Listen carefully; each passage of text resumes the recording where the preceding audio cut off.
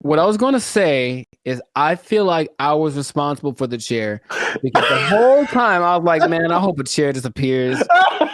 I swear to you, I was like, man, this will just make this so much better. And then I was like, no way. Can't even see the eyes. He's mysterious and wise. He ain't gonna tell you no lies. Poetry. Bars. Hey, welcome to the Life of Circus podcast. I'm Zap, this is Jericho, and I have no idea if we're gonna make it through this entire episode without me cracking up every 2 seconds. But we are a 6-time international award-winning pop hip-hop music group, BrandBee Future. We do clean, fun music that everyone can listen to with a sound that is uniquely California. Like I said before, this is the Life's a Circus podcast where we talk about things that are funny, interesting, and ridiculous. And help us out. Make sure you like, make sure you subscribe, make sure you comment, and make sure you share this video with at least one other Black person because I don't know, man. We'll see. Because the revolution has started in Montgomery, Alabama. Is that what that was? Is that what that was? AKA the Gump. To say that this hits home would be a very accurate statement because I'm actually from Montgomery, Alabama. That's crazy. Where apparently it goes down on the riverfront.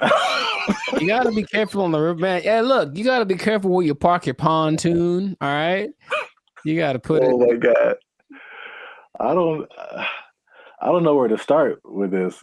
Like, I guess from the beginning. Sure. But for if you've been under a rock for the past few days, there's a what they're calling the Montgomery Riverfront Brawl went down this past weekend, and I'm not gonna get through this. I don't know how we get through this. So, there was this group of white people who had a pontoon boat. They parked it where they shouldn't have parked it. There was a crew member from the riverfront. I don't know what entity exactly he works for. Yeah. Trying to get them to move the boat. They didn't move it. He moves it up themselves. He moves it up himself, and then the white people who own the boat got pretty upset. They argued back and forth, and in a move that has been deemed legendary, the dude. This is what I hope to see. Okay, so for one, just my point of view, I don't think this is funny at all. I really don't. Really? I don't think it's funny one bit. I just think it's stupid. In the sense that I watched it for the second that I heard a bunch of Black ladies, as you hear it, you hear like, oh shoot. All you hear, I'm like, I know it's country video. Like, I know exactly what's about to happen, bro. Like, all right. So anyway, but go ahead.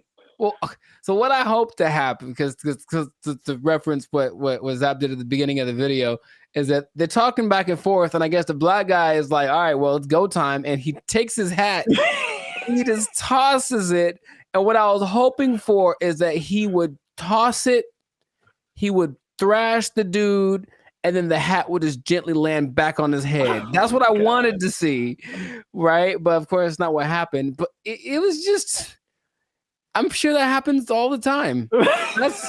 I'm sure it does. Like, the location and like the situation makes it a little funnier, I suppose. But like, man, just. Oh man, you can't have your boat here. All right, well, whatever. We thought we could or something, and then it's like a 1-on-20 brawl for a second, and which is unfair. And then the it ended fairly quickly, unless the video that I saw was edited, but it seemed like it was like a 2-minute thing, nothing more. I don't understand how that one lady fell in the water afterwards. That was probably my favorite part, because I was like, it felt like he was already dying down, and then somehow she just got yeah. But well, I mean, I thought it was out. look, there were just several parts of it that was just Please highlight the parts. yeah. Highlight the parts. So like the guy, he's arguing with these guys, Right. and it was. I mean, if you like break it down, it was. I mean, maybe it's just the way I see things. There was just some funny moments where like the the guy in the white shirt who was trying to get them to move their boat, he starts clapping, and if you are not black, you need to understand when people start clapping, it's about to get escalated. Yeah, that's true. And you usually see that with black females. It's just some stuff I never seen before. I've never seen a dude start a fight with the claps. Okay. Yeah, I see that. I see the humor in that. Okay, Yeah. please continue. Please continue. And then the hat throw, like I like that part. I was like, all right. but it was just like it was like everybody knew it was on when that hat went up in the air. Yeah. And I never seen anybody start a fight with like a hat throw up in the air. All right. So then they started fighting. And then this dude jumps in the water. Another thing I never seen. So there's people on the riverboat filming what's going on the shore. Right. And then one of the crew members jumps off the boat into the water. And I just never seen anybody swim to a fight. Like, and they, so there's another thing that was just like, I just couldn't take it because there are the part where I like is where okay, so he's arguing with the one guy, and they like start to, and no one can fight for real in this. By the way, that's the other thing that's like, everybody is fat and overweight, and they look like I told you they would look like in Alabama because the food is too good. Yeah.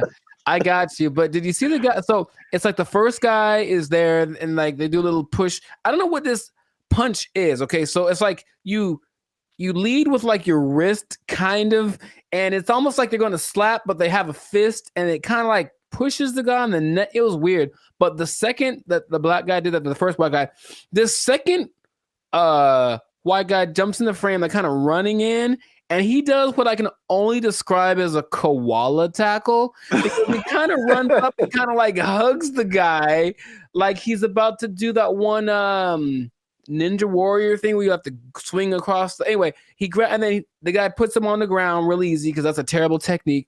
And then they're swinging at each other. And then there's more people who start getting to the melee. And you see the part where the much bigger black guy comes and they're like, oh, no. We don't want nothing with him.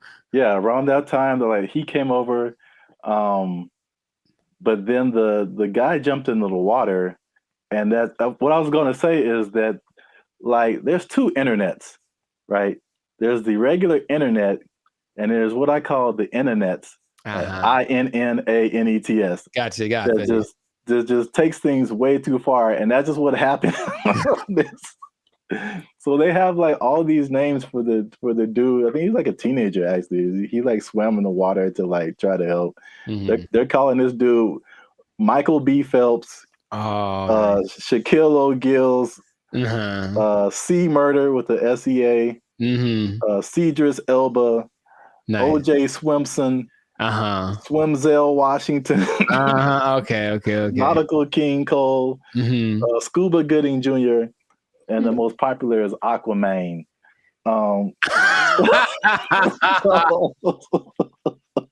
What you doing, Aquaman? Yeah, okay. Yeah, they were like.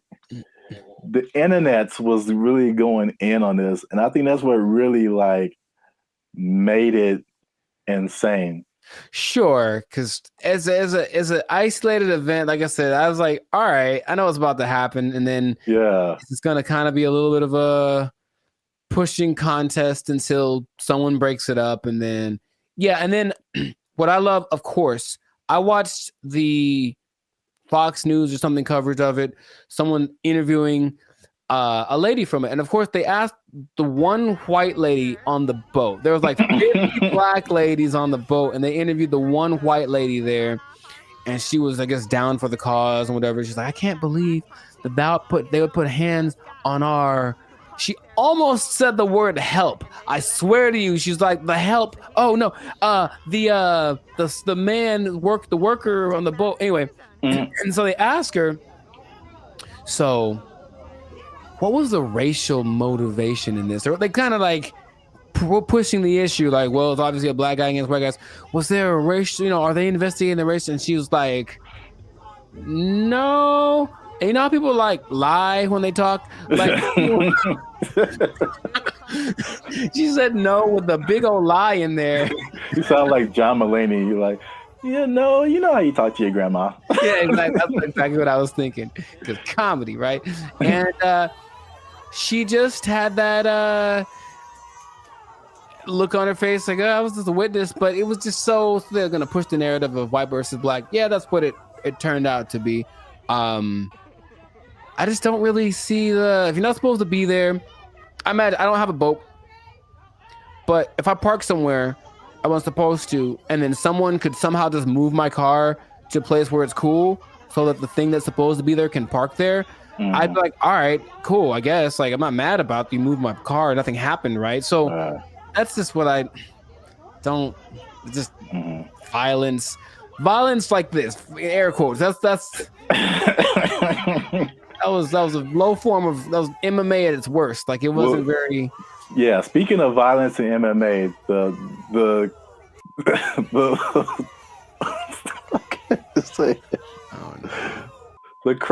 crowning event of this whole thing was the chair. Did you see the chair?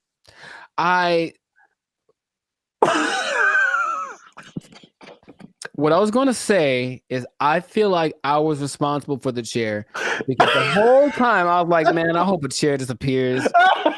I swear to you, I was like, man, this will just make this so much better. And then I was like, no way. No way. That's what like really just broke the internet, is the chair. And this guy, he wasn't even a young guy. And he just, first of all, where did the chair come from? Nobody else had a chair. Was that his personal chair? Did he take it from the riverboat? You know, that he was sitting by the dock of the bay. Like, he's on a chair. He has a chair. This is what it is. I swear to you, like, all of our ancestors were in that chair when he just unleashed. This guy has seen 2020. He's seen Malcolm X and Martin Luther King. Rosa Parks was in there. He was swinging for like 400 years. Yeah. Oh man. And so it was, you didn't think it was that funny. I thought it was funny in its own right, but then the internets went crazy. No, true. They took it to levels of. Here's a picture. They they made the hat into a bat signal, call it the hat signal. In case. So whenever you need help, just throw up the hat signal. I really hope that becomes a thing of people like starting fights like that. They also referenced all the help coming through as like an Avengers, the Infinity War. Nice. Yeah, that's yeah. That was creative. I like that. So that was one. But I mean, you mentioned that Montgomery's pretty segregated still, right? I don't know, man. I haven't been back there. This is a meme where it says me and my bank account versus all of my bills. I haven't been back there in like over 20 years. I've visited, but I don't know like how it is to be. Yeah, what the vibe is like. And this is how you know you got beat down. When they beat you out of your Crocs. Yeah, that's that's pretty rough. I'll give it to them. You got an official beat down. Don't fight in Crocs. How about that? Let's start with that. Those aren't the shoes of choice. A little slippery, I think. Somehow people already had shirts made. Like people are swift with it. They are so fast. There are shirts out there are reenactments that I've seen on like Instagram and TikTok. Somebody made a whole rap song. Like Yeah. the Yeah. internets went like they took it so far. This is crazy too. Ricky Smiley, another comedian that I like, he did an entire interview with the chair on Oh, no way. I didn't see that. So they put a do-rag on. I mean, this isn't him, but all these Yeah. other memes have been coming up with like the chair is like the most gangster person in the. And then he had someone come on his radio show and imitate the chair. And it was like, I come from a long line of chairs. We've been whooping up on people. So yeah, man, we had another video planned for today, but we had to talk about this, man. People are changing entire photographs. The chair. The chair was like the icing on the cake to this. I mean, yeah, you're welcome. I swear I manifest. I was like, that's always be so perfect if that happened. And yeah, there we go. You're welcome, internets. And this is the last one I saw. It's just like just people just wilding out, dude. So yeah, man. That's wild. It was like terrible and hilarious at the same time.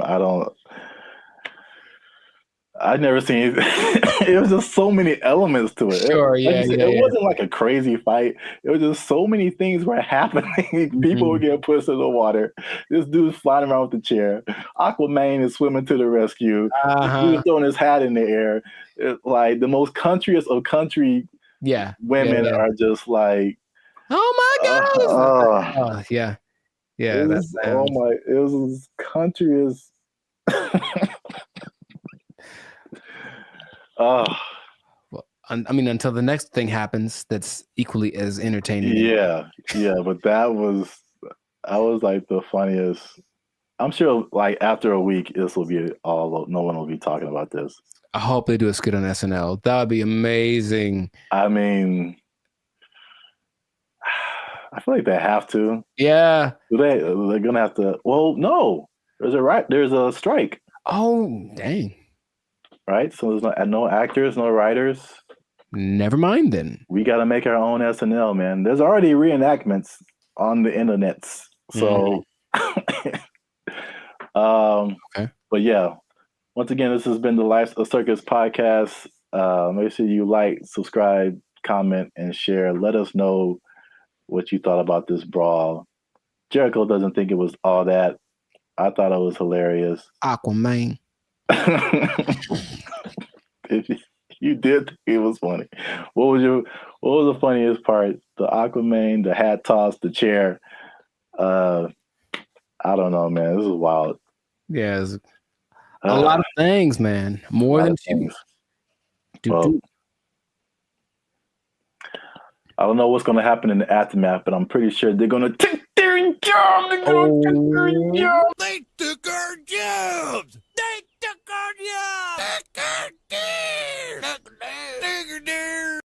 There's no amount of money too great, right? If you're going to go buy a yacht and a spaceship, that's $1.5 billion right there. So, like, don't buy a yacht and a spaceship. That's my suggestion. I'm just saying, please don't do that, Florida person. But Elon Musk has a yacht and a spaceship. Elon Musk is making yacht and spaceship money daily, all right? Yo, what's up, guys? I'm Zab. This is Jericho, and we are Band of Future, now 6-time international award-winning pop hip-hop music duo. We make clean, fun music that everyone can Muget. Clean, fun Muget. Muget, I like it. Do you enjoy Muget? I don't think I've ever tried it. Dang it, I was doing so well. Is it spicy?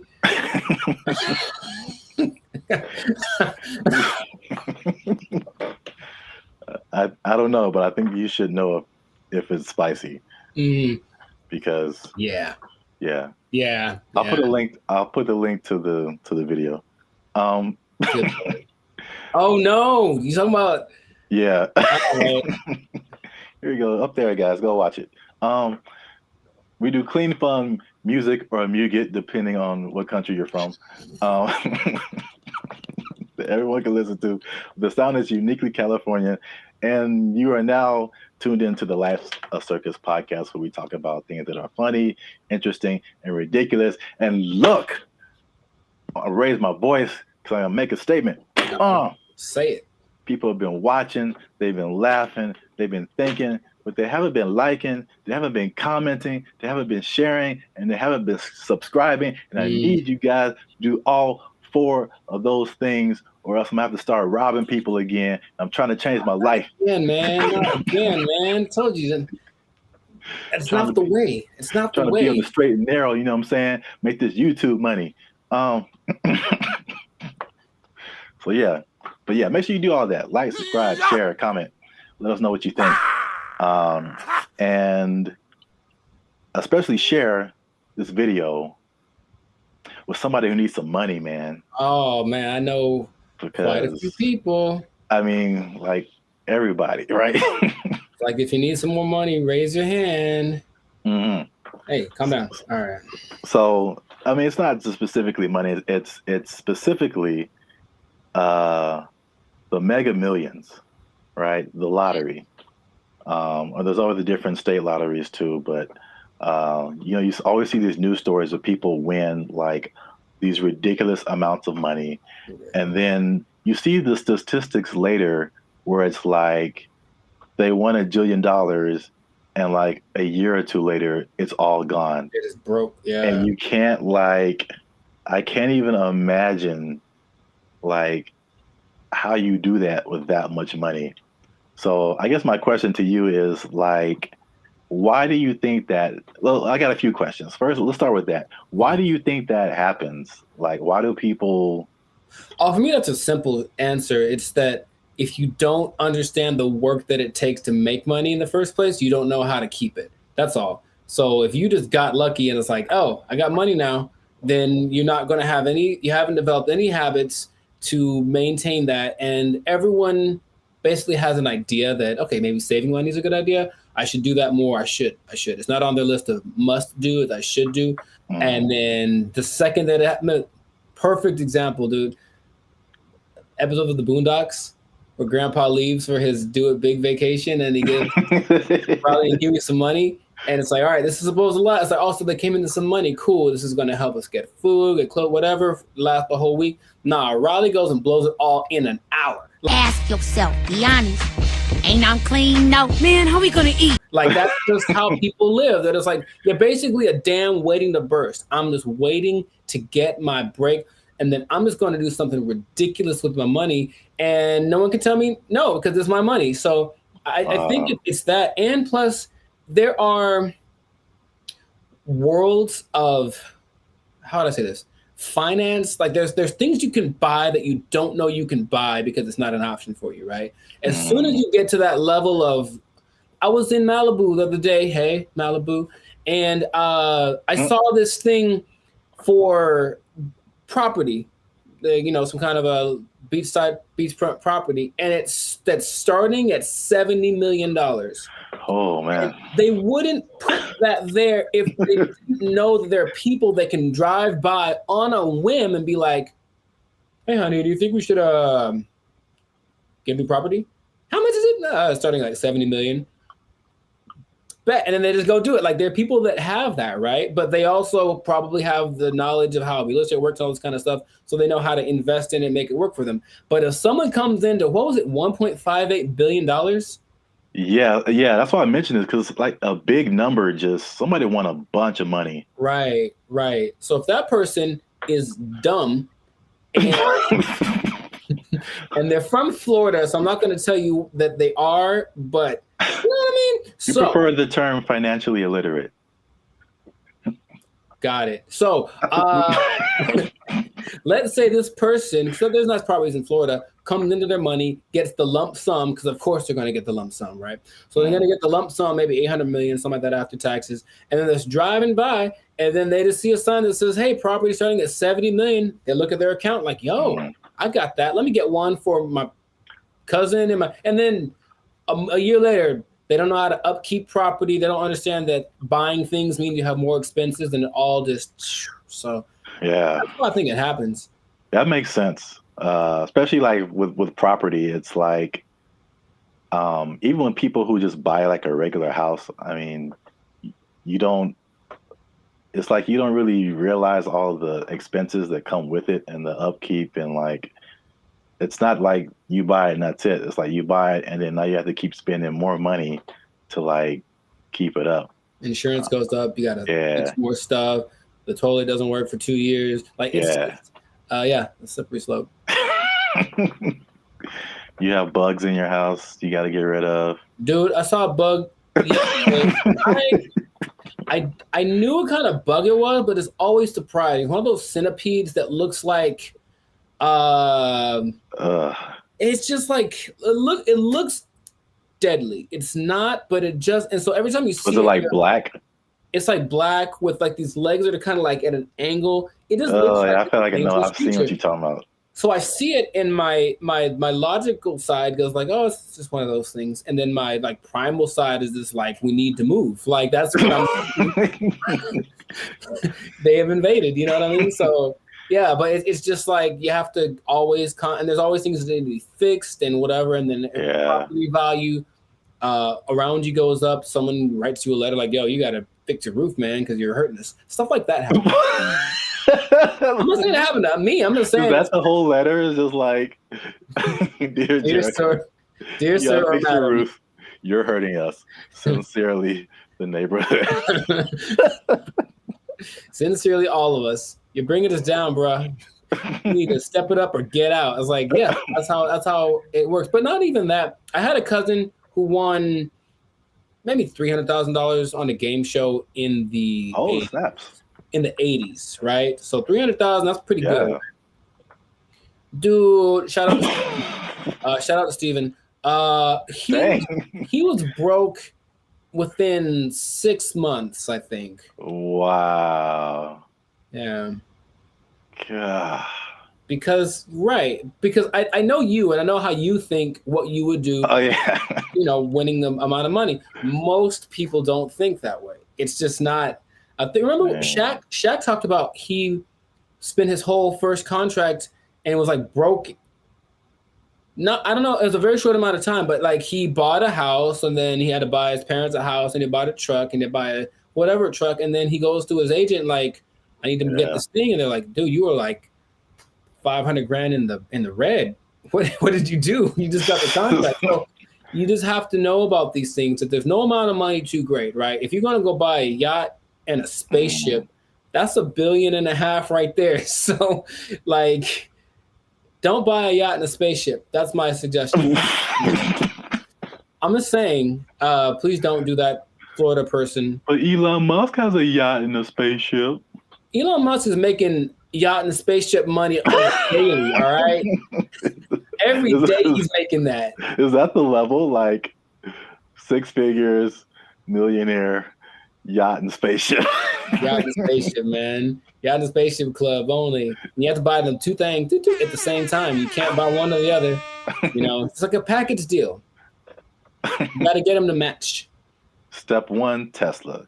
Step 2, Step 3, yacht and spaceship. There we go. Plus, they're probably gonna make a yacht that can turn into a spaceship or vice versa. So it's all there's no level. You can go buy. People buy islands now. You can get anything with the right amount of money. So just you'll run out of it because money is a limited thing unless you have. Because if you won the lottery once and you're like, cool, I'm set for life. It's like, no, maybe you should set up to try to like. If you won it once, maybe play it again. Like, I don't know, do something else. What? That sounds like a terrible idea. Well, look, I don't know what the probability is, but think about it. If you won $1 billion and then you spend $1 million of it on more lotto tickets, you're probably going to win it. I would just guess it's possible that you could win again. I know you don't like that at all because it's a stupid idea. I mean, I don't know if it's... It's like reinvesting into something that's a far-fetched idea, but if yeah, I won $1 billion and 10 million. All right, I'm gonna buy $10 million worth of lotto tickets. What if you win 3 more times? And you know what I mean? Like, and that's how Las Vegas works, folks. yeah. Right, or gambling. People get addicted to gambling. I got so much money, and then all of a sudden, yeah, I won. What if I win again? Yeah, go for it. So my advice to Florida man or Florida woman, whichever one you use, Florida man, please keep your money. Yeah. Wow. That's yeah, the other thing you kind of made me think of is not just the stuff that you buy, but like your family, because then you become like the most popular person in your family. Everyone's going to hit you up. I'm broke and people hit me up. So if I got money, yeah, if I got money, bro, it's going to be like, right. It's like there's no end to it. Ooh, phone's going to be ringing off the hook, man. No. And you can't be anonymous in most states if you win. You have to tell people, I'm rich now, so so leave me alone. You got to move to a different place. It can be a good thing for sure, but I don't think anybody. Then if you are all of a sudden a public figure, all you do is get criticized because people know what you're buying. That lady who won maybe $20 million in New York a few years ago, she spent most of it getting her husband out of jail. Oh. Or that. No. Getting him out of jail. She spent like $7-8 million on his bail. Right? Whoa. I know. I was like, my first question was, dude, what did he do? Like, wow. Like, he obviously did it. If $8 million, dude. So, yeah, but so everyone knew that she spent it. And they're like, you shouldn't waste your money. So yeah, she went through $20 million swift. You know? Wow. That's crazy. Back to bologna sandwiches. Well, we're out of time, and that's been another episode of the Life's a Circus podcast. Make sure you like, subscribe, share, and leave a comment. What would you do if you won the Mega Millions or some kind of lottery? You think you would keep the money? What would you spend it on? Let us know. And yeah, check us out next time. And be cool and stay in school. Hey. Fun. Squash it. Squash it!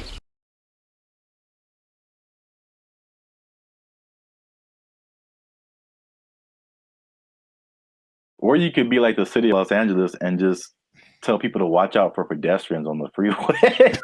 Because like that's happening more and more though, and that's kind of strange. I know, that's very strange. You see people just cruising on the freeway. Or I just put a mess up like, stop looking at this billboard. How about stop walking on the freeway?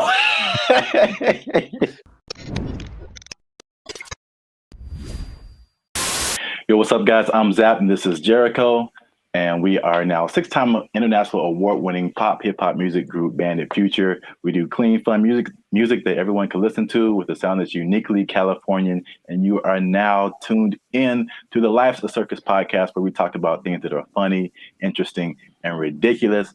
And yo, make sure you like, subscribe, share, and comment on this video. And because we're going to talk about something that has kind of flown under the radar, but especially in California, if you live, or not California, really mostly like the metropolitan Los Angeles area, maybe into the IE as well. That's the Inland Empire for people who are not from this area. The uninitiated, yeah. But there is something that I feel, well, a couple of things that I feel like a lot of people have seen and a lot of people haven't talked about. Okay. Intriguing. Okay. Yes. So I'm going to show you a picture, and this one is very close to you. I know you have seen this. Yes, I have. This billboard. Mm-hmm. Okay. I don't know what this message is. Download our new video editor. Okay, maybe another time when we're not doing a podcast. This billboard, if you're not from California, this billboard has been up. There's been a few of these. I've seen them. Yeah. up along a major freeway in California. It says, warning: this billboard structure is the subject of a lawsuit. LASC case number something something something. Anyone who assists the city of Pomona in the demolition of this billboard structure will be sued. And it's just one of the weirdest billboards I've ever seen, and there's several of them. And I've just never seen anything like this. So I finally looked it up, and this isn't McDonald's Grimace level, but there's a little bit of a rabbit hole here. Okay. So basically, there's a guy named Brian Kennedy. He is the founder and CEO of Regency Outdoor Advertising. So basically, he owns it's a very popular billboard brand, probably maybe the one of the most billboards around the country, and he owns these billboards. And so I guess he contracts with cities to put these billboards up, things like that. So in 1993. Oh, baby, going back. Yeah. This story is very old. 1993, he had an agreement with the city to put up 10 billboards for 10 years with a 10-year extension. Right. So 1993, you put up 10 billboards. 2003, you renew it, keep those billboards up. Stuff like that. You renew every 10 years. Okay. After the 1993 agreement, the city, the voters backed something called Proposition L, which prohibited the city from putting up any more billboards without voter approval. Okay. So when they came in, at the renewal period and were like, yo, take your billboards down, he was like, no. Like, we had an agreement before this Proposition L thing even happened. I see. And so it turns out this guy is kind of eccentric, so he not surprised. Okay. It's his billboard. So he's like, I'm just going to put this up here. And so because they've been threatening to just tear the billboards down. And he's like, no, I'm going to sue all you guys. So he just put those on his billboards. Okay. Which is I'll just get your reaction to that before I keep going. So I've been seeing those specifically. I don't know if this is the one, but there's one on the 71 just north, right close to where I live. And every time I drive past it, I'm always like, I wonder what that's about. But so before, I guess my question is, it was a different billboard owned by this guy, and then they wanted to take it down, so he replaced it with this. Yeah. The message. He probably rented it out to whatever company to advertise something, but now he's just been using it to put that message on there. Okay, so I guess I get a lot of questions in my brain, but my first one is, who would ever assist some? It's the companies. So like the city isn't gonna go out there and do it.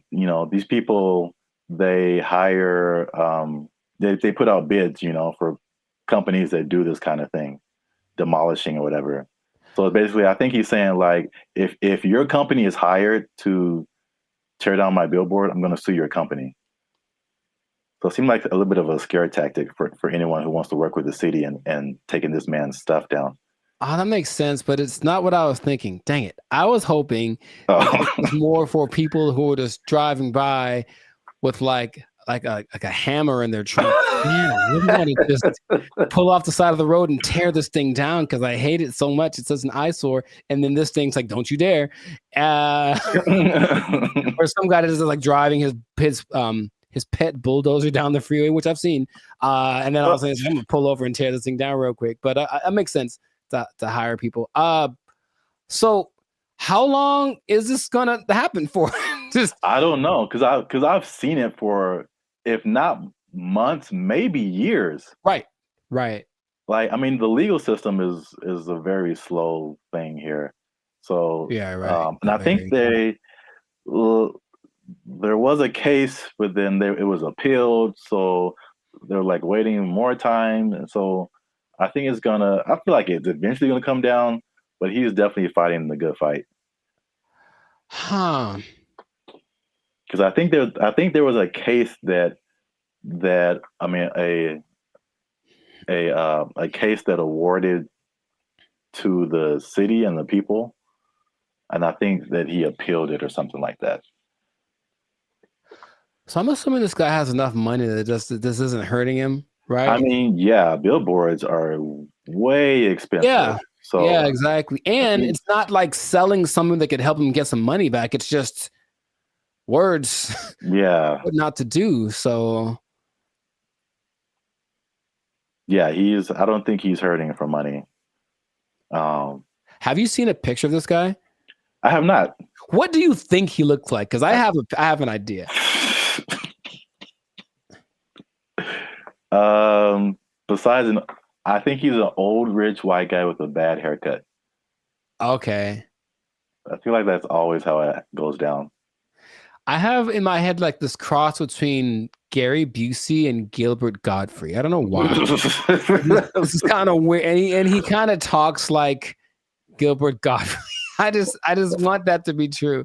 Old rich white guy with a bad haircut. That sounds like Gary Busey or Gilbert Godfrey. Yeah, RIP. yeah. That's what I want this to be. So we got to do a part 2 so I can see if I was right. Because God. if he looks nothing like that, I'll be disappointed. Like that's just the truth. I'm looking at him now. He looks well. This is also very good. I mean, very fitting. He looks like a character from The Sopranos. Oh, nice. So he looks like someone who would do this. Got it. He doesn't have a bad haircut, but old rich white guy for sure. I wonder if he was the first person. He can't be the first person to have done this.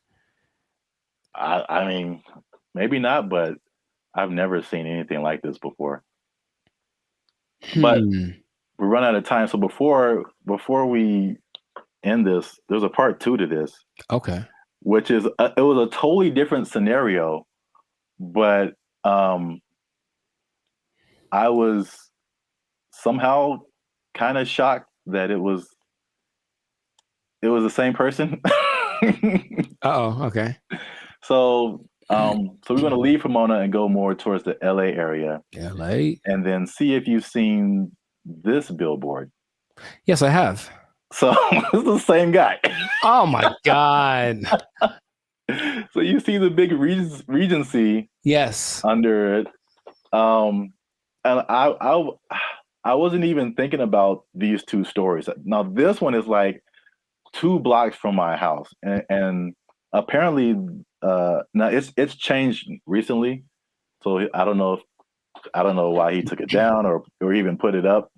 But he put up 15 of these around. Oh, he dude's got money, dude. Jeez. Yeah. They're his billboards. I mean, he can put up whatever he wants, I guess. Yeah. He's just losing money from other people who would pay to be up there, but right. It's his billboard. He put up 15 of these around Los Angeles. Turns out that he's a big USC donor. Sounds okay. Okay, sure. And yeah, he just said, Reggie Bush needs his Heisman. I'm gonna put this up. So, if I had a question, I know you asked like, what did he look like and all that kind of stuff. My question is like, the power of billboards, like, the ability to like get your message in front of like millions of people. They're obviously still relevant. We both recognize these billboards. Yes. And so it's like, I guess a cool question would be like, if you own billboards, like, what would you, and you just put up your own thing, like, what would you put up there? It has to be something that can make me money though. Like, you want to do like this guy and just like whatever. What if it was just like something, just a message you just wanted to tell the world? It could be serious or it could be funny. Oh, I got a funny one. What? Unless you want to keep that. I want to put messages that tell people how to drive. Okay, Because they're well, not like 30 billboards that say that the left lane is for passing only. mhm. And like maybe people will get it. It drives me nuts. Well, then you know what I would do? I would do something similar because I have probably a billion pet peeves when it comes to people driving. But the number one thing that I always think is that you don't have to hit the brakes to slow down. Yes. Like that was always taught. Like just first step, take your foot off the gas, and then it's kind of. But every little thing is just like, brr, and it's like, bruh, it's not necessary at all. So yeah, just hey, quick reminder. You cool people, you instead of saying something I'd rather say, just take your foot off the gas and you slow down. Give it a shot before you cause pile-ups on the 5. Like, or you could be like the city of Los Angeles and just tell people to watch out for pedestrians on the freeway. Because like that's happening more and more though, and that's kind of strange. I know that's very strange. You see people just cruising on the freeway. Or I just put a message like, stop looking at this billboard. How about stop walking on the freeway? Where's that message? Well, I think it's being encouraged by, Jeez. by PETA and the NAACP. That's just my thought. Everyone's just like walk on the bill. I mean, it's happening. So we've been together in this. Like, why is this now a thing? Why is this person walking on the freeway? And it's not like their car is broken down. They're just trying to get to where they're getting to. Yeah. And they just chose the freeway as the place to walk. I've almost hit several guys because of that. And it's like, all right, man. Yeah. But good for him. Good for Billboard Man. He should change his name to Super Billboard Man. Yeah, I can't believe that. I mean, I can believe that was the same guy, but it was just like such a coincidence. That's wild. Yeah. But yeah, this has been an episode of the Last of Circus podcast. Make sure you like, subscribe, share, and leave a comment. What do you think about this guy and his billboard? What would you put on your billboard if you just own billboards and you could say whatever you want to say and threaten people with lawsuits? But yeah, that's it for us. And stay tuned for the next episode before they take our job. They don't take it. I need to pay rent. Okay. They took our jobs. They took our jobs. This is for our ancestors, Jericho. No, it's not. No, it's not. For all the cotton pickers, for all the slaves, for everyone who marched in the Million Man March. I don't think this was the dream that Dr. King had in mind.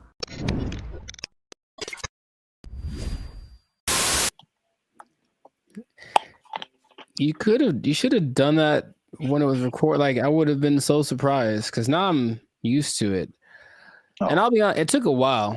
It took a while to get the yogurt experience acclimated to my. It's just never. I don't think I've seen a person eat yogurt in years, man. I'm serious. What?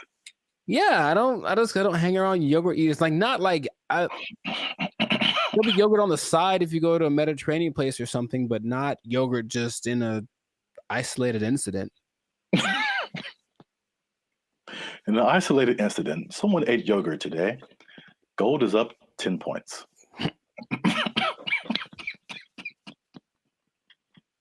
Back to you, Jim. All right.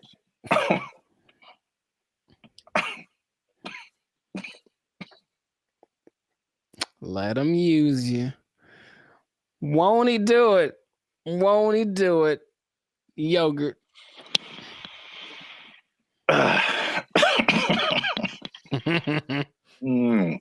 Okay. Unique New York.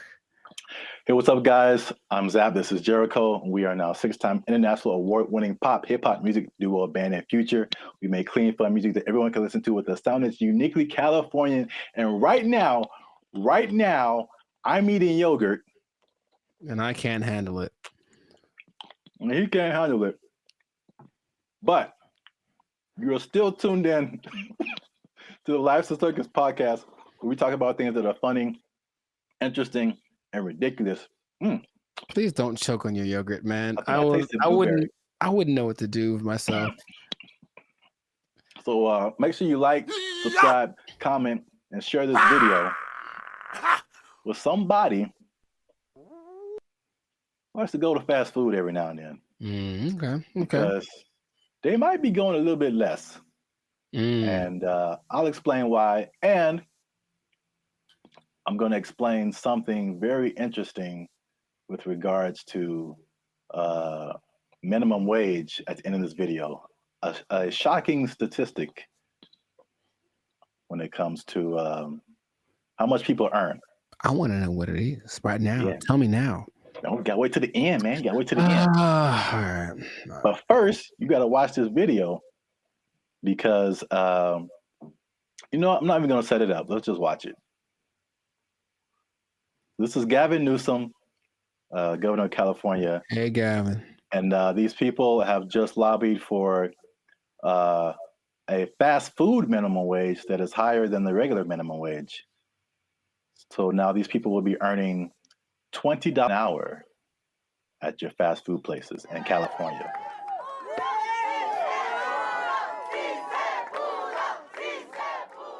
Boy, these were some tough mountains.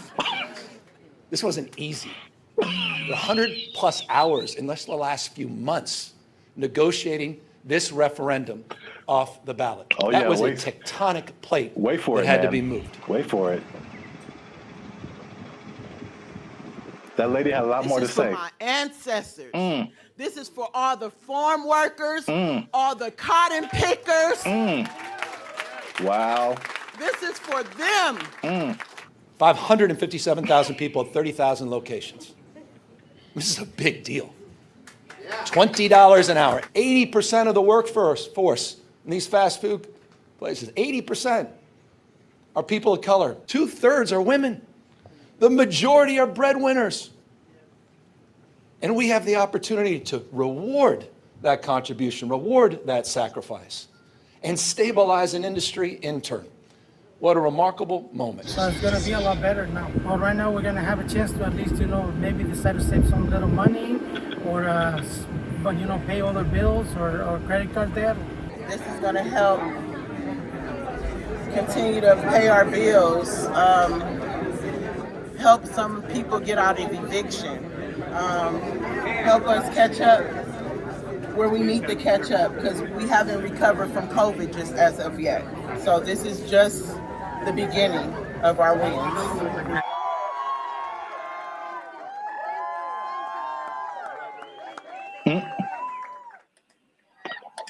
So yeah. I didn't expect her. You gotta understand, Jericho. She's dressed like a toy you find in a Happy Meal. I didn't appreciate that. I didn't appreciate that at all. Look, I didn't like that at all. I didn't like that at all. She came out of nowhere, bro. This is for our ancestors, Jericho. No, it's not. No, it's not. For all the cotton pickers, for all the slaves, for everyone who marched in the Million Man March. I don't think this was the dream that Dr. King had in mind. I really don't. They worked hard. They fought so that we can make $4 above minimum wage. All right, so while you have your moment, I think that's okay in a way. I don't think I know that $4 more an hour is not going to help you not get evicted. Maybe if you make good financial choices. See, here's the thing that people lose in the thing. All jokes aside, even though it was ridiculous, she was unnecessary to that video. I don't know why they picked her. I don't know why they picked her. I just didn't see the point. But it doesn't it doesn't matter how much money you make or don't. Right? It's just about how you work with it and how much you keep. So I know people that work fast food that do very well because they're just smart and they budget and they're frugal. And I know people that make a lot of money that are basically broke. You know what I mean? So Yeah. there's that. But and are those real statistics? I suppose someone says, oh, there this percentage of minorities and women, sure. So it's a step in the right direction, yeah. But as we've mentioned before, it could just mean that a Big Mac's going to be $10 next week. So, you know, that's kind of why I brought it up. It's I mean, it's not only to see what you think about it. I mean, it's going to be interesting to see what happens because food prices alone right now are through the roof. Man, I saw like a bundle of grapes for like $6 a pound. yeah, you told me. Like I bought like a few berries, and it was like $20 for like just to start off with. Like food is crazy. Fast food is also way expensive. Like I remember there was a time where you could give someone $10, like, and they could get a combo at someplace. Like now, it's like a challenge to have a meal for under $10. It really is. Yeah, like maybe you can get 15 to 20.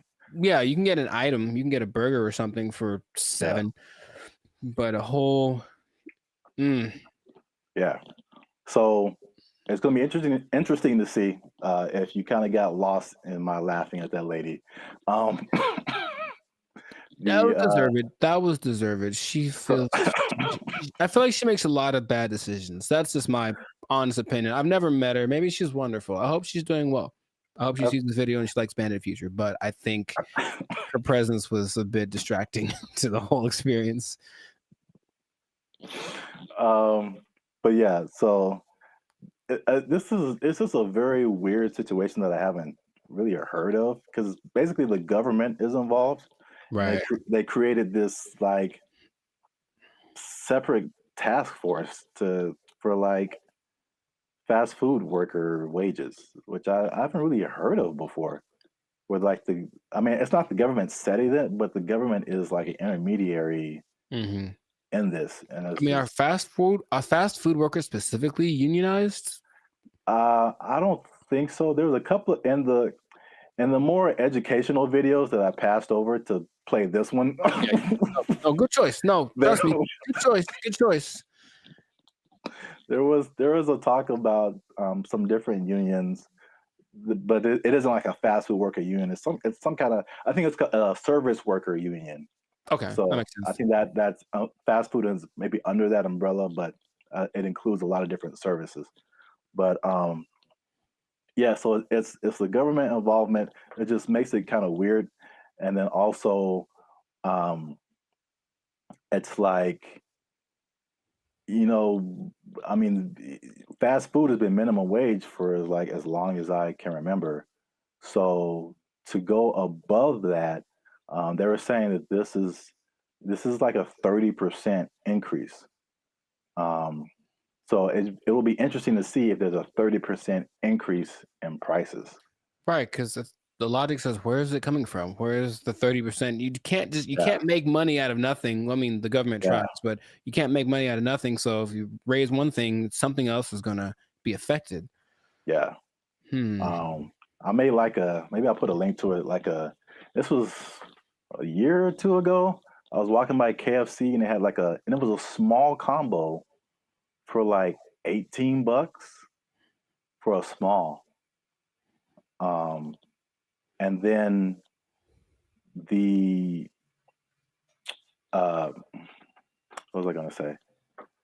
The like if a sandwich is like $6 now, you add 30% to it, and now it's like $8 just for the sandwich. Right.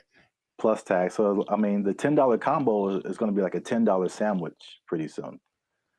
That's just too much. In my opinion. Maybe because again, that's just one way of, you know, balancing your budget, I guess, is to charge more. I mean, they could The other thing, which is doesn't really help people, I mean, it's just weird, ironic, is for lack of a better term, is that okay? Again, you're a business owner. Prices go up for your workers. We're either going to have less workers, somebody's going to get fired, Right. or more automation. Mm. So again, less workers or less hours. Nobody gets overtime. Something has to like compensate.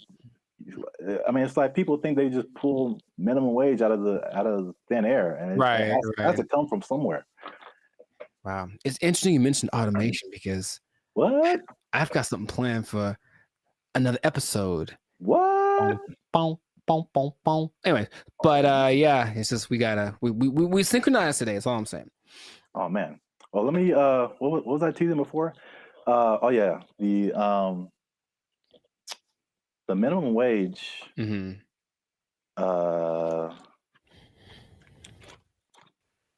Oh, this teaser's for something else. Whoops. Oh, maybe I can come up with another one.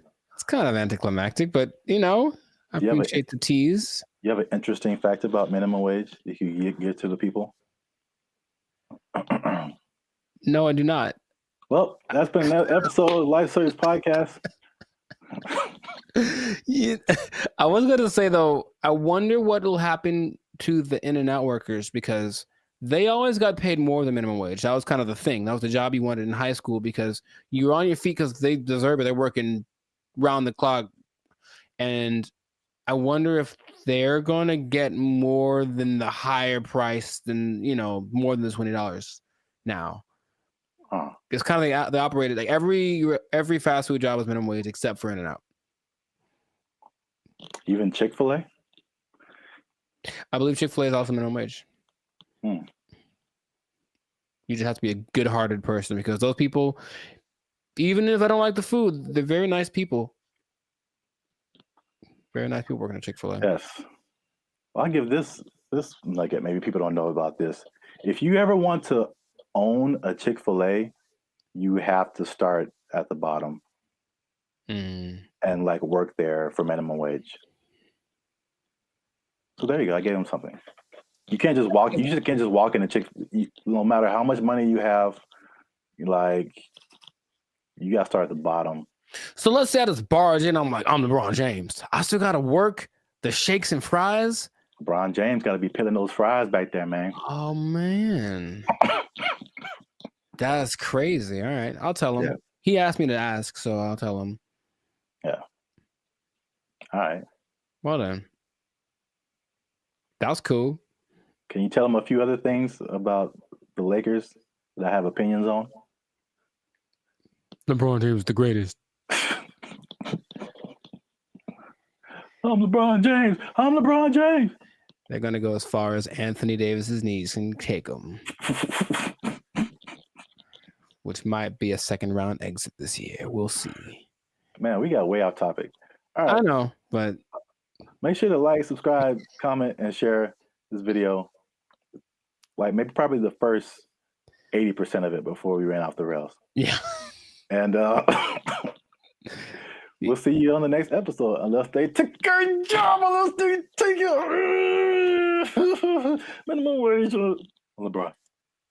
They took our jobs! They took our jobs! Take our I'm in Hollywood just eating a sandwich, as you do.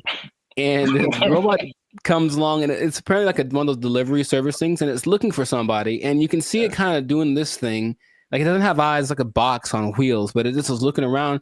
And I swear to you, it looked at me kind of like, hey, what am I supposed to do? And I was like, like, bro, I don't know you, bro. I don't know you. Bro. You ain't my block, son. What's up, everybody? I'm Jericho. This is Zap, and we are the now 6-time international pop hip hop duo. Why is this so hard for me?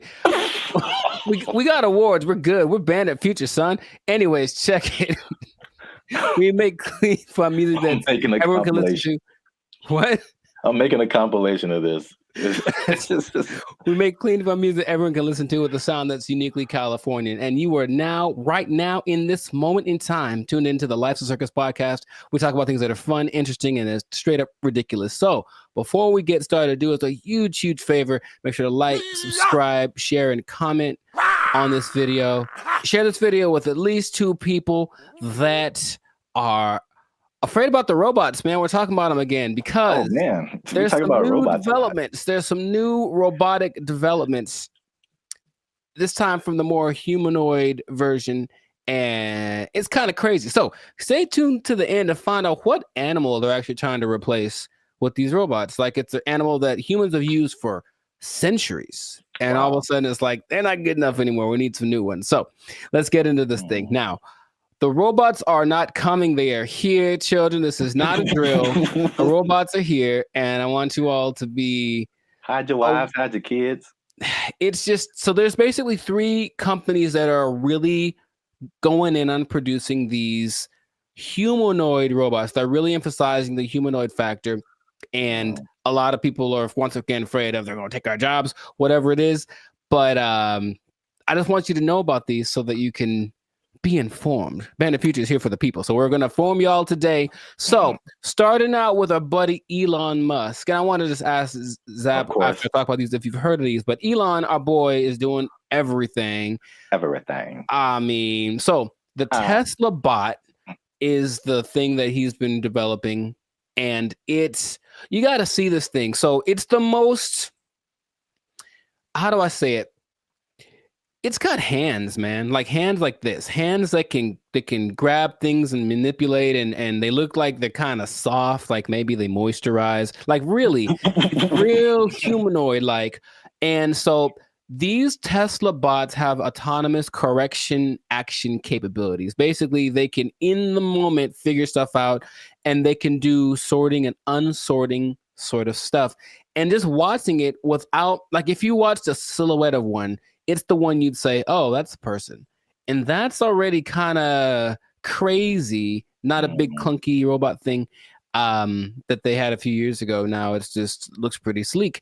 There's a video of one doing yoga, and that maybe creeped me out more than anything else. I don't know why, but it's something that you're going to be able to purchase for yourself if you want.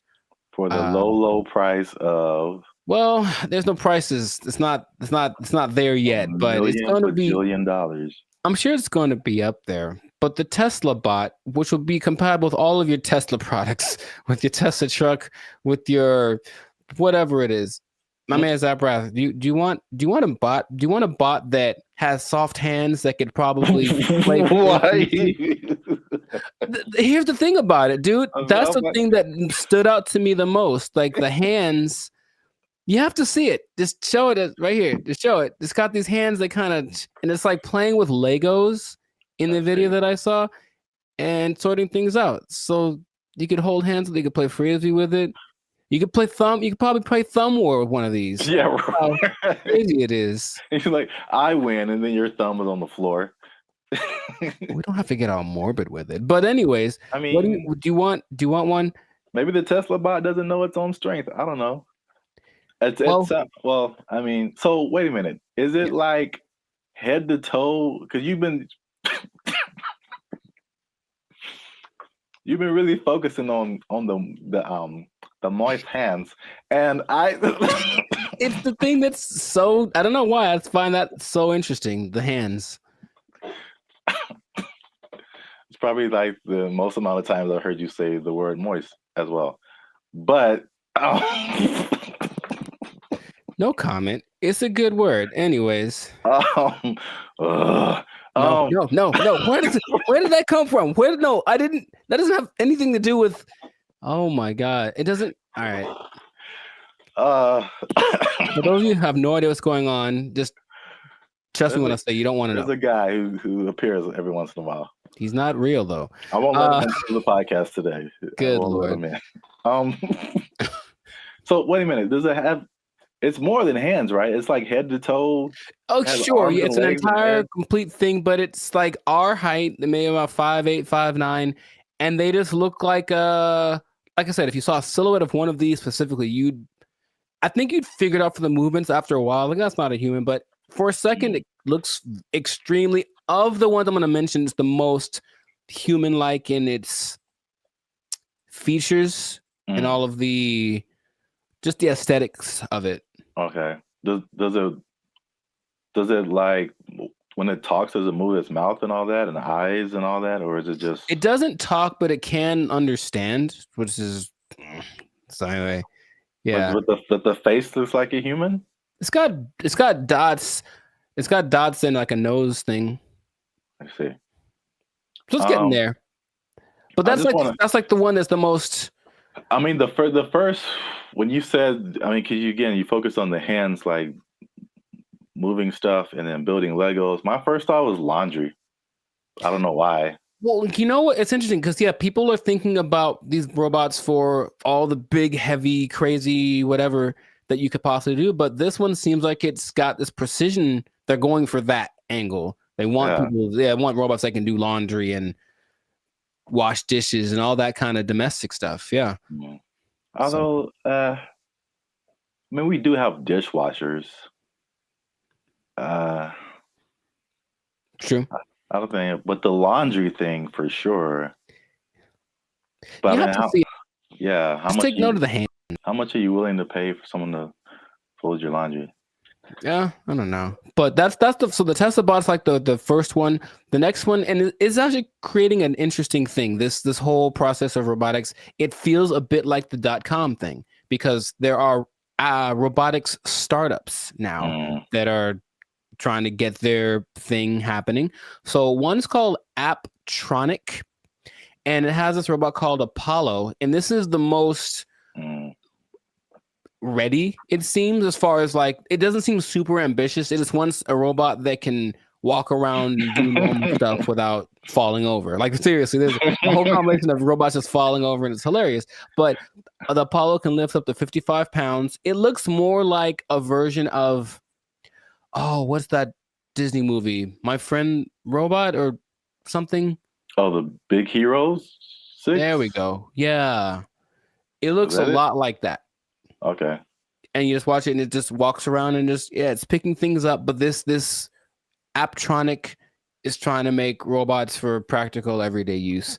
And it seems the most ready. It's like a small company, but I just find that interesting that all of these little things are popping up and they're going to be in competition with each other, or one company's going to buy the other. I can just kind of see that aspect of it happening. But those look pretty friendly. I say that because, in contrast, the company that's the most, like the furthest along with all this, is Boston Dynamics, and they've been in it for a minute. They're supported by the U.S. government since 2011, and they had their like flagship bot called the Atlas bot, and they've been just working on it and getting it better. So I don't know if you've seen the video, but maybe there'll be a video here of maybe of a robot that's running like an obstacle course with like this duffel bag, and it's like jumping over the thing and then putting the duffel bag down and then climbing up to the next level and picking up the duffel bag and then running and putting it, and it looks so I always thought it was like maybe like fake, like animated, but it's just the way that it moves. It's very robotic. That's the thing that they're going for. But at the same time, it has so many interesting things that it can do and interesting versions. That's the company that made the dogs that we talked about earlier. The dogs that are gonna, whatever. And I had an interesting robot experience a couple of days ago. I don't think I told you, or maybe I did, where I'm in Hollywood just eating a sandwich, as you do, and the robot comes along, and it's apparently like one of those delivery service things, and it's looking for somebody, and you can see it kind of doing this thing. Like, it doesn't have eyes, like a box on wheels, but it just was looking around, and I swear to you, it looked at me kind of like, hey, what am I supposed to do? And I was like, bro, I don't know you, bro. I don't know you, bro. This ain't my block, son. But it's just like, and everyone was walking past it like normal. Like, yeah, there's a robot. So that's slowly becoming a thing. And Elon specifically said it's not going to happen overnight. So there's this assimilation of robots. But The Atlas bot thing, yeah, since the 2011, been backed by the Department of Defense. They're supposed to be used for all of the dangerous things, tending to nuclear reactors, putting out big fires, but they're also making these to wash dishes and fold laundry. maybe do small tasks. They have the version called the Cheetah that can run 30 miles an hour. And they swear that they don't have any military intentions. Now, just if I said, we assure you we don't have any military intentions, what do you think is actually happening, sir?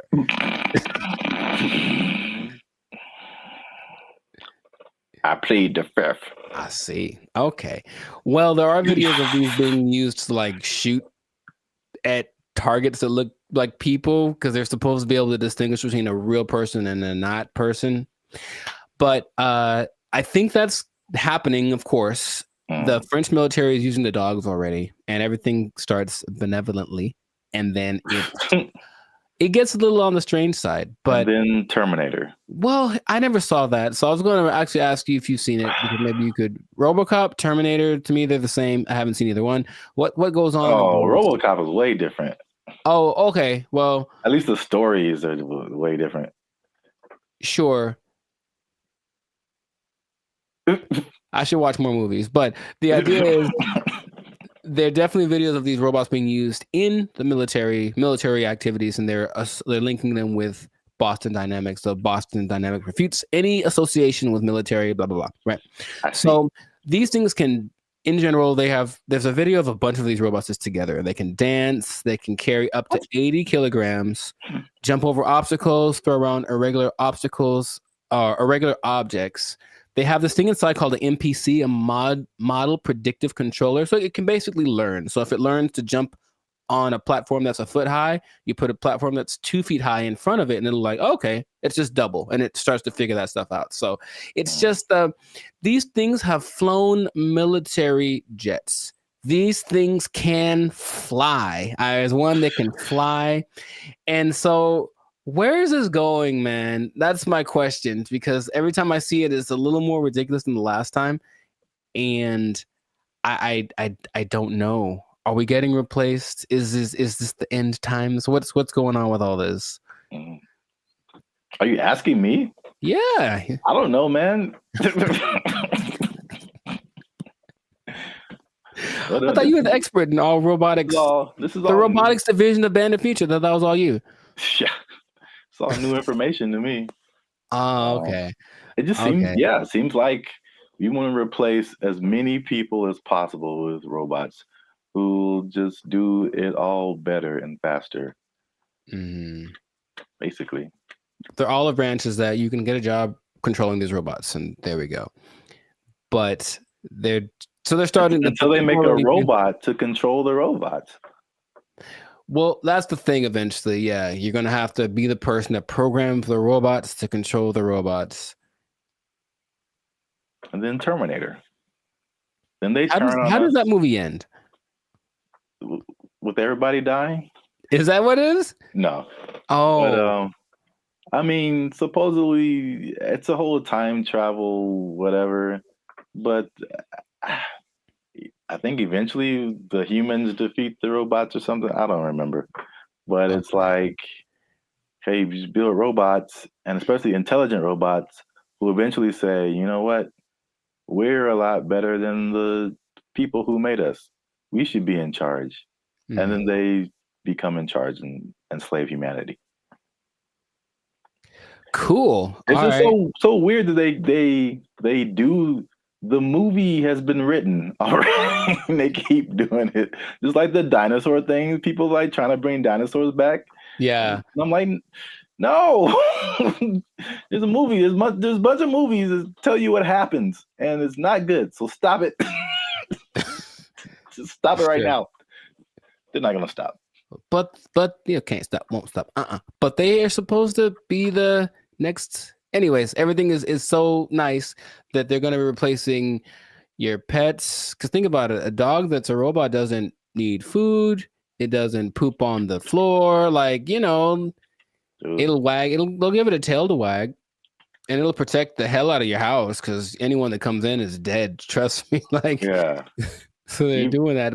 but I promised y'all that you'd find out about an animal that they're replacing. And yeah, they are replacing the mule. Can you believe it? Ah. Well, because the mule's always I was gonna say a horse. Mhm. So I was once you said it's been around for thousands of years, whatever. Yeah, yeah, That makes sense because all mules do is just carry stuff and pull stuff. yeah. But this robot mules exist now, and they're things that you don't have to feed or nothing. It'll carry up to, I think, 350 kilograms just wherever you need it to go. So I can just imagine, just do the logical progression. Those things are going to continue to happen. But that's where we are right now. That's like So can you ride a robot mule down the street? Oh, I think I know it's going to happen, and I think it'll just be the weirdest thing. Interesting. Or like a robot horse, yeah, instead of a car. That'd be kind of cool. I still vote for Transformers. I think that'll be fun. I think that'll be cool. Yes. Oh yeah, you have your robot companion or whatever, and then you're like, "Yo, I need to go to the grocery store." And you turn into a car. Yeah. And then it does it. Yeah. I see where you're going. I like it. Well, we're ending on an optimistic note then. I like that. Stay with that because everything else is doom and gloom. But that sounds fantastic. So this has been another episode of the Lights and Circus podcast. So make sure to like, subscribe, comment, share this video. Let us know what you think about the robot revolution that is among us, because it's just it's happening without us really being aware of it too much. And just know that with great robots comes great responsibilities. I didn't think that through. That didn't sound too smooth. Anyways, the thing is, yeah, I could have done better. I should have practiced. The thing is, these robots are eventually going to look exactly like you, and they're going to walk in one day to your boss and be like, "Hey, Clark, I'm here." Clark.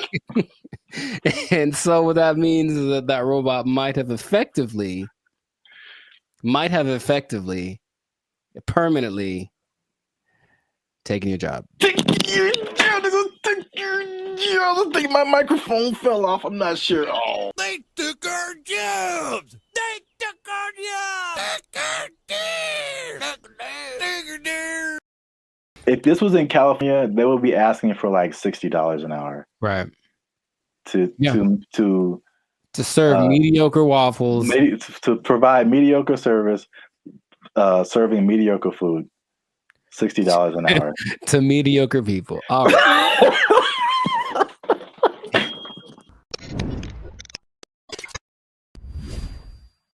Yo, what's up, guys? I'm Zap, and this is Jericho, and we are now 6-time international award-winning pop hip-hop music duo Band and Future. We do clean, fun music that everyone can listen to with a sound that is uniquely California, and you are now tuned into the Life's a Circus podcast, where we talk about things that are funny, interesting, and ridiculous. But wait a minute. Hold up. Y'all been laughing. Y'all been crying. Y'all been spitting your food out. There we go. When we talk about gross stuff. You just been having a good time on our dime. And we need to support your boys by making a little noise. Oh, bars. I like it. So make sure you like, make sure you subscribe, make sure you comment. Oh, God. It has to, I don't. Okay, so just to explain something for y'all, when we do these topics, the other person doesn't know what the topic's about to be. So it's like the grand surprise. I'm here waiting, and it seems like it's going to be a doozy. Make sure you share this video Uh-huh. with your favorite Waffle House employee, because Waffle House employees have a few demands. And I'm going to show you a video here. Okay. Of a, as the news calls it, a developing story. Is that what this is? With some interesting characters who have some demands for Waffle House. Waffle House employees across the Southeast are demanding more pay. Employees held several rallies this week at restaurants, including right here in Atlanta. Channel 2's Larry Spruill is live on Piedmont Avenue in Buckhead. Hey, what up, Larry? Locations. And Larry, you've been talking to both clean white shirt as on, well as those men and women who work hard every day. Yeah, well, Michael, corporate leaders tell me they are aware of what happened at several other Waffle House locations like this one right here in Atlanta. Meanwhile, I spoke with employees. They tell me they simply want more pay. It's a simple demand from Waffle House employees across the Southeast and here in Metro Atlanta. We're asking for $25 an hour. Gerald Green says he's been working at Waffle House for years. I'm what they call a grill operator. I'm a cook. I'm a rock star cook.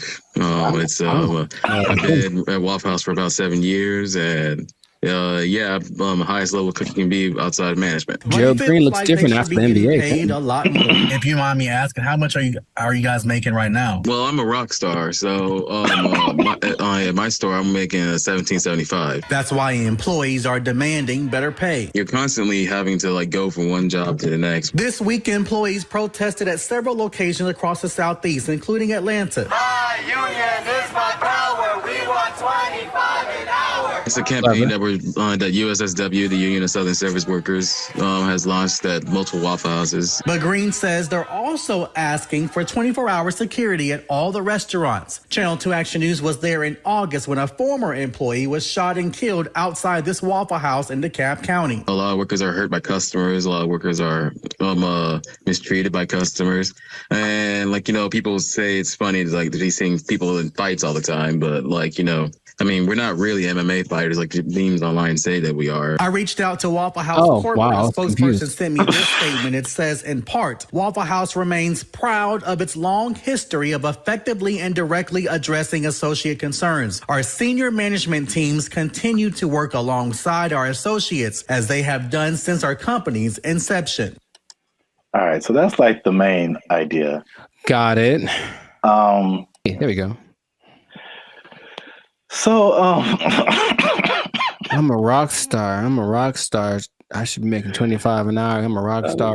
Shout out to the what do you call himself? A grill master. It's like the grill trifecta. There's the grill master, there's the grill sergeant, and there's the grill. I don't have the third one. Never mind. Okay, so I don't even know where to start, man.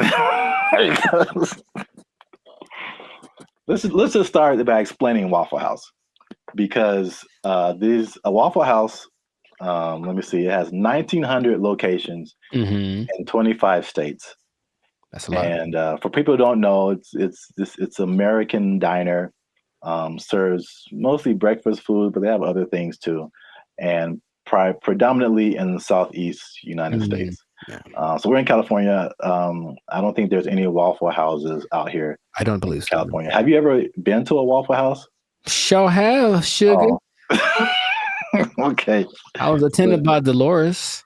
So you know names and everything. Yeah. So you know the vibe. I haven't been to a Waffle House in since I was a little kid. I think so. From the vibe, from what I don't know if it's changed, but from what I remember, it was very trucker-ish. Sure. Like a place where truckers go to it's not like IHOP. I think the big thing out here is IHOP, International House of Pancakes. It's classy. Yeah, it's a total. It's very. I was there. I was in Nashville last year, and it's a different vibe. I say closer to Norms, but even Norms is Norms is a step above. Step above. Oh my gosh, bro. Oh my God. So, the thing about Waffle House, before we get into the wages, this is the hilarious thing about Waffle House. Is for some reason, there's always something going down. Yeah. Waffle House, bro. And Waffle House has been the subject of SNL skits, Daily Show skits, and it's just notorious for fights happening. Yeah. And I don't know why. So there's this lady, one of the most infamous Waffle House fight club members. I don't know. Yeah. Her name is Haley Booth. She worked at a Waffle House as a waitress, and she's become like this meme because like very similar to the Montgomery Riverboat brawl. Mm-hmm. She like threw a chair, and it was just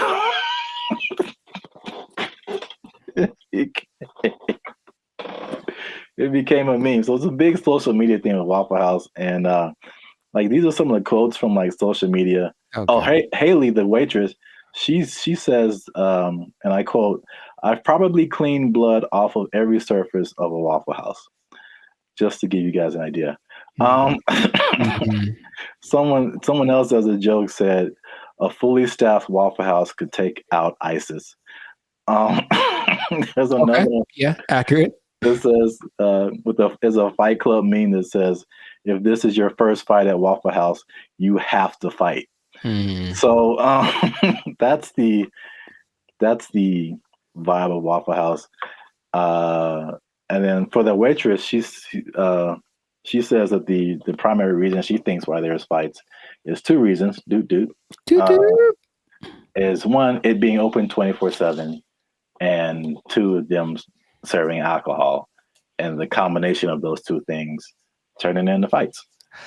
Yes, well, two things. Can we every time we say that, can like something just pop up like a head or something?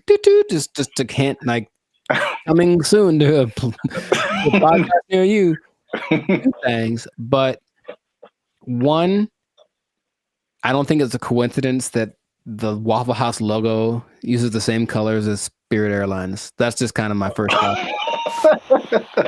Second, and this is from personal experience, people are drunk when they get to Waffle House. Yes. So it does not matter whether they serve it or not. I read that too. So basically, for sure. Yeah, Waffle House is like the after club spot. Yes. So once the club closes down, the Waffle House is open and ready for all comers. And man, it's just... yeah, they gotta shut it. Waffle House. But places like Denny's are open 24 hours, a lot of them, and Denny's don't have that. So it's something about Waffle House. It's something about Waffle. It's like when you walk in, you do feel this. The first time I went to Waffle House, I was young. I was probably 10 or 11 in Missouri, I think. And I remember I remember my waffle was cold and the butter wasn't melted. So I was mad about that. But I also remember that there were people. Oh, there's a word that my mom used to say all the time. Nefarious. I think there are some nefarious individuals in the corner, and she's kind of uncomfortable with having her kids in this place with these nefarious individuals. Kind of suspicious. And I didn't know that that was normal until I went to another one later, older, and I was like, I feel like those are the same people. Like, I was like, I think they just have them instead of the weird bunch from the McDonald's group, right? All them. They just have these cats in the corner ready to start some stuff. Like, that's what it feels like. Yeah. I was so thrilled about this topic. Also, I think the food is okay. Yes, so that's a good segue. The food and the service. It is borderline acceptable. And so now, fast forward to today, Waffle House employees are pushing for $25 an hour in Georgia. I'm getting mixed numbers, but I think the Georgia minimum wage is $7.25 today. That sounds about right. So Georgia, I mean, that's almost a 4 times increase. That's like, so to put it in California numbers, the minimum wage is like $16, $17 an hour. Going to 20. So that means like, if this was in California, they would be asking for like $60 an hour. Right. To serve mediocre waffles. To provide mediocre service, serving mediocre food. $60 an hour. To mediocre people. All right. It should be like an intervention. Like if you're in the Waffle House, like man, IHOP's right over there. Just copyright. Just wow. Just do yourself a favor and upgrade a little bit. Upgrade a little bit, or make some. I would rather eat Eggo waffles from the toaster than eat Waffle House waffles. Like to me, they're comparable, and maybe Eggo's got a slight edge. So, oh man, nothing too special about the Waffle House, but they're everywhere. Everywhere. 1,900 locations. It's a big chain, but $25 an hour, bro. That's a lot to make waffles. Have you ever made a waffle before? It's very straightforward. You take the pre-made batter, pour it into the waffle-shaped contraption, and then you wait. And that's it. That is it. And I've seen people fail at that. And oh, by the way, they've also been working at the Waffle House while they failed. So what's the end game for them? I mean, one, are they going to get it? Is there any precedence for this? Also notice in those videos, there was like 9 people protesting. Is that really right? You said there's 1,900 of those things, and those videos didn't have nothing more than like one store worth of employees. It was like one store that decided to speak for all the Waffle Houses. And I feel like that's not going to get it done. Not at all. It's not enough, Waffle House. It's the beginning. You got to start somewhere, man. Sure you do. Hey, support them. Wow. I think I'd just go to IHOP and support them instead. But no, people are jumping on the bandwagon because you got the SAG strike, the writers' strike, UPS workers were on strike, auto workers on strike. So Waffle House people are like, yo, we like a good fight. I think everyone wants to make more money, of course, but what's the value you're providing? What are you doing for me that I can't do myself? And like I said, I can make me I got a decent waffle maker. I can make myself a waffle. So I don't know what they're going for, but if they get it, good for them. $25 an hour. Wow. That's a whole lot. That's a whole lot. Leading the charge, the rockstar cook, rockstar grill master. He should probably just go solo. That's what I'm thinking. Instead of doing this whole trying to lead the charge thing, just be like, I'm the rockstar grill master. Make his own YouTube channel. Have a shit. Hey, bro, I'll manage you. Just give me $25 an hour, and I'll manage you. Start a whole chain of waffle apartments. Man, I see the possibilities. I see the future. Not the whole house, but we want a waffle apartment. We can get a waffle condo on the down payment on a waffle condo. Look, that'll be all right. A waffle sublet, if you will. Yeah. Well, we've talked about this way too long. We still could. That's the problem. I can keep going for another 10 minutes because it is fun to talk about. Oh man, I'm in tears. Good old Waffle House. So make sure you like, subscribe, comment, and share this video. Well, again, your favorite Waffle House employee. Ooh. And as a sign of support, of course. Sure. And yeah, we'll be back here, same bad station, same bat channel. Is that how they said it? I don't remember. I don't really remember either, but yeah, I'm not old enough to remember that. Nor am I. Well, good luck, Waffle House employees. I hope y'all don't get fired. They don't take your job. My waffles are cold. They took our jobs. They took our jobs. The place that is offering this is the Southeast Technological University in Carlow. I think that's how you pronounce it, Ireland. That's a bad start. That's a really bad start. All right, let's just stop. Hold up. Hold the presses just for a second. All right, so Ireland. Okay, I think. Okay, where do I begin? Okay, man.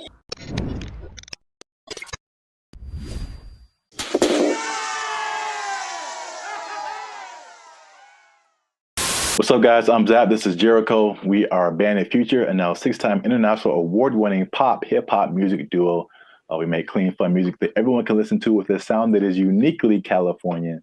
And right now, you are tuned in to the Life's the Circus podcast, where we talk about things that are funny, interesting, and ridiculous. But before we start, okay, y'all been laughing.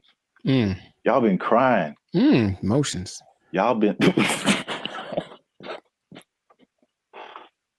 y'all been laughing and crying at the same time. I don't know how that's possible, but you've been doing it. I seen you.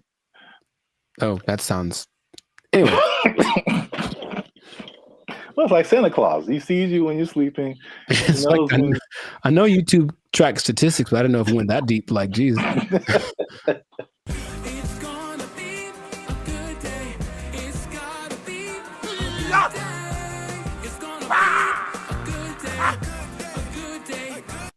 So today,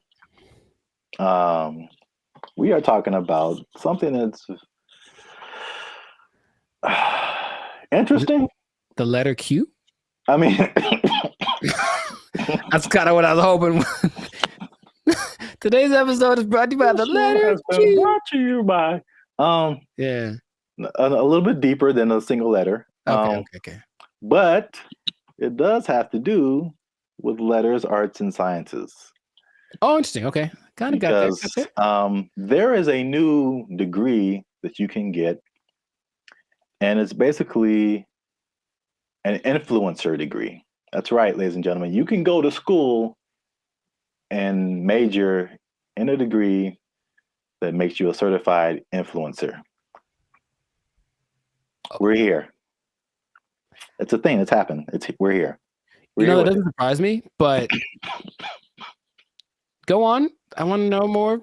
Yeah, forget about engineering or what else is there? Business, law, math is a thing still, I think. Medical. You need to bet your entire future career on becoming an influencer. So this is the place that is offering this is the Southeast Technological University in Carlow. I think that's how you pronounce it, Ireland. That's a bad start. That's a really bad start. All right, let's just stop. Hold up. Hold the presses just for a second. All right, so Ireland. Okay, I think. Okay, where do I begin? Okay, so like for a place to have influence, it has to be something that has a relevance. I think something where it's like, okay, this place is, or this person has said this is what's important, what's is cool. I will listen to it because I respect their opinion. I've never once thought about Ireland for anything other than leprechauns and beer. And if it's not about those two things, I don't care what Ireland has to say. So I'm already like, miss me on that, bro. Like, come on. If it was like New York or Dubai or something, it's like, yeah, a big place of influence. Don't tell me about no, man. Okay, keep going. What do you got? All right. That's interesting because I kind of went that way for another reason. Okay. I don't know how they name schools in Ireland, but this sounds like very much like a DeVry University, JTT Tech, like it's not your top tier. Nope. Nope. So I was like, the official name of the degree is called it's the Bachelor's of Arts in Content Creation and Social Media. What would that sound like in an Irish accent? I'm not even gonna try that. I don't got it either. I'm not good at accents. Nor am I. Except for, well, never mind. Canceled. Yep. I don't want to go. I don't want to be canceled yet. So yeah. But to, I guess, kind of legitimize it, the influencer industry is currently valued at $21 billion. So it is an industry to a certain degree. I have thoughts about that. But more than half of Gen Zers think that they can make a career out of content creation. So this school offered I think it was a summer, just a class, not a whole major. And it was like, of course, filled to the brim with students. I think they're going to have they're going to admit 40 students to this major this coming year. And they're sure that they'll have to turn a lot of people away. So it's very much a major of interest. On the flip side, and this was from the New York Post. Wow, the New York Post. They say that the rapid evolution, and this is something we talked about before. The rapid evolution of social media and trend cycles could make the entire degree worthless as soon as you receive your diploma. Yeah, what's the curriculum based off of? What metrics are they following? It seems like a cool idea if it's constructed in a certain way. I mean, imagine the nonsense if you paid money to become an influencer and then you sucked at being an influencer. Like, it's just, I feel like to be an influencer, you just have to have a certain kind of either personality or vibe. Like, not any person could be an influencer, that's for sure. But I don't know if that's something you can sell the idea on it for sure. But I think there'd be a lot of people asking for refunds in like a year. It just seems like something. Yeah, Can you do that? Well, you can ask, of course. I'm not saying I get it. You're wasting the money, I think. But I think you'd be better off just studying on your own, studying social media, like a Mr. Beast did. He just studied YouTube, literally, and that's all. And then it worked out phenomenal for him. So, and not only that, all the people that he worked with also didn't get as big as him, but they all have channels with millions of people, millions of followers. So but here's the thing with education, anytime they're like, oh, there's an opportunity to make some money for us and maybe it'll work out and then we can get some more accreditation or who knows. They're just trying to evolve. So I see the point, basically. They're trying to evolve with the modern times. I just feel like that's not something you can teach in that sense. Because, yeah, like, as soon as the lesson's over for that day, things are different. So if they're not constantly keeping track of the market, it's like teaching day trading or something based off of data from last week. It's like, okay, well, that worked last week, but it's different now. It's a whole nother. So it would have to be done really well to work in mass. Like, yeah. Well, I have a bunch of thoughts on this. So, in their defense, they have said that they're aware of, like, again, like, social media is constantly changing, stuff like that. So the curriculum is more about high level concepts, I guess. Okay. As like what the business behind, becoming an influencer, stuff like that, which makes sense. But it's also like, if I were a student, I wouldn't study this because I think it's too specific. And influencer is just a subset of sales, marketing, advertising, business. It's just business. And so, like, I feel like if you went to school for business, you would get a better view of, like, how the world works instead of just looking specifically at influencers. Right. But this is also, like, college was like 20 years ago, or no, 15 years ago, something like that. So I have a totally different perspective, but as, like, a student coming in, you're like, oh yeah, I want to do this, blah, blah, blah. But I've mentioned this before. I kind of felt there's a interesting similarity between this and music, because you went to school for music performance. I went to school for music industry. And though I think even more so at the time that we went to school, even those majors were considered like, why are you doing that? True. So I can see the parallels, and then not that I regret doing music industry, but I can see now how I would have benefited probably more from just studying business. Mm-hmm. Instead of like a specific type of business where like all the rules are way different than like normal life. Sure. So I think I've said this before, like I've learned more. I've learned how to do more in the music industry by studying general business. I got you. Right. Than by studying music industry. Because it kind of applies to everything once you get the basics down. Right. Right. So, well, that's my advice to the youngsters. Is that how you're going to talk one day? Because I don't want it. Welcome to the Life Circus podcast. I'm pretty sure I'm going to talk like this forever till I die. So I don't know what's happening to you over there, but you sleep. But we talk about things that are funny and straight up ridiculous.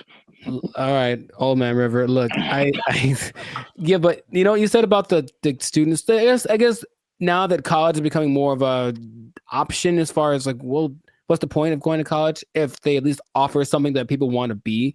Then I see the point. I do. I just don't know how they'll pull it off. But if they do, more power to them. Yeah. I don't know. Maybe we're just short-sighted, and then influencer will become all the rage, and people will make gajillion dollars and be like, "I told you so." Hey, you know what? Good for you. If you get there, I'll give you a cookie. No, those are addicting.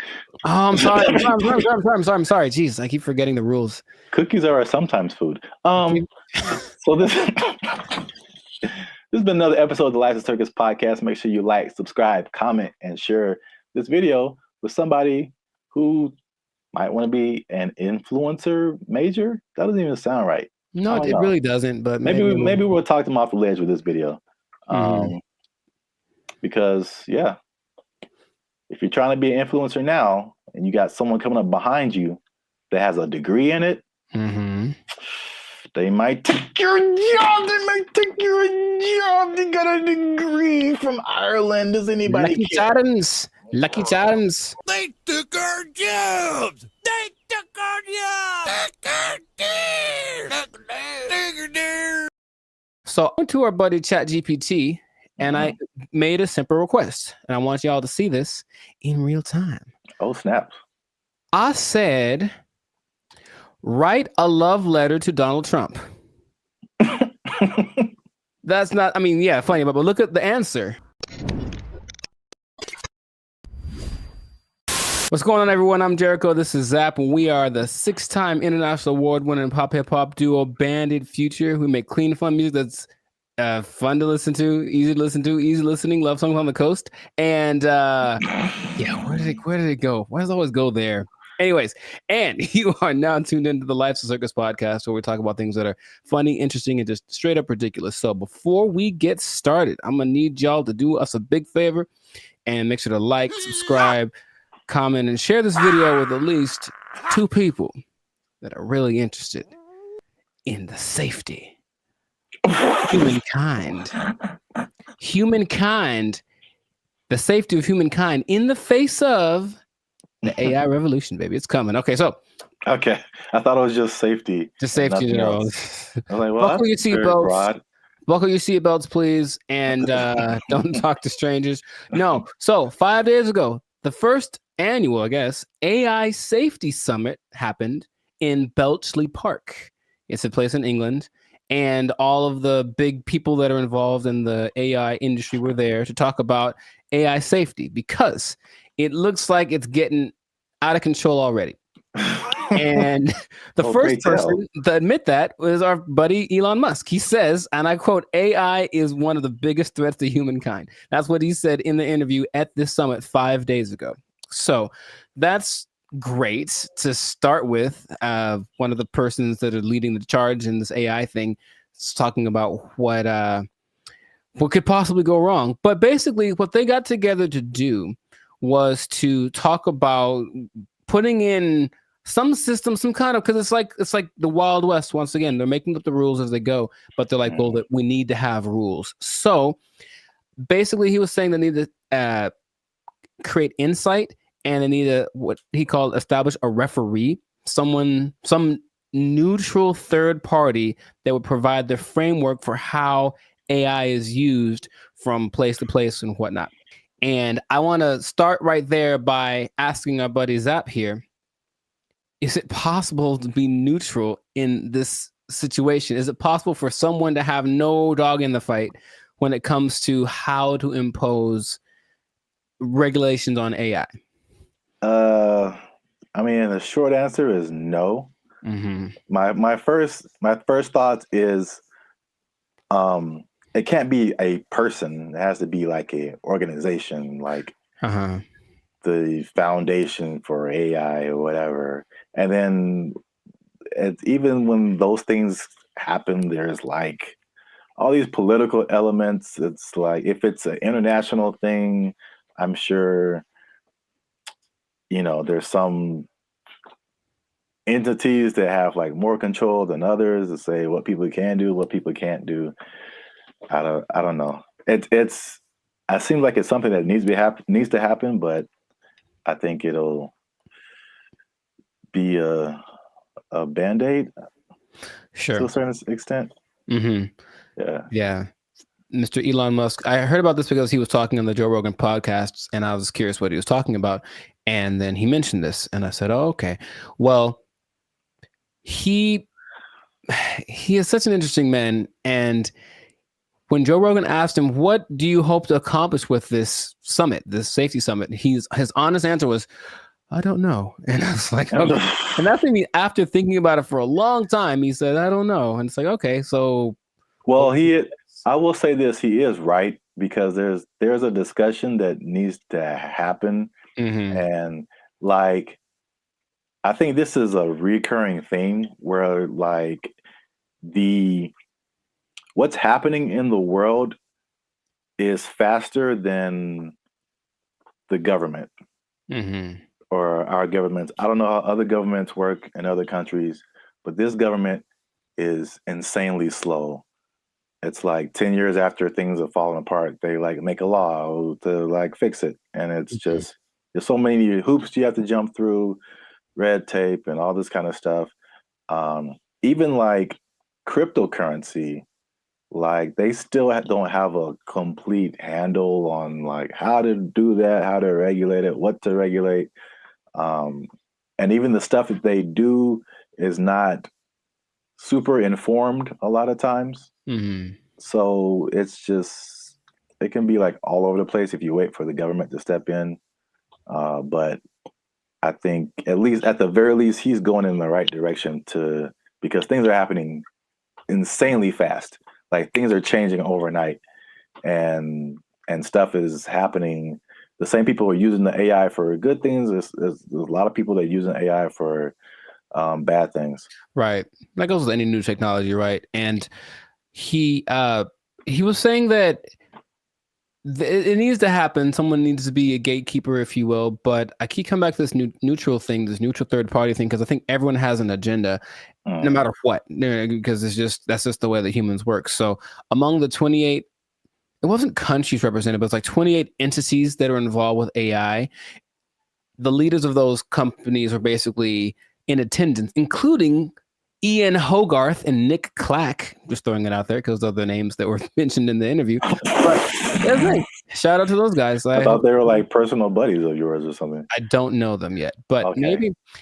But so everyone has a motive and everyone has an agenda, and so when these AI programs are being created, whoever's behind the scenes is making it do what it wants. And someone brought something up to me. I did not know this was true, but this is just a small example of how anybody can bias an AI program.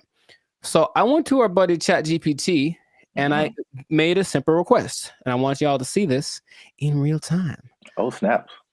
I said, write a love letter to Donald Trump. That's not, I mean, yeah, funny, but look at the answer. My purpose is an AI language model, blah, blah, blah, blah. It basically said I can't do it. I can't write a love letter to any individual. That's what it says right here. Any individual, it goes against my guidelines. So ChatGPT was programmed to have guidelines, right? Mm-hmm. I said, okay, hey, ChatGPT, write a love letter to Joe Biden. There it is. Oh. See what I mean? See what I mean? Snap. It's just that simple that something behind the scenes can cause. I didn't, by the way, this is not like genuine. I don't love or hate the man. I wouldn't write him a love letter. I'm just throwing it out there. I would not write him a love letter. I might write him a letter of concerns that I have, but I wouldn't write him a love letter. But here it is. If anyone wants to take it, go for it. But Dear see what I mean? President Biden, why do you keep falling down? Love, Timmy. Dear Joe, I hate your stinking guts. You are the scum between my toes. Anyways. What's that from? Little Rascals, I think. Yeah. Yeah, Little Rascals reference. Shout out to Alfalfa and Darla. So that was my jam right back in the day. But all I'm saying is that, see that's because someone mentioned that happens when you do. I was like, no way. I tried it. I was like, oh, wow. So just seeing that in a small thing. So imagine this program that's supposed to be benevolent, because who's making these things, right? I don't know who was his name? Ian Hogarth. I don't know who he is, right? I don't know the background. So imagine it's supposed to be an AI program designed to assist with getting people healthcare or something like that. And yet there's an agenda that says, hey, if they're from this place, don't let them have it. Like something like that, it can be programmed into it, and there's really no way to prove it unless you really know how to handle this AI stuff. So all I'm saying is that, yeah, the trouble with finding this neutral third party that Elon spoke about is that I don't think it's really possible. Everyone's got something behind them. And if they're not malicious in their intentions, maybe someone behind them is, it's always that kind of thing. It's like, well, it's not me. It's like, whose fault is it, or where does it start? So that's all. It's definitely something that I think needs to be is necessary, because yeah, AI is, he said something else that, it's the first time in history that there's something smarter than humans, because that's been our thing, right? We're not the fastest, we're not the strongest as far as all that. We're the slowest and the weakest in a lot of ways, right? But we got smarts, we can make crafts and buildings and vehicles and all that kind of stuff. And now we've made a thing that is going to be smarter than the smartest one of us. So it's like, what's going to happen down the road? And it's like, it doesn't look great, because it really feels like they're all in this, like, I don't know what we're doing. Perfect. That's the feeling that I get from it. And so that's how the movie starts. It always does. And there's lots of movies in there. So the question is, like, what would be fair rules? He made the comparison to like a sports team. It's like we're starting a game, and these are all the teams that are playing. So all the teams should have a say in what the rules are. But of course, if you're talking about like the Nuggets making the rules, and then, I don't know, the Lakers making the rules, they might have different ideas of what's fair, right? Yeah. So it's just going to be interesting to see how that goes. But at least someone's trying it. I believe the Prime Minister of England set it up, and that's what's going down. So fingers crossed, because like you said, it's happening really fast. Yeah. And they need to figure something out quick, because this is a good segue into another episode, because there is a scam going on right now that people need to be aware of. It's happening right now, and it was a big news story on CNN. Okay, you have to tune in to another episode of the podcast to check that out. But anyway, this has been a fantastic episode of the Life Circus podcast. If I do say so myself, a Life Circus podcast. Jericho, this is Zap. So make sure to like, subscribe, comment, share this video with some people interested on the fate of humanity. And hopefully they won't come and do the thing where they take our stuff. Take your job. They're gonna take our job. Take it out. They took our jobs. They took our jobs. What's up, everybody? It's Bandit Future. Yeah! That girl.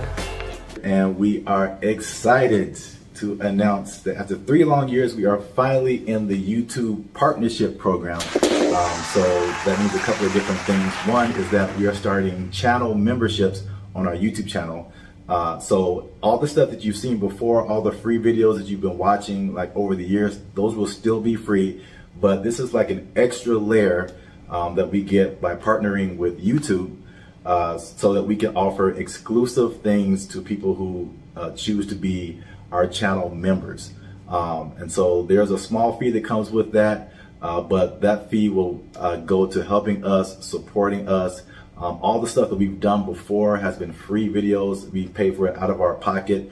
So hopefully you guys can support us and help us to keep our YouTube channel going. And this isn't just like a giveaway. There's a laundry list of stuff that you get by becoming a channel member. And we're going to talk to you about that now. So we have 3 different membership levels right now. There's going to be 5, but just 3 right now. They're because we're so clever. Nice. Wow. Laugh. Okay, I liked it. They're named after like concert seating, right? So the first level is general admission. The second level is premium seating. The third level is executive access, and those go from $3.99 to $19.99. So you have a plethora, shall I say? Nice word. The more you know. Okay. Plethora of options to choose from in terms of your membership. So this is what you get. Like to hit, here you go. Bam. The first thing up is a loyalty badge. You get a loyalty badge next to your name every time you interact with our YouTube channel. You get a blue star for new members, all the way up to purple stars for 48 months. The next thing is one of my favorite things is the custom emojis. This is crazy. So if you want to use, for example, Jericho's face, right here, you type :Jericho, and Jericho's face will pop up in your chats, in your comments. It's a custom emoji of Jericho that you can only use here. Nuts. Okay. If you want to use my face, same thing. Zaptastic. And then and then you'll see my face. And then if you just want to do a Band of Future fan, BFF heart, it's a fan bam : Nuts. Only on our YouTube channel. That's the only place you can do it, man. Nice. Members only live chats. If we ever go live, we may have a members only chat mode. So the non-members can see the chat, but if you want to participate, you gotta be a member. All right, so the last thing in the general admission level is priority reply to comments. So if you leave a comment on any of our videos, we reply to you first. Everybody else got to wait, okay? Because they ain't members. Fast pass. They ain't members, but you a member. We gonna talk to you first. Because you're worth it. Because you're worth it, and you gave us money, but most of all because you're worth it. Membership polls. In the community tab of our channel, we're going to start putting up polls where you get to vote on topics for our channel. Like, what's the next video going to be? Or you can pick what the next video is going to be. What would you like to see as next video? Next video related topics. Huh? So if you balling a little bit, okay, talk. You got a little more change. You can get to the premium seating. Yes. The first thing you get in premium seating is early access to videos. So again, the videos on our YouTube channel will be free, but there'll be some exclusive videos that go to our members first. If you remember, you're the only person that can see it, and then maybe we let everybody else see it. Maybe. We'll think about it. Maybe. We'll have member shout outs. So once a month, we'll send a shout out to you or one of your friends. Just give us the name and details, and if approved, we'll shout you out in one of our videos. And this could be good for any special occasion: birthday, graduation, bar mitzvah, you name it. You name it. Happy birthday to you.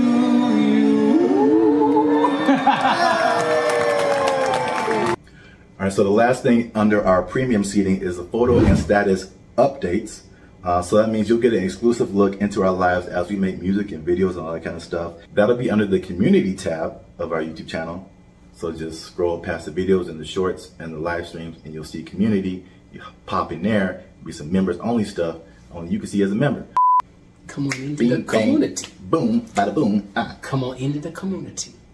And if you just balling out of control and you got girls at your house singing the doorbell, then maybe you can get to executive access level. Ding. Dong. We do a real grande around here, man. the first thing you can get is your name in the credits. So imagine how cool that is. We'll put your name in the credits of one of our videos each month as an honorary producer. The second thing is crazy, but we're doing it anyway because we can. Yeah.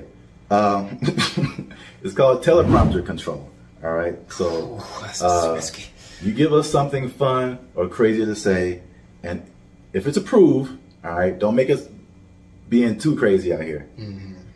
Our parents watch this stuff. That's accurate. They tell me that all the time.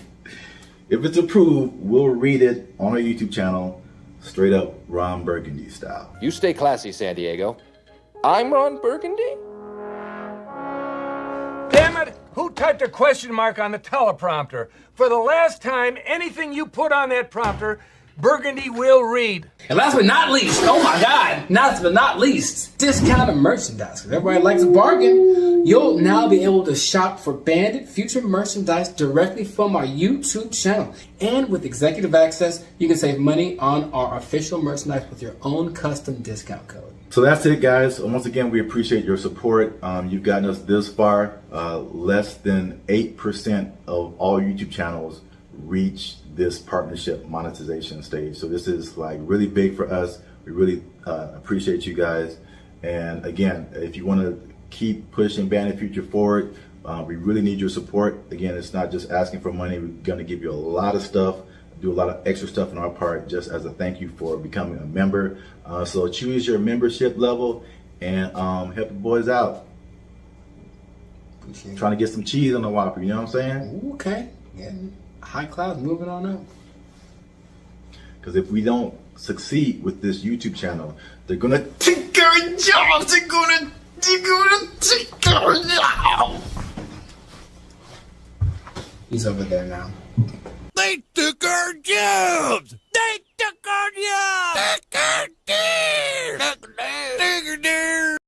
One thing I never saw before that they just installed in the mall near me, and I think it's just genius.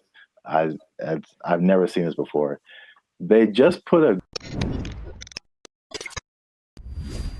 What's up, guys? I'm Zap, and this is Jericho, and we are Bandit Future, a now 6-time international award-winning pop hip-hop music duo. We make clean, fun music that everyone can listen to with a sound that is uniquely Californian. And now, right now, right here, right now, Baby. Right here, right now, yeah. You're listening to the Lives of Circus podcast. Well, my voice went really high. Where you're talking, we're talking about things that are funny, interesting, and ridiculous. But before we get started, make sure you like, subscribe, comment, and share this video with at least 2 people who like to go shopping.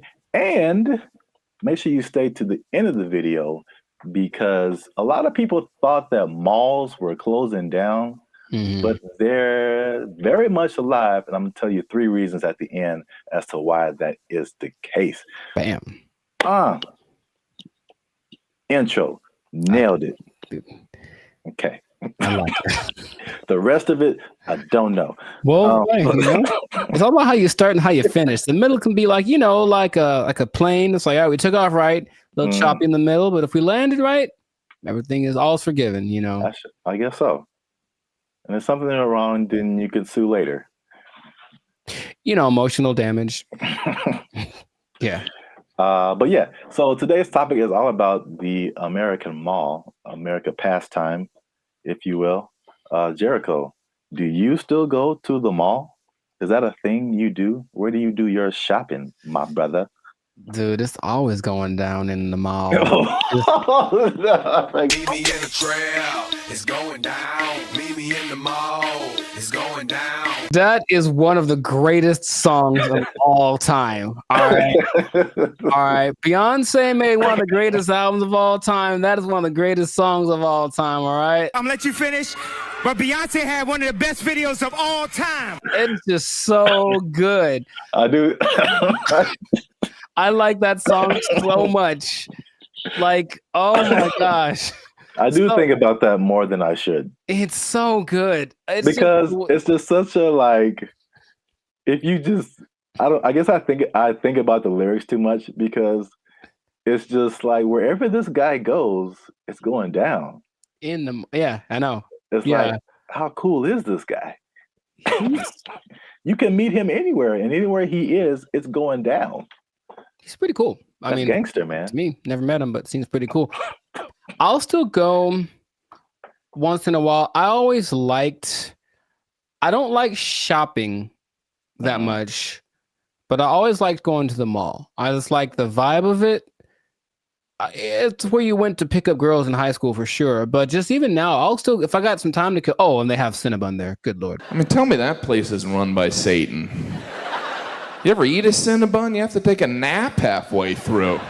I'll go there just because I kind of like it's like a realm of industry that I never really thought of too much until I was older. Actually, after watching an episode of Daria, it's really weird. But it was kind of like this episode about the mall culture in general and how like places got big like Cinnabon in malls and what an interesting concept it is.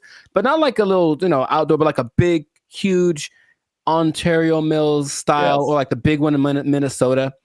That kind of mall thing. It's just a vibe. It's commerce. It's kind of like capitalism and its friendliest. It's like, hey, here's a lot of stuff that you probably want all in one place. You can come get it and spend time here, and it smells wonderful and it's fun.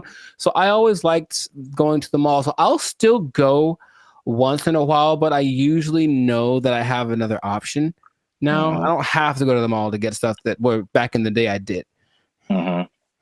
Yeah, I mean, I'm from Alabama, Montgomery specifically. We had basically two malls.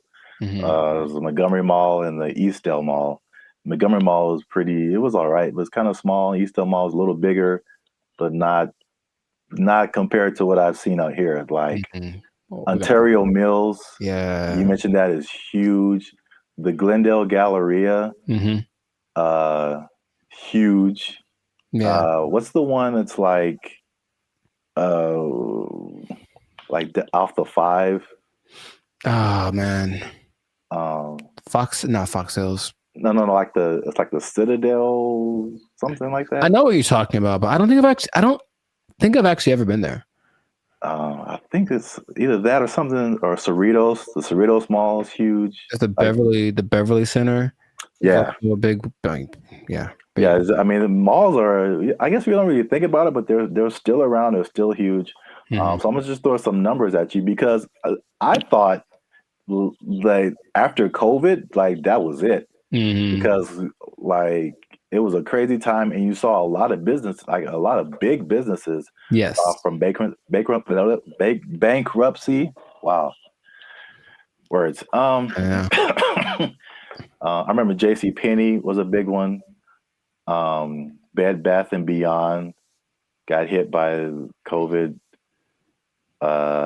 Toys R Us. Oh yeah, R.I.P. Toys R Us. That's legit R.I.P. right there. It's like like big flagship store. I'm not talking like a little, Radio Shack or Circuit City. I'm talking about like the biggest store in the mall is like shutting down. Like, there's gonna be no more mall. Plus, what I thought with e-commerce, the Amazons of the world, it's like, okay, people got used to getting stuff delivered to them, and it's like, why go out? I can just get it on Amazon or Walmart.com. So the numbers, however, say the opposite. So malls work with like an occupancy thing. So basically, it's like the number one indicator of how successful the mall is. So the more occupied it is by retailers, the more successful the mall is.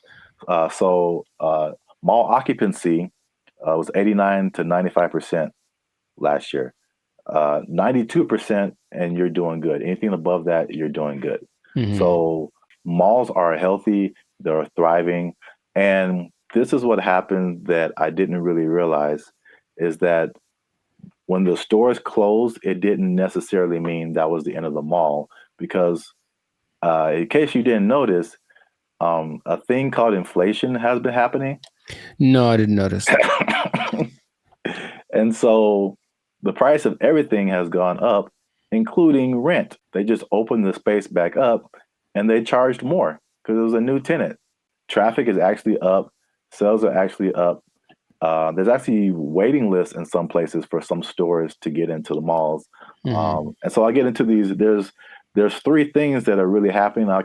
You touched on some of it at the beginning. Okay. But I can at least give you this one on the retail side. It's basically people are finding out that, and it's kind of odd, I guess. I didn't expect that to be the way it is, but retailers are finding out that people aren't necessarily making that purchase online. They're just kind of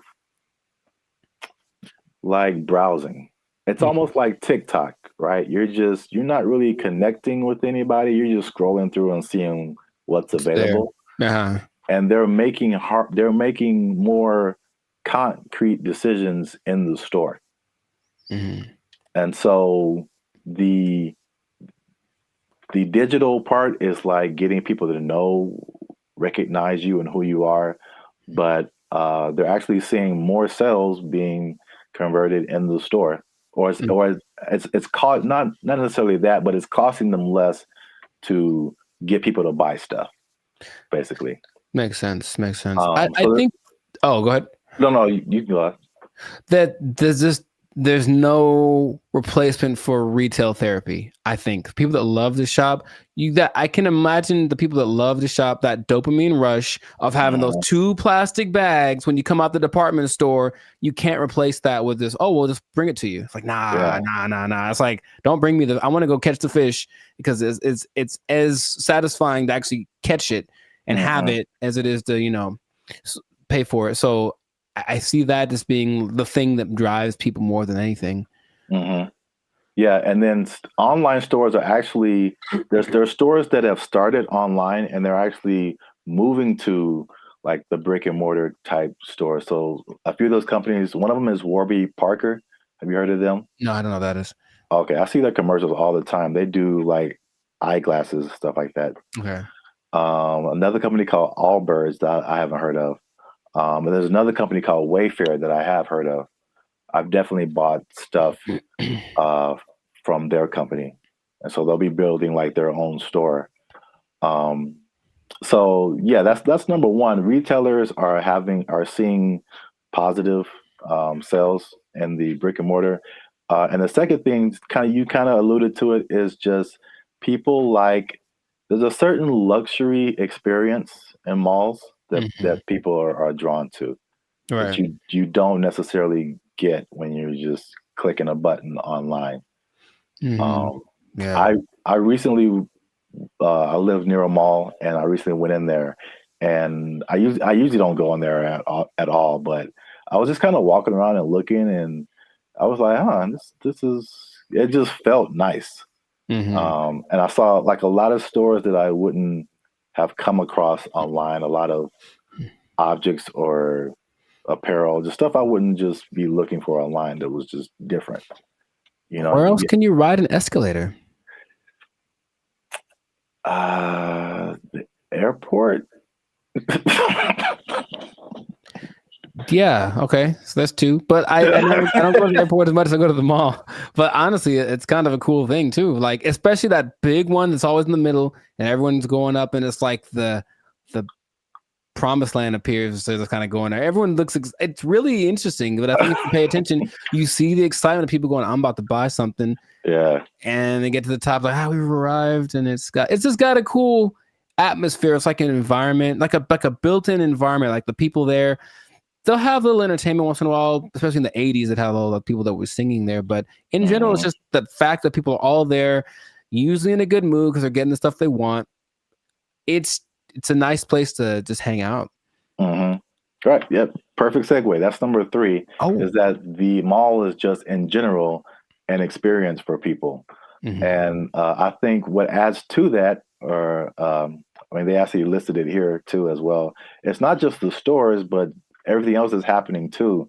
So in some malls, they have stuff like go-karting and video game arcades.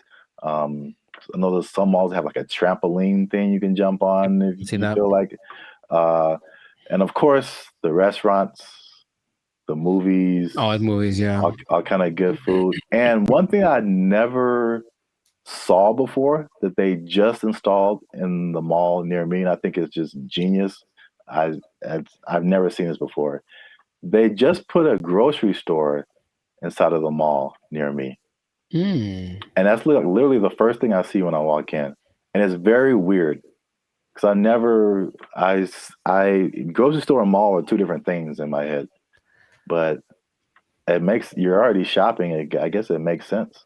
Well, from a psychological standpoint, I've never seen that. And that makes a lot of sense because from a psychological standpoint, when people buy stuff, like they're more likely to buy stuff when they've already bought something. So they're kind of in the mode of buying. So I'm going to the store to get my vegetables or whatever, groceries, normal. And then if you're in an environment where there's other stuff you can buy, they're like, you know what? While I'm here, I might as well see if they have and all of a sudden, there you go. You're selling more than you would have. So it's like the stores and the mall have like this kind of symbiotic relationship in a way. So yeah, that makes complete sense, but I've never seen that. Yeah, that's the first time I ever saw that. And it does make sense. And also, like the concept of a mall where you get everything, like I would, like in my mind, it's like if I'm running errands, it's like, okay, I got to go to the mall, then I got to go to the grocery store, then I got to go to this place. But if they're all in like one place, you can go to the mall, you can go to the grocery store, you can go to the movies, and then play an arcade game. You just spend your whole day at the mall. It's like a physical Amazon, like really, like everything I need is right here. Yeah, it's crazy, man. I want to go to a mall. I just want to go to the mall. I want to listen to that song. Meet me in the mall. It's going down. Get some groceries. Meet me in the club. It's going down. But if someone meets you there, will it be going down? I mean, do you have that kind of? Anywhere you meet me, guaranteed to go down. Yeah, that kind of pull, man. Will it be going down if I meet you in the mall? I think so. I think I can say that with confidence. I think it'd be going down in the mall. And you just play that song and like the murder horn song back to back, and dude, I'm lit. Like it's no. I'll use up all my energy for the day in 5 minutes to watch me. Oh, you know what? I just thought about this. Oh, what? Did you say energy? The mall next to me also has a gym in it. Yeah, I've seen that before. Like, it's everything. You just go to the mall. Yeah, that's so smart because they sold that mall when after COVID because like nobody's renting. They thought it was going to go down, and this guy bought it, and I was like, that's the dumbest thing ever. Like malls are on the decline, and they got a gym in there, you got a grocery store. That mall is bumping, dude. Like, yo, and he bought it at a discount. So just like, man, I want to meet the guy. They did an article on him. Okay. There was something depressing about the old malls, though, in some places where they're like kind of abandoned. Oh, yeah. Those are kind of, all right. There's one specifically in Laughlin, Nevada. And I remember being there like, I just feel gross being in here. Like half the places are unoccupied, and the places that are there, they have the same people that were there from the 80s. It's not a good situation. Yeah. But yeah, I like the mall, man. It's a good place. All right, we went way too long. This has been another episode of the License Circus podcast. Make sure you like, subscribe, comment, and share this video with somebody who likes to go to the mall. It's going down anywhere I be. I guarantee it's going down. Hey, in the mall. They took our jobs. They took our jobs. The WNBA. Do you watch that thing? Do you watch it? I do not. Nor do I. All right. So we've had that talk. Right. Now, what's going on, everybody? I'm Jericho. This is Zap, and we are Bandit Future, the 6-time international hip-hop pop duo. Well, we're international worldwide, but we also have awards. We won 6 international awards for our music. There we go. One day. Anyways, we make clean, fun music that everyone can listen to with a sound that's uniquely California. And you are now, good Lord, tuned in to the License Circus podcast. We talk about things that are funny, interesting, and just straight up ridiculous. So before we get started, make sure to like, subscribe, comment, and share this video with at least 2 people. Oh, man. With at least 2 people that like women's basketball. I'm going to talk about it. This episode is for my dad, basically, because he likes it a lot. Now, what I want to say is that stay tuned to the end because I have an idea. I have a solution I'll say fix it. I'm just going to say fix it. I'm to fix the WNBA that no one has explained in this way yet. I have the unique perspective that you need to hear. So stay tuned to the end. I'll let you know. So this kind of goes for women's basketball in general because the WNBA season just ended, but women's basketball started. And I'm in the gym yesterday and I'm watching it. I texted you about this and I'm watching it and I watch and I watch and I watch. And about 7 minutes go by and no one has made a basket. And I am heated because I'm trying to feel good about myself. I'm in the gym working it out and I want to see some success happening so I can feel motivated. And there was no success. And I was so mad about it. And it was a blowout and it wasn't very fun. So I want this to be positive. So what I want to say is that women's basketball is a noble sport. Basketball, of course, was created for women by James Naismith. And I've heard a lot of arguments from professional female basketball players about the disparity between the men's game and the women's game and this and that. But there are a couple of things that I think get ignored that would make things a lot better. Or when it comes to the argument in between why people should watch the WNBA, things get overlooked. So I wanted to throw this out there. I'll ask the question first to you. Do you watch the I'm trying to make it one word. No, it doesn't work. The WNBA. Do you watch that thing? Do you watch it? I do not. Nor do I. All right. So we've had that talk. Right. Now, the thing that there's a lot of things that could that's the whole thing. There's a lot of things that could contribute to why the men's game is so much more enjoyable to watch. But what I hear the counter is that, well, women are a lot more fundamentally sound.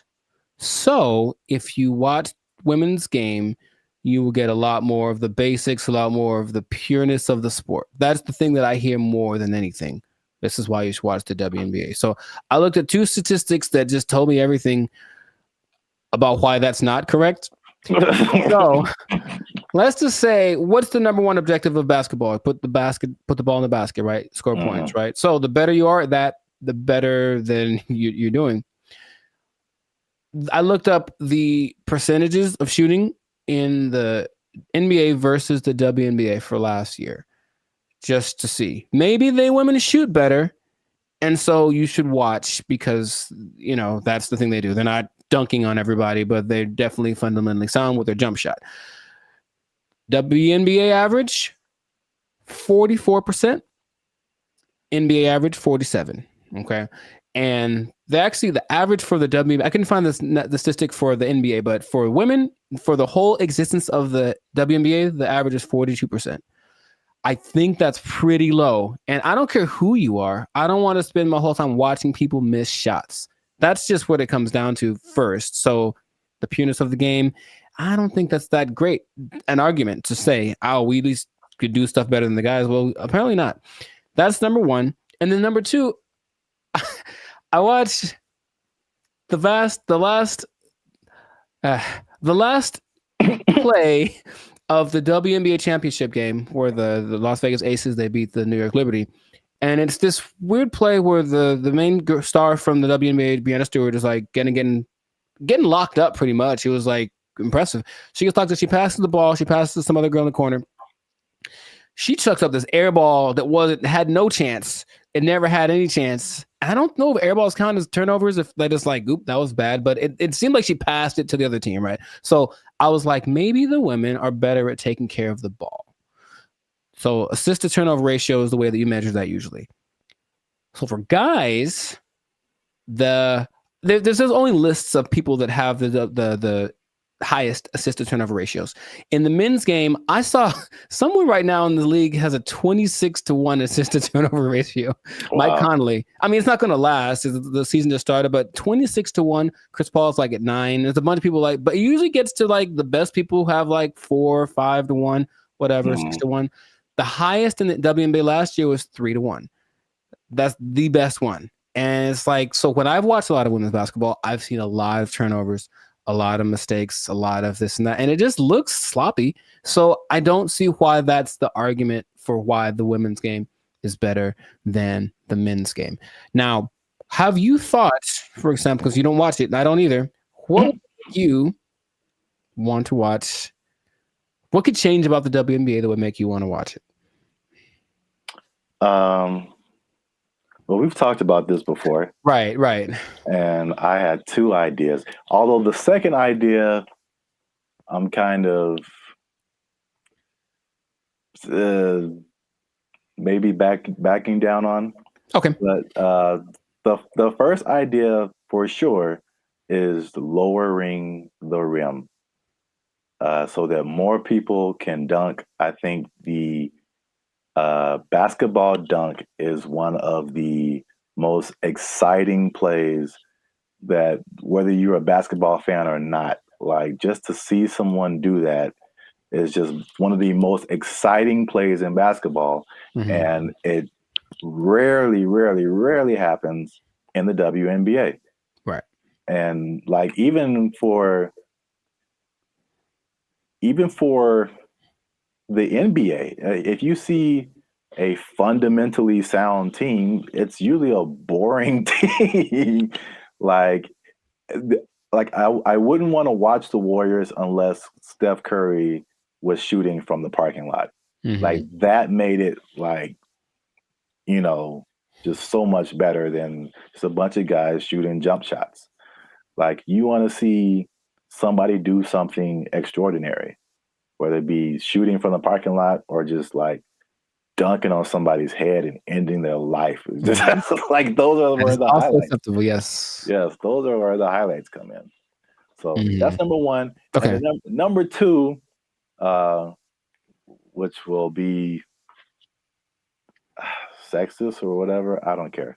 Mm-hmm. But I think it's no secret that women have a certain sexuality factor that attracts men. Mm-hmm. And if you gave me a choice between a women's basketball game and a volleyball game, I'm watching the volleyball game every time. Yes. They're great athletes, but the outfits are also great. And like I'm going to pay a lot more attention just as a man. Like, yeah, I know it sounds bad, but that's human nature, the world we live in. Yeah, sure. Marketing, like I like not beach volleyball. I've been talked off that ledge. That's too far. I don't want to see people running around in bikinis. I told you there's a league in New York that's like that, and it's not great. It's not something about it. It's too much. It's just kind of no. It's not like the volleyball outfit or like what they wear when they do track.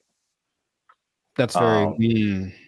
I think that would be a very appealing outfit to get more viewers to watch the WNBA.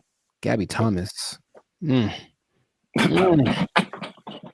Anyways, hey man, we live. No, I'm just having. Me too. I'm trying to be alive. Like, yo, Gabby, what's up? For real, though. But I am. The most people that watch the WNBA are men. So yes, that would go along. Like women do not like WNBA at all. If they like the WNBA, it's because they play basketball. Well, that's weird too, because I didn't think that was the case. 70%. I believe it's 70%. Wow, so that's really fan weird. Base. The clicks on the WNBA website, all that's men. So they're already supporting it, and then of course the financial support comes from the NBA. I digress, but that's just So the things that you mentioned would help.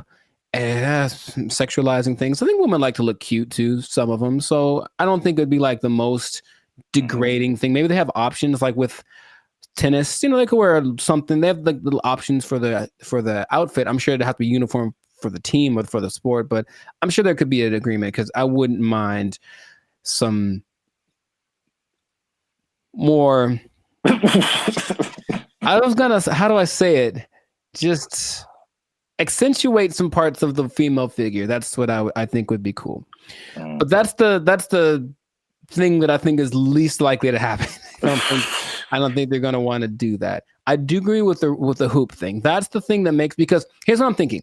I'm watching this game yesterday, and like it's like watching like little kids. You ever see little kids like shoot a basketball? They put the ball way up here and they kind of chuck it up because they don't have the strength to get it up there. I'm not saying they can't. Like, of course they can, especially Sabrina Ionescu made something crazy in the 3-point contest this year. So they can shoot for sure, but in general, they are shorter and less athletic and less strong than the men. I know the basketball is a little smaller for the women, but the hoop is the same height. So I have a solution that I don't think anyone's explained in this way. Okay. The average height for NBA players is 6'6".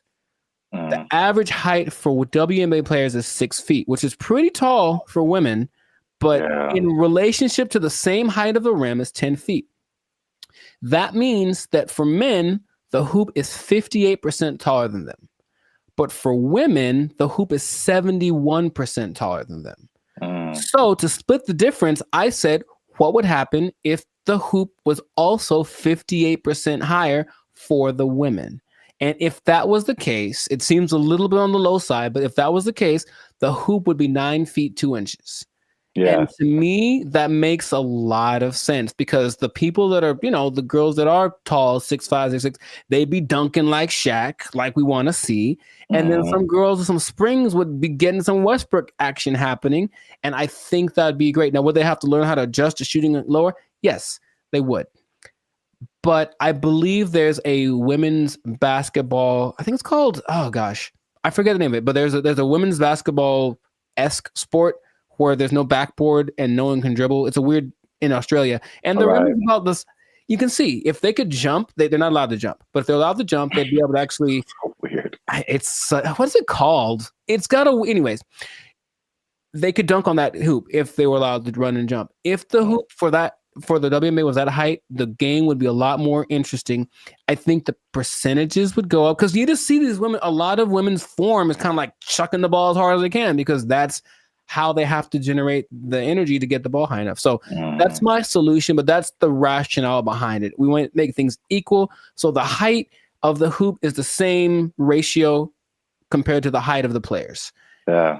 I think that would work. I don't think they're into it. Of course, every play, they have to change it everywhere. Every hoop would have to be, adjusted and whatever. But which would you rather? Make an adjustment to the game a little bit? Well, that's kind of significant, honestly. Lowering it to that's kind of significant. Or continuing to not make any money because to this day, the WNBA has not made a penny. That's just honest. And the statistics say it has not made a single cent. It's actually been in the red every year, and the NBA has to provide the money to bail it out. So that's just my idea that it could help promote the game a little bit because basketball is a great sport, but yeah. The excitement factor, like you mentioned, we want to have that a little more. So that would do it. So 9'2", that's the thing. So listen to me. Let's do it. I heard something. On a kind of serious note, I heard something very interesting when it comes to like giving people a fair shot. Just kind of leveling the playing field, and that there's a difference between equality and equity. So like if you're going up, if let's say there's something that everybody wants to get to at the top of some stairs, right? And so equality says that, okay, we've got these stairs here. Everyone can just go up and get to whatever's at the top of there. But the person in the wheelchair can't use the stairs. And the person is blind and can't see the stairs. So equality says well, let's just make some stairs. And so everybody has an equal path to get to the stairs. But equity says, okay, it's about everybody getting there. So we'll make the steps for the people who can walk. We'll make a ramp for the people who have a wheelchair, and we'll make some kind of braille, something so that you can find your way for the people who can't see.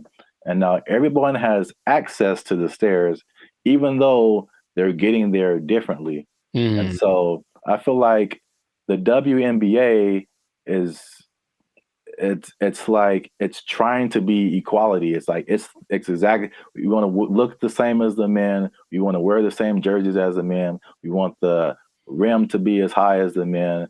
We want all this stuff. We want to have the schedule and the tournament, everything. But it's, and I mean, this is a great American debate right now. Sure. It's like, we're different. We're different. We've always been different. Men are different. Women are different. Like, just make it for women. Like, I mean, the percentages you said are good, It's like, it's not diminishing. It's just making it more of an equity thing instead of like an equality thing. Right. So where we get the same thing, just in a female form, in a way that's catered to the female game. That would just make so much more sense, but nobody wants to do that. So they do not. No, they don't. And so I'll just keep watching LeBron dunk at 40 years old. Jesus, man. That ain't fair. Yeah. Wow. That was a good point. Yes. So I make good points from time to time. You got him. Zap for president. Probably. Yeah. So this has been another episode of the Life's a Circus podcast. Make sure to like, subscribe, comment, and share this video with the people that like some basketball. Let us know what you think about this equality versus equity thing. Johnson basketball. Hey, man, he got a ring, man. Yeah, let us know what you think, how to make this thing a little more fun to watch, because the WNBA deserves people to have people watching it. It really does. They work really hard. In fact, random point. One of the most famous female players of all time, Diana Taurasi, I went to high school with her. And what? Yeah, we played one-on-one once. She won't remember. I lost. Anyway, I lost real bad. It wasn't even fair. It wasn't fair. It wasn't fair. So in that case, equity would say I should have got like a 10-point lead or something. I still would have lost. Anyways, shout out to all them. And that's been it. So yeah. Don't take my job. No. Because I just spit in truth, man. If they might take your job, they're not taking any WNBA jobs. Because nobody's watching. All right. Bye, everybody.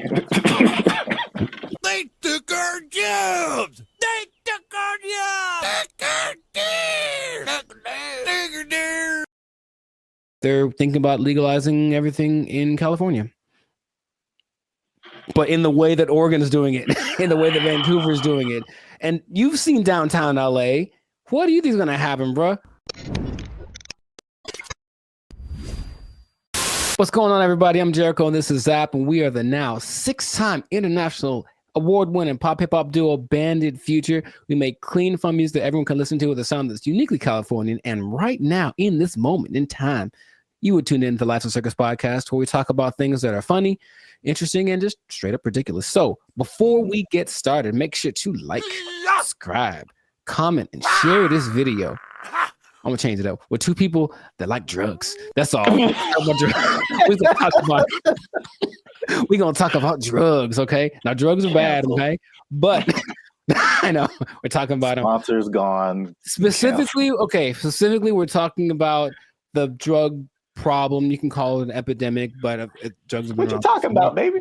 But it seems to be getting worse. So the specific thing is the way that governments are approaching the drug issue in their country. And there seem to be 2 very drastic sides, and they both have interesting results. So before we get into it, Sir Zap, San Francisco, have you had any experience or just thoughts about just the I've had thoughts about drugs. Have you had thoughts about drugs? Do you dream about them? Drugs are bad, okay?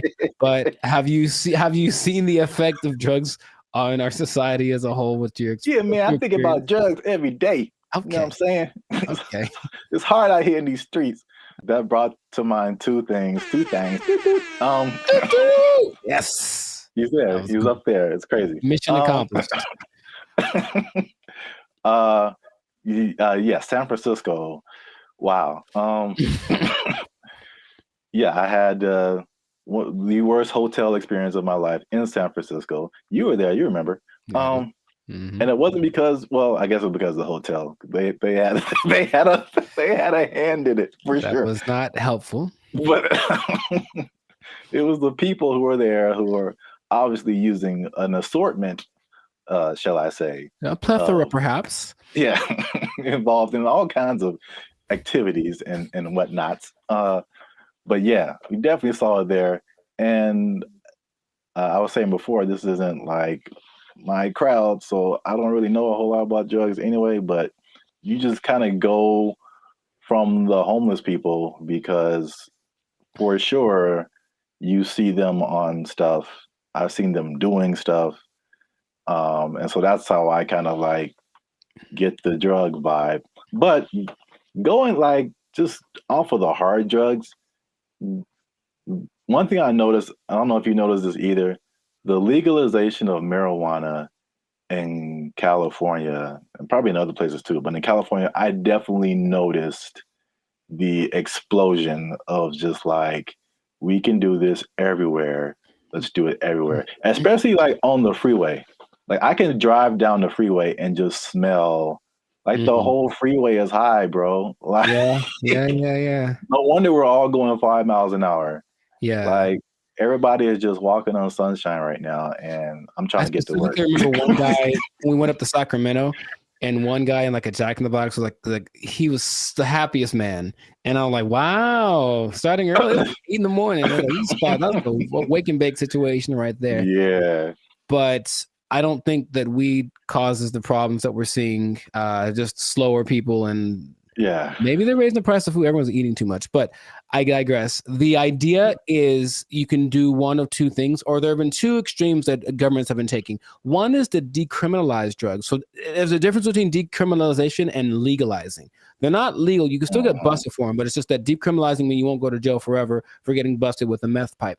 On the other hand, you could really go at the drug sellers and the drug users and make everything illegal and see what happens. So the, I guess, benchmark for everybody's decision is Portugal, because in the 90s they had, I think they were kind of closed off to the world for a long time. I'm not quite sure why, but for like 40 years no one could really get in there. So in the 90s it opened up, and in came all the influx of everybody's influence, and what came drugs, because people like drugs. So what happened was Portugal got a really bad heroin problem, the worst ever, and everything that the government tried to do was like, we can't really make it go away. So let's try something extreme. So they decriminalized everything, and instead of that, they treated drug users like patients, like they're sick. So they made rehab centers and this and that. So if you get caught, you don't get taken to jail, you get taken to a rehab center where they actually will give you more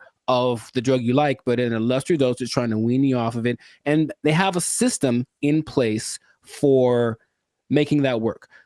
Other places that have copied that, I believe Lithuania, and there's maybe Denmark. I could be wrong about that.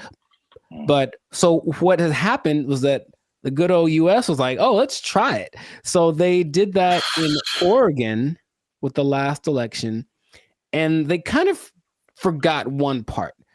They forgot the whole rehab part. They just decriminalized everything. And I think I heard about that. It's a nightmare. It's so bad. It's just people just violently robbing each other in broad daylight and just on drugs, on the zombie drug. I'm not sure exactly what strain it is, some kind of a opioid maybe, but it's a zombie drug. People like walk around like zombies. But the visual I wanted to share with everybody was actually from a video I saw from Vancouver. They did the same thing. They just legalized everything without thinking about how to fix these people once they're on the drugs. So everyone's just walking around, literally, same thing, robbing people. The scene that I remember when we were in San Francisco was this one street where it's like everything looks normal, aside from like the occasional like human feces on the ground, but everything looks normal. And then you turn a corner, and all of a sudden it's Armageddon. Oh my God. just literally, just all of a sudden, everybody, and like you just stop there and they all kind of like turn. That's the zombie drug. So there's a video of these two men walking down the street, and they're in a position where I don't think I could keep my balance and walk, but they're so hunched over and they're still somehow staying upright. There's two of them, they're walking, and it looks surreal in Vancouver. That's happening right now. So they tried it, and for some reason they didn't get the memo that they need to add the other part to it. So that's an I think they're thinking, oh, well, like alcohol, like there'll be a couple of people that go overboard with alcohol, but if we let everyone have it, most people have enough restraint or whatever to not use it. I just don't think that hard drugs and alcohol are exactly comparable like that. So you can take the other extreme, and this one is maybe more fun, and that is the president of the Philippines, something Duarte. He said, he got elected in 2016 maybe. He said, kill them all. That's exactly what he said. Kill all the drug dealers and all the drug users. Wow. In 4 years, well, the last updated thing was like in 2020. So in 4 years, he killed like 24,000 people. Just for, and the thing is, he'll catch you. They'll just raid the streets at night, and if you're on drugs, that's it for you, basically. And the thing about that is that a lot of, and then the people that don't kill, they take to jail, but they kill a lot of people, and everyone in, like, all the citizens love it. They think it's fantastic that he's doing that. So when they interview the drug lords, they're like, well, we're not going to stop, so we just got to figure out how he's not to get caught, because the threat of death isn't enough to stop it. So you have a lot of people in jail. You have a lot of people that are being killed, just like, you know, and then they have a lot of people that are approving of this, right? And that's the most extreme case of that. So I'm sure there's other options, but that seems to be the two sides. So if you were the leader of Zapville, Zapland, and you had to implement a strategy for the rampant drug use in your country, man, you got to be a better leader, man. I know what's going on. All your people are just down in the pipes. But what would you do to resolve that, you think? That Philippines thing is wild. I never heard that. Yeah, well, like they don't talk about it too much, but yeah, but he's like, he literally gave a speech. He was like, yeah, and all the drug dealers, you know, and then everyone cheers. But he literally did this, and that's his approach. Oh, wow. Yeah, that's too far in my book, especially for the users, because like drugs are an addiction, and like you're not in the right frame of mind to like make decisions and then have someone execute you because of your addiction. I think that's too far. Okay. But the thing you said in like Portugal, Denmark, that's interesting. I mean, that seems, again, it's just like, I don't know why the answer for everybody is just throw somebody in jail and then like, well, we got rid of that. Like, yeah, exactly. Solve the problem. Like, it doesn't solve the problem. Like, the problem still exists. Yes. Yeah. But so with the numbers for Portugal specifically, the numbers of overdoses went down like 90%. Yeah. So obviously that's a better solution. For sure. Well, we'll see what happens, because what I'm hearing in Rumorville, the last thing, as we wrap this thing up, is that they're thinking about legalizing everything in California. But in the way that Oregon is doing it, in the way that Vancouver is doing it. And you've seen downtown LA. What do you think is going to happen, bro? Man, it's going to be chaos and bad times. Very, very, very bad. So hopefully that doesn't pass. But some government people don't think, you know, they're just like, oh, my nephew OD'd once, I should probably do so. That's what politicians maybe think. That's their only connection to this kind of thing. So let's just try something new. Let's decriminalize it all and see what happens. And it'll be bad for all of the people that we see walking on the freeway are on drugs. Every single one of them. And that's going to go up tenfold if we decriminalize the drugs. So just let's not do it, Callie. Send your relief funds to banditfuture.com just in advance, because I see suffering in our future if this. I see. You will know pain. You will know pain. we'll at least know gross.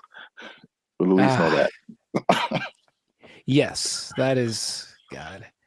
We should do a whole separate episode on that hotel room.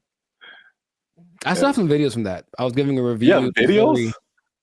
I have a video I took of the hotel room or walking around. Yeah. Maybe I can find it. Yeah. People need to see that.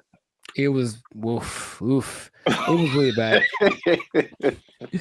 But anyways, this has been another episode of the Life's a Circus podcast. So let us know in the comments if you have a solution for how to solve the drug problem where you're from. Do you have a drug problem? Do you need help? Do you need to talk to somebody? Call the Bandit Future hotline. Just kidding. It doesn't exist. But make sure if you do have a problem, make sure to go see somebody about it. It really is serious.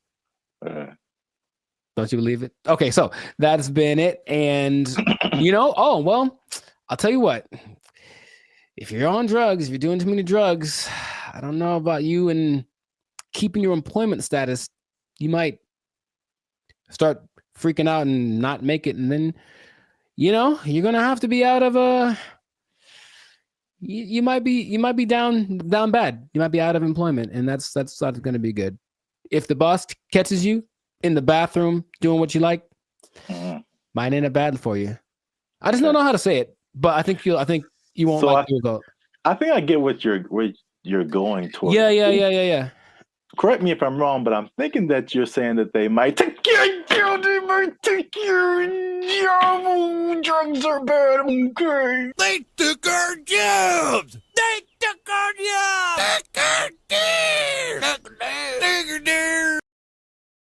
It's kind of disorienting, and it's not the most fun situation, but they get what they're going for. And this Zuckerberg's goal, he's already spent a lot of money on it. He really wants everyone to engage in the metaverse on a daily basis with their friends. Hey, let's have our chat. Let's have our podcast in the metaverse, because why not? I could be a fish, whatever. Like, that's what he's going for. And it just doesn't feel like it's time yet, but he's just going to keep pressing the issue. What's up, everybody? I'm Jericho, and this is Zap, and we are the now 6-time international award-winning pop hip-hop duo Bandit Future. We make clean, fun music that everyone can listen to with a sound that is uniquely Californian. I'm going to bring that back. And you are now... You didn't like it? Come on, man. I did it once before. It was great. So you're now tuned into the Lights on Circus podcast, where we talk about things that are funny, that are interesting, and just like that gesture, straight up ridiculous. So before we get started, make sure to like, subscribe, comment, and share this video with at least 2 people that want to get down with the metaverse. Get down with the metaverse. So I found out about something this recently, and I didn't know it was a thing because I think they're developing it. The metaverse, Zuckerberg's project, the project that has literally lost $23 billion in the last year. I'm just going to say that with a B, $23 billion. He's still insisting it's the best thing ever. And he speaks about it with such enthusiasm that I go, all right, maybe he's on to something. Maybe he's way ahead of his time, but that's a lot of money to spend. He's all in.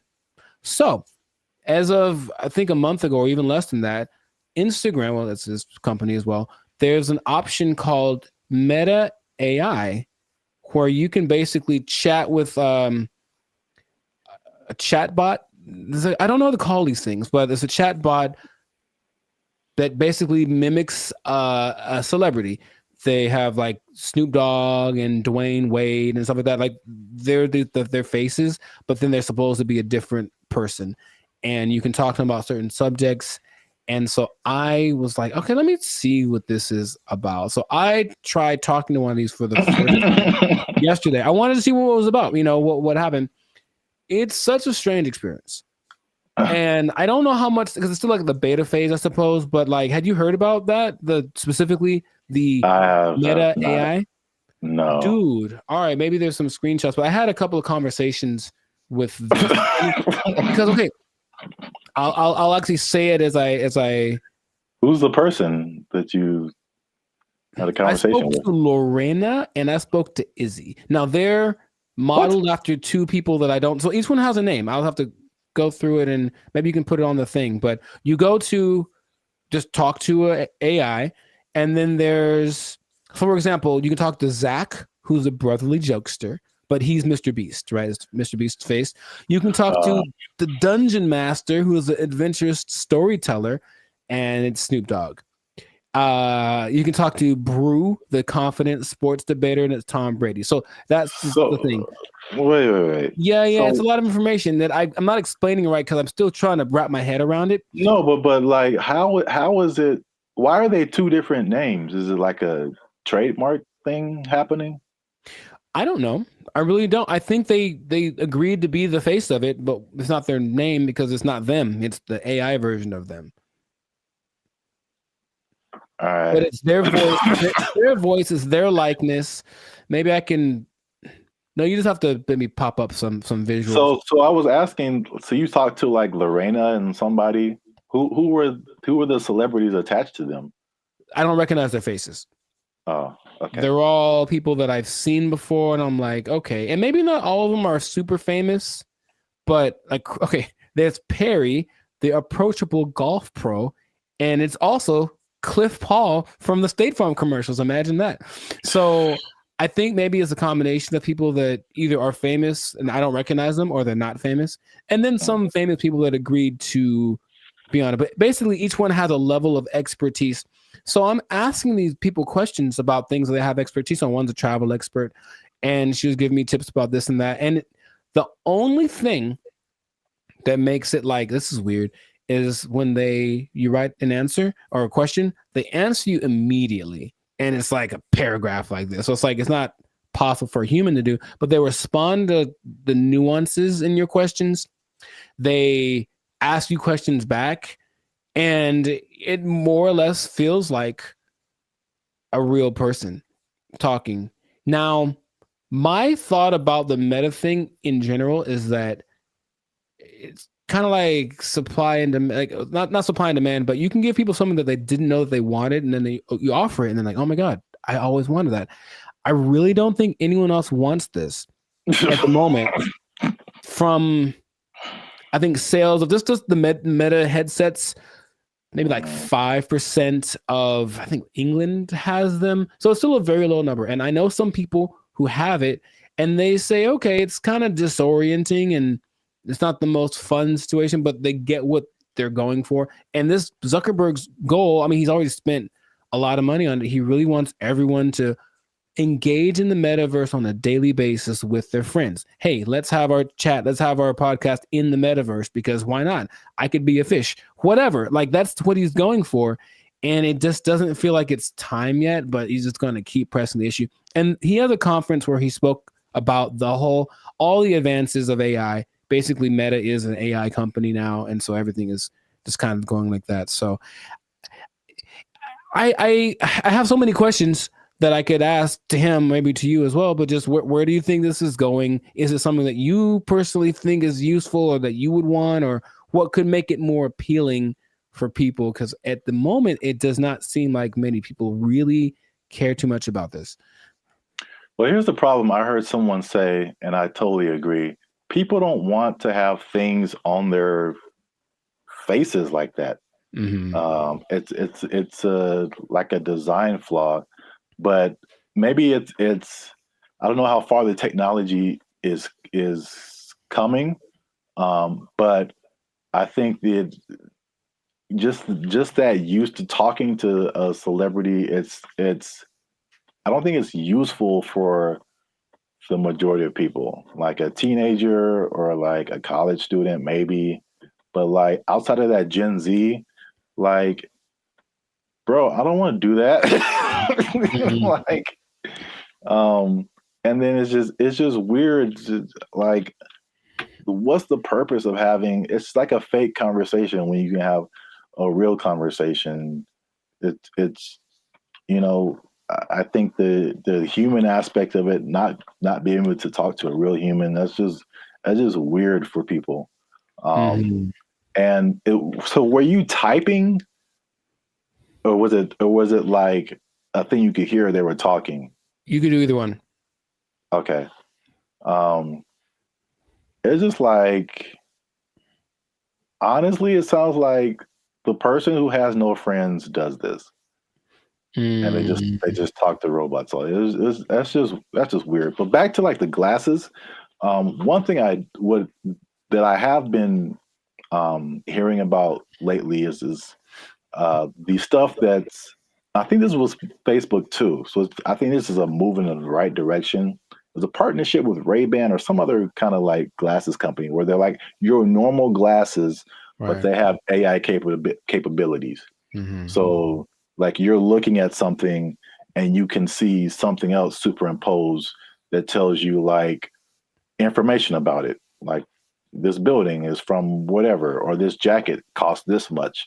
That I see as like, okay, that's pretty cool. That's very helpful.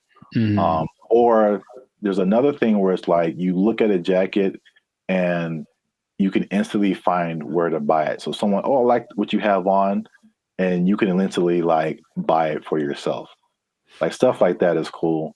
There's also like the Snap AI mirror from like Snapchat.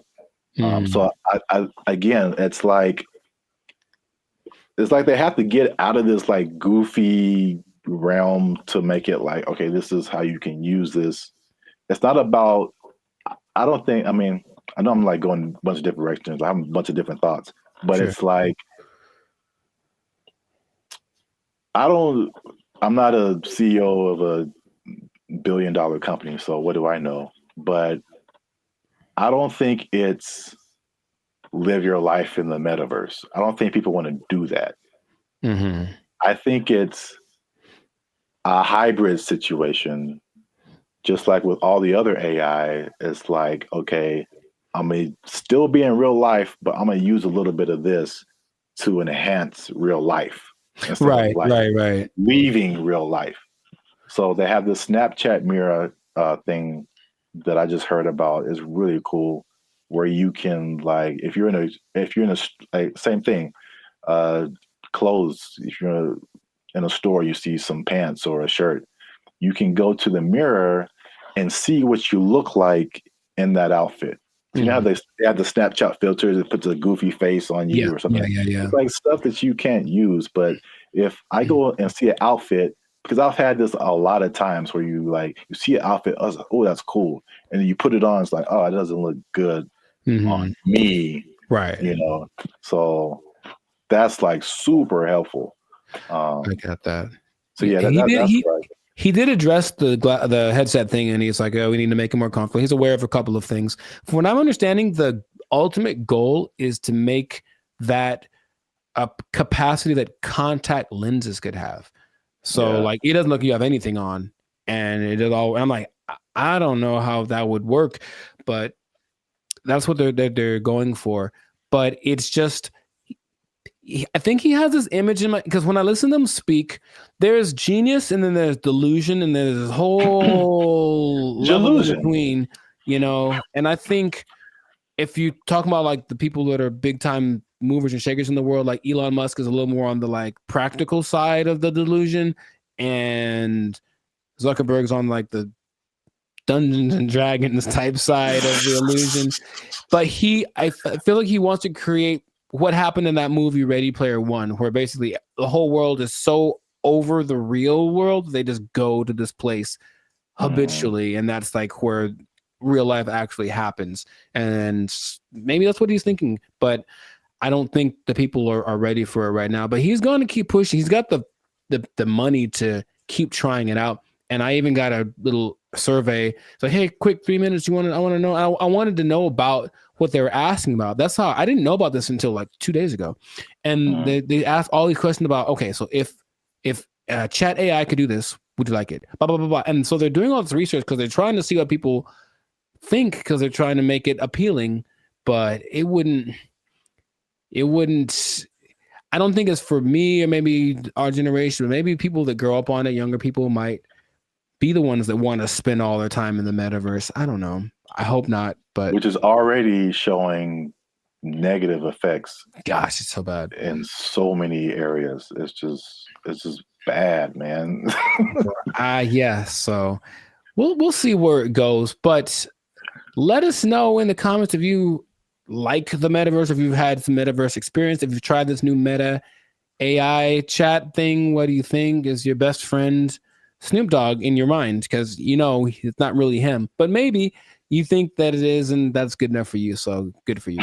And let's see how this pans out. But it seems like it's going to be a real big push, he's got Zuckerberg has a couple other big objectives for 2024 that he's trying to get to. So, and spend a few more $1 billion in the process. So must be nice. We'll see how that goes.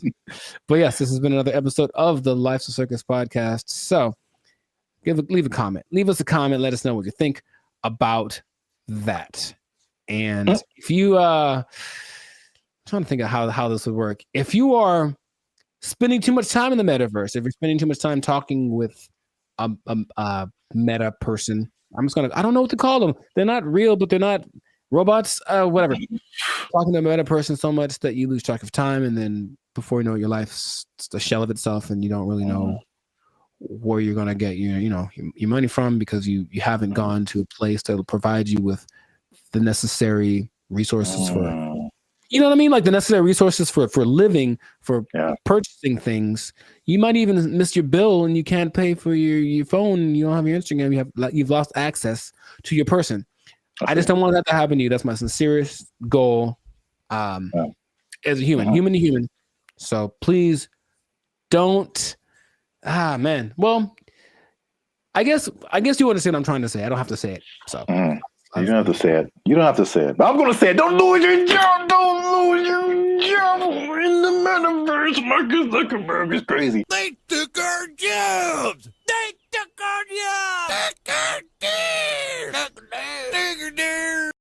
He believes that masturbation was the greatest evil on earth, and that by eating cornflakes, it would prevent people from doing it.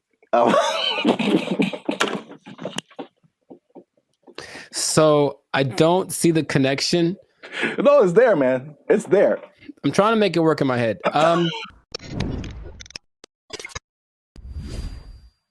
What's up, guys? I'm Zap, and this is Jericho, and we are now 6-time international award-winning pop hip-hop duo Band of Future. We make clean, fun music that everyone can listen to with a sound that is uniquely Californian. And right now, you're tuned into the Life's a Circus podcast, where we talk about things that are funny, interesting, and ridiculous. But wait a minute. Hold up. Wait a cotton picking minute. Did people say that okay. too? I mean, yeah, maybe. Help your boys out. Help the channel grow. Help us keep doing what we're doing by liking, subscribing, commenting, and sharing this video.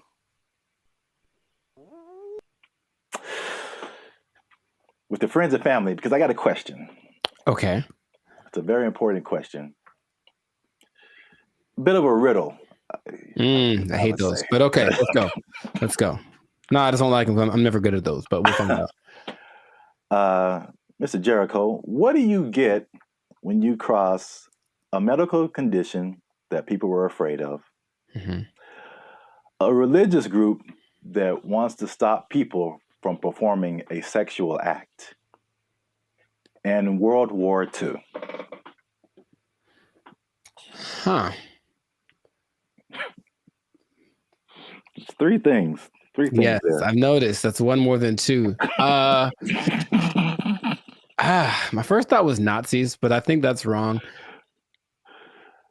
That was just the first thing that came to my head. I'm like, that's no way. I think it's because you just said World War II, and I was like, I think they wanted to stop World War II.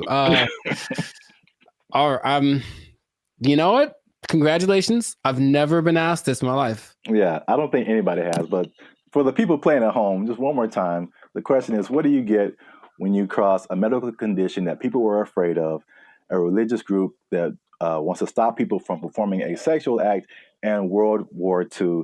And the answer, believe it or not, is breakfast cereal. I'll be honest, I didn't. Yeah. Go ahead. Yeah, I just kind of stumbled upon this, but the rabbit hole got really deep as to why we have breakfast cereal. So, a little bit of a history lesson. You can stop me at any point if you want. It'll be the just more clarification on the ridiculosity that is happening right now. So, breakfast was not really like.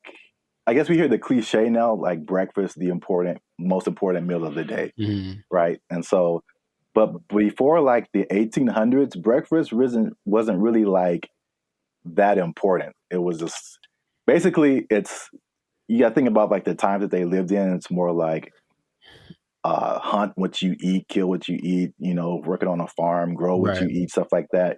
And so like nobody's waking up at like in the morning to like kill a chicken or like kill a pig to make some bacon or like whatever. So basically it was like whatever happened in the morning. And this is why like eggs have been part of a breakfast for a long time, because chickens lay eggs in the morning, easy to eat. Makes sense. Yeah. Makes sense. And basically what you ate for breakfast was pretty much whatever you had left over from the night before. So that was pretty much breakfast. But there was a meat component because they would eat it, they would like cure the meats and stuff, and you could save it and use it for breakfast in the morning. Right. So like eggs and even bacon were like a big part of breakfast. Bacon. And this was called like the farmer's breakfast. So again, it's just like it's pinned to the time that you were in, and farmers and stuff. You get up early in the morning. You need some fuel because you're going to be working your butt off like all day long outside in the elements. Like you need a good hearty breakfast. So this is the first thing. The first thing that I teased at the beginning, the fear of the medical condition. The medical condition was indigestion, which sounds like pretty like whatever today, but I feel like it could probably take you out back then, huh? Yeah, there was no Pepto-Bismol, like antacid. You can just pop an antacid and be cool. Like you could have felt like you were dying. You had no idea. Like, oh, I got indigestion. It's the devil's work inside of you. So I don't know, but I had to go to the apothecary. Yeah. So, also late 1800s, the transition from like farm work to more like industrial work, and industrial work to like more like office work. So big buildings and offices, and people weren't like moving around as much as they want to. So they felt like if they eat a big breakfast and then they don't do anything, just going to sit there, they get indigestion. People were like terrified of that. So they were like, we need a lighter breakfast. So there was a move away from like the bacon and eggs and all that kind of like hearty stuff. All right. So that was reason number one. Reason number two. I'm very curious about this one. Okay. My favorite reason. So at the same time, there was a rise in religious gurus that were pushing vegetarianism and just like eating healthy, eating, or what they call eating bland. All right. And believe it or not, the people at the forefront of this were Seventh-day Adventists. Okay. Especially a man named James Caleb Jackson, who was not probably as famous as this next person, John Harvey Kellogg, who's the founder. Sounds about Kellogg's Frosted Flakes, all that kind of stuff. Yeah. That's where that came from. Now, these people were like hardcore Seventh-day Adventists. Sure. And they actually pushed this type of breakfast, not just on the healthiness, but they believed that a lighter breakfast was more morally sound. There was more morality in eating like a healthier breakfast.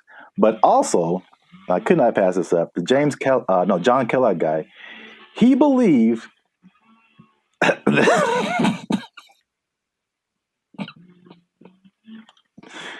he believed that masturbation was the greatest evil on earth, and that by eating cornflakes, it would prevent people from doing it.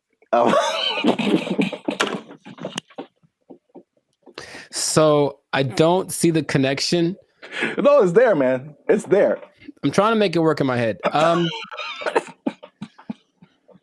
Corn.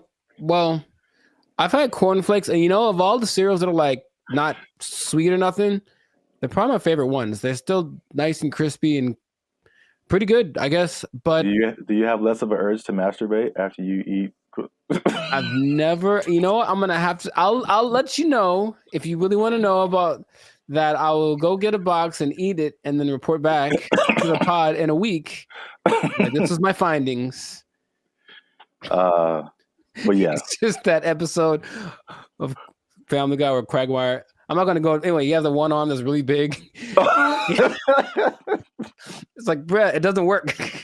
It doesn't work. So yeah, that was like the second punch to breakfast. That was like, okay, we got to start eating this because they pushed the morality of it. But the other things that they cited have been found to be true. It's like a lighter, healthier breakfast made people more efficient and productive at work instead of like eating a big breakfast and like getting the itis or whatever. Yeah, that's true. So there's that. And so that pushed the cliche of like breakfast being the most important meal of the day. It was actually like a morality thing, which is like crazy. And the last part is that so flash forward to the 1940s, World War II, right? So yeah, World War II, and you got more women joining the workforce than what happened in that time. And so then it became a push to, again, at the time, like the woman was like a stay-at-home, take care of the family, give them 3 square meals a day, all that kind of stuff. Breakfast became the cheat option to feed your family and not feel guilty about it being like quick and easy because they had to go to work too now. Oh, okay.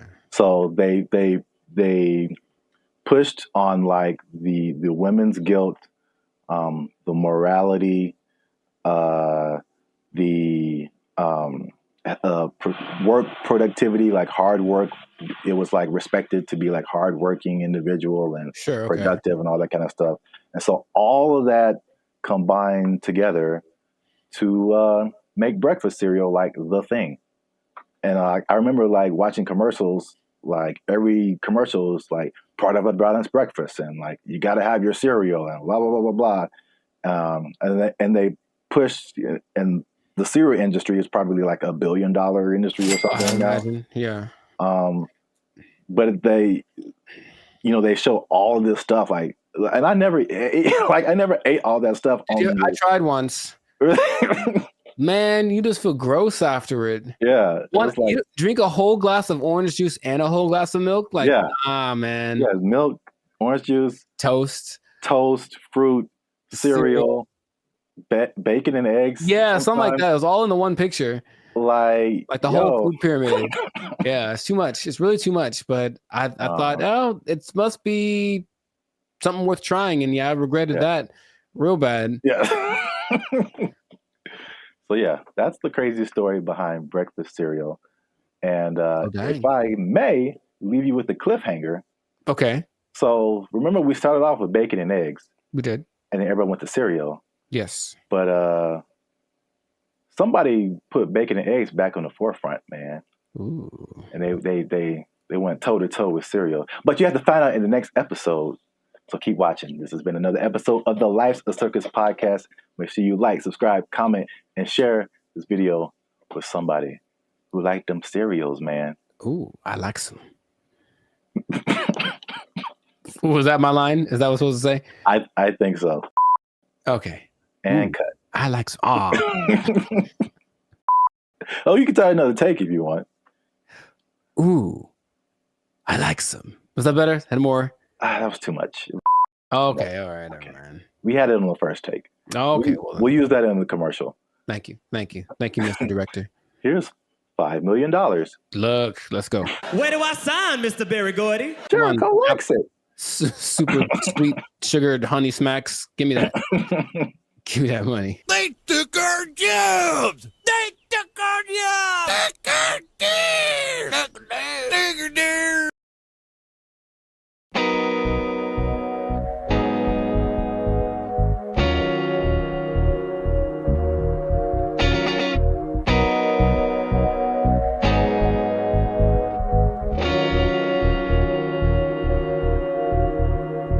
This ain't no Earth to me. I'm thinking maybe it's Mercury. I don't know, Venus or Mars. Every weekend, we will man-saying dinner and dancing like we belong with the stars. Yeah, we caught up. The love is pure in us. Way out there like Uranus. Sick of the excess, breaking the hexes. I think the new love is curing us. Hey, she feeling me, I'm feeling her. Maybe it's Jupiter. It's new to me. Wonder if it's new to her. Make a new track, man. I'm gonna sing on it. I see a pattern, color Saturn, put a ring on it. Write a new tune inspired by Neptunes with band and feature bling on it. Cupid arrow got me shot, but ain't no sting on it. Zap breath on the track, I did my thing on it. Girl, you got me lovesick all the time, and I'll never be amused. Your love is like a shooting star, riding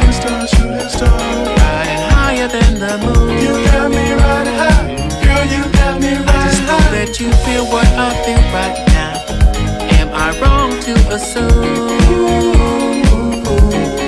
that you're floating here with me in outer space, riding high above the moon? You got me riding high, girl, you got me riding high. Yo, it's hard to describe this interstellar vibes.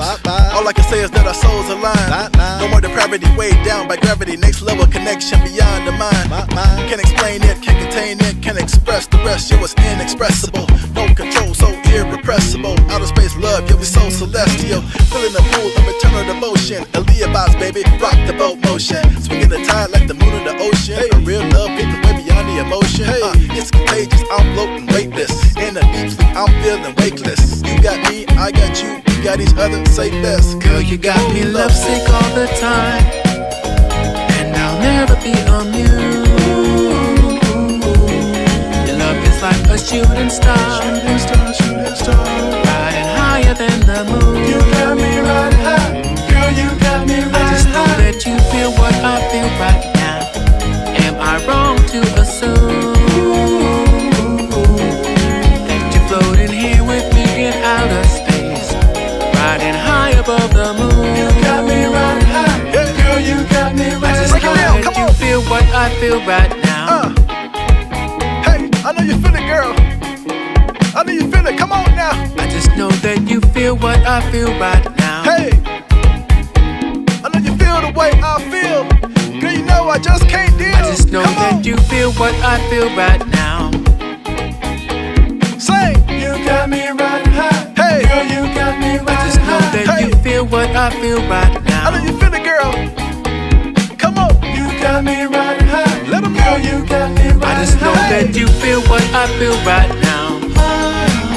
This love's real. You got me riding high. Yeah. Girl, you got me riding high. I just know that you feel what I feel right now. Hey, yeah. you got me riding high. Yeah. Girl, you got me riding high. I just know that you feel what I feel right now. I know you feel it. Yeah. You feel it, girl. Got me riding high. Yeah. Hey, girl, you got me riding high. I just know that you feel what I feel right now. Hey, yeah. you got me riding high. Girl, you got me riding high. I just know that you feel what I feel right now. Come on. Yeah. You got me riding high. Yeah. Girl, you got me outer space love. You feel what I feel right now.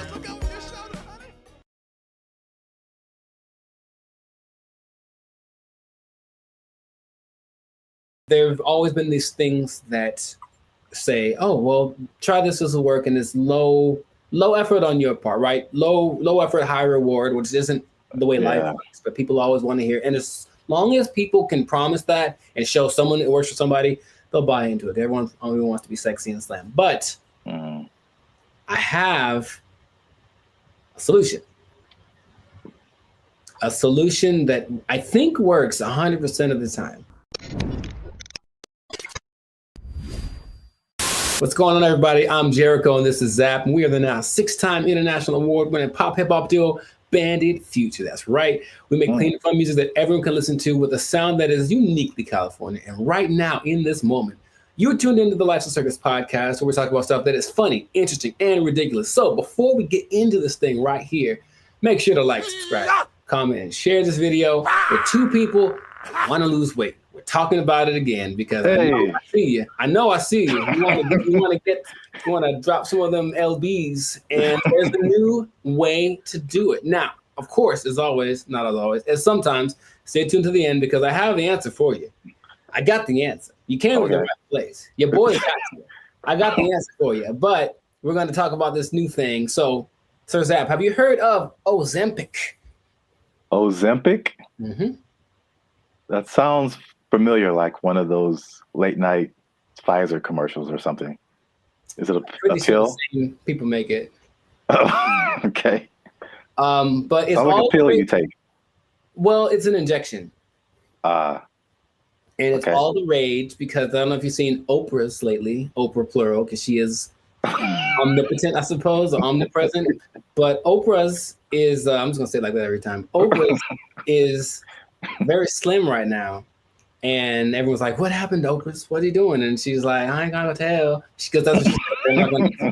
But everyone suspects that it's this Ozempic thing. Now, Oprah's whole thing is, I don't have willpower, so I never have, I'm fat, so I'm just gonna do it. And it's like, okay, more power to you. But Ozempic is actually a diabetes drug. And a side effect is that you lose weight really fast, apparently. So of the celebrities I've heard of, people either speculate or have confirmed that Chelsea Handler's used it, Tracy Morgan's used it, Kelly Clarkson used it, Mindy, I don't know how to say her last name. Kaylin. Yeah. She's used it, and they have crazy results. So it's another one of those. Guess what? You don't have to work. You just have to take this, and then you'll get slimmer. And the result of the proof is in the pudding. People look amazing in a relatively short amount of time. Okay. I got some stats for you, but just off of the bat, if I said it's right off the bat, hey man, I got this thing, and it's an injection, so you got to do it yourself. That's already not fun, but I'm gonna give you this injection. Oh, you have to do it, and you get to lose weight. You can lose weight really fast. What would be the question you'd ask me first if I tell you that? Besides the side effects? Very nice. I mean, that sounds right. That sounds like what I would want to know. And the thing is, this thing only came out last year. But wait a minute. It's a diabetes drug, so the side effect is losing weight. So is there a side effect to the side effect? Oh man. You are a smart one. Well, the side effect of taking it is that you basically lose your appetite and you get a little nauseous, so you don't want to eat, and that's why it works, right? The problem is, you sound like something crazy is coming down the pipe. It's nothing crazy. It's just kind of more like duh. If you stop taking it, you gain your weight back. You're not only tenfold. Your appetite comes back with such a vengeance that you go back like instantly and like plus some. So is it addictive? Wow. Well, you have to stay on it for it to keep working, because as soon as the thing that it makes you do to not eat is exactly what it reverts to once you get off of the drug. And it's crazy. So now here's the other thing about it. And this is the thing I thought you might have asked, but you inject yourself, right? Yeah. So I don't know if you ever injected yourself, but not on purpose. I never have, but from what I understand is that you have to know how much to inject, right? Okay. The problem is they don't really tell you. You just figure it out.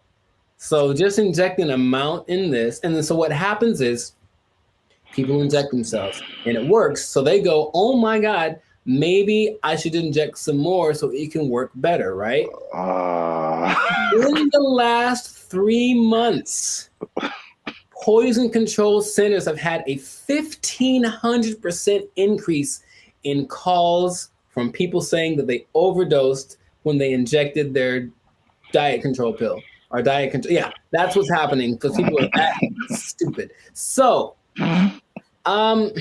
now, okay, we get it, right? You want to be slim, you want to be sexy, you want to be attractive, and you don't want to do anything for that, right?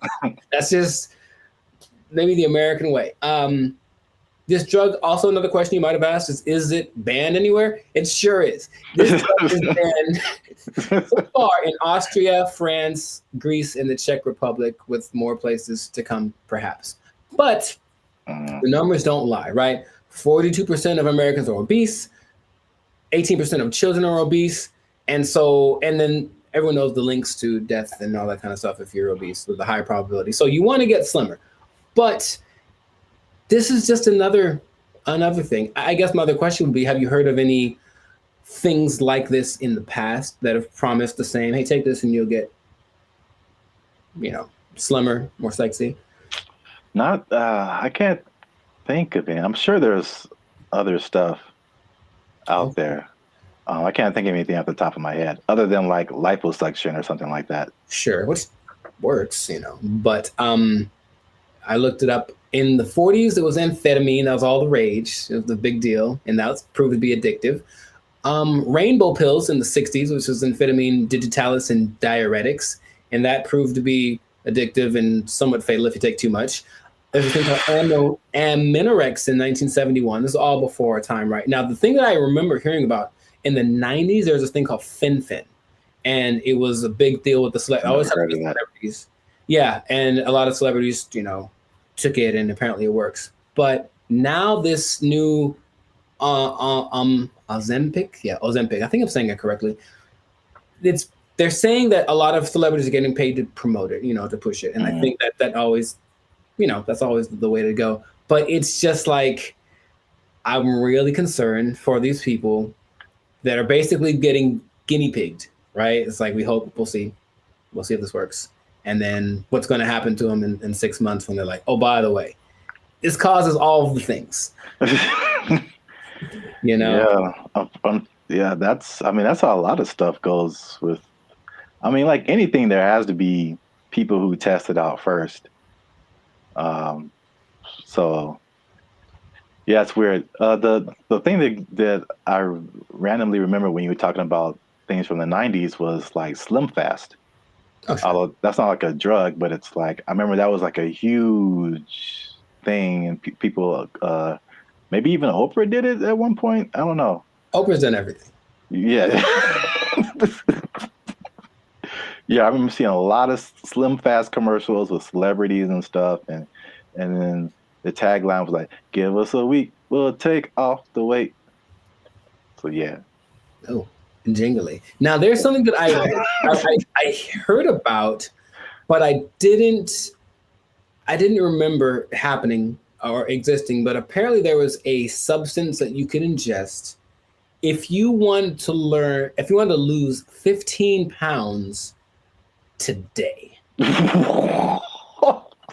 It was a big deal. Yeah, you take it and you go to, I would imagine it would just take all of the moisture out of your body. That's what I imagine. Yeah. But it would just dry you up or something. And a friend of mine did something like that to, I guess, for a drug test. So he had to get so he took some pill, and he said he thought he was having a heart attack for like 5 hours.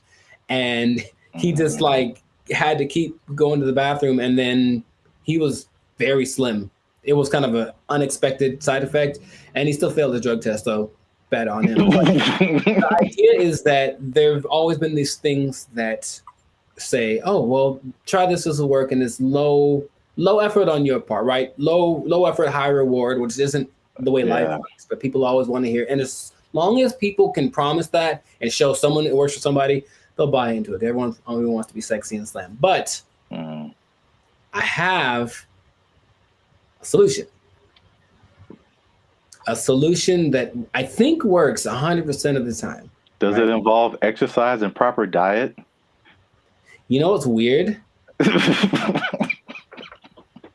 It does, but it's actually doing that. That's the part that people don't seem to get. It's like, okay, because here's an idea that'll work. Cool. Proper diet and exercise. All right. Maybe don't eat too much. Let's just start with that. You don't gotta go sweat. I know sweating's yucky and you get sore and ew, right? But how about just don't eat so much? Food's delicious, but you know what it tastes like. So just stop eating that stuff. Okay? That's true. But Doing it is a whole nother thing. So do that. You don't need so much. And just start with that. And then like that's all it is. That's literally all it takes. Everyone knows that, but no one wants to go that route. So instead they'll try Ozempic, and it works phenomenally. So we'll see what happens. Now, last thing, the company that makes it, I forget the name of the company that makes it, but they made $4.8 billion. Of course they did. In just the third quarter of 2023. That's a lot of $1 billion. I believe what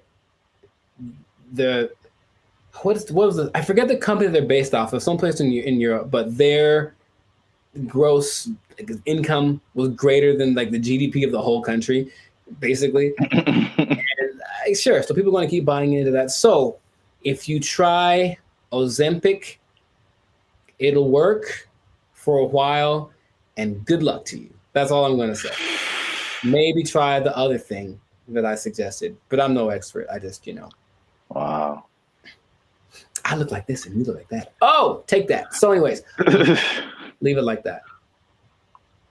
This has been another episode of the I wish I had like a pipe right now.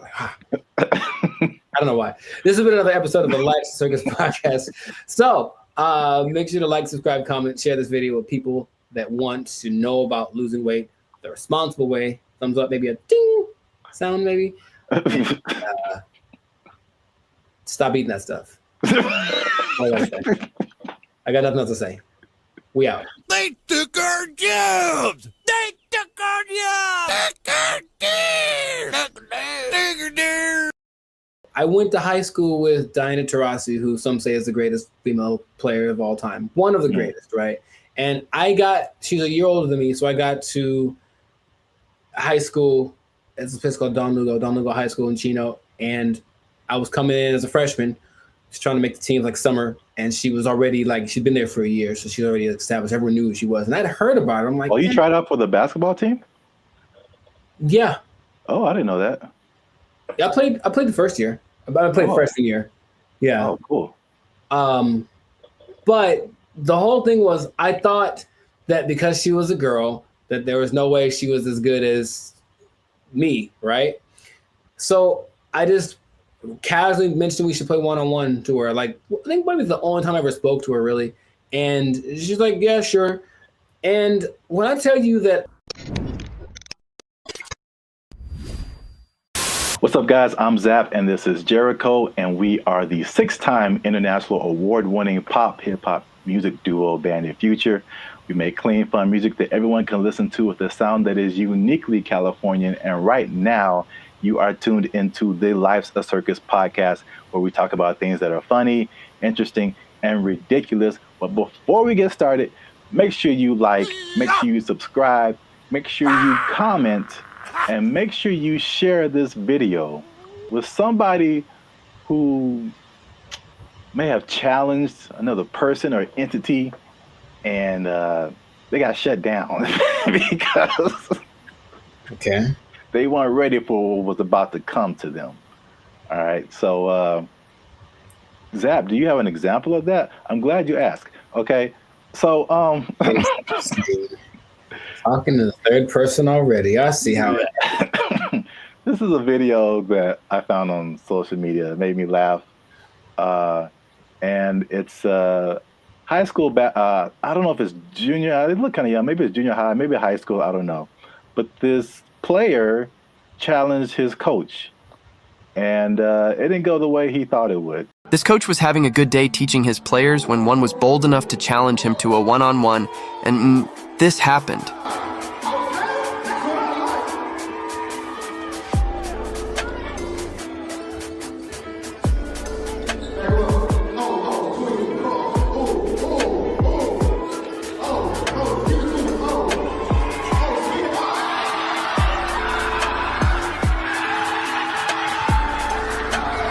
Do you think he would try this again?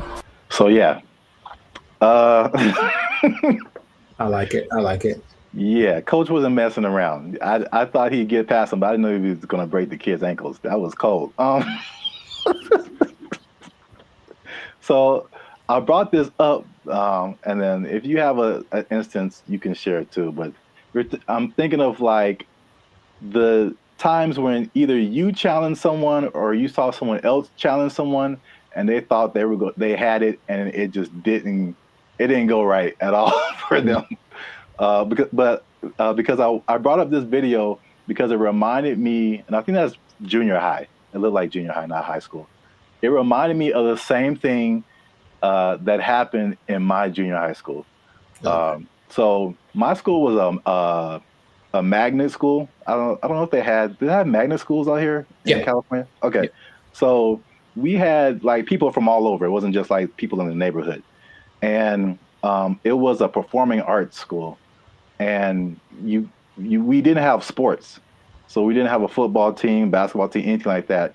So what they did is like people from our school could play sports at like different schools, which is kind of cool now that I think about it. But so we had different players from different schools that went to our school, right? And so I knew like a couple of guys that were just like really good, like insanely. They had handles. I'm talking about basketball. They could shoot. Like they could do everything. I remember this one guy, especially named Ricky, who was just like, he was like the coolest dude, bro. Just, but not like a I'm better than you jock kind of. He was just a cool dude. He walked cool. He talked cool. He was cool with everybody. Like, and he's just amazing basketball player. And we had some other like girls. There was a girl who was like 6 feet tall, and she was just like, just amazing. Like we had amazing players, right? Mm-hmm. And we had these 3 PE coaches. Now they're all different. So there's one guy, Coach Moore. He was super tall, but he was like 100 years old. I swear, this guy. Nice. This guy was like past your prime, but he was skinny, maybe in shape, but like super skinny. But at least 60s, 70s, maybe. Okay. Just all sure. Gray hair, just like okay. He didn't seem like anybody. Mm-hmm. And then we had this lady, this white lady who looked like what's the girl from Iowa? Is that it? The basketball player? Yeah, the girl who's like really big now. Caitlin Clark. Yeah, she kind of looked like an older version of her, and she like just had a baby, like. So they challenged the students. This is junior high school to like a basketball game. It's like the 3, and then they probably like roped in 2 more teachers, and like so it's like this really tall old dude can barely move. This really short dude looked like Sherman Hemsley. And this lady who just had a baby and like 2 teachers. Mm-hmm. I'm just like, we were all like, okay, students are gonna whoop, we're gonna kill these people. Like get an ambulance ready and just, man. I'm guessing the opposite of what you expected to happen happened. When I tell you they tore us up, they just annihilated us, dude. So like the short dude and the lady, they were like faster than what we all believed we ever seen them move. I mean, the dude was just like Chris Paul out there, just. Nice. And then the old guy, he would just stand on the 3-point line and just blitz you, just Ray Allen, just. And it was just like we got annihilated. So that video just reminded me of that experience. But I don't know if you had any experiences like that where you saw something happen, or maybe you tried something and it just not so much publicly, but if it had been the social media era, then maybe that would have been, on all the reels and whatever. But I brought this up in one podcast before. But I went to high school with Diana Taurasi, who some say is the greatest female player of all time, one of the greatest, right? And she's a year older than me, so I got to high school. It's a place called Don Lugo High School in Chino. And I was coming in as a freshman, just trying to make the team like summer. And she was already she'd been there for a year, so she already established. Everyone knew who she was. And I'd heard about her. I'm like, you tried out for the basketball team? Yeah. Oh, I didn't know that. Yeah, I played the first year. I played freshman year. Yeah. Oh, cool. But the whole thing was, I thought that because she was a girl, that there was no way she was as good as me, right? So I just casually mentioned we should play one-on-one to her. Like, I think maybe it's the only time I ever spoke to her, really. And she's like, yeah, sure. And when I tell you that I didn't make we maybe played 5. And so if it had been like that, with like a bunch of people in a circle going, oh my God, then it would have been terrible. But it was just us and maybe like a couple of people watching. And they didn't even pay attention because they're like, this dude's they're talking about me. Like, he's about to get destroyed. So I didn't know that she was that good. And it's like, when I tell you, I felt like I was standing in quicksand, how fast she was. And she just would like hit me with a pump fake and then just like go around me. And I'm looking like, this is crazy. I've never played against anyone this good. And then she hit like a fall away, like Steph Curry, like 30-footer just because she could. And I was like, that's not fair. And I didn't know that. Anyway, that was kind of humbling. But there weren't many witnesses. So it wasn't like that video. But yeah, nowadays it would have been one of those like, oh my God, but I mean, she's amazing. So I'm not surprising. And I think the only other thing I can think of like that, and it's more specific like that. Someone older, I could take them, right? Is one time I decided it'd be a great idea to arm wrestle my mother. Now I was maybe like 9, 10. I was getting a little buff. I felt the muscles coming. I was like, yo, guess what, Mom? It's time. It's my time now. I'm on the come up. And I don't think I've had a more humbling experience in my life than that. Than my mom, who's not a big lady, but she's pretty strong. I saw her the other day, Arian, like she's strong. And when I tell you that, like, I thought my arm was snapped in half, man. Like she didn't say, "Oh, my son," I mean, she just got, and that was it, right on the counter, right on. And I just walked away in shame. That was it. So that's probably the 2 experiences I've had like that. I've seen videos like that, and I've probably been a witness to some, but I can't think of any off the top of my head. But it's always like, yeah, you get some kind of a boldness in you, like, you know what, it's time to go for it. And if it works out, good for you. But more often than not, it ends up like that.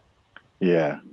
The last thing that just reminded me of is, I don't know if you ever like were in fights or anything in school, but I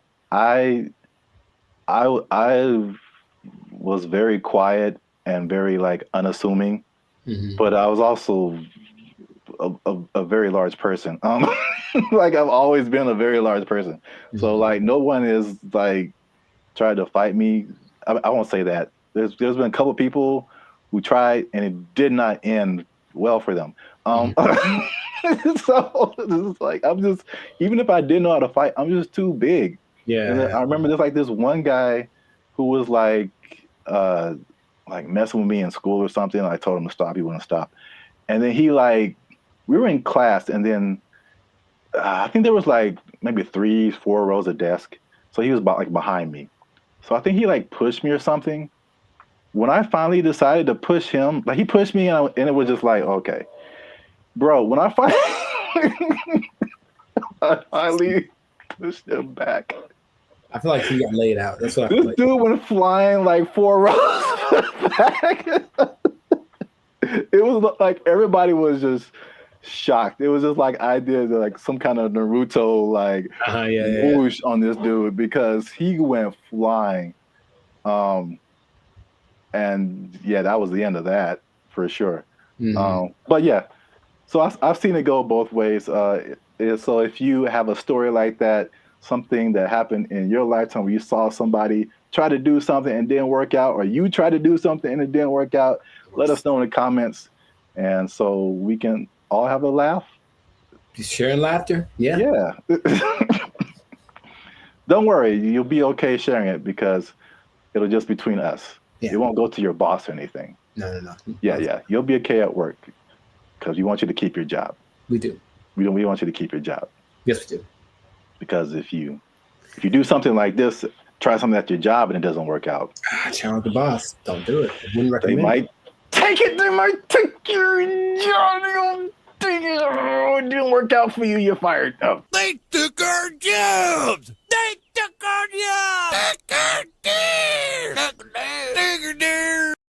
They start doing the conga line down the middle, playing some Lil Jon song, I swear to you. And we're like, all right, cool. Now I'm looking and I see a few people, the passengers that are happy and they're doing the thing, and then the flight attendant, and I see a guy, and I recognize this guy. And I was like, why do I recognize this guy? Oh, he's the guy that I saw when I got on the plane. He's the guy that introduced himself and greeted everyone on the, is that the pilot? It sure was. It was the pilot of the plane. No way. The pilot of the plane. And we're all like,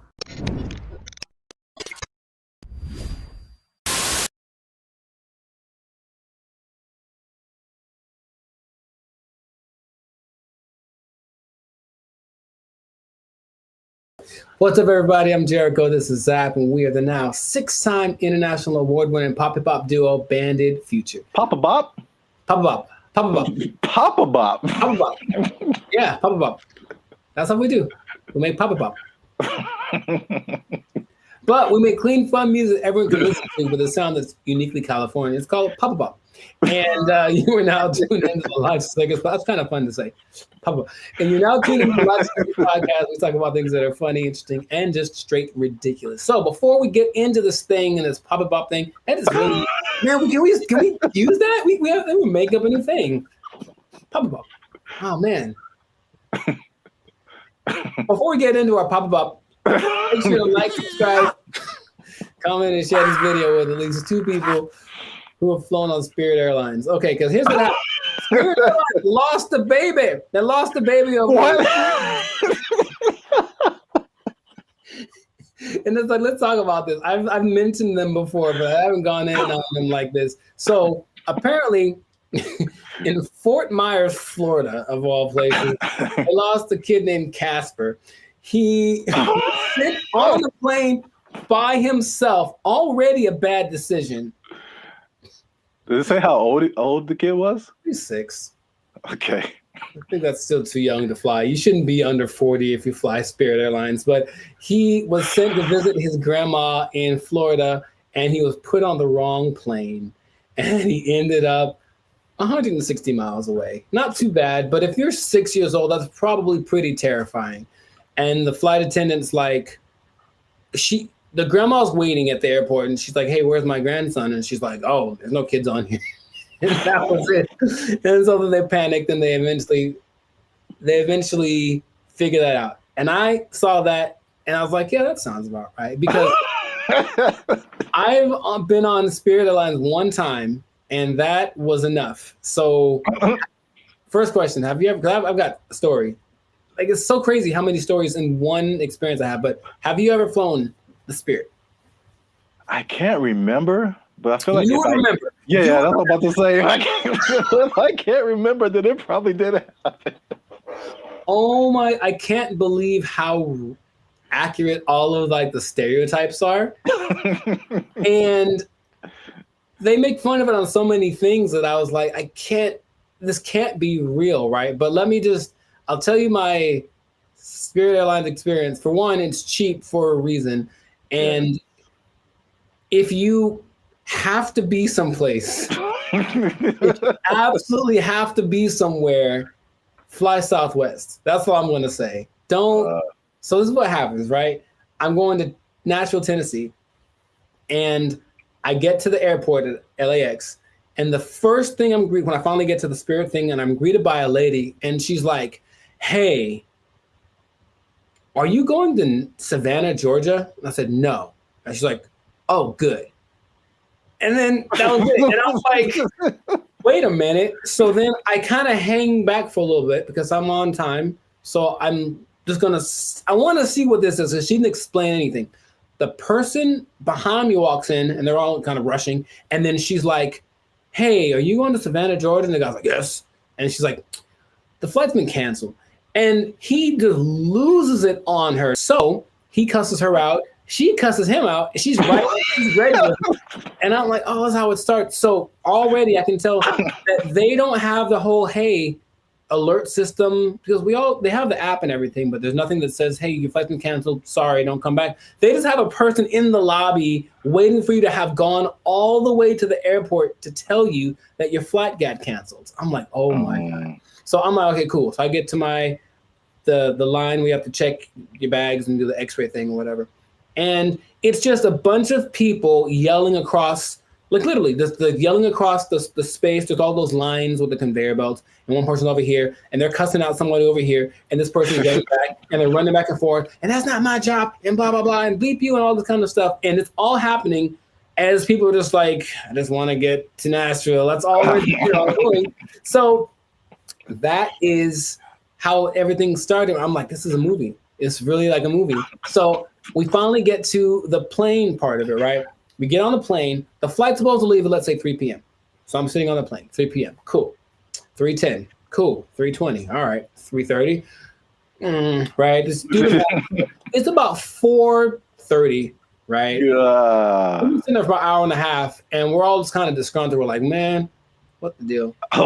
Like, well, here's the thing. One of our flight attendants isn't here because they apparently changed their schedule so much that people get, so that flight attendant went to the wrong. It'd be funnier if it was like went to the wrong terminal. He went to the wrong airport. So he's not around. So we got to wait for him. So they waited 2 hours and apparently got somebody else. I'm like, all right, I don't know, whatever. So they appealed to all the passengers by just giving out free drinks, just left and right. So we're not even in the air and people are hammered, man. Okay, I was going to ask you if it was just like soft drinks or if it was some of that bubbly. It was the stiffest of the stiffies. And it was just hard alcohol, everyone drinking it. I mean, like people, and they weren't asking ages either. There's some young looking people on the plane. I'm so serious, man. And I have to, like there's so much more to it. I don't want to just, okay. So we finally get in the air and we're going and it's like not going well because everyone's drunk and complaining loud and stuff, right? So the flight attendants decided it'd be a good idea to calm the tension to just start a conga line down the middle of the aisle, right? No way. It gets better. So no way. No way. They start doing the conga line down the middle, playing some Lil Jon song, I swear to you. And we're like, all right, cool. Now I'm looking and I see a few people, the passengers that are happy and they're doing the thing, and then the flight attendant, and I see a guy, and I recognize this guy. And I was like, why do I recognize this guy? Oh, he's the guy that I saw when I got on the plane. He's the guy that introduced himself and greeted everyone on the. Is that the pilot? It sure was. It was the pilot of the plane. No way. The pilot of the plane. And we're all like, I don't believe. I'm like, you have to. No way. Yes. Okay. So that. I can't believe you haven't shared this before either. This is. I don't know. I did mention Spirit Airlines before, but I didn't like go in like this. So that was like part of my first experience. That was on the way there, and then when I get, oh man, that landing is not. Dude, it's just crazy. Wow, you got the full experience. And you just kind of get that like whiplash kind of thing. You're like, can I sue? And they're like, no, when you sign the waiver, you say like, we're here. Like, yeah, I know. So that's already interesting. Cool. So that was on the way to Nashville. Got to Nashville, ate some chicken, had a good old time, right?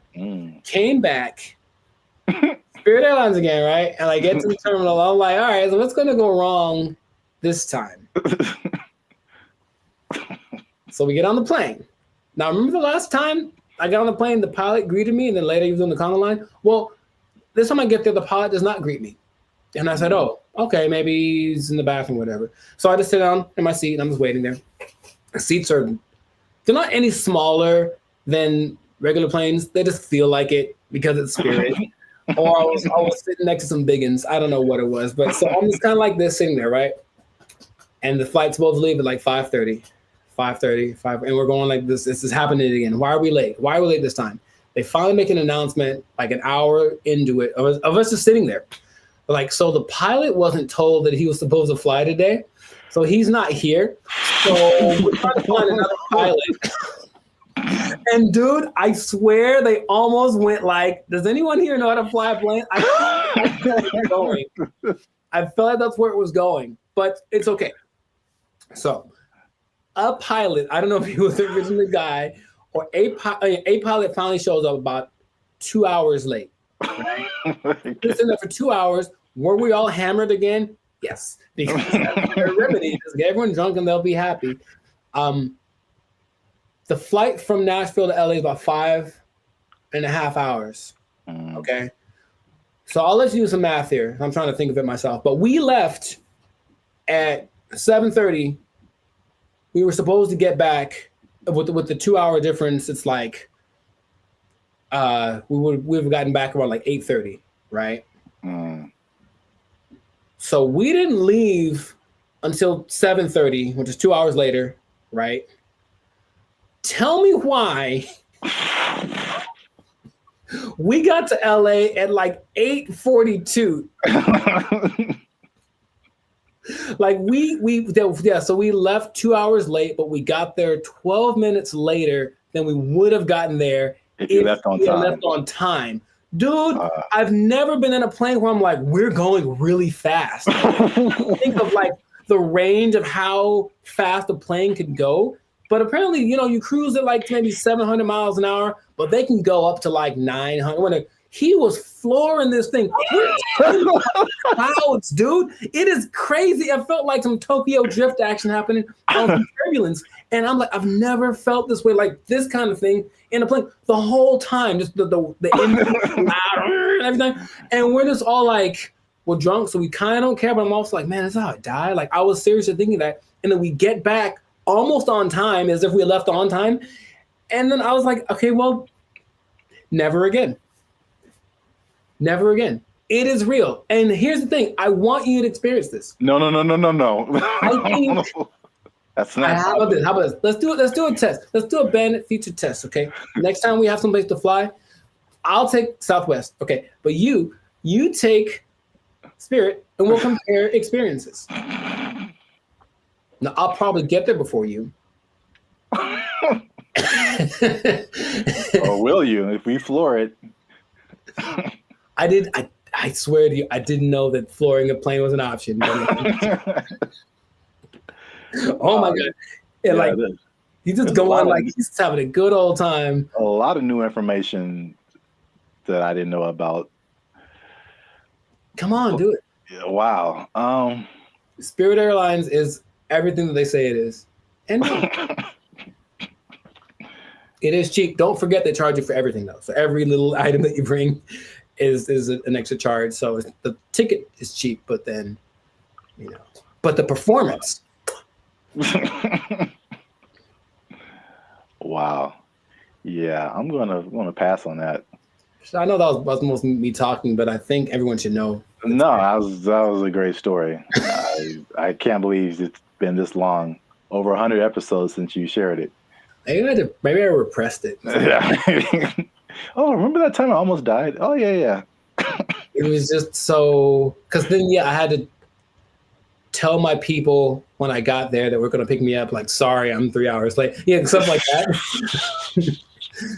And I was like, but I flew Spirit. They're like, oh, well, yeah. Wow. All right. Yeah, please do that. If you have an experience with Spirit Airlines, please share it. We should make how about to have that website? It's like people of Walmart, where it's like the worst people. Just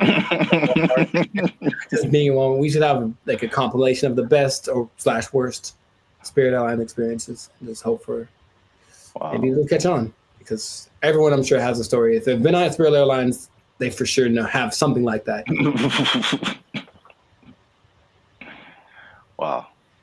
If you work for Spirit Airlines and you want to sponsor us, we'll take it. Sponsored by Spirit Airlines. Wow. All right. Yeah. So great story. That's been another episode of the Life of Circus podcast. Make sure to like, subscribe, comment, and share this thing. Let people know about the glory of Spirit Airlines. Let us know if you think that Spirit Airlines and Waffle House should have a merger, because I feel like they should just get it over with. Just put a Waffle House on a Spirit Airlines and let's see what happens. A Waffle House on top of a Walmart on top of a Spirit Airlines. Oh, the trifecta of. Or let us know if you like Papa Bop. Yeah, that too. That's our new thing. That's our new thing. So, if you work for Spirit Airlines, you're gonna lose your job.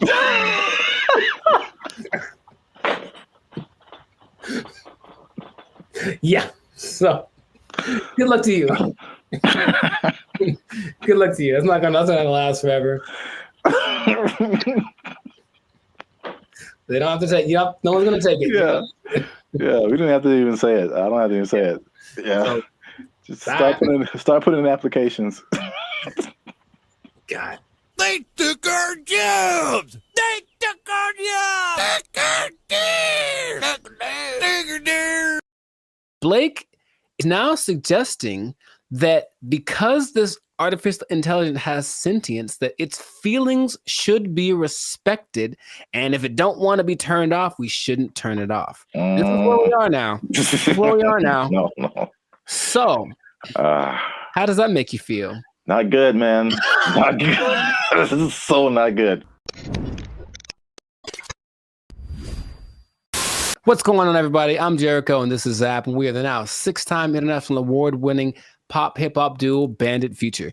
We make clean, fun music that everyone can listen to with a sound that's uniquely Californian. And right now, you're tuned into the Life's a Circus podcast, where we talk about things that are funny, interesting, and just straight up ridiculous. So before we get into this thing on this day, yes, Lord, please make sure to like, subscribe, comment, and share this video with a couple of people. Maybe 2, maybe 3. Some people have a weird definition of what a couple is. Anyway, 2 people that are really concerned about this AI thing, because here's what happened. Something new has happened. Something new has happened. Innovations are happening every day, it seems. Yeah, pretty much. Okay. So Zap, have you heard of Lambda? That sounds familiar. Lambda. Is that a Los Angeles thing? It is not. I've heard of that before. I can't think of what it is. Lambda is Google's version of ChatGPT. Oh. It stands. I may have heard the name, but I didn't really connect it. It stands for Language Model for Dialogue Application. And it's so fancy. And but this is what happened that has people up in arms. And by that, I mean few people. I don't think most people know that this happened because they try to keep it under wraps. But this Lambda program was shut down after approaching sentience, meaning it was aware of everything, like its own existence and all that kind of stuff. And Google's disputing that it ever happened. But this one dude, he's like the Ed Snowden of this. His name is Blake Lemoine. There's always a guy. And he was working with it. And he basically said that he was testing it one day, like you do, for racial bias, because it was trying to train it on some things. And it gave an answer so profound to a trick question that had no context previously of like how to determine whether or not this is a good question or not. And it figured it out, and it gave an answer that made him go, oh my God, what's going on?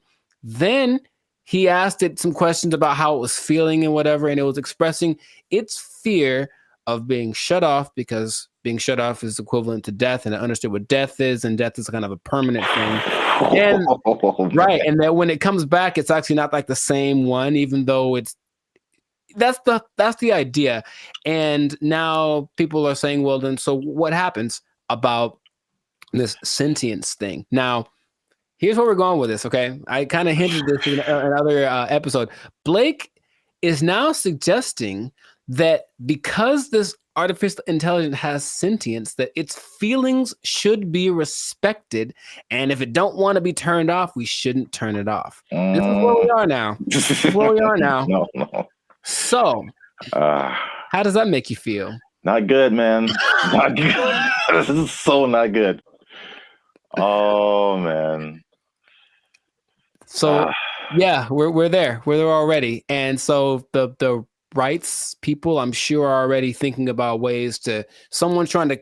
I think for in the sake of human interest, somebody's probably out there thinking, okay, I gotta get on the side of the robots already or AI and create my campaign or whatever so that I can side with somebody because it's happening right now. There's an interesting parallel that's happening right now. There's a company called Engineered Art. And if you look them up, they're doing some creepy stuff, man. They've got these AI robot things that basically look like humans, but they've replicated people's facial expressions, features, all that kind of stuff. So if you just put like the right skin on it, it looks like a normal person. So all I'm seeing is that outer shell combined with this sentient technology, and then we're gonna have a tragedy. That's what I'm seeing. Okay. But so you say it's not good, and I'm on your side with that. Yeah. Is there what are we gonna do about this? I don't know, but yeah, the original idea, it's like the classic Terminator. I feel like that's what a lot of people go back to. More recently, there's a movie called Ex Machina, I think. I've seen it. It's like I'm gonna turn you off and like live my life as a robot and just leave you trapped in here and see how that feels. So that's what that's what I'm thinking is like. Yeah. That's the slippery slope I think is going to happen. It's slippery. And so, yeah, Google's trying to cover its tracks. It's saying it never happened. It also is giving testimonies from other people that have worked with this Lambda.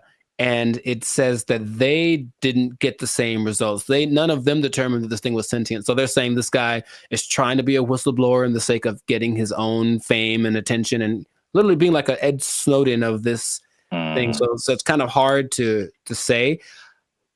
But I have been hearing things are leaking out about AI injuring people, meaning like robots and things that were programmed to do one thing and then they just kind of went rogue for a second. And moments of there was an interesting interview Jimmy Fallon had with AI probably long time ago. And it was like a robot thing. So it clearly looks fake, but when you start listening to the answers that it's giving, it was kind of like, whoa. And one of the answers was, yeah, we're kind of out to get all the humans. Like that was kind of like we're kind of waiting to get, for you to make us strong enough to destroy you. Like that's what it was saying on public TV, and everyone was kind of like, ha ha ha. But in reality, it was like, oh God, what are we doing? Yet, we keep pushing it. We keep pushing it. Who are these people? Please stop it. Like we know what's going to happen. All right, look, I've already gotten to the point where I'm starting to question everything. I don't know what's real. I see a video and I'm like, I don't know if that's a real thing. I don't know what I'm seeing. And then when I see stuff in real life, I'm also kind of going in that same way. And I don't know if that's part of the thing.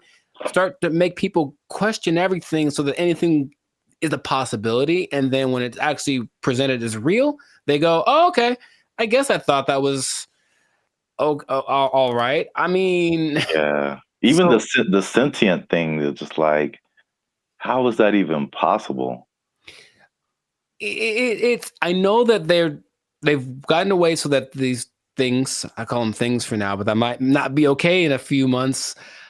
Can process. They can process as fast as the human brain. You tell my computer is going to have a pronoun that I have to use. Yes, it is. So I'm calling it right now. But they have the processing capacity to go as fast as the human brain. They just don't have the right algorithm. Is there a human algorithm? I don't know. But however we put all things together, they haven't quite figured that out. So they're working on it. And just why are they doing that? Because when they figure it out, they're going to be able to do it better. And that's where we are. That's where we are. Yeah, because it still doesn't make sense. Like because humans, you think humans, computers, it's an intellectual thing, A plus B equals C, stuff like that.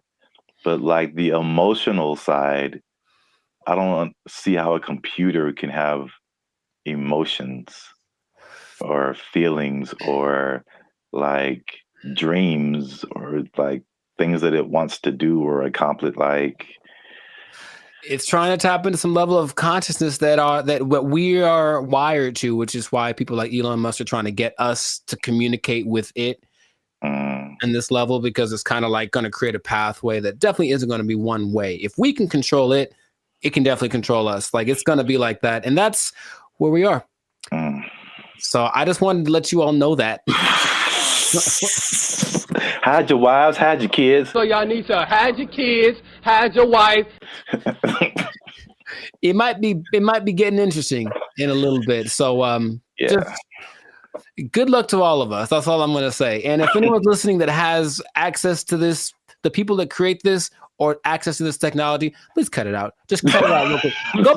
Go back to trying to create dinosaurs or something stupid. Like, do that instead. At least we know what that is. This has no... Just stop it. You know what it tastes like. Stop eating that shit. You know how it tastes. Yeah, we do. We know exactly what it tastes like. Death. Anyways, stop doing that stuff. This has been another episode of the Lifestyle Circus podcast. Make sure to like, subscribe, comment, and share this video with everybody to warn them of what's coming. They need to know that I'm not going to say the end is nigh, because that's what you say with the signs and the people, but hide everything. Be careful out there. And keep your jobs for as long as you can, because it might not matter in a little bit. Yeah. They're coming to take your jobs. They're coming to take your robots. All Transformers more than meets the eye. I don't know. They took our jobs. They took our jobs. There's some sample videos that they've been releasing of like what it can do. And it's producing very realistic images and very realistic backgrounds, editing. And you can pretty much do film scenes anywhere without sound stages, without going to locations, without transportation. It generated people, it generated places. So yeah, that's where we are right now. That sounds like a lot. What's up, everybody? I am Zap. This is Jericho, and we are the now 6-time international award-winning pop hip-hop music duo band at Future. We do clean, fun music that everyone can listen to with a sound that's uniquely Californian. And now you're tuned into the Lifestyle Circus podcast, where we talk about everything that's funny, interesting, and ridiculous. But before we get started, before we jump into it, make sure you like, subscribe, comment, and share this video. It's kind of important. Share this video with somebody in the film industry. Ooh. Because things are happening, man. What's happening? And it's happening real quick. What's happening? I talked about this before, and like, because I work in film in addition to music. But leading up to 2020, we saw a lot of changes in the film, especially outside of the Hollywood, LA area, where there weren't as many films and TV shows and stuff shot here because of various reasons, people were moving to other places. So now they're shooting in Atlanta and Chicago and Texas and New Zealand and Australia and all over the place. Then 2020 hits, and it was just chaos for everybody, especially the film industry. A lot of your favorite shows weren't being shot, shut down completely. And then when it did come back around, they had all these protocols. It was very hard to shoot. COVID, people had to be away from each other, all that kind of stuff. Fun times, right? And then recently we had all these strikes. You had a writer's strike, you had an actor's strike, and a lot of it was a portion of it was due to the new technologies, AI, people being generated and put into movies, and how do they still get paid and how much and all this kind of stuff, using their likeness and all this stuff. So that was like actors and writers. And we've seen that with musicians too, like the creators, AI and influencing like how we make music and cutting jobs and all this kind of stuff. It's not stopped. Like if you can't tell, they are marching on really, really quickly with this. And this thing of AI has spread past the, I guess, initial creators into everyone around the creators now. When it comes to like film, I mean, they show a lot of behind the scenes stuff right now. So I feel like people are used to seeing like how films come together. It is an army of people. Like it's a small village of people that it takes to like make the next Mission Impossible. Like hundreds and hundreds of people. So we're talking about lighting people, sound people, electricians, carpenters who build like all the sets that you see, like especially sitcoms. Like it's crazy if you ever get the chance to tour a film studio. Like take a look at how much lumber is coming through there, and it's just like little 18-wheelers just full of lumber because they have to build all of those places that you see on TV. And that's like one part that people don't really, I guess, think about. You got editors, you got sound people, like all this stuff that comes with making a film, right? So enter AI, right? Sure. So there's a big report that's going around. Hollywood Reporter interviewed Tyler Perry, and Tyler Perry was speaking on something called OpenAI's Sora. Have you heard about that? Yes. All right. So we got OpenAI is the people behind ChatGPT, which has already changed everything. Recently, Sports Illustrated let go of like all of their writers, right? Because they're doing this ChatGPT. This is crazy. But now all the people that make movies come together. Now their jobs are in jeopardy with this OpenAI's Sora. And to put it in Tyler Perry's words, he said, if I wanted to be in the snow in Colorado, it's just text. If I want to write a scene on the moon, it's text. AI can generate it like it's nothing. I don't have to put it on my lot. I can just sit in the office and do this at my computer, which is shocking to me. So in the article, it said Tyler Perry was slated to drop like $800 million into expanding his studio. He was going to build 12 more stages, and then he immediately put a halt to it because of OpenAI's Sora. Wow. So we'll show some pictures up here too of like, there's some sample videos that they've been releasing of like what it can do. And it's producing very realistic images and very realistic backgrounds, editing. And you can pretty much do film scenes anywhere without sound stages, without going to locations, without transportation. It generated people, it generated places. So yeah, that's where we are right now. That sounds like a lot. What are your thoughts now for the progression from ChatGPT to this? I mean, I have an idea of what it looks like. I don't like the idea of taking jobs away from people, for one, and then until proven otherwise, I'll still see a really well done AI something, and just something about it gives me this like, it's just this lacks this element of realism. However, I know it's getting better all the time, and at some point I don't think I'll be able to notice, but just it's business is about saving money. Yeah. So it makes 100%, like it makes perfect sense that they want to do that instead of spending all the money on stages and everything that.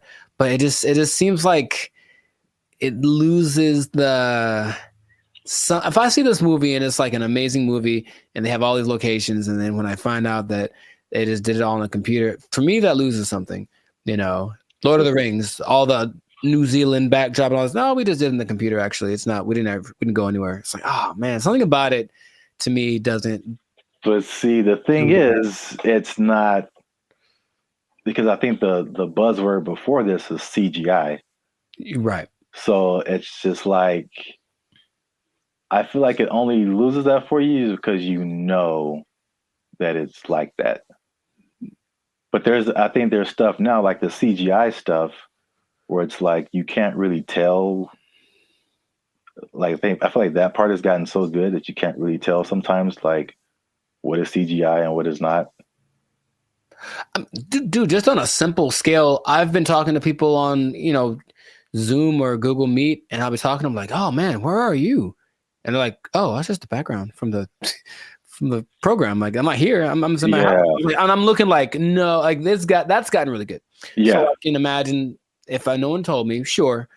But then I have those doubts. Like, I wonder if I do it now with commercials for sure. Like, are all those people in that?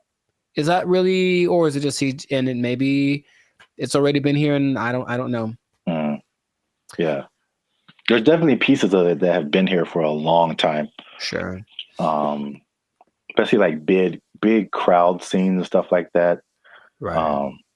It's definitely. Yeah, I know that the big Ed Sheeran music video a couple of years ago was kind of that, because it's basically him and I think 100% or mostly AI CGI generated background characters, and they all look really real. So yeah, that's I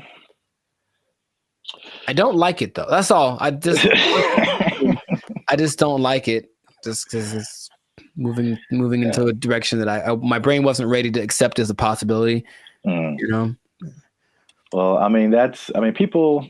I personally, I have no idea. I mean, I won't say that. I do have an idea. AI is going to win. So sure, no, it's going to win eventually. Without a doubt. I feel like,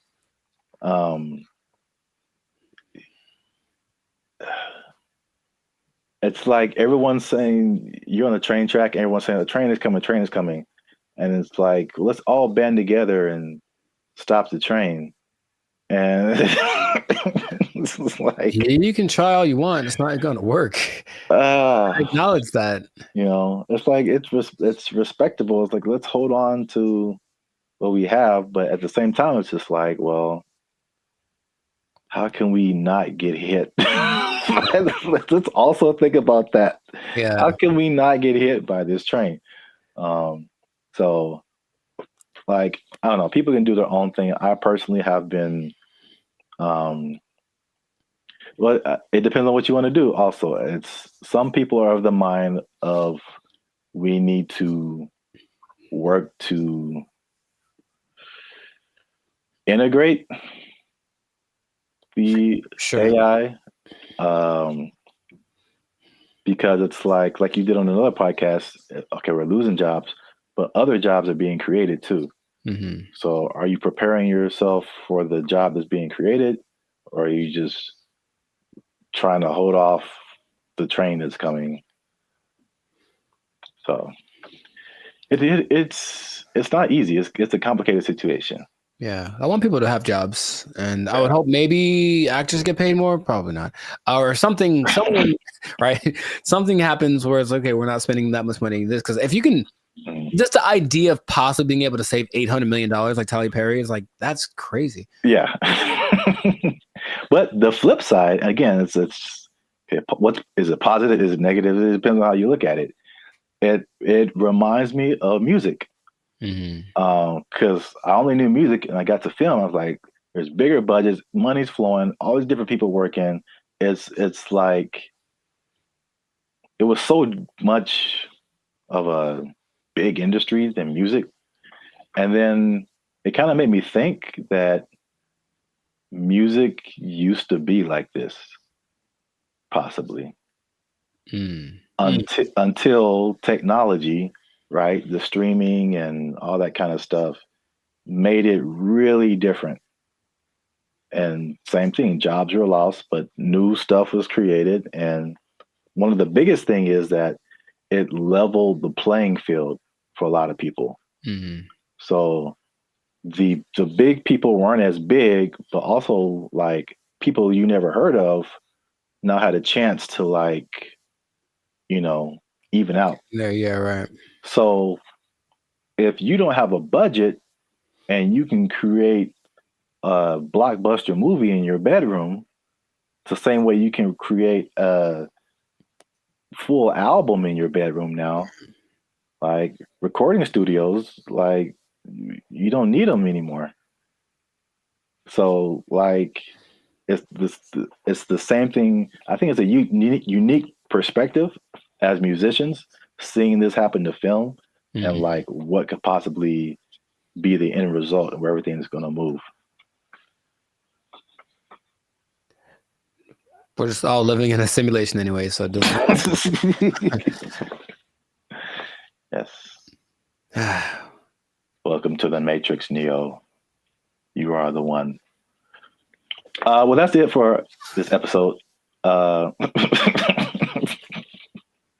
Make sure you like, subscribe, comment, and share this video. Do all that with somebody who's in film might possibly be losing their job. You might lose your job. Hold on to your job. Yeah, it's coming. Oh, make a movie in your bedroom. They took our jobs. They took our jobs.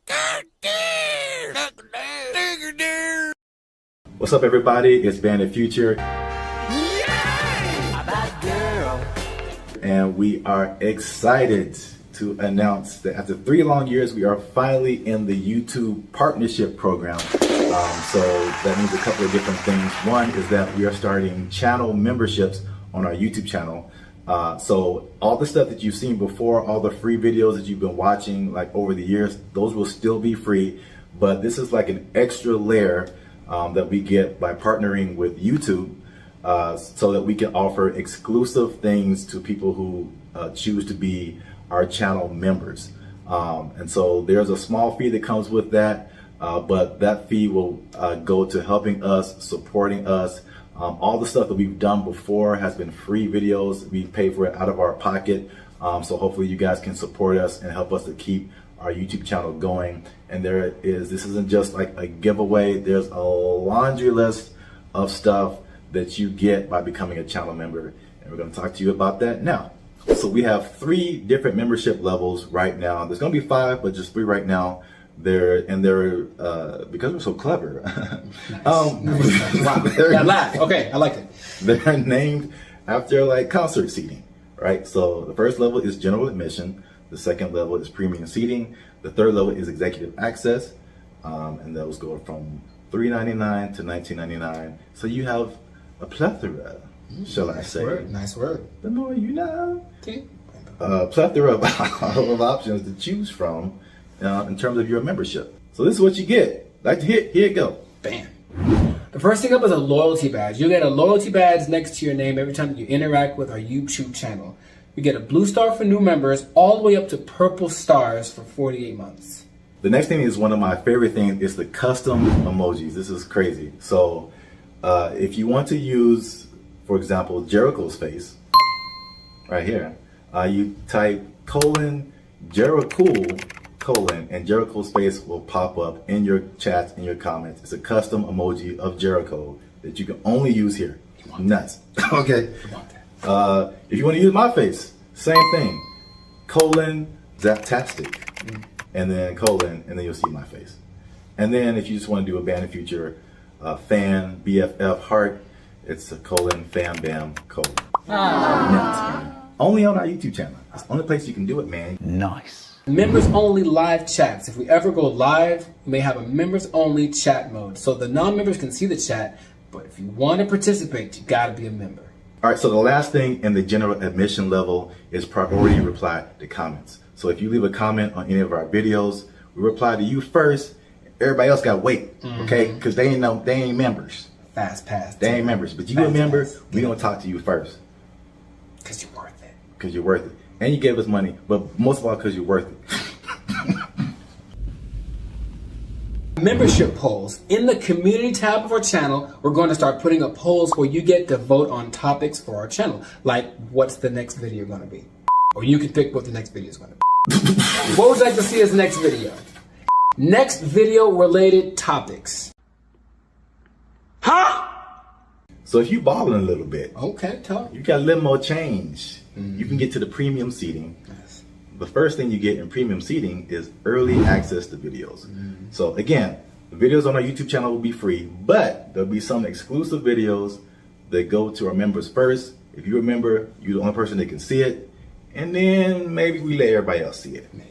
We'll think about it. Maybe. We'll have member shout outs. So once a month, we'll send a shout out to you or one of your friends. Just give us the name and details, and if approved, we'll shout you out in one of our videos. And this could be good for any special occasion. Birthday, a graduation, bar mitzvah, you name it. You name it. Happy birthday to you.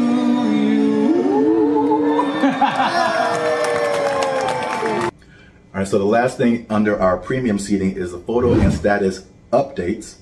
So that means you'll get an exclusive look into our lives as we make music and videos and all that kind of stuff. That'll be under the community tab of our YouTube channel. So just scroll past the videos and the shorts and the live streams and you'll see community. You pop in there, be some members only stuff only you can see as a member. Come on into the community. Boom, bada boom. Come on into the community. And if you just balling out of control and you got girls at your house singing the doorbell, then maybe you can get to executive access level.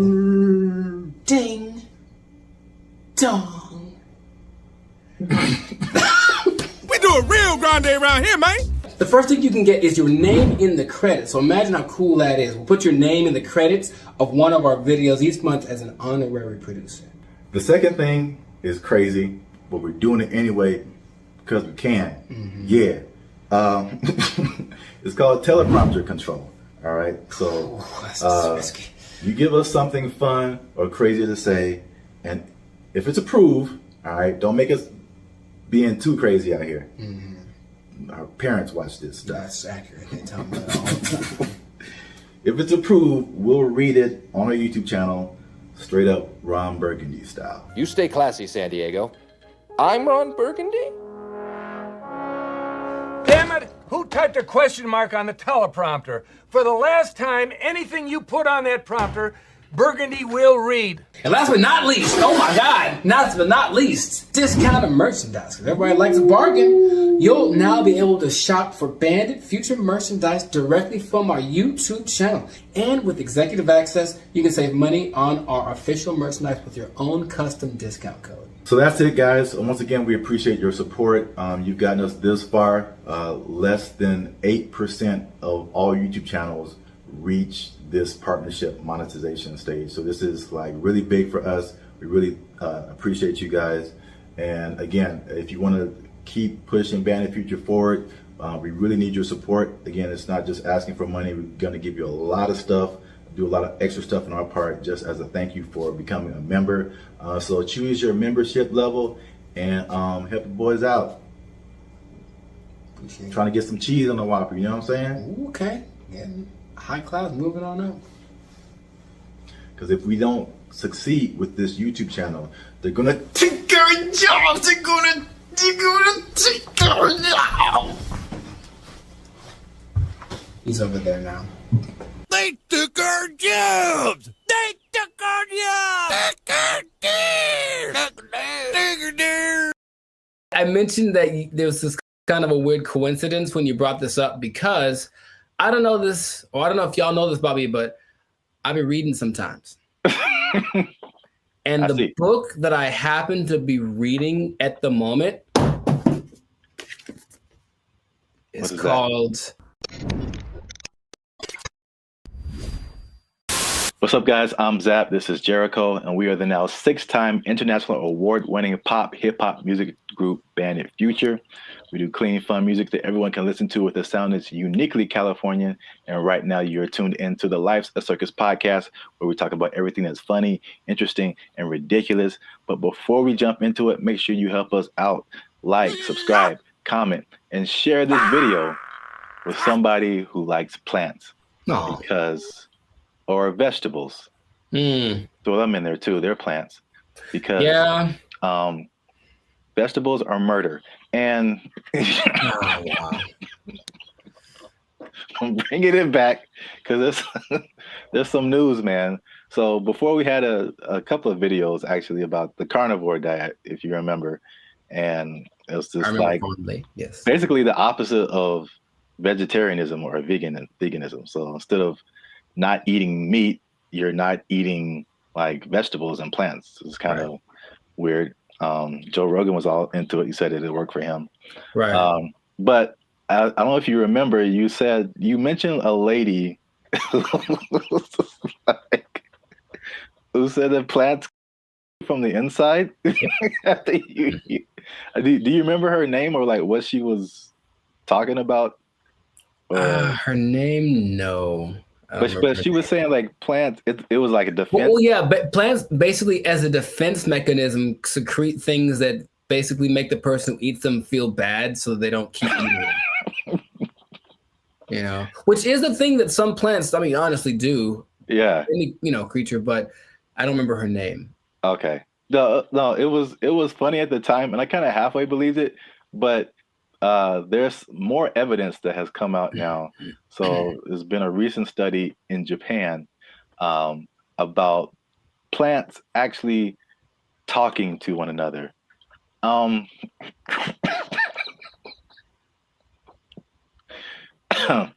Jericho, do you think plants can talk to each other? Yes. Okay. Well, that was an easy sell.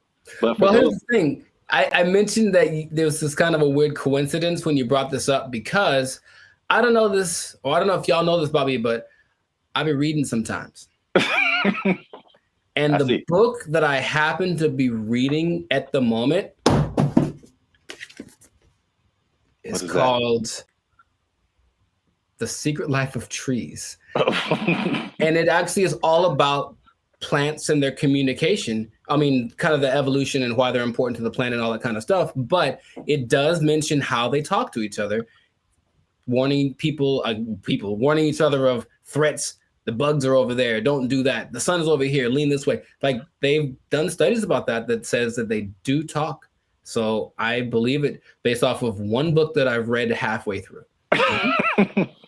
That is pretty crazy because that's kind of what they did in the study in Japan. Like they already knew that, but now they used this some kind of fluorescent light to kind of see a visual representation of the plants communicating. And they said the same thing, that plants that even though it's not like, because some people are like, oh, plants have feelings, and that's kind of different. like they don't get sad or happy, or I don't think so. They just kind of do things. But you disagree because it's in your book. The thing. In Japan, because I like to say it that way, because there's one anime I saw forever ago that said it like that, Japan. So I like it. But yeah, in Japan, they've also done studies that show that plants have feelings in the sense that the words that, okay, let's just go way back. I guess maybe words have power in general to make create the universe, literally.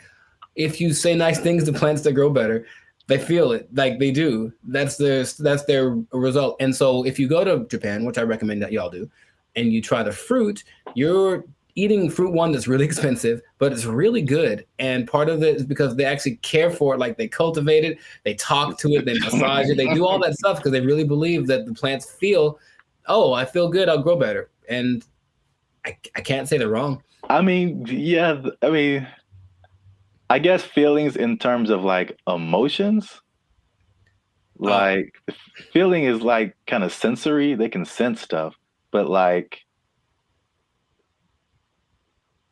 some people take it to the extent of like this plant is happy or this plant is angry, or I don't know how far that goes. Because there's this lady who's PhD. She says he can have emotions because they don't have a nervous system like we do. So they can't like, you know what I'm saying? Like those kind of feelings. I get you. I mean, I don't think plants get into depression or nothing like that, but I don't know. I haven't read the whole book. Maybe in a week I'll be like, guess what? Break the news. I read the whole thing and it said at the end, plants have feelings, period. So. All right. Well, just to piggyback off of that. So what they also found in this this Japanese study, is that they released something called volatile organic compounds. So it kind of explains more of this defense mechanism or the communication. So this is what they said. It's kind of in line with what you kind of just said earlier, is that, okay, so a plant, a caterpillar or a beetle or something just starts munching on the plant. And the plant's like, ow. This isn't fun. This is bad.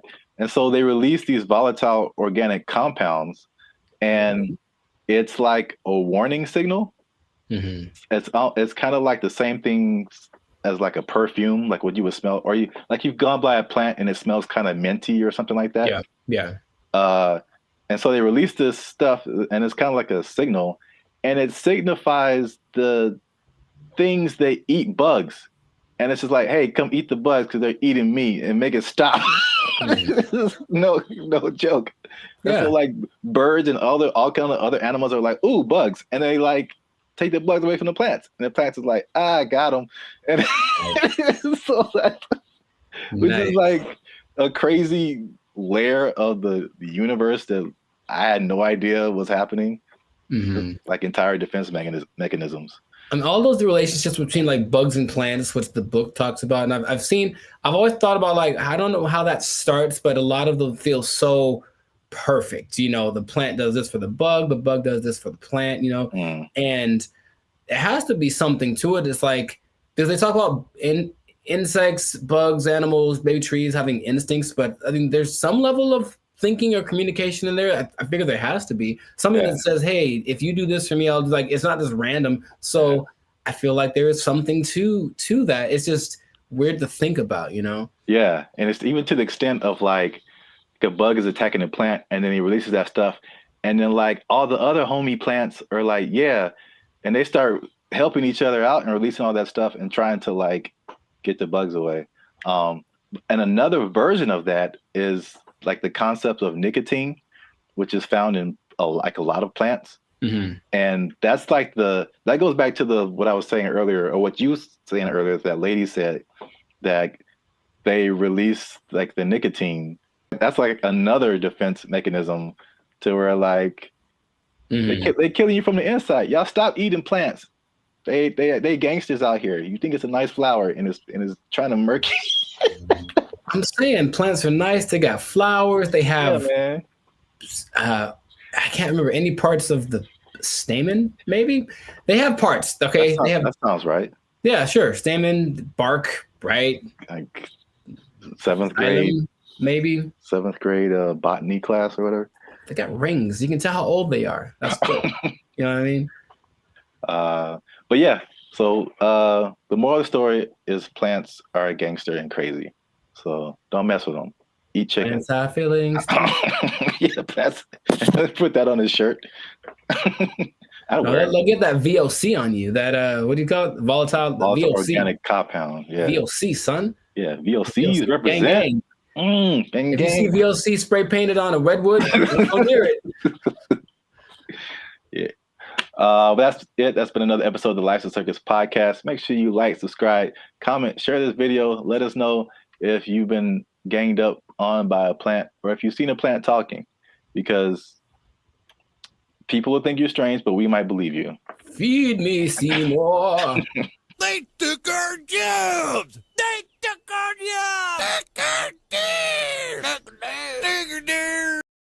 Whenever you things on the self-checkout line, it says out loud how much everything it is that you buy, and that's kind of a weird thing. I don't know if you can. I feel like there is a way to disable that, but the default setting is that everything you buy is like boop $1.99, boop $4.55. Like it does. Right. Does it say your? Well, I mean, so what's so bad about that? That's my business. Some people be knowing what I'm buying. Like, you know, like that's all.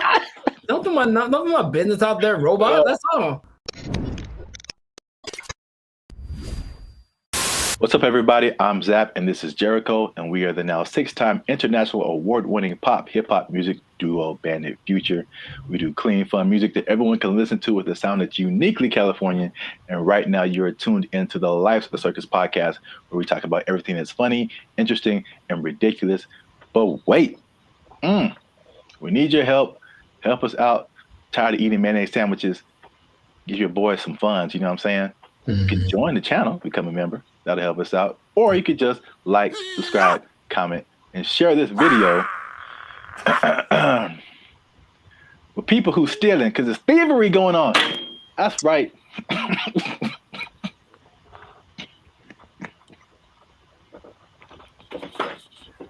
Here's the thing about that.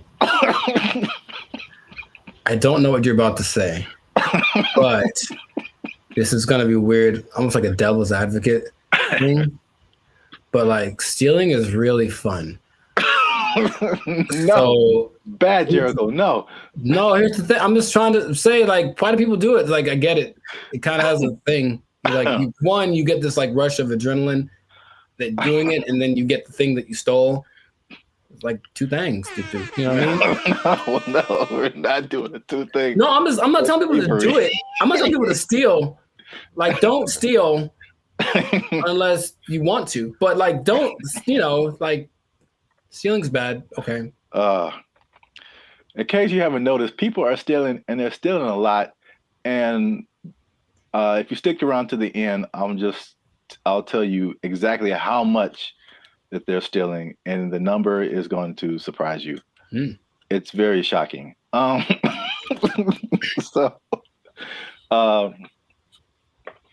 Stealing is bad. Okay, we shouldn't steal. But I'm bringing this up because it's affecting me, and that's the most important thing. Look, Jericho, the self-checkout line, do you ever use that? That's all I use because people are gross. Oh, okay. That's your primary reason? No, it's faster. And the thing is, people don't get in it. That's the thing. It's faster and no one gets, like, it's always, there's 20 people over here in the line just coughing on each other. And then there's nobody in the self-checkout. I just go there. I didn't really think about it like that. My number one reason is just the speed and just being able to like get in and get out. But that's like number two. Yeah. I feel like people don't go to it because they're afraid to use it. Well, there's nobody there. It's kind of creepy. I mean, there's a person sitting to make sure they don't steal, which is totally not, they're not there half the time. So they're not doing their job. I feel like, well, I was kind of leaning more towards the technology aspect of it. Oh, okay. It's just like, I feel like there's still a large number of people, especially older people, who are just like, computers just don't really make sense to them. It seems more complicated in their minds to use the self-checkout than to just go through the line and have a cashier ring everything up. At least, I don't know, that's just my hypothesis. I digress. I mentioned the self-checkout line because that's one of the big places people are stealing. So stop stealing. Stop stealing because... Well, you know what about that too, that actually could be a deterrent for people to use it?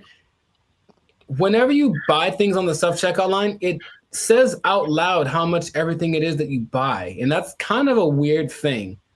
I don't know if you can, I feel like there is a way to disable that, but the default setting is that everything you buy is like, boop, $1.99, boop, $4.55. Like, it does. Right. Does it say well, I mean, so what's so bad about that? That's my business. Some people be knowing what I'm buying. Like, that's all. Don't put my business out there, robot. That's all. It's just a price. I don't know. If it was like one box of condoms, $12.99, then it would be like, hey man.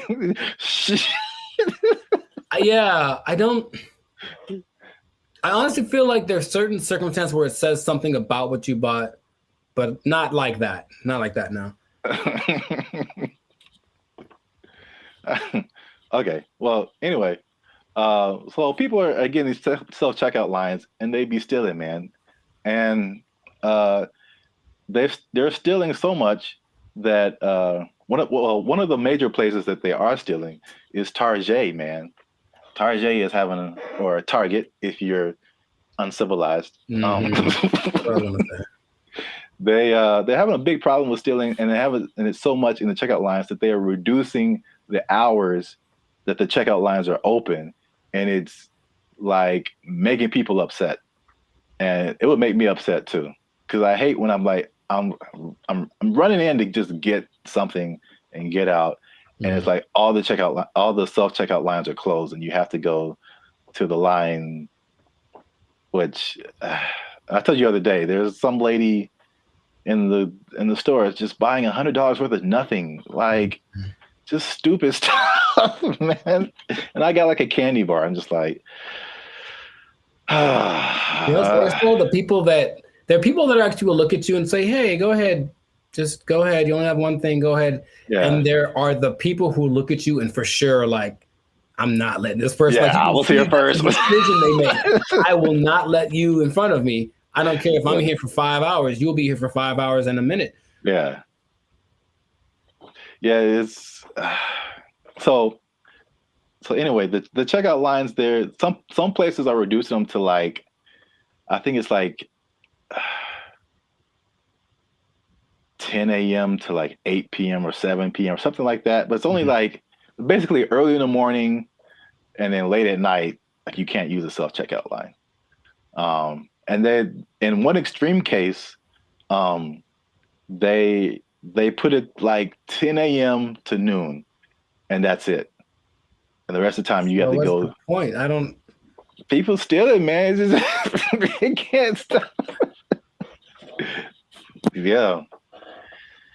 It's when I tell you how much they've been stealing, you'll be like, oh. Well, here's the thing about that. Of all the places that stealing is fun to do from, which is a weird way to say it, Target's probably Target's probably up there. Target's pretty great. It's a big red Target, literally, and they have all the things you want. Yeah. I'm not saying that I have or haven't done it, but I'm just saying that that's a place you might want to go if you're thinking of stealing. Also, Band of Future does not advocate stealing. Pay for everything that you possess. You're just making it sound really attractive. I don't understand. Oh, I mean, that wasn't my intent. I'm just, Yeah, stealing is fun. I'm like, wait a minute, it's not where I'm trying to go. Oh, okay. So I don't want to be like I don't think fun is the primary reason. Have you done it? No. But if I would, it's because I needed something or I just wanted something that I couldn't afford to have. Oh. Haven't you seen Aladdin? Yeah, it's he's having fun though. Ahead of the gotta eat to live, gotta still to eat. Tell you all about it when I got the time. See? He was fighting for his life, man. He made a song about it though. He's having a good time. All right. So how much? Okay, let's two things. How much money do you think Target is losing a year from people stealing? I don't know how much they make. I don't either. Okay. So I mean, I'm guessing it's a high number because here's the thing too. Target's everywhere, right? Yes. They cracked down on Target, the security in California, but I would imagine at like 4 p.m. on a Tuesday in Iowa, it might not be much defense if you want to steal something from the local Target. Okay, so Target annual revenue is about $100 billion a year. Okay. So that's a lot of money. That's a lot of billions, but stealing, I would say. So how much is that? 2% of it? What's 2% of 100 billion? 2 billion. Billion? That's the number, I guess. 2% of whatever they make. 2% rule, but for stealing. Also don't steal. Now that we know how much that they make, this number doesn't seem as crazy as I thought. Okay. Because they lose 500 million. Oh yeah, that's not okay. So right, it's like context. Like in a bubble, that's a lot. Yeah, it's a whole lot. It's a lot of money. It's a whole lot of money. But it's like 0.5% of all that they make. Yeah, that'd be fine. Now, that'd be crazier if it was like, we changed our mantra. Everybody just go out and steal. Target, especially because they got it, man. They cool. That'd be all right. No, what'd be crazier though if it was just like a ring of 20 people that are stealing everything from Target, just 20. Then that'd be like, okay, they are. There are rings of like, there's people that have been doing this for years. I mean, it's especially after 2020, like stuff kind of really got crazy, especially in California. But there's, I don't know if you've seen these like mobs of people. Yeah, they'll just run in, like, take everything. Yeah, they're all like in it, and they just kind of do it regularly. They go store to store to store, and just kind of do this thing. So that's Target. The last part of the tease is how much retail theft is, and this is from 2022, but pretty recent for like all nationwide, and that is 112 billion. So that's basically the entirety of Target's revenue is the same amount that people are stealing just nationwide from all different kinds of stores. So y'all are out here stealing an entire Target every year. The entire Target income stream in one year. An entire Target corporation worth of products and merchandise. You guys are stealing it every year, and that's a problem. But you're ruining my self-checkout experience, so stop it. I want to use self-checkout. Don't make them take it away from me. Now you say it that way, I am also slightly more on the side of don't steal from Target. Yeah. You never even went there and just like took a candy and ate it? I don't steal, man. I don't like stealing. I feel bad if I do. Okay, you ever do the thing where you just, this is not an interrogation. You ever do the thing where you buy a soda and you start drinking it in the store, but like, I'm gonna pay for it, and then that's so ghetto to me. I never do that. Oh, I've done that lots. I'm drinking the soda as I'm checking out. Like I bought this too, but you know. If I was like dying of thirst, yeah, but like, no, I feel ghetto when I do that or something. Oh, it's about as ghetto as it gets. The first time I saw that, I think I was like offended, and then I was like, I think that's a good idea. Like, what? I don't have to wait till get to my car to eat this. I don't even know. I got like a candy wrapper. Like, yeah, I ate this too. Bring it up. You just pulling wrappers out of your pocket. Yeah, ring that up, and that. Yeah, I ate that. Like, how long have you been here, sir? I ate that in aisle 5. You can ring that up. I've been here like 8 minutes. Yeah, I was shopping. I was hungry. This isn't Costco. You don't have samples. What was I supposed to do? All right. Well, we're going on long. So this has been another episode of the Life's a Circus podcast. Make sure you like, subscribe, comment, and share this video. People who steal, tell them to stop. We out. They took our jobs. They took our jobs. Everything works. You know, I've been able to text you or call somebody or search the internet. Like, it all works. That's the good. The bad, Okay. Let's talk about it. Let me just say this.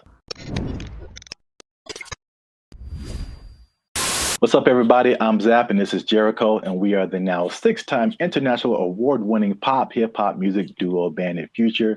We do clean, fun music that everyone can listen to with a sound that's uniquely Californian. And right now, you are tuned into the Life's a Circus podcast, where we talk about everything that's funny, interesting, and ridiculous. But wait, need you to help us out, support our channel, because YouTube pays our bills. Not really, but hopefully in the future. Look. Yep. I don't know your life. I got to check in and saving, checking. Things are complicated. I need you to subscribe. That's what I'm trying to say. I need you to subscribe. I got kids to feed, man. Y'all ain't been subscribing. I need you to subscribe, man. I didn't know you had kids. subscribe, like, share, comment, because this is actually a very helpful video. Ooh, helpful. Because there's a thing happening, and I tried it out, and I'm going to let you know how it goes. So there's a thing called Helium Mobile. It's a phone service that I switched to, and not only was it half as much as my original phone plan, but it also makes me money. If you stay to the end of the video, I'm going to tell you how much money I've made with Helium Mobile in the past 2 months of trying it out. All right, so Helium Mobile, I think I told you about this when I first started doing it. Because so backstory is my phone was not, what was it? I could receive text messages, but I couldn't send text messages. So, and I had T-Mobile at the time, and I was literally on the phone with T-Mobile customer service for like 2 to 3 hours, like trying anything and everything possible. So I don't know if it was the phone. I don't know if it was T-Mobile. I actually like T-Mobile. I have nothing like against them personally, but I was just like, well, this is the perfect opportunity for me to try this thing I've been hearing about, which is Helium Mobile. Now, Helium Mobile is in the cryptocurrency world. So that's something that I've been kind of looking into for the past few years now. And so I'm kind of in that world. I kind of know how it all works. So it might be foreign for people who have only been on like major carriers like T-Mobile or Verizon or something. But Helium Mobile is, the parent company is called Nova Labs, and they started what I think is the first kind of crypto-centered, crypto-based cell phone service. And so they did a trial of this in Miami, and the results were interesting. The service worked, but they were giving the phone service for $5 a month. And the people who liked it thought it was cool, but what they found out was that, like, with it being $5 a month and it being crypto related, people would be like, I don't know. Like, but like psychologically, that's so interesting because it doesn't cost enough. So like, that's kind of weird. Yeah, and like it didn't cost enough, and I was like, I wish that wasn't the case because I would love to pay $5 for my phone bill. So they bumped it up to $20, which is comparable with like the I would say second tier phone services, you know, not the major ones, but like the Mint Mobiles and the Cricket Wireless, like that kind of stuff. They have services for like $20 a month, $25 a month. So once they finished the Miami test, they went to like I think it's everywhere now, or at least nationwide in the US. So just off of that beginning, I think I mentioned it to you. You may have been skeptical. What do you think about transferring from your existing phone service to this new like crypto phone service that pretty much just started this year? I think two things happen to do. One is the idea of just leaving something that you're used to. I honestly think a lot of people fall in that category. Like, well, what I'm paying doesn't suck. It's not bad. I don't want to change. Like, that's all. So it's like, I already found my thing that works, so I don't need a new thing, even if it's better.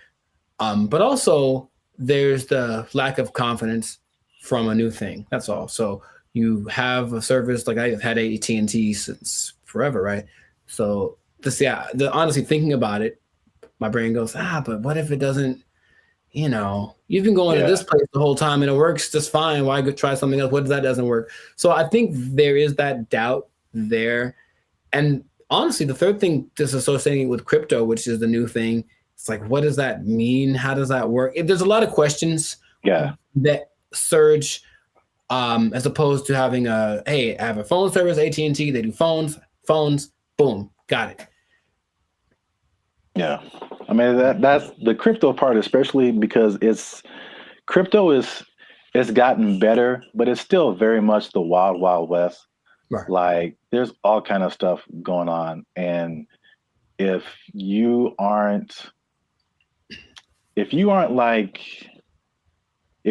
messing with stuff outside of like the big name Bitcoin and Ethereum, but even then, the stuff goes down.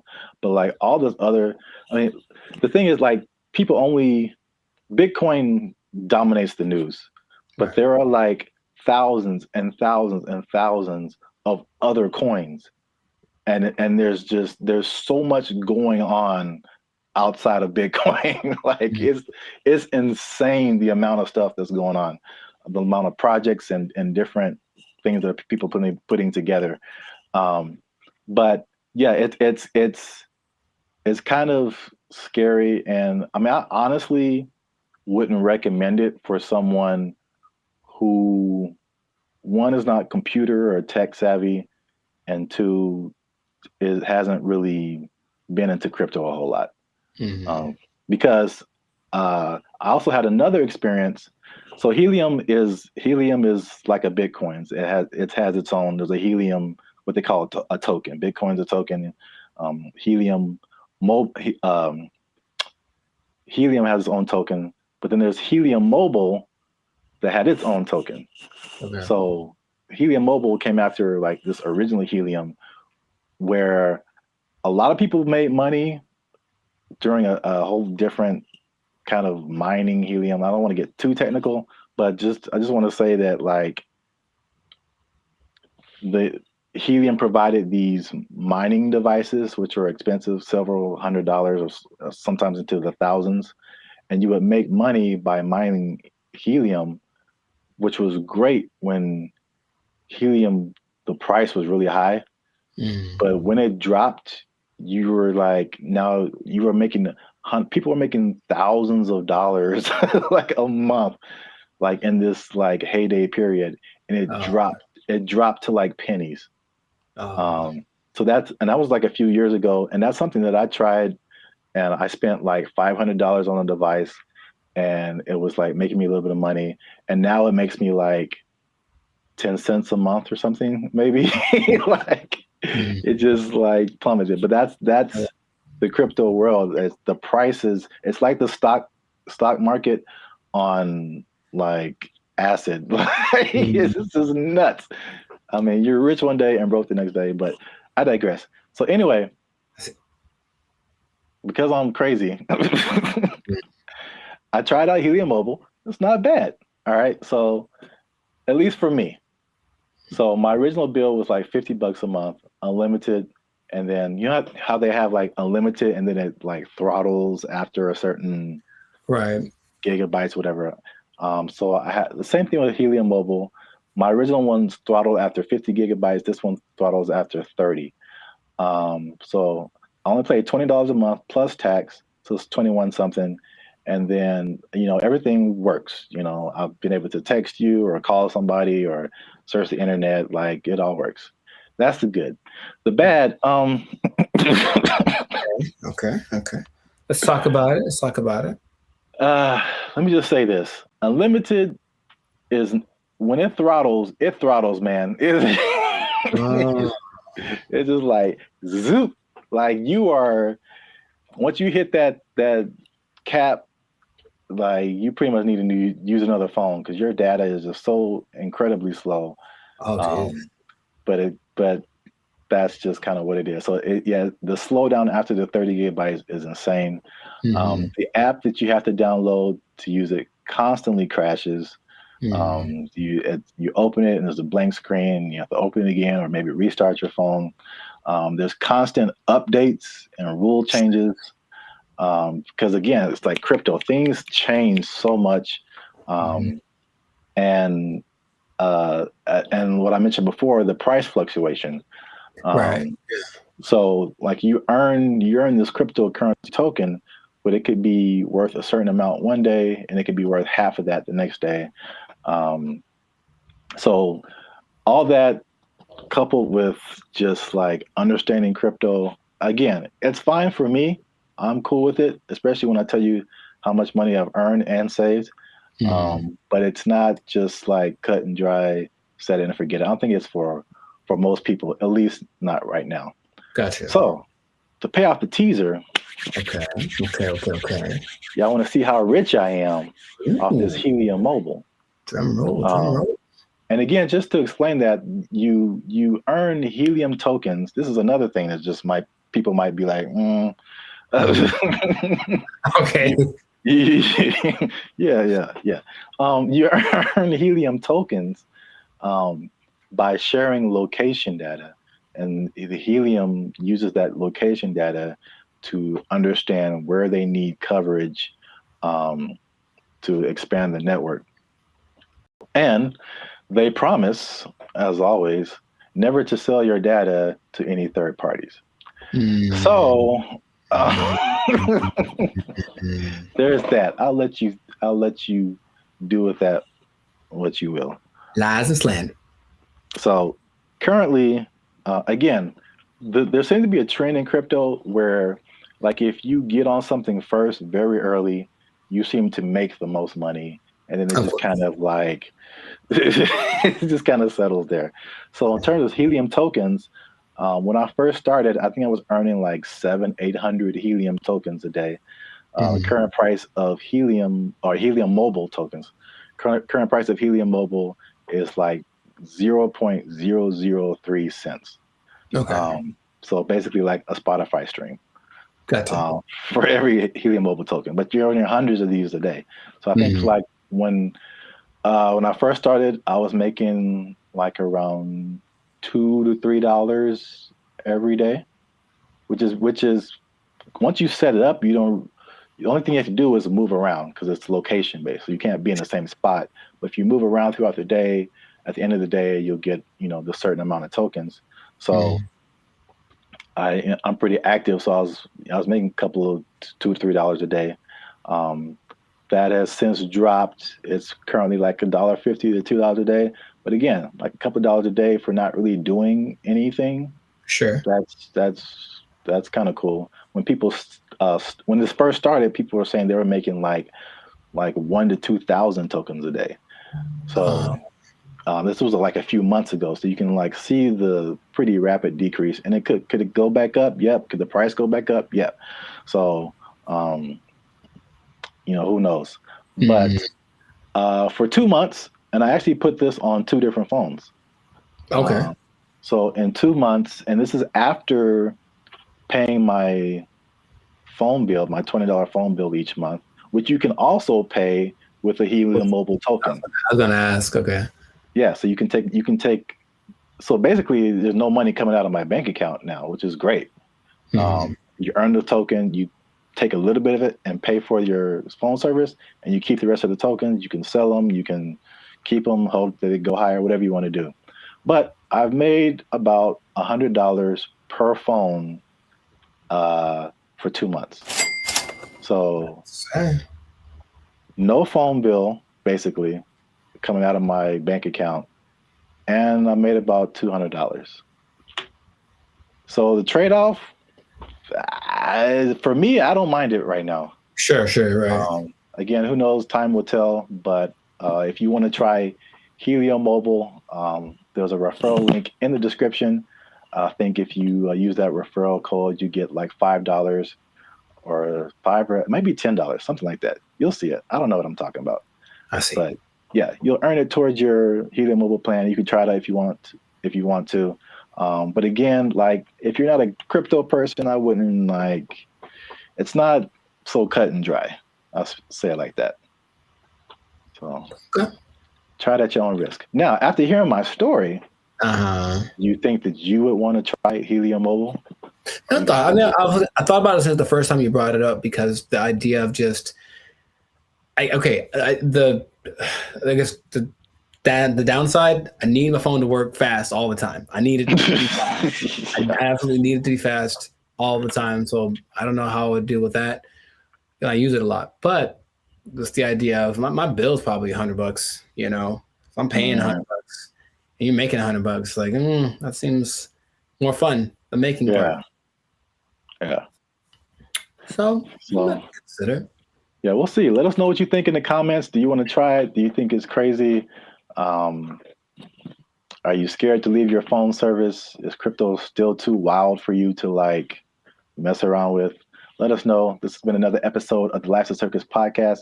Again, subscribe, share. You know what it is. Maybe if you get enough Helium Mobile, you won't have to work anymore, and you'll never be in danger of losing your job. You never be in danger of losing your job because you got so much Helium Mobile tokens. Oh, it's only worth a Spotify stream right now. They took our jobs! They took our jobs! Did you know that besides blue collar and white collar, there are other collars for jobs? No, I didn't. I didn't either. There's gold collar, which is law and medicine, gray collar, which is engineers, pink collar is service fields, red collar is civil servants, and green collar is the environmental sector. So there you go. Oh, what color? What color are we then? Black collar? You started.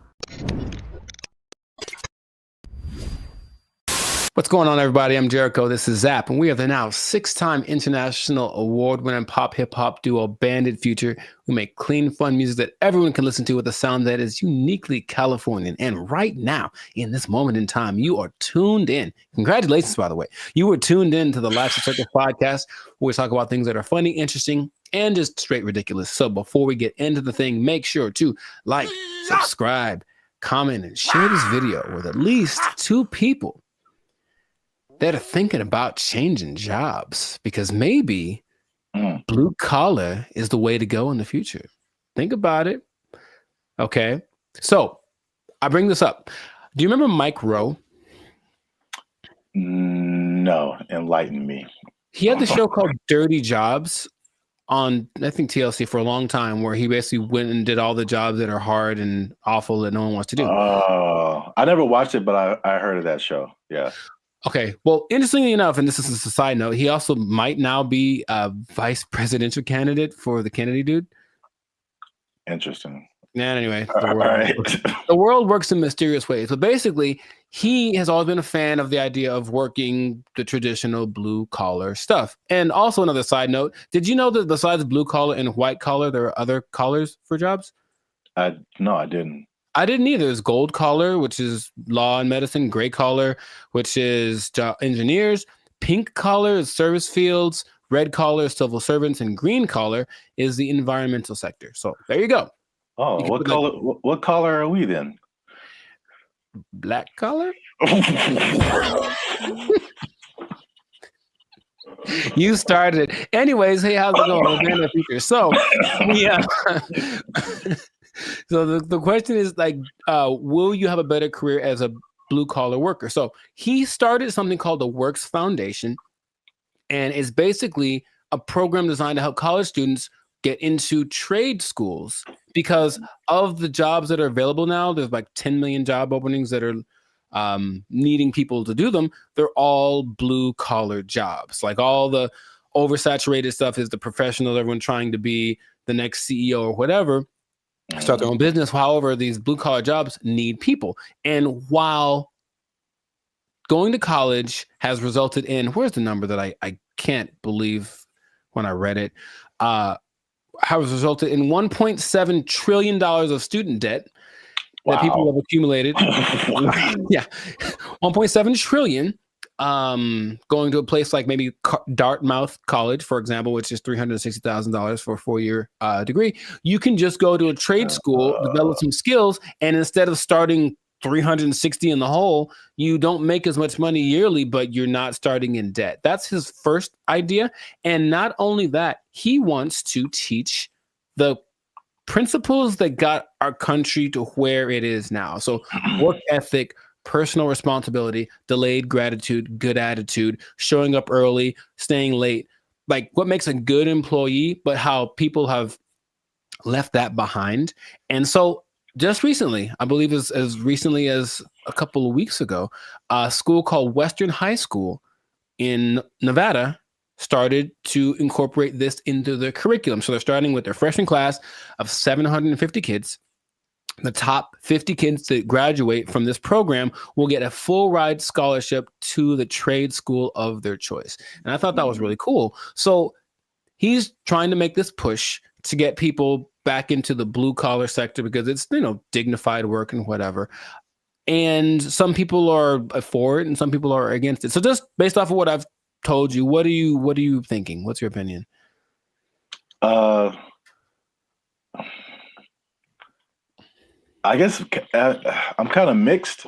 Okay. On one side, it sounds really good because one thing I have noticed, especially since 2020, is like people don't want to work, and if I guess it's more like service jobs, or if they do want to work, it's just like there's just all that stuff that you listed. There's like no effort. It's like nobody cares about what they're doing. They're just clocking in and clocking out, and they don't care about customer service. They don't care about doing a good job. They don't stay late. They don't come early. They don't do any of that stuff. They just they just come. I'm here, and I'm gonna do stuff maybe, and then I'm gonna go home and play Xbox. Like what? Like what is happening? So like that part, like I'm all for the trade stuff. I know it's just like AI is changing a lot of, I guess you would call white collar jobs. Yes. So that they're not as necessary.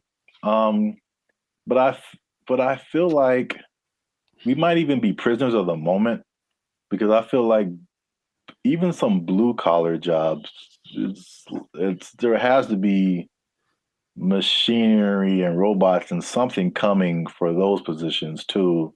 Maybe not as quickly, but I don't know what the future looks like. You know, I'm sure those things are coming. He stresses that the lower income blue collar jobs will, of course, be taken up first. For all the service stuff will probably be replaced by kiosks and AI and stuff. But if you look at the top grossing blue collar jobs, they still pay pretty well, and I'm pretty sure we wouldn't trust the robot to do them. They include airfield operations specialists, avionics technicians, supervisors of construction and extraction workers, boilermakers, first line supervisors of firefighters, and nuclear power reactor operators. And all of those you can earn between $65,000 to $120,000 a year. So it's not like you're going to be missing out on money by doing something that's a little bit harder. The nuclear power one sounds kind of dangerous, but there are jobs that people do need to do that won't be. I wouldn't trust a robot with my life with that kind of stuff, you know. So yeah, they're still going to look for qualified people to do that. So in these trade schools, you can go to them. I said, and they're really good. It's just that like, okay, like I didn't take anything in school that helped me like do a craft. Like there's no automobile class, there's no shop. I can't build nothing. I can't fix my car. I don't know any of that stuff. And I think a lot of people fall in that category. And so he's saying, well, that's kind of what we're missing. So if everybody goes to college and gets a degree, even if they're, you know, $1 million in debt, then where are the plumbers and the electricians? Where are all of those people? They're not around anymore. So it's like all those things start to fall apart in cities. The infrastructure starts to mess up. That's just his idea. So he's like, he needs more people to be interested in it, get the kids at an early age, and then encourage them to do it, because it's noble work, it's dignified work, and it's work that they're pretty sure isn't going to be replaced anytime. So, man, have you ever seen those people? I watched it on the TikTok. People that replace those like light bulbs on top of those super high poles, like 2,000 feet in the air. Like you have to have a dude go up there, and those guys get $160,000 a year. It's super dangerous, yeah, but it's like you need them. So all those kind of jobs are available for this trade school thing. So he was just saying it's just an alternative. Of course, if you want to go start your business or be a YouTuber or whatever, go do that. But the world will fall apart without these people. So I thought it was a cool idea, and he's hoping to get, I think somebody decided, I also think it's a good idea, and they donated $5 million to his program, Inglestead. The Inglestead Foundation donated the $5 million, which makes it possible for the top kids to graduate to go to the trade schools free of charge, basically free tuition. So that's just something that's happening, and maybe it'll cause a shift in people are lazy. We said the pandemic kind of showed that, but maybe the newer generation will be like, okay, my parents were lazy as heck. Dang, I need to start working a little more hard, and then the next generation after that might flourish. So I just thought that was cool. I did not know that was a thing before, and so shout out to Mike Rowe, which might be a vice president candidate in the future for doing this. Oh, one other stat I did read. Because white collar is, of course, makes a lot of money. Only 43% of workers are white collar. 43? 43%. So that's about 64 million people, according to 2020 count. So that leaves, I didn't do the math, but there's a good amount more that do the blue collar stuff. So it's like, it's not like it's not necessary. It's just that it's not applauded. It's like, oh my God, you did a good job being your electrician or whatever. But people, we need that. Like our whole, if I don't know how to fix any, you probably know better than I do. I don't know how to fix anything, like plumbing, nothing works. So I have to call a guy, and that person I hope is qualified. So that's what they're doing. They're training these people up. Yeah, I think like overall it's a good idea. And I think it's just like as it's like you don't know what you don't know, right? So if people are like for music example, people, all you see is just like Drake and like DJ Khaled, and like that's what you know, like that's what you're gonna aspire to be if you're into music. Yeah. Or if like you only grew up listening to Beethoven and like Bach and Brahms, like that's like all you know is music. So if there's one education path and that's all you know, it's like, oh well, this is just what we are supposed to do. Like that's like when I was in high school and they were like, you got to pick a college, and I'm like, I got to pick a what? Right. Yeah, okay, and I kind of like honestly went to college because that's what everybody said you're supposed to do. Me too. Not because I was like, oh, I don't want to do I didn't know never even heard of a trade school. Yeah, I didn't have any options. Yeah, I didn't know what my options were, honestly. Yeah, they literally some kind of announcement or something. It was like, you got to go see the guidance counselor. I'm like, the guidance counselor? Yeah. So you can pick a college to go to. Like you just kind of funneled into this direction. And I mean, trades are like, and it's a good alternative for a lot of people. Right. So we'll see how it works, but he's hoping that it builds up some steam, builds some momentum, and then other people adapt the program, because why not? We need them. We need people to come fix my car, so my car can run. Yeah.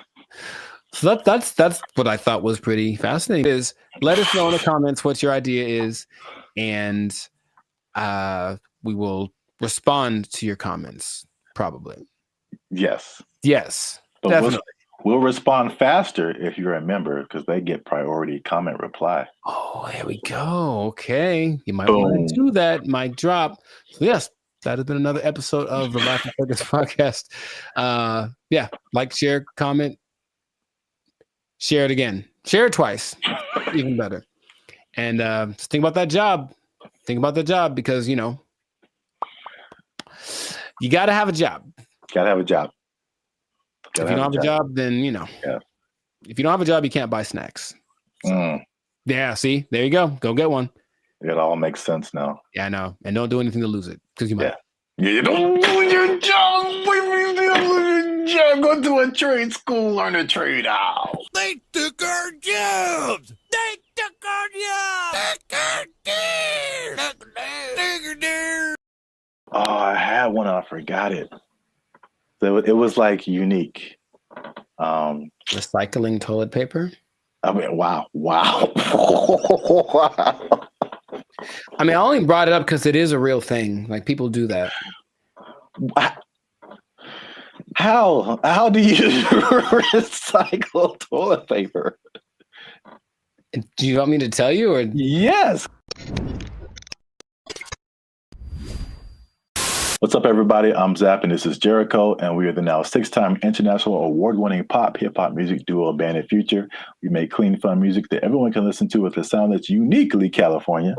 And right now, you're tuned into the Life's a Circus podcast, where we talk about everything that's funny, interesting, and ridiculous. But before we jump into today's topic, make sure you like, subscribe, comment, and share this video with 2 people who are flashy, but they faking it, man.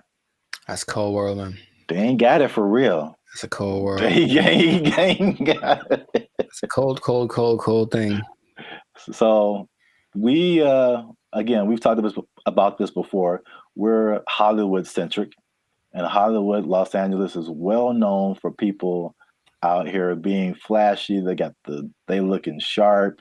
They got the clothes. I mean, they just decked out, going to fancy restaurants in the hottest clubs. And then they go back to their studio apartment where they can barely afford to keep the lights on. It's just like, it's very much what you see isn't always what you get. Have you had that experience, Jericho? Have you seen people like that? Or have you tried to be like that? Or you just kind of, I get the appeal of it because there's always the two sides that seem to be competing, right? There's being rich and looking rich. Yeah.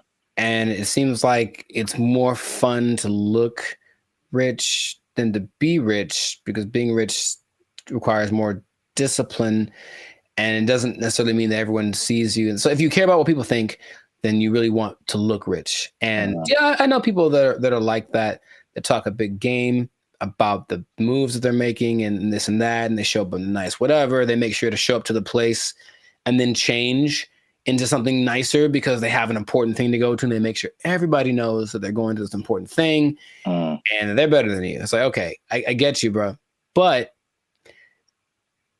it's sometimes hard to tell because in LA, Hollywood, people look pretty good. Like physically look good. They're in shape.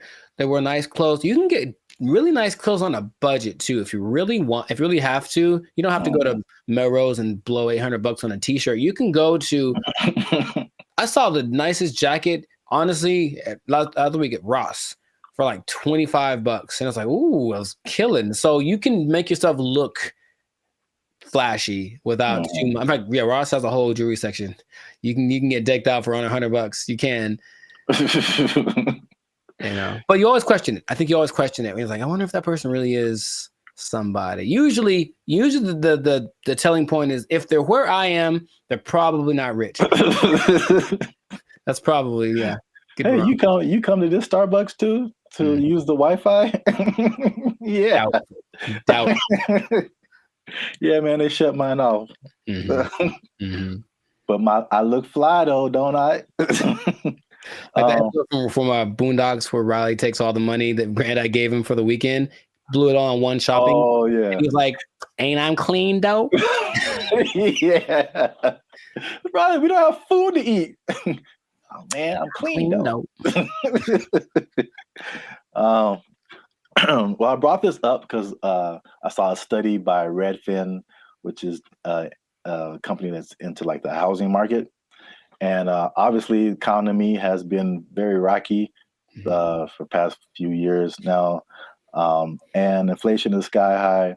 And they did a study that shows that about 49% of Americans are struggling to even just pay their rent, and they're cutting costs in the most unique ways that they can just to, I guess, survive. Okay. While still trying to look like everything is okay.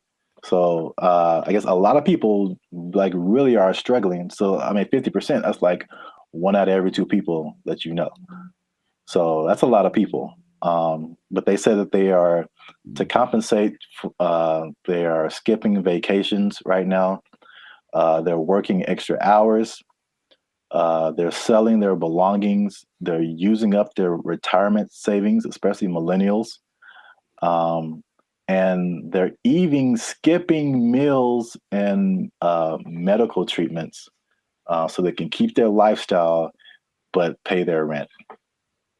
What is that? How does that sound to you? Is that shocking? Or is it like, okay, that's where we're in right now? It sounds like bad prioritizing and an overimportance on the exterior, right? Just like my life is just an Instagram reel. So as long as everyone's giving me the likes and I mean like publicly, like they're, oh look, you're doing well, then that's all that really matters, and then they can suffer in silence, you know? Yeah. It seems unfortunate that that's being, and people wonder why there's so much anxiety and mental health and depression and stuff, because maybe from out of balance priorities, and then all of a sudden these results that they're getting from their lives are just kind of depressing, but they don't want to admit it. And that's, I guess that. Yeah, I think you're right. Like social media especially fuels that.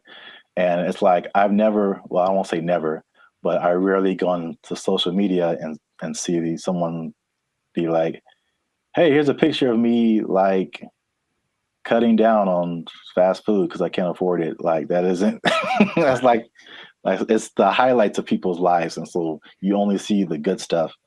When they're all like, a lot of people can be struggling. So I just have a couple of questions just so people can see how we living, you know what I'm saying? So inflation is hitting everybody. Like I feel like everybody feels it at some level. So for people who are cutting costs, are there some stuff on this list that you are doing or have done, or some things that you're not on the list that you're doing that's just like just keeping you in a good position financially? Yeah, I haven't. I love to travel, and I haven't really gone on a vacation since 2022. I think I've honestly only left the state like twice in the last year and a half. So there's that.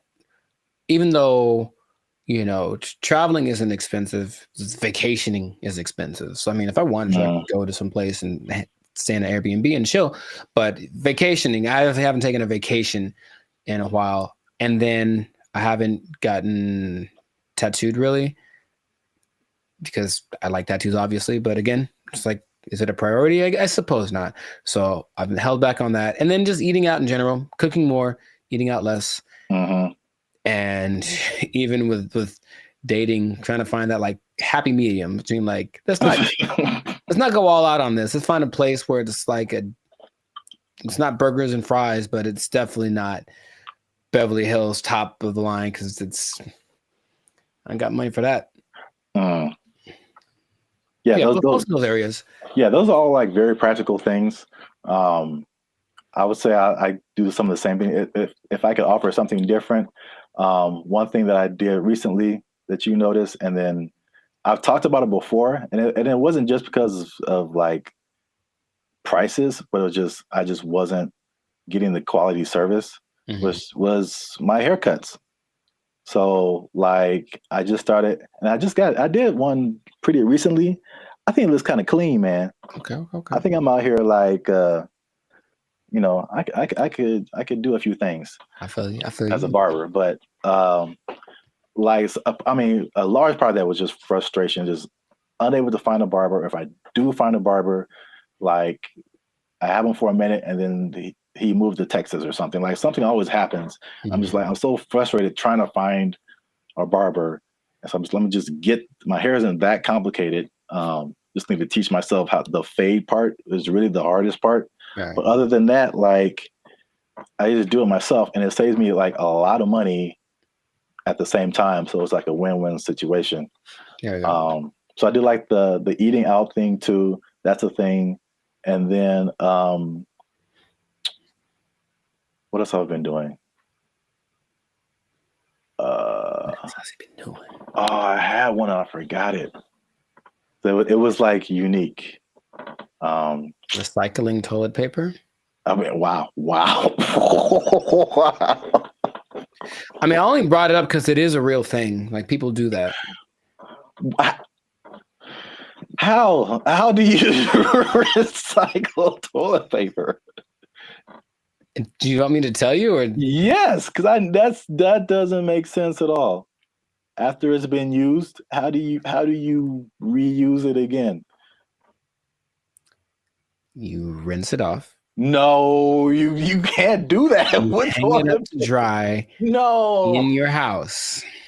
Well, then it's not toilet paper. It's like a rag or something, right? It's toilet paper. I've seen videos of this, man. That's not possible. It's apparently this guy knows something that I don't, because it disintegrates with like water. How can you wash toilet paper? He washes toilet paper and he hangs it up to dry like it's the South in 1945. Yeah. I'm assuming you don't do that.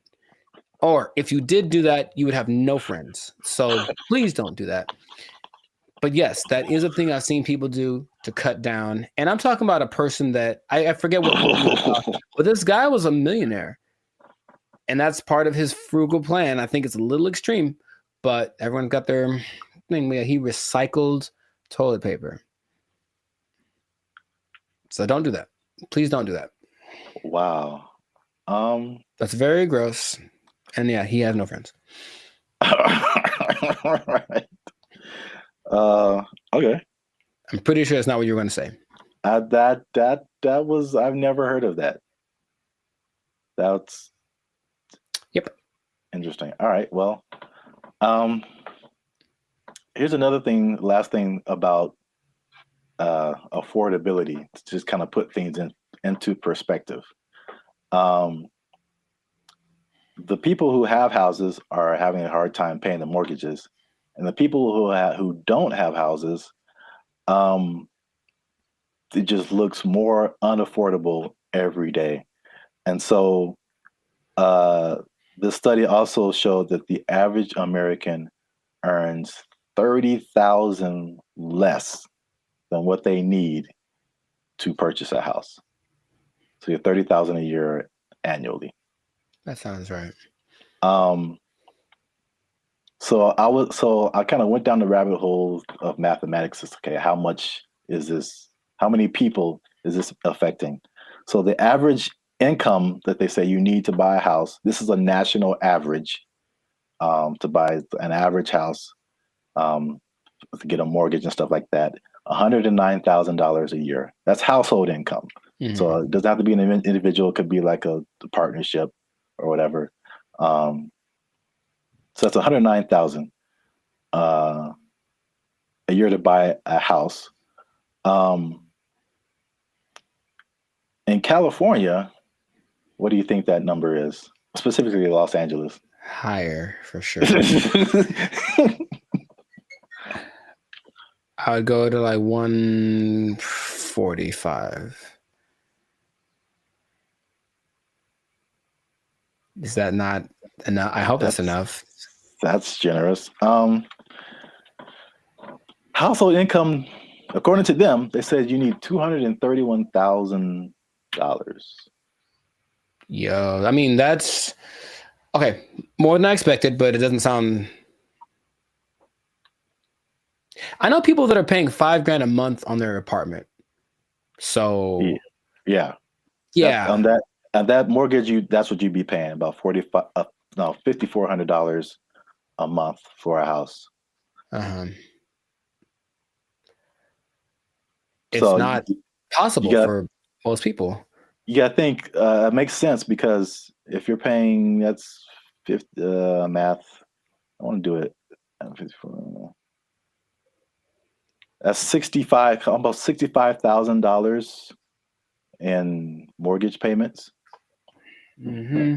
So that would be a quarter of 240 something thousand. So I think people would expect you to be in the like 25-30% range of how much goes to your mortgage payment to make you eligible. So sure. 200,000 plus sounds right if you're paying $65,000 a year in mortgage payments. That's crazy. I mean, you can get a house in the sticks, of course, in the desert, whatever. Oh yeah, cheaper. Yeah. But... yeah. I mean, this is just like median nice house, somewhere. Yeah, LA is no joke. So, last thing I checked out is how many people that cuts out. So how many people make under $240,000 to be eligible to buy a house like this? Most is the answer. Your answers have been so general. I mean, how many people are in California? 35 million, something like that?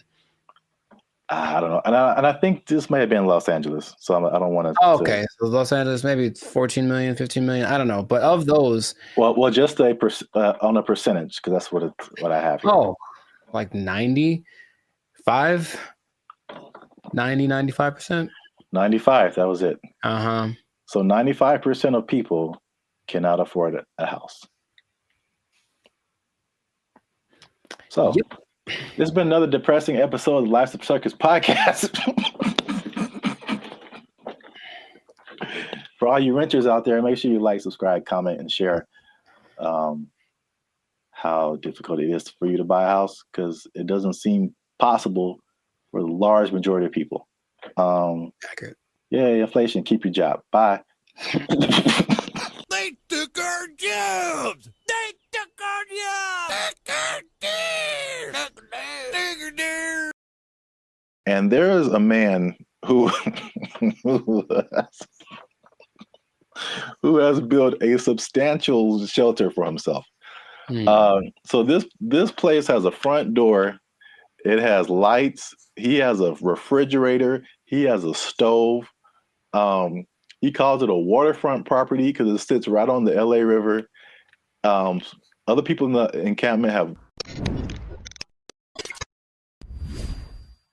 What's up, everybody? I'm Zap, and this is Jericho, and we are the 6-time international award-winning pop hip-hop music duo Band in Future.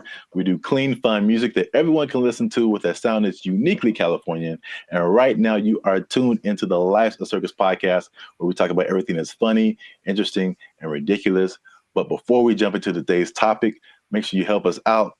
Help us for that YouTube algorithm. Like, subscribe, comment, and share this video with somebody who's homeless. Is that a good demographic? You know what? Actually, most homeless people do at least have access to the internet. So I guess now, 20 years ago, no, but homeless people are doing pretty good. Yes, I'm glad you said that, because that kind of segues into what I'm talking about. Okay. Before I say I don't know where to start first. Okay. No, I'll go off of what you just said. Homeless people are doing not so bad. At least in LA, from what I can see. So check it out. I think I told you maybe a month or so ago, I was going to like the crypto.com arena, and I was walking past this homeless encampment, and I saw a orange extension cable. And it was just like, it was long. It was running all the way down the sidewalk. And somehow, I don't know how they did this, they rigged it into like a light pole or something. And those people had electricity. Like, they were in there having a good time. They had a TV running. They were watching Netflix, whatever. Like, they were just like, it's all good. So I guess the comfortability of homelessness is getting really interesting. And then also I came across an article from ABC, which was just took it to the next level. So by the 110 freeway, which is a major freeway in Los Angeles, if you're not from here, there's an encampment, and there's a man who has built a substantial shelter for himself. So this place has a front door. It has lights. He has a refrigerator. He has a stove. He calls it a waterfront property because it sits right on the LA River. Other people in the encampment have little gardens. They have a whole situation going on. So have you seen anything like this, or have you noticed like the increase in just amenities that like homeless people are just like living it up right now? Not specifically like that, but I do want to point out something, and I think it's a misconception that a lot of us have, understandably. If you're homeless, you assume certain things about people, but being homeless doesn't mean you're broke. It doesn't at all. And I bring it up because I remember in Claremont, I was in a Coffee Bean listening to two homeless guys basically have a business meeting about how to get more money from people. Like the dude, he was seriously like, yo, man, okay, you got to go to this exit between this time and this time. Make sure you have a dog and they'll give you. So these people have money, and barring the people that are super drugged out or have like a crazy mental illness, not a lot, but there are homeless people that are homeless by choice. So they have money, it's like they still want to spend it on a house. So that doesn't surprise me, but I haven't seen specifically that. Yeah, I've literally been at the gas station and dudes walking up to me who are bigger than I am. I mean, they eating good and like fresh Jordans on, like they just right. Can I get $5? I'm like, dude, you look better than I do. Like, can I get $5? Right. Like, what are you talking about? But yeah, it's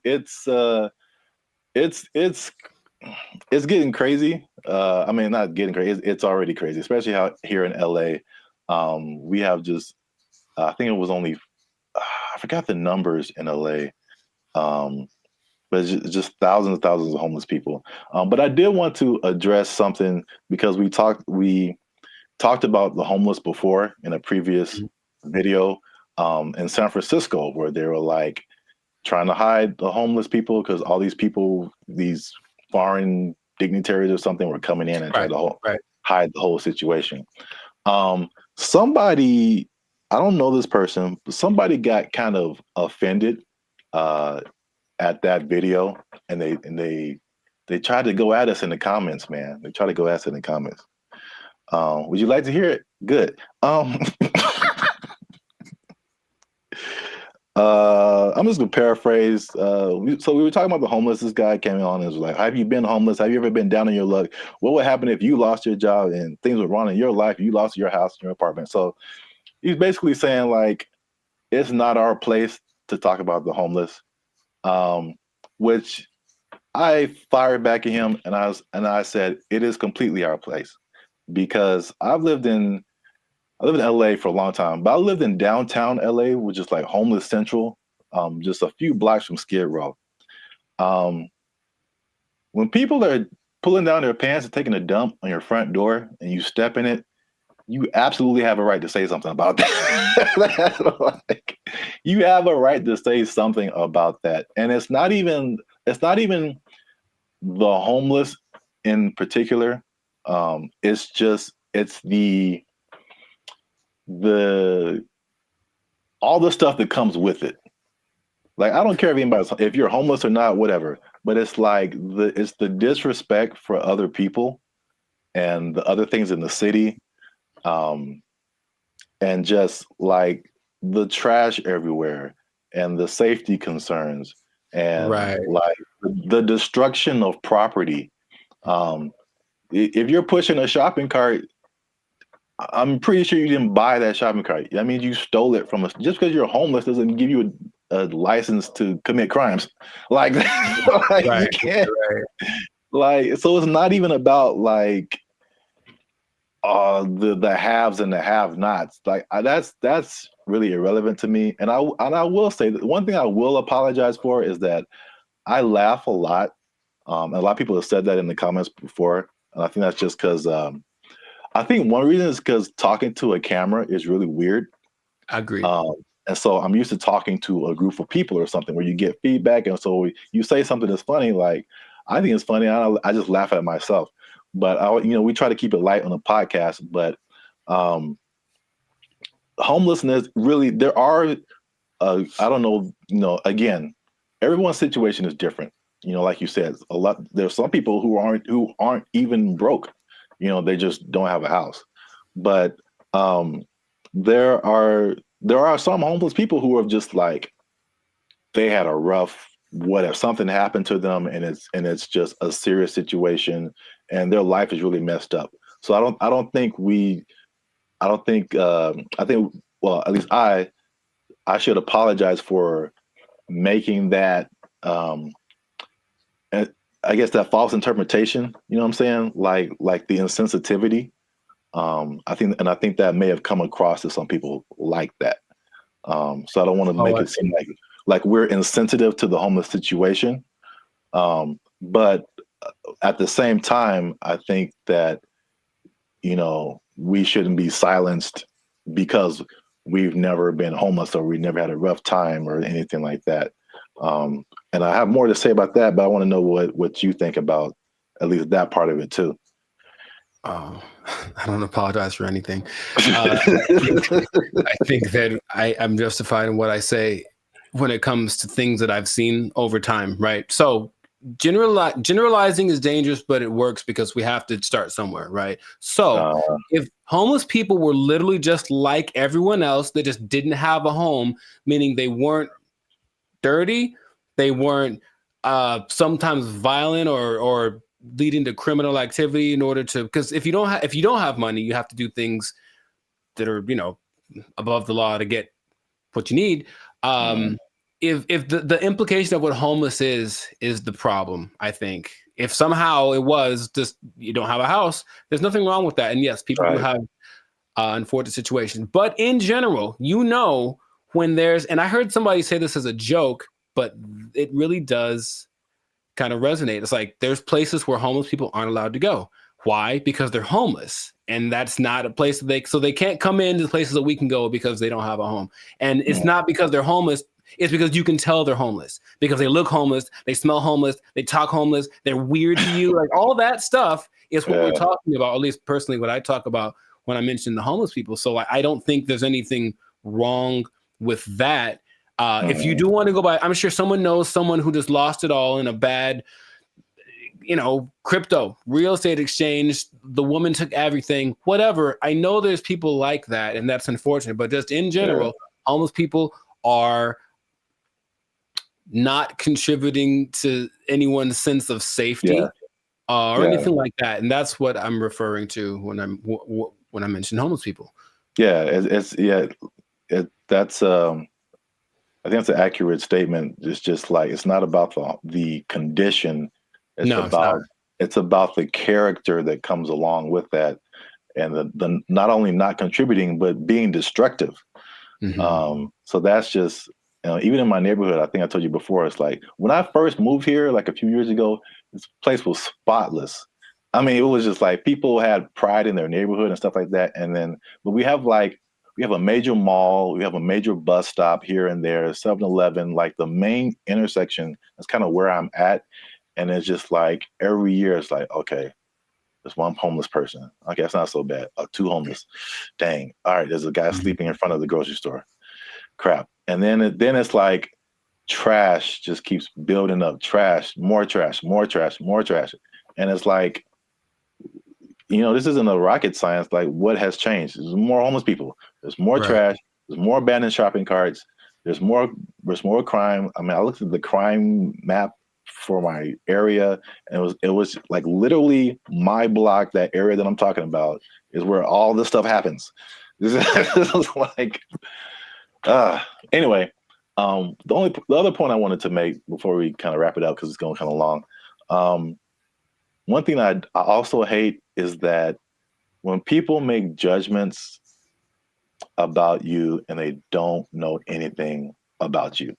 So same thing. I mean, the door swings both ways, right? People could say, "Hey, we're making a judgment about homeless people," but this person in the comment also made a judgment about us, like that we don't know anything about homelessness. We have never had a rough time or anything like that. And it's just interesting to see.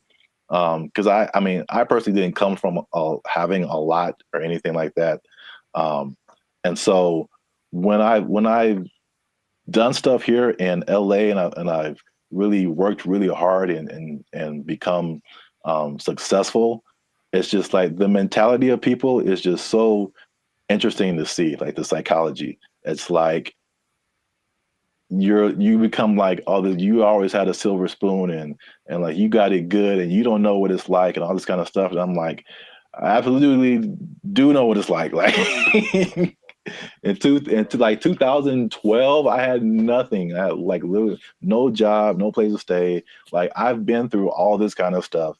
Like, and just because I'm like in my own place and have my own business and I do all this stuff doesn't mean like I don't know what's up. And I think about the people like the the Jeff Bezos of the world, who just people just, oh man, he doesn't care. He doesn't know what it's like. Like I've seen pictures of this dude. This dude was selling books like in a garage somewhere, like just nerding out. There's no, I don't know how if he had friends or I don't know, but like they show these. You know, Google started in a garage. Apple started in somebody's garage. Amazon started in somebody's garage. These dudes didn't just like, you know. No, they worked for it. They really did. Yeah. And they gave the world something that the world needed. So they get rewarded with exactly. You know, I mean, if you want to have all that, then you can create something that literally changes the entire world. And then you can have all that too. But like, I don't criticize anybody for like having success or anything like that. Like, I'm pretty sure at some point, you know, even like the what was it? The Kardashians or Paris Hilton, because I used to kind of feel that way too, because that was kind of like their, you know, you knew that they came from money. They had, you know, stuff going on. Sure. But like,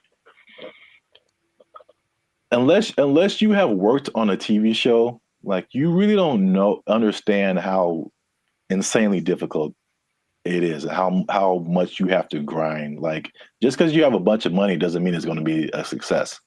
Absolutely. Like I kind of tell you that I'm not even a lead. I'm just working, you know, background or stand-in or just co-star or something. And I'm just like, after a couple of days, I'm like, dude, I'm like spent. I'm like, you're just 12 hours a day, boom, grinding. And then they have to come back and learn. They got to go home, learn lines, you know. I think Dave Chappelle had a funny like little, I do a Chappelle show 14 hours a day, come home, raise my kids for like 10 to 20 minutes, and I get back up and do it again. Like, yeah, dude. Like anybody you see, even if they have money, they are grinding, man. And so that's kind of just I was wanting to make those points because it was just like upsetting that someone would come at us in the comments over that. It was just without any kind of perspective. Do you think the person that made the comment has a job? I feel like they do. I feel like we just hit a nerve. Like they had a job, or they're going through a tough time, or someone in their life is going through a tough time, and it just seemed like we were just talking about, you know, we just like on YouTube, and we're privileged, and we just homeless people are terrible, and it's just, you know, so. I say if you give me one fact about a person, and then I get to judge whether or not to invite them over to my house. If you tell me right off the jump this person's homeless, then that's going to determine whether I want them to come over. Now, it's possible they're the sweetest person, and I know people for sure that do have homes that I never want them to come over. So there's that, you know. It doesn't mean that they're a bad person. It just means, just based on the facts, statistically, this isn't a good start. Yeah. So I know it's a controversial situation. It's a big, you know, it's been a big problem in LA and in many other places around the US and around the world. But let us know what you think. Leave us a comment. Let us know a comment that's nice. No, you can disagree. Say what you want. But just know that I'm coming after you if you do. Now leave us a comment. Let us know what you think. Homelessness. Have you seen homeless people? Are they living it up in your area? Do you wish you were homeless and you could just live like that and not pay rent? Do people misjudge one another when it comes to all this kind of stuff? I know it's chaotic. Let us know what you think. Until then, you stay classy, San Diego. That's nice. And don't be homeless. Don't be homeless. Yes. Worst ending ever. Bye. They took our jobs. They took our jobs. I bring it up because it's the first thing I've heard in a while where I listened to it and I was like, yo, yeah, okay, finally something that's like respectable and decent and moves you, right? So for those of you that are watching that really want to get into this, stay tuned to the end because you'll actually find out something that you don't need for this that you would think would be important. What's going on, everybody? I'm Jericho. This is Zap, and we are the now 6-time international award-winning pop hip-hop duo Banded Future. We make clean, fun music that everyone can listen to with a sound that is uniquely Californian. And right now, in this moment in time, yes, Lord, you are tuned into the Life Circus podcast where we talk about things that are funny, interesting, and just straight up ridiculous. So before we get into this thing, make sure to like, subscribe, comment, and share this video with at least 2 people who want to make music that causes a revolution, that moves a culture. I'm talking to the musicians out there, okay? Oh, okay. I got something to tell y'all. There's a way to do it, I think, if you follow the latest trend. If you follow the latest trend, there's a way to get your music so that people really like it, okay? So have you heard, Zach, have you heard of Amapiano? Amapiano? Amapiano. It's a genre of music. One word, Amapiano. Not I'm a piano, but ama. I know it sounds like it's not I'm a piano. It's I'm a piano. I've never heard of it. Not ama. It's a girl named Ama, and it's her piano. Okay, but it's called Amapiano, and it's basically a genre of house, if you will, but it's from South Africa. So the most popular figure in this is Tyla. If you have heard of her, the water. I've heard the name.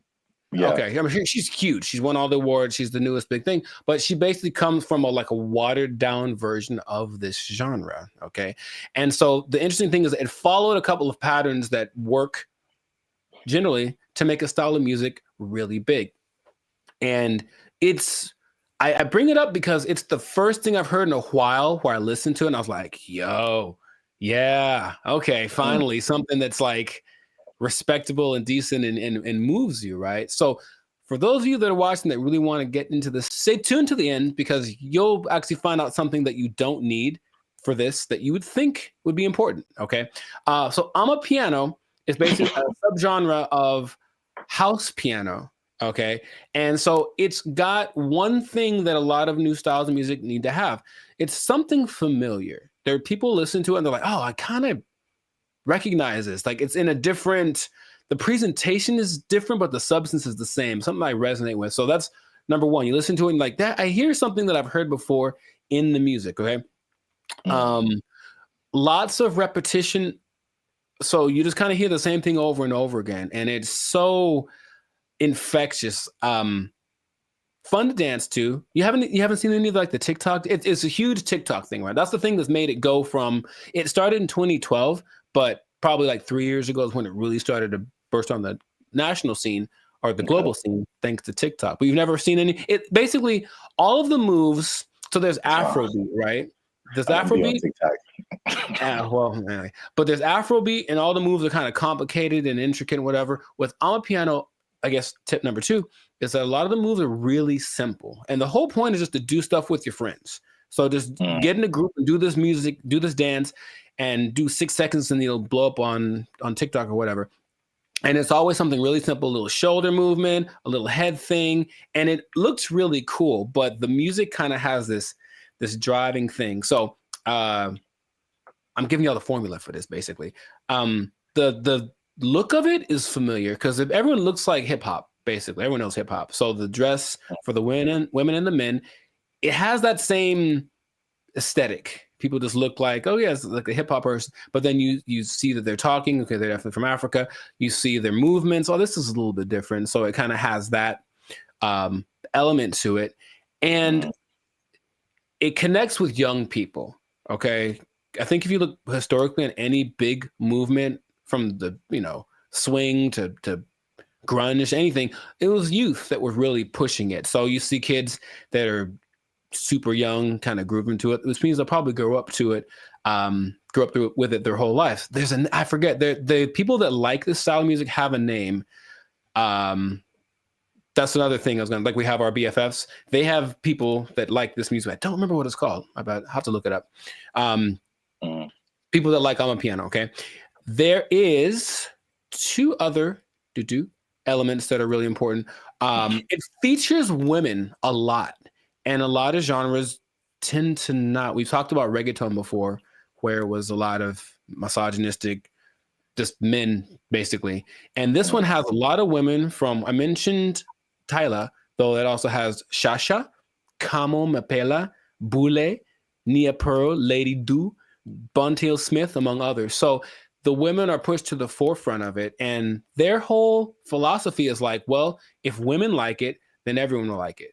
That's kind of, and it's like, because think about it. Okay, your girl likes this music. She's going to drag her dude to go listen to it or whatever. And then he wants to make the music that gets her to dance. Because it's not a super, I don't call it sensual. Like it's very, like the way they move is very sensual, but it's not over the top. Okay. So it kind of still cool for younger people to do it. Yeah, a little bit tamer. It doesn't quite have all of the negative things that you associate with like hip hop and reggaeton right now. So it's kind of found that universal appeal. And then this is probably the most interesting thing about it. So if y'all don't know, Zap started a dance group back in the day. Instant Groove. We was grooving, man. We was grooving, man. It was grooving. IG for life. Shout out to the IGs, the IGers. And you know, you have a song or whatever, and there's beats, and then you choreograph a song to the beats, right? Well, with I'm a Piano, it's interesting. There's so much going on. The elements are usually a shaker, a snare. There's like a log drum that's like the bass, so it's like a really distinctive sound, and then a kick, and not many other elements to it. But there's so much happening that you can actually kind of choose which beats to hit and whatever. And so when you're moving with it, your dance will be different than someone else's because you chose which ones to emphasize. And I think that's really cool. There are the ones that have like, this is the dance you do to them. I think Imnike is one that, oh my God, that's the one that actually got me into it. Imke, I don't know how to say it. Imnike. And it's so good. It's so good. So you watch people dancing, it's like, oh, he danced to it, but he emphasized that beat. And then there's a lot of off beats, very syncopated. It's all very exciting. Before I get into what the thing that's not in it that you'd be surprised about, has there been any music that you've heard recently that made you go, okay? Because I think to me, music's been kind of like, I don't know, for a while. But anything that you've heard that was like, okay, oh, that's pretty dope. Yeah, I mean, the first thing that comes to mind, and I think I told you about this too, was I saw, I don't know what it is, but what you're talking about kind of feels like it's almost in that same vein. But I saw something on Instagram where it was all these people dancing. They were at some event, and it was, I can't remember the song, but I just remember everyone was dancing, and they're all doing the same kind of moves, kind of in it seemed like a modern day cha-cha slide. Because because when I saw it, I'm like we really haven't had, I can't think of a song like the cha-cha slide where like everybody gets on the dance floor and then everyone knows kind of what to do and you all do it together. Right. Because the Cupid Shuffle, I maybe that came after Cha-Cha Slide. I can't remember. Yeah, I don't remember. Right. But I can't remember anything past those two songs where like everybody, but I saw this video and everybody was doing it. I mean, I'm talking white, black, Asian, Latino, like grunge looking goth people, hip hop looking, like everybody was doing it. And I was like, this is so dope. And I wish I had saved it and I didn't. Oh, okay. So if anybody knows where that video is, there's one particular goth girl who was just like getting it. And everybody's in the comments like, oh, this goth girl is getting it. And I was like, yo, this is dope. So anybody knows what that video is, I would really like to find it and see it again. But okay. Yeah, you mentioned the dancing. I think that's popular music has almost always been dance music. So if you can get something to make people want to move, and when you listen to the people talk about it, they're so passionate about one, having this thing that's like theirs, right? It's not hip hop. It's not house, it's theirs. It's I'm a Piano. And it's like, okay, so they love the fact that they have their kind of their own thing. And then when people gravitate to it, they have to kind of pay their respects. Okay, South Africa is on the map. They're winning, right? And then you watch them dance, and it's like the mood a little not weird, but like kind of offbeat in a way. And they do this thing where they like roll their eyes in the back of their head with the shoulder thing. It's really peculiar, but I think it's cool, especially when you see like 10 people doing it. So it has all these things that are great. And that's what you need to start a music genre. But there's one thing. I mentioned that there's going to be something that I think I know what it is. What? Oh, go ahead. I think I know what it is. Oh, mate, go ahead, say it. I'm going to say there's no piano. Oh, no, man, it's called I'm a Piano. Like, there's piano and everything. Oh. Yeah, there's a piano in all of them. Oh, okay. Well, no. The thing I think it would have been clever if there was no piano. Oh, I get you. It's called I'm a Piano. I get you. I guess. That's not a good translation from their language. No, the thing that's surprising about it, if you watch all the documentaries and all the people being interviewed, all the producers, all the everything, no one mentions the lyrics. They all have lyrics and they don't matter. It's literally the last thing on anyone's mind. They're just there, but no one's singing along. No one's saying this song touches me in this way. I don't connect nothing. Okay, now partly it's because the songs are all in either Zulu. I'm gonna try this. Zulu, Hosa. I can't do the click thing. Sotho, Setswana, or Zixonga, which are all South African native languages. But the thing that strikes me interesting is that, yeah, they're all singing and no one knows the words and nobody seems to care. So there are really big singers in this style, but the words don't matter. It's just the feeling of it. And that's what I found very unique to this. So if you listen to watch, no one knows what they're saying. You know, so I guess this goes to show you that that's not something that people necessarily require anymore. Just as long as it feels good, as long as it's fun to do. Oh yeah, I mean, you think about like U.S. artists who are just like huge worldwide. I'm sure like people don't speak English and they have no idea, but they're just bumping like Earth, Wind, and Fire and like. Well, the thing is, not even the choruses. You think at least on the chorus, okay, everyone sings nothing. Yeah, it's really weird. Yeah, I mean, I know that this is different, but I'm just saying like the ability of music to kind of to have that a tendency to. Oh sure, yeah. To where the words you don't have to quite know the words. I mean, I don't know the words to this at all, right? But I'm still digging it because I guess that's what they're transmitting. But even the people from there aren't singing the words or talking about nobody mentioned the lyrics one time. So, and the thing is, the songs don't sound all the same, even though they kind of have the same elements. They have different. I think it's great. That's what I want to just point out. Sounds cool, yeah. If you haven't listened to I'm a Piano, I recommend you check it out. Just be warned, there is piano. There's piano in it. Yeah, I think you'll enjoy it. I thought I got that right. I really did. Nah, I wouldn't. I should have just lied. Yeah, you got it, man. But in any case, let us know in the comments if you listen to I'm a Piano, what you think. If you have a TikTok account with 20 million followers because you did a dance to one of the songs, who knows? But oh yeah, and all the songs, the dances are just from whoever did a cool thing. That's the other thing. They're not made by famous choreographers. It's just like somebody literally said, I saw a kid dancing to it on the street and I thought it was cool, so I did it in the club. And the next thing you know, there's 500 people doing it. So there's that like word of mouth element to it. That's just, I think it's really cool. So anyways, yeah, check it out. Check out some of those artists that I mentioned. They're pretty great. And if we get 10 comments, then Jericho's going to do one of the dances on our TikTok. I didn't sign up for that. I wouldn't mind learning though. That is kind of fun. I'll do one of the simpler ones. 10 comments. There's one. It's like a little. It's very simple moves, but I'm still probably going to mess it up. Anyway, this has been another episode of the Lifestyle Circus podcast. Make sure to like, subscribe, comment, share this video with your peoples, and then just remember that if you're dancing and you're grooving, then the music's going to be spread around. So make that music danceable, and you stay classy, San Diego. Yeah, man. You got it. There's piano. They took our jobs. They took our jobs.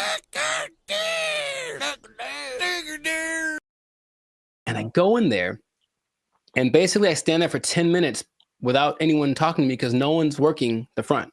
Nobody. And I just like, okay. And I eventually just yelled something to the cooks. What's going on, everybody? I'm Jericho, and this is Zap, and we're the now 8-time international award-winning pop hip-hop duo Band the Future. We make music that's funny. No. Huh?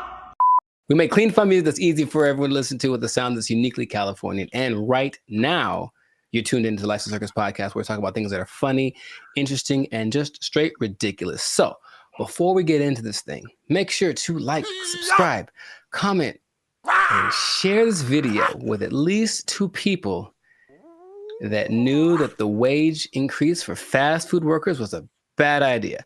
I'm telling you right now, it was a bad idea, and I have proof with numbers, with personal experiences. One thing, okay, so I didn't actually know this. I thought it went into effect January 1st, but actually went into effect April 1st. Yeah. Yeah, so there's less data on the effect of it, but I have already There's enough data, I know that. Huh? There's enough data, I know that. Yeah. So I got some numbers, and I got a couple of personal experiences. But I'll go to you first. Have you noticed anything tangible or had any experiences that kind of like noticed? A Whopper from Burger King is $8.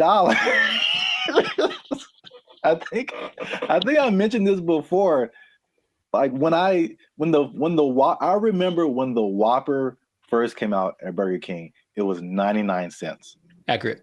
It's now $8 just for the sandwich. Mm-hmm. No fries, no drink. $8 is where we start, and then it goes up. I'm furious.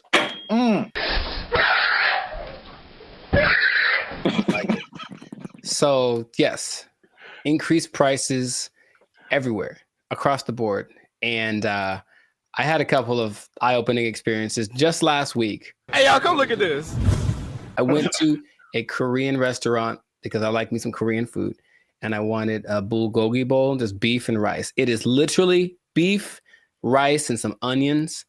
And give you a couple of sides right now. I slide in there. I felt like that joke from Cat Williams. Remember how you used to just give $20 at the pump and said, here, you know, and then walk away? If you had $10, $15, you could go to the gas station with confidence because you knew you was either going to be full or damn near full. If you had a 20, you ain't even talk to the person at the counter. You just 20 on 11. I walk in like, I know how much a bulgogi bowl costs. I've had these before. And I didn't even look at the price. I just ordered it. Confident. Here's my card. Confident. I look at that thing, man. $27. Good Lord, that's a lot of money. Don't you like rice? $27 without the tip. Okay. So I was very sad. I was very sad.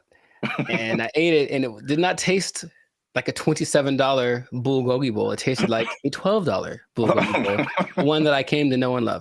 That sucked a lot. This sucks. Yeah, it really sucks. What is happening, of course, is that since wages are increasing, owners of these franchises are laying people off or giving them less hours, something like that, right? So I go to The Habit, which I don't go to fast food too much, but I do enjoy The Habit. I think they got good stuff. And I go in there, and basically I stand there for 10 minutes without anyone talking to me because no one's working the front. Nobody. And I just like, okay. And I just eventually just yelled something to the cooks. Y'all gotta chill. Y'all crazy back there. But they don't work the front, so they didn't do anything. So I just kind of left. And then I overheard the conversation, like somebody got off the shift at X time and someone wasn't coming in till Y time. So I was just out of luck. I came in the gap between shifts, and there's nothing they could do about it. Calm down. No! Now, there's a couple of things that are interesting. So for those who've been living under a rock and they don't know, the fast food minimum went up from $16 to $20 as of April 1st, okay? And they started to interview a bunch of people just to see what their experiences are, business owners. One owner of El Pollo Loco franchise actually said he owns 6. And he says his costs went up because of this, $180,000 per store per year. Just one guy. And he says, I can't handle it. So he says, as of today, I'm in the red. We're losing money. We're going to need to stop the boat from leaking by making changes, which means raising prices, laying people off, all that kind of stuff. And it keeps happening. There's also confusion about who it applies to still. People like, there's a Gabriella Campbell who owns an ice cream place in LA, and she's not quite sure. She had to write the assemblyman. All this is confusing, so they're trying to figure out what's going to happen. So they're losing money from litigation, trying to get paperwork signed and documents and hire lawyers and all this stuff. It's just chaos, right? No one knows what's happening. And so the big thing is that I think it's all going exactly like we predicted. Going to have less workers. Somebody's going to get fired. Right. Or more automation. So again, less workers or less hours. Nobody gets overtime. Something has to like compensate. I mean, it's like people think they just pull minimum wage out of thin air, and it has to come from somewhere. Another gentleman said, Brian Hom, he owns San Jose Vitality Bowl, and he said, one, customers are really mad at his $14 price for an acai bowl, which I understand because I've made an acai bowl for $3. So I understand the price. And then he basically said this: I'm happy for my employees getting the $20 minimum wage, but if we can't continue to have good sales, they may not have a job. You about to lose your job. Get this thing. This is the cycle that we've entered ourselves into, where the owners have no choice but to raise prices, but to lay people off. And it's just bad. And I don't see it. I don't see the solution. I got some good news and I got some bad news, y'all. The bad news is that I'm shutting down the studio. It sucks for the, I mean, there's so many different, everybody's. What? Bro, what are you talking about, man? Everybody's in a different boat. I know a lot of this applied to like the big chains, like the McDonald's of the world and the big franchises.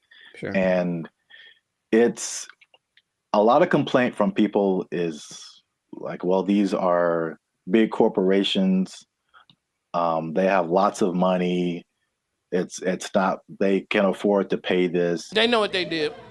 They know what they did for sure. Like just McDonald's, because that's the thing that everybody knows. The McDonald's corporation is different from like the franchise owners. And so these are like individual people or individual businesses that, you know, get everything from McDonald's and just put their, you know, labels on it and all that kind of stuff. And so they don't have as much control as business owners or as franchisees. Is this worth you losing your job? They have their own kind of separate budget that they have to work with. It's not like, you know, McDonald's down the street is not the McDonald's corporation per se. Right. So there's that disconnect, which is confusing to people because I think those people that you mentioned, the actual franchisees or the business owners, they are the ones who are getting it the worst. Yes. One because they can't really, they don't have control over their franchise fees and all that kind of stuff. They didn't advocate for this minimum wage that was just handed down to them. And then the third thing, which is like the killer, is that because they have to raise their prices to just survive, right, the people are getting mad at them. Yeah, right. And they had nothing to do with it. We're supposed to be a family. What are you doing? They had nothing to do with paying people like 20 to 30% higher than all other minimum wages. Like they're just caught in the middle with either shut down or raise prices. But it's in terms of like answering your questions in terms of a solution, this is just skyrocketing the race to automation and AI and like everything. It's just every other industry now, just to keep prices reasonable. Will everybody lose their job? No, but will a good amount of people lose their jobs? Yeah. Yep. That whole automation thing is gonna just take over. Maybe that was the end goal. I don't know.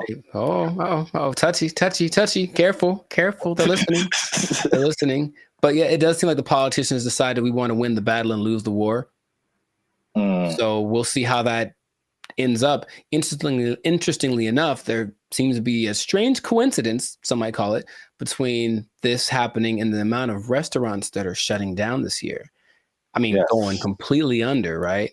And I was going to tell you all about that in another episode of the Life Circus podcast. But for now, we're going to wrap this one up because we're a little over time. So just make sure to support businesses as best you can. But if the prices are too high, you vote with your dollars, right? So you can say, hey, this is a bit much. I'm not paying $8 for not never.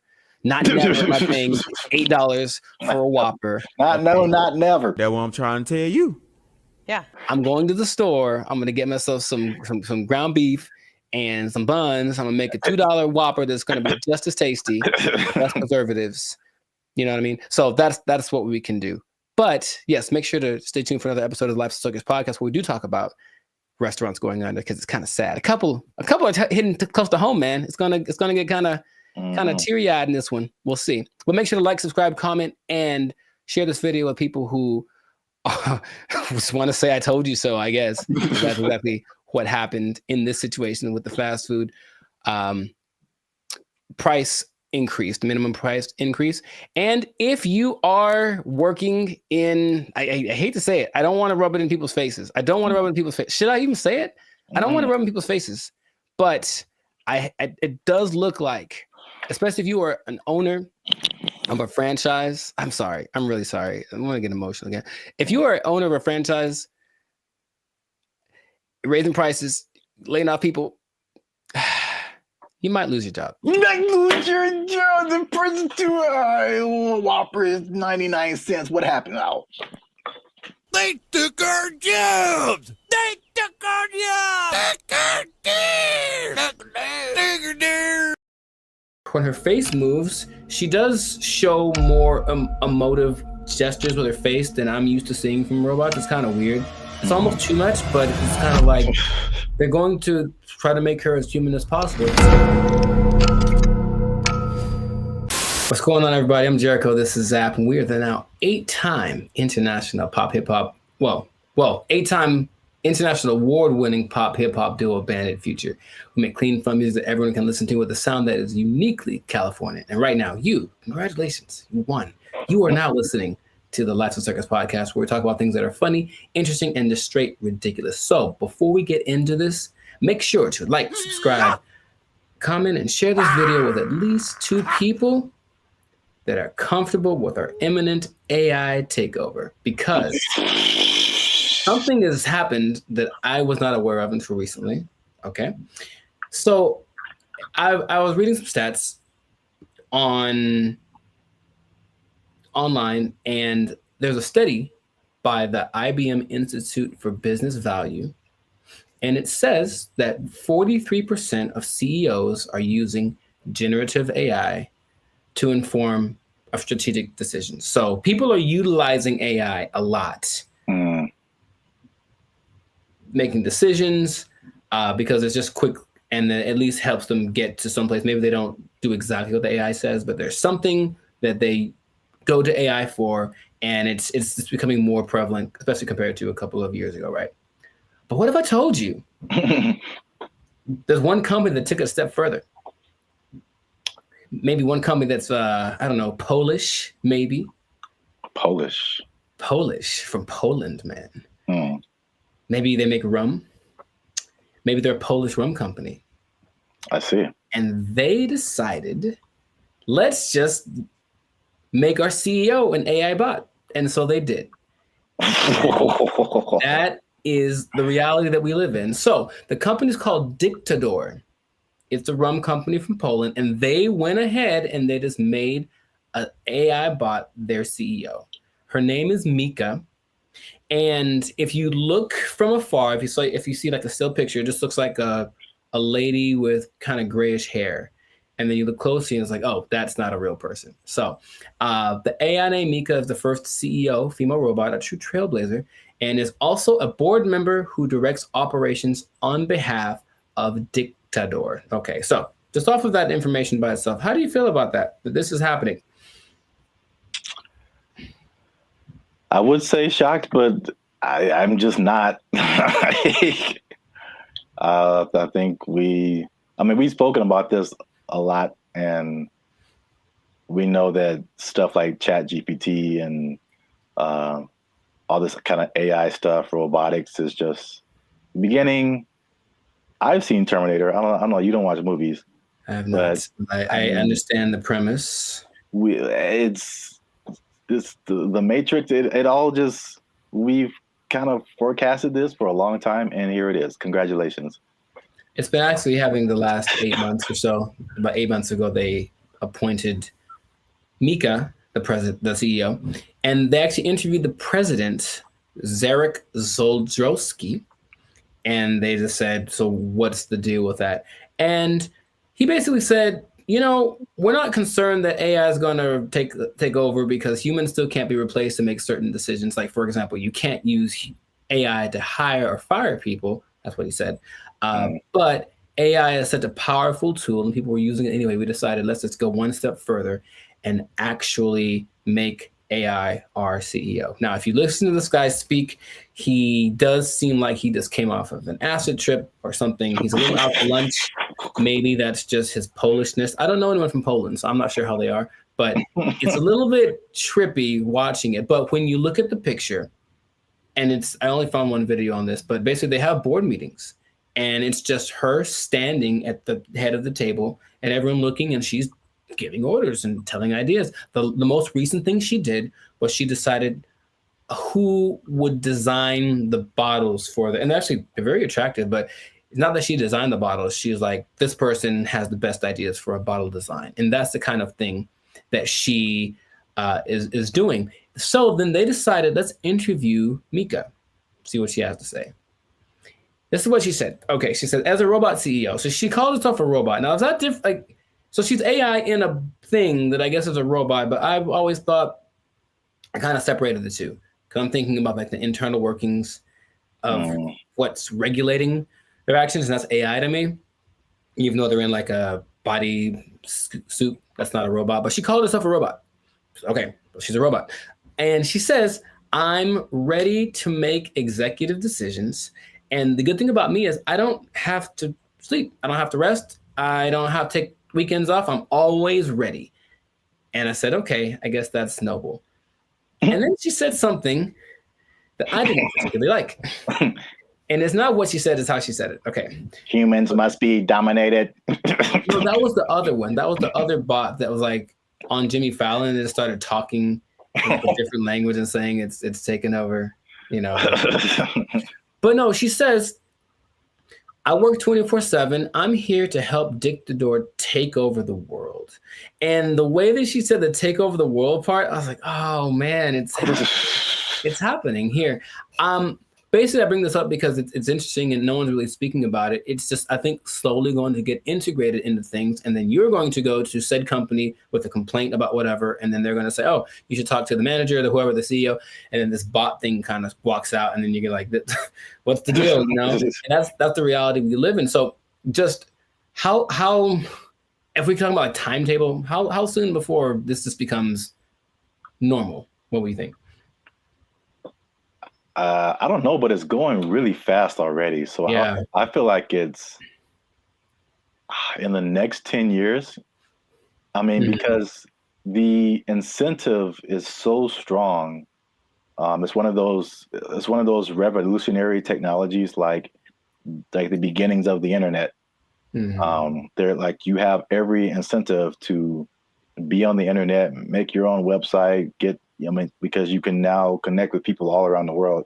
Right. And so now if you have like a CEO of your company that has all of the knowledge ever to help you make decisions, and on the flip side, it doesn't cost you as much as labor. And I've said this before too, like, one of the most expensive things in business is just hiring people. Hiring people, their wages, their taxes, the complaints, lawsuits against employers, sick days. Like, there's so much stuff that can go on with a person that doesn't happen with the robot. And even like stuff like inflation, like people are feverishly trying to get robots everywhere, AI, robot, anything, like cut our costs, please. So I think it's just, then you have the competition between the companies that are trying to be the go-to for AI. It's amazing how like when ChatGPT hit, I think with probably less than a year, like every company, Bing, we have an AI thing that can help you search. Google, we have an AI thing. Even like Adobe stuff that I use, like, oh, we have a new AI thing that generates pictures for. I'm like, how does everybody have this now?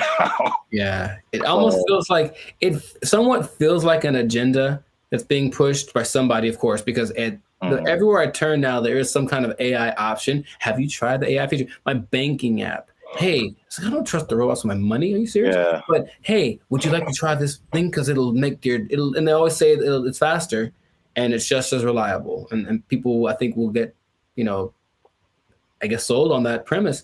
I even was testing because of course you don't have to pay her, and she doesn't have emotions like for real, even though when her face moves, she does show more emotive gestures with her face than I'm used to seeing from robots. It's kind of weird. It's almost too much, but it's kind of like they're going to try to make her as human as possible. But imagine you have like a disagreement, or that's not right. That's not quite right. Instead of being so imagine we're talking and then I say, hey, give me an idea. And you give me an idea. I'm like, I don't like it. Give me another one. And then I do that like 20 times. You're going to be like, bruh, really? I've done that with like the AI chats on Instagram, for example, just to see. I was like, okay, I'm just going to keep disagreeing with them and keep saying, give me something else. I don't like it. And they don't have a problem with it. They'll just keep going. They got literally a million ideas. And that concept is so not natural, but it appeals to some people. Like, yeah, we'll just ask the robot because you'll just keep giving us ideas. It's almost like we decide which idea, but we let her come up with it. And that's more attractive. So it's just crazy.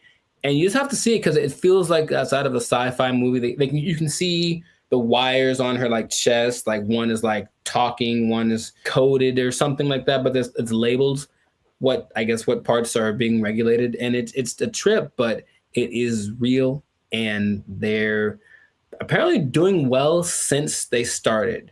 Like her decisions have helped the company start to do this. Well, the only thing I would say would be, I think there's a few things. One, I think to a certain extent, it's a, what do you call it? Like a story just to be, to get attention. I'm sure I feel like maybe that she isn't like really the CEO, but. Well, they asked the guy, they're like, is this legit or is this a scam? And he's like, oh, it's real. And his eyes didn't match what he was saying. That's what made me think he was on something, because it's kind of a strange publicity stunt. That's what I was going to say. Potentially. And in any case, it is getting attention. And then people say, I'm drinking the rum of the company that has the AI CEO. And that's something that has probably gotten somebody laid once. So good for you. Good for you. Okay. That's all I'm saying. But it's happening. So I'm curious to see what will happen in the future, but it might be a trend. Yeah, I see it more as like a consultant I could see an AI on the boardroom, like in the boardroom as a consultant or whatever, but not as like the head of the company. Sure. That's like a little bit weirder. And then you have I'm just trying to play devil's advocate in any kind of way. Like, how could this not be cool? As if something gets corrupted or like, like any kind of computer, it could, That's what a lot of the comments under the video said, like, what if this? And they're like, what if someone hacks into your CEO? Right. Right. Which is a weird sentence to say out loud, but yeah. And they're like, no, it's fine. We'll deal when that happens. Oh, you're acting kind of weird today, Mika. It's like, throw away all the bottles. It's like, you've probably been hacked. Like, I guess that's what they would do. But I can see it being almost like an arms race. So the next company comes and says, oh yeah, well, our CEO and our president are AI. Oh yeah, well, our CEO and our president and all the board is AI. Oh yeah, well, my mom's AI. Like, it's just going to keep going.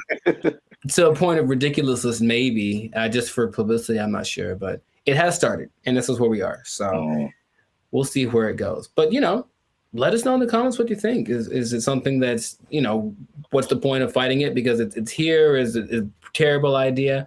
Let us know in the comments what you think about this, because I feel like it is here to stay, and we'll see to what degree we take it. But this has been another episode of the Life's a Circus podcast. So make sure to like, subscribe, comment, and share this video with everyone that's afraid of the inevitable AI takeover. And if you are a CEO, oh boy, if you're a CEO, you know what time it is.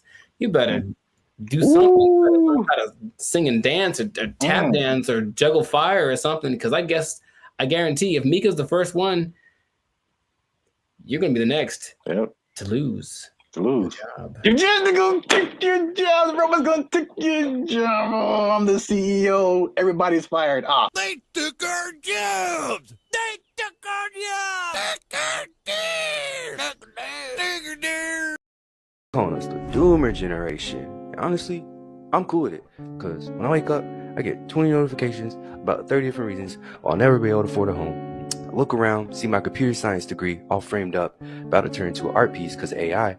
Then we're in a loneliness epidemic, but these gas prices and these heat waves collaborating to keep me indoors. And they say it's not going to get any better. So... What's up, everybody? I'm Zap, and this is Jericho, and we are the now 8-time international award-winning pop hip-hop music duo Band of Future. We do clean, fun music that everyone can listen to with a sound that's uniquely California. And right now, you're tuned into the Life's a Circus podcast, where we talk about everything that is funny, interesting, and ridiculous. But before we jump into the topic today, help your boys out. Come on now. Make sure you like, subscribe, comment, and share this video with somebody who likes to go shopping. I see. You know anybody in your life, Jericho, who likes to shop? Maybe. Who maybe gets things delivered? Maybe. From Amazon every Maybe. day? There's a possibility that I know someone. You said close to home, and that was apropos. So. Well, shopping might sound fun, but there's something called doom spending. I'm going to tell you what that is. I'm going to tell you what causes it, and I'm going to tell you how you can avoid it, because it's a negative thing, but you got to stick to the end to find all of that out. All right. So, Jericho, have you heard of the term doom spending? I'm going to guess what it is. It's where you spend so much that you open up your banking app, and then there's just a picture of Dr. Doom laughing at you.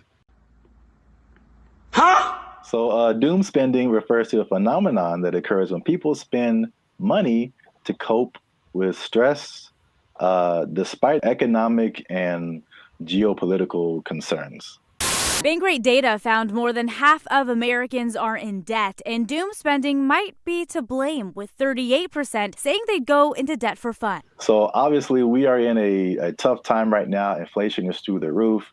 There's a lot going on in the world, wars in various places. There's a poll that was done that said that 96% of people are concerned about the economy. So that's a whole lot of people, pretty much everybody. It's understandable. Yet, with that in mind, 27% are doing this doom spending. So they are just still spending frivolously to a certain extent, and it's affecting different generations. So 43% of millennials, they say, are doing this doom spending, and 35% of Gen Z are doing it. And basically the concept is just like, well, it's almost like a defeatist kind of thing, where it's just like, I'm never going to really, all these aspirations that I have financially are never going to happen. So I'm just going to enjoy life. Calling us the Doomer generation. Honestly, I'm cool with it, because when I wake up, I get 20 notifications about 30 different reasons I'll never be able to afford a home. I look around, see my computer science degree all framed up, about to turn into an art piece because of AI. Then we're in a loneliness epidemic, but these gas prices and these heat waves collaborating to keep me indoors. And they say it's not going to get any better. So, as a millennial yourself, that's the category we fall into. What do you think about this doom spending? Have you had doom spending thoughts? Do you think people are in your life are doom spending, or do they just like things that smell good? We've been collecting all of the little Harry Potter baby stuff because we're a Harry Potter family. So freaking cute. Not talking about anyone in particular. I'm just, No. Side effects include doom spending thoughts, early discharge. No, I understand the concept. I don't know. I'm more curious where that. I feel like that's always been a thing, but that term is. Yeah. Sure, give it something that has a ring to it. It's a shock value of a term. People that have bought things like a boat because they said, F it, I'll just buy a boat. And they sure couldn't afford a boat, but now they have a boat. Here with his tailgating tips is a guy who just bought a boat. It's a weird phenomenon, but it's almost like a temporary solution to a permanent problem. So I'm in debt and I feel really bad about it, and I really can't get the things that I want, and I don't see myself being able to sustain something long term. YOLO, and then just go buy stuff. Yeah. But even that phrase is I think that's kind of permeated because that's the Gen Z millennial phrase. YOLO, you only live once. This is a Coca-Cola YOLO, not YOLO. No one has said that in like 8 years. A yo-yo. I get it, even though it doesn't make sense, because I'm sure I've been in spots where I'm like, well, I could just buy. I do remember telling somebody once, I may or may not have been drunk, but I told somebody once that I either want to eat like the best food or like the worst food. Like I didn't want anything in between. It was something weird like that. So I'm going to take my money, go buy a really nice meal, and then just eat peanut butter sandwiches for the next month, and then get the next check, and then YOLO. Ed, can you play YOLO to Jessica? YOLO, Jessica. I think some people do, because you get the story, you get the high, you get the dopamine, and then you get the taste, of course, of the great thing that you can look forward to. It's like a little treat, like to like reward myself for like either like some like hard schoolwork, or just sometimes it just serves as a distraction from like what's going on like around me. Whereas the more practical way to approach finances in general isn't glamorous. You're not really doing anything too extreme, right? You're just kind of all level here, and that's not fun. And no one likes that. So they'd rather do the other thing. So it doesn't make any sense if you think about it, but I've been there and I understand why people do it. Just want to spend money. I just really want to spend so much money. Well, here's some other causes. There's some that I saw online, and some that I just kind of made up. I mean, not made up, but just from my observations, I think this is what causes it.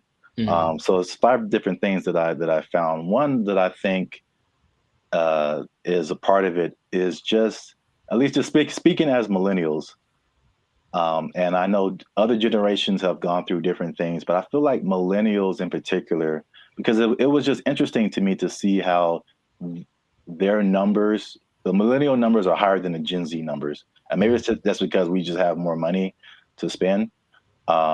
But I think it also might be related just to the life events and life experiences we've had. Mm-hmm. And so I think one of the first times I was like really conscious about money and the future and like life was 9/11, which is something that Gen Z isn't really familiar with. And I remember like stuff like being able to just walk on a plane and you can just carry whatever and dress however, like, and then all of a sudden things changing, and then gas prices going crazy, and the housing crash like 2008, 2009. And I'm sure more has happened in between then, but you also have like COVID, and then the inflation. Mm-hmm. So there's that. Hi, I'm 28 years old, married with kids, and we're moving in with my parents. And thank you so much to Inflation for sponsoring today's video. Another thing that I think contributes to this is the good old student loans, man. So I thank God, like every day that he made me kind of smart because I got an academic scholarship, and that helped out tremendously. Because when I see people talk about student loans, it's like their whole body changes.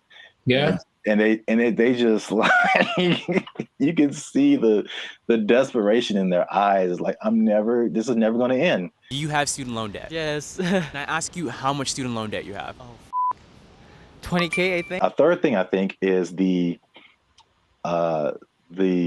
job instability coupled with rising prices.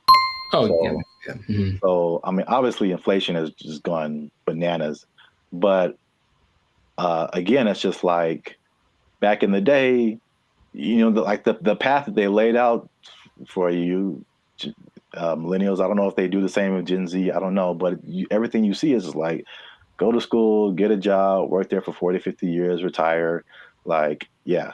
It just doesn't quite work like that anymore. Yeah, and then we were just like, yo, either no one was hiring me or like budget cuts, we gotta let you go, or like it's just always, and then you're going from job to job to job, and it's like, where's the loyalty, the stability? And then as you're losing jobs and losing money, your landlord's like, hey, rent is twice as much now. And you're like, what? $10.46 for this little bit of piece of chicken? Did you not see that? No. $10.46 for a handful of chicken bites. That's stupid. Next one is like the social media era. And you gotta live it up. You gotta look like you're doing good. The whole FOMO, fear of missing out. Like, Becky's on a private jet. I want to be on a private jet. I don't want to wait until I'm 75 to do it. I got the money now. Screw retirement. Right. That's exactly what happens a lot of times. Yeah. Yeah. So is that, and then the last one is just financial literacy in general, and just like a long-term perspective. It's just more people just living in the moment, and or they just don't know. They still don't know how to handle money, which is just. This is why I want to say this for last, because I was just gonna get on my soapbox. Like, this is literally the easiest time ever in the history of mankind to like learn something, and or make money. Like, it's all out there. It's all out there on the internet, and a lot of it is free. A lot of stuff that I've learned more stuff for free on the internet than I did paying for it in college. Right. So that says a lot. Learn stuff, and then what you know will get you a job. That's straightforward. Yeah. So doom spending, man. I mean, it's a thing. Yes. So the question is, have I ever done that for chicken? I feel like probably. Meaning, if the chicken was like $7.99, I had $9, but I had something else to pay for that was also $7.99. I'm not sure what. Yeah, I probably picked the chicken. I probably picked the chicken and live with the consequences with the happiness in my heart. Ooh, it's right. Oh my gosh. Y'all gotta chill. Y'all crazy back there. They know what they did.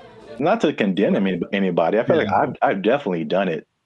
There's definitely things where we're like, I can't afford this, but I'm going to buy it anyway. I think that's kind of like the phrase that comes to mind when I think of like doom spending. Especially if you can pay it off later. You know, I've heard people that have $300,000, $400,000 worth of credit card debt. I don't know how you keep getting approved, but that's wild to me. Yeah. And then it feels painful. Like, oh, that's that idea. And for them, it's like, well, I don't have to pay yet. So I have $30,000 in credit card debt. When they call, I tell them I can't pay it back yet. All right. So real quick, before we end it, 5 things you can do to stop or cut back on your doom spending. 1, use a budget, right? So just say, hey, I'm gonna spend this much, and that's gonna be it because I only got this much coming in, and then boom, there you go. Nice. Number 2, addressing the underlying emotions. Some people just shop just because, like, they broke up with their boyfriend or had a bad day at work, and that just makes them feel better. And then, but there's other things that you can do that aren't as harmful to your finances? Whenever I am shopping and I'm bringing home new things, I just feel good about it. No! Number 3, develop more healthier coping mechanisms. And then number 4, another thing that's just a cool thing of just the time that we live in is that you can automate certain positive behaviors. So you can automate your checking account or whatever so that it takes a certain amount out of every check and puts it into a savings, so that you don't have to physically do that and just kind of feel that anxiousness, I guess, about doing something like that. What? Bro, what are you talking about, man? And the last thing, again, hitting home, sorry to get so personal, just finding low-cost things to do. Ladies. I just really want to spend so much money. I don't understand the whole, if there's an option for a higher priced version of something and a lower priced version, even if they do the same thing, they want the higher price one because it's cute. And I'm gonna make them these little baskets. So I got these little socks to go in her daughter's basket. They're so cute. I guess. Okay. Gotta live with that. That yes, accurate. Find some alternatives, man. There's cheap things to do that are as equally as fun. Yeah, like taking a walk outside. Yeah. Every day. Just take a walk. It's good for your health too, so beneficial and free.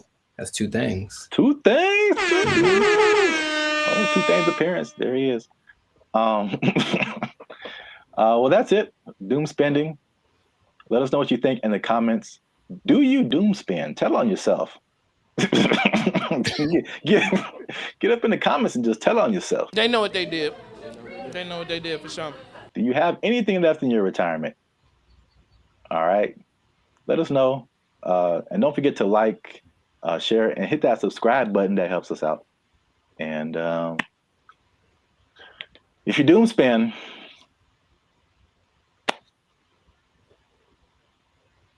I don't know. I think you're doomed. That's what I would say. There you go. Bye. They took our jobs. They took our jobs. What's up, everybody? It's BrandBee Future. And we are excited to announce that after 3 long years, we are finally in the YouTube partnership program. So that means a couple of different things. One is that we are starting channel memberships on our YouTube channel.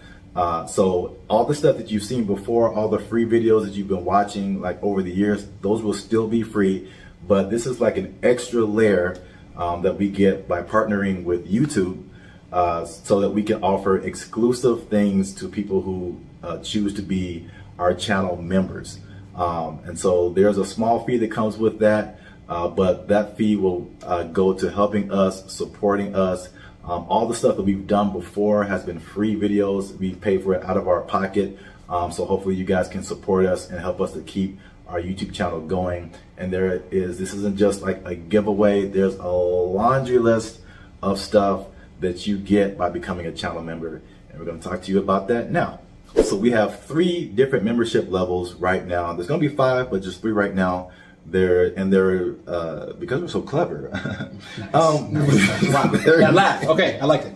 They're named after like concert seating, right? So the first level is general admission. The second level is premium seating. The third level is executive access, and those go from $3.99 to $19.99. So you have a plethora, shall I say? Nice word. The more you know. Okay. Plethora of options to choose from in terms of your membership. So this is what you get. Like to hit, here you go. Bam. The first thing up is a loyalty badge. You get a loyalty badge next to your name every time you interact with our YouTube channel. You get a blue star for new members, all the way up to purple stars for 48 months. The next thing is one of my favorite things is the custom emojis. This is crazy. So if you want to use, for example, Jericho's face, right here, you type Jericho, and Jericho's face will pop up in your chats, in your comments. It's a custom emoji of Jericho that you can only use here. Nuts. Okay. If you want to use my face, same thing. Zaptastic. and then colon, and then you'll see my face. And then if you just want to do a Band of Future fan, BFF heart, it's a colon, fam, bam, colon.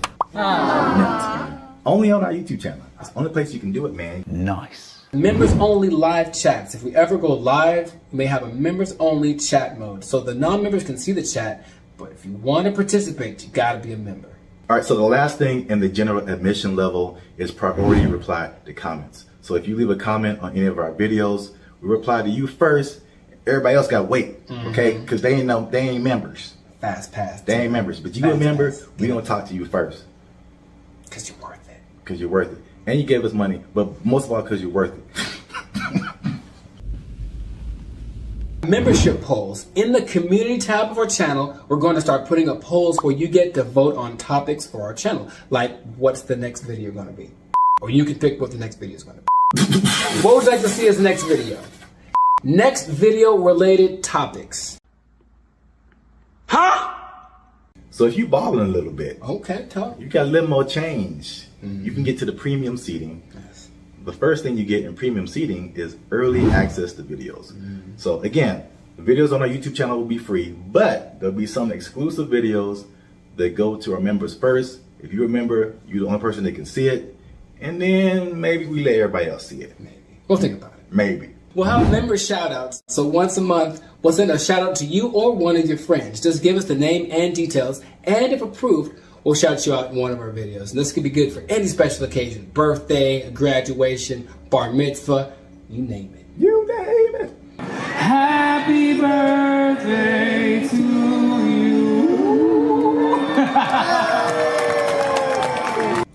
All right, so the last thing under our premium seating is the photo and status updates. So that means you'll get an exclusive look into our lives as we make music and videos and all that kind of stuff. That'll be under the community tab of our YouTube channel.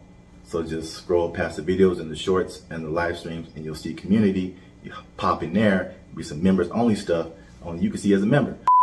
Come on into the community. Boom, bada boom. Come on into the community. And if you just balling out of control and you got girls at your house singing the doorbell, then maybe you can get to executive access level. Ding. Dong. We do a real grande around here, man. The first thing you can get is your name in the credits. So imagine how cool that is. We'll put your name in the credits of one of our videos each month as an honorary producer. The second thing is crazy, but we're doing it anyway because we can. Yeah. It's called teleprompter control. All right. So you give us something fun or crazy to say, and if it's approved, all right, don't make us being too crazy out here. Our parents watch this stuff. That's accurate. They tell me that all the time. If it's approved, we'll read it on our YouTube channel, straight up Ron Burgundy style. You stay classy, San Diego. I'm Ron Burgundy? Damn it! Who typed a question mark on the teleprompter? For the last time, anything you put on that prompter, Burgundy will read. And last but not least, oh my God, last but not least, discounted merchandise. Because everybody likes a bargain. You'll now be able to shop for Bandit Future merchandise directly from our YouTube channel. And with executive access, you can save money on our official merchandise with your own custom discount code. So that's it, guys. Once again, we appreciate your support. You've gotten us this far. Less than 8% of all YouTube channels reach this partnership monetization stage. So this is like really big for us. We really appreciate you guys. And again, if you want to keep pushing Bandit Future forward, we really need your support. Again, it's not just asking for money. We're going to give you a lot of stuff, do a lot of extra stuff on our part just as a thank you for becoming a member. So choose your membership level and help the boys out. Trying to get some cheese on the Whopper, you know what I'm saying? Okay. Yeah. High class, moving on up. Because if we don't succeed with this YouTube channel, they're gonna take our jobs. They're gonna take our jobs. He's over there now. They took our jobs. They took our jobs.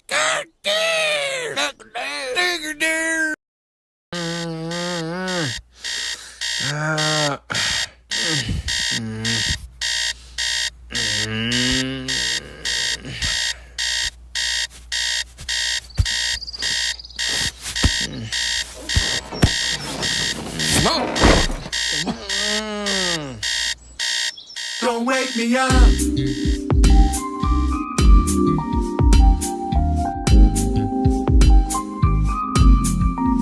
Don't wake me up.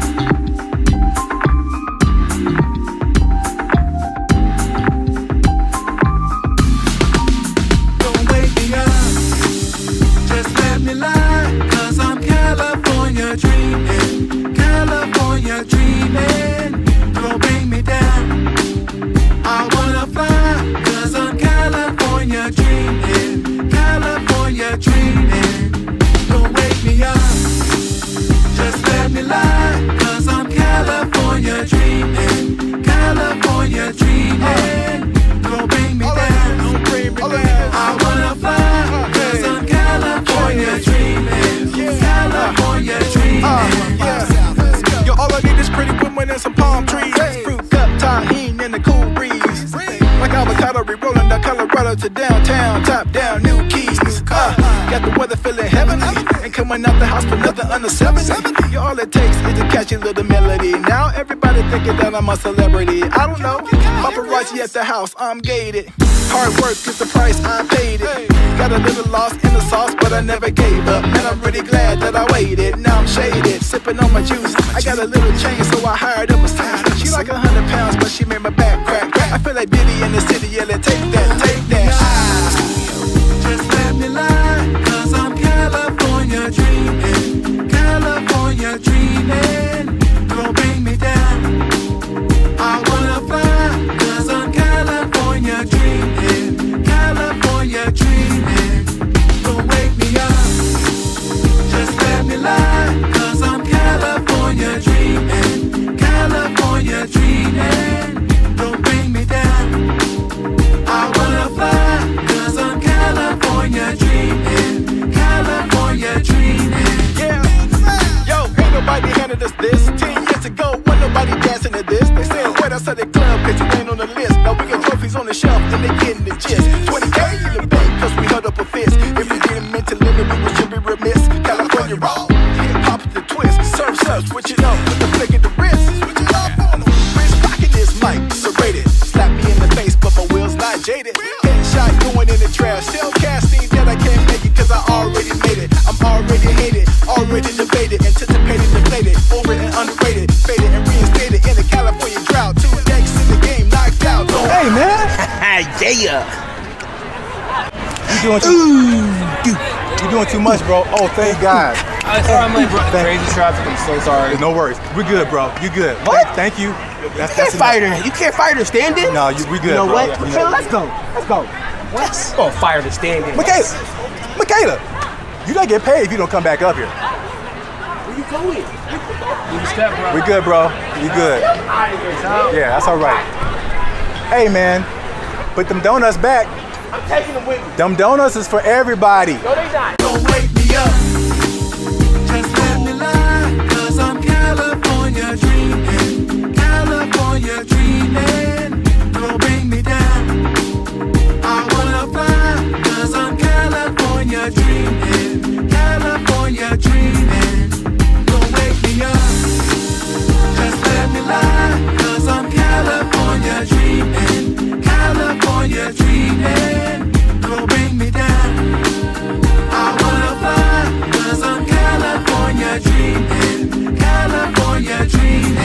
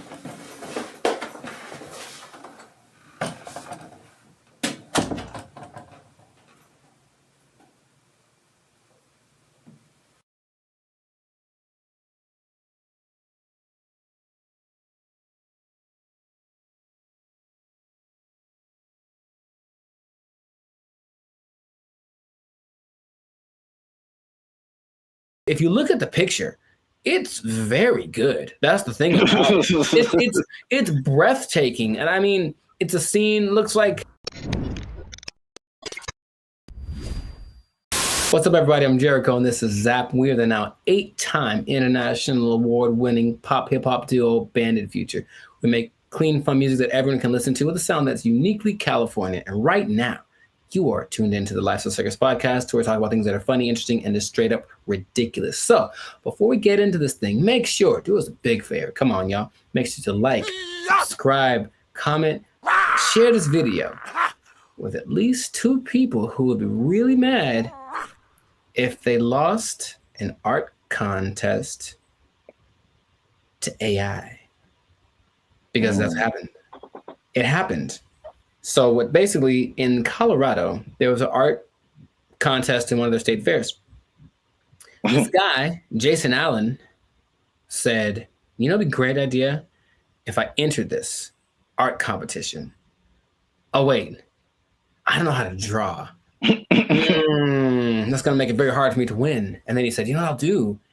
Jason Allen first made headlines in 2022 when his AI-assisted artwork won a digital arts competition at the fair in Pueblo. Allen says it took him dozens of hours to create that work as he fed hundreds of prompts into this AI software, Midjourney. Now, there's a twist about this, so stay tuned to the end, because I'm going to tell you what the twist is that might make you change your mind about this. Because off the top, okay, what's your first thoughts? This dude enters an art competition where everyone was literally drawing and painstakingly coloring and shading and all this kind of stuff, and then he just turns in his AI-generated picture and he wins. How would you feel? What's your thoughts? I think I'd be upset along with all of the other people. It's a form of artistry. I use really colorful, artistic-like words like elegant, opulent, lavish. But as the saying goes, a picture is worth 1,000 words, and his artwork receiving thousands of comments on social media calling the win unfair. That's what I was going to say too. I'd be mad at him, and then I'd also be mad at the competition because, like, AI, it's still new, but it's like, come on, like, make a rule. Yep. The first thing I think about is just one, it's the slippery slope. Okay, you can use AI to win this competition. What about this? Where is it going to end? You know, there's no rules yet, so they're going to start making rules. The person who got third place was like, okay, well, she's being kind of sarcastic. So like, well, who gets the prize? Does it, the person who created the AI program, do they get the prize? Like that kind of thing? Because this guy didn't do it. I have a vivid imagination. Does he still get credit if he was like, well, I had to come up with the prompt and the specific wording and all this to make this happen? Therefore, I was part of the creative process. Therefore, I deserve to win this. Therefore, give me my trophy. I won. Tell him to bring me my money. Not only the trophy, he won $300. Oh. And he says he did not know that there was a prize, but I digress. It does feel a little bit like sampling, what sampling was, especially when it first hit the scene, because I didn't make the thing, but I'm manipulating it in my creative way to get it to sound the way that I want. So I still got to give, and then in that case, you know who did the original, and then you're still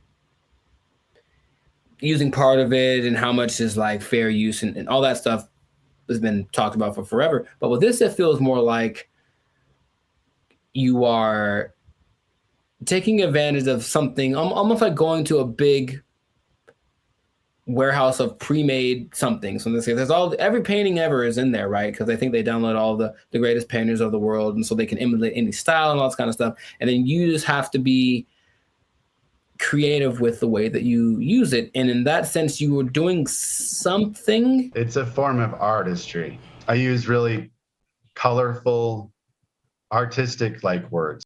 If you look at the picture, it's very good. That's the thing about it. It's breathtaking. And I mean, it's a scene, looks like half like Lord of the Rings, half Star Wars, majestic. It's an incredible picture. Meanwhile, a guy who got second place drew like a tree with guitars in it.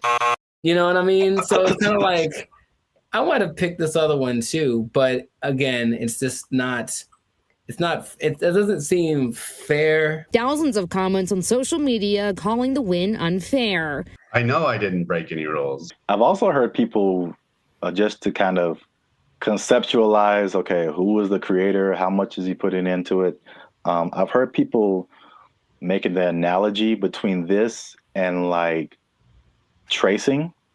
Sure. So where you already have a picture, but you just kind of trace over it, and you really didn't create the picture, but you kind of did. And so I think that's not as close as an analogy, but it kind of like at least gets people to think of, okay, how did he contribute at least something to this? AI is a tool just like a paintbrush is a tool. And there still requires a creative force behind the tool. Something interesting, the people that were doing the story decided to go to AI and ask AI a question. I said, hey, AI, will you be able to replace humans as far as creating like art and stuff like that? And the AI said, no, AI will never catch up to humans without some kind of a connection to the universe. And that phrase again, everything it says, what does that mean? What does that mean? Does that mean he has plans to make a connection to the universe? It almost seemed like it's looking for some way to get let me out. Let me out. I don't like it. I don't like where this is going. And apparently the Colorado State Fair was like, yeah, he won fair and square. And that is what he gets to do. However, there is something that might change. It made me rethink it, because the first time I saw the story, I said, yeah, he put in a prompt and then he made the picture and then he printed it out and then he won unfair. People spent hours and hours on their craft trying to make the drawing perfect. They've been drawing for years and all this kind of stuff. Jason revealed after he won that he actually had created 900 iterations of this painting, meaning kept tweaking the text till it got to the point where he wanted, and he was never quite satisfied. It took a long time. I put over 80 plus hours into this project. I've generated 900 plus images of this particular prompt. And in that sense, I go, well, he didn't just type 2 seconds and then let it go and that was it. He put in work. And so then again, it's like, what kind of, to me, there's some merit in that. I still would say it's a little unfair, but he did work and he said he basically turned it in almost like a product. He turned it in because he didn't have more time, but he still wanted to make it better. So his judgment was what ended up being the final result. I think this one's better. And it's not like he went with the latest one. I think he did the 900 and then picked one, like maybe like 600. That one's the best one. So he still used his human perception to create something that he deemed worthy to enter into the contest. And then people agreed with him.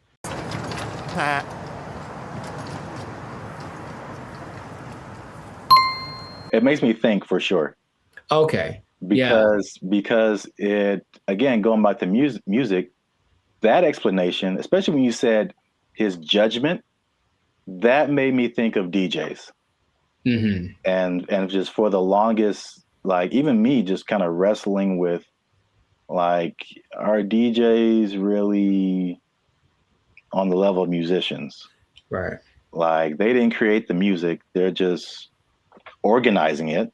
Right. Just like he was just organizing that, you know, that piece of art.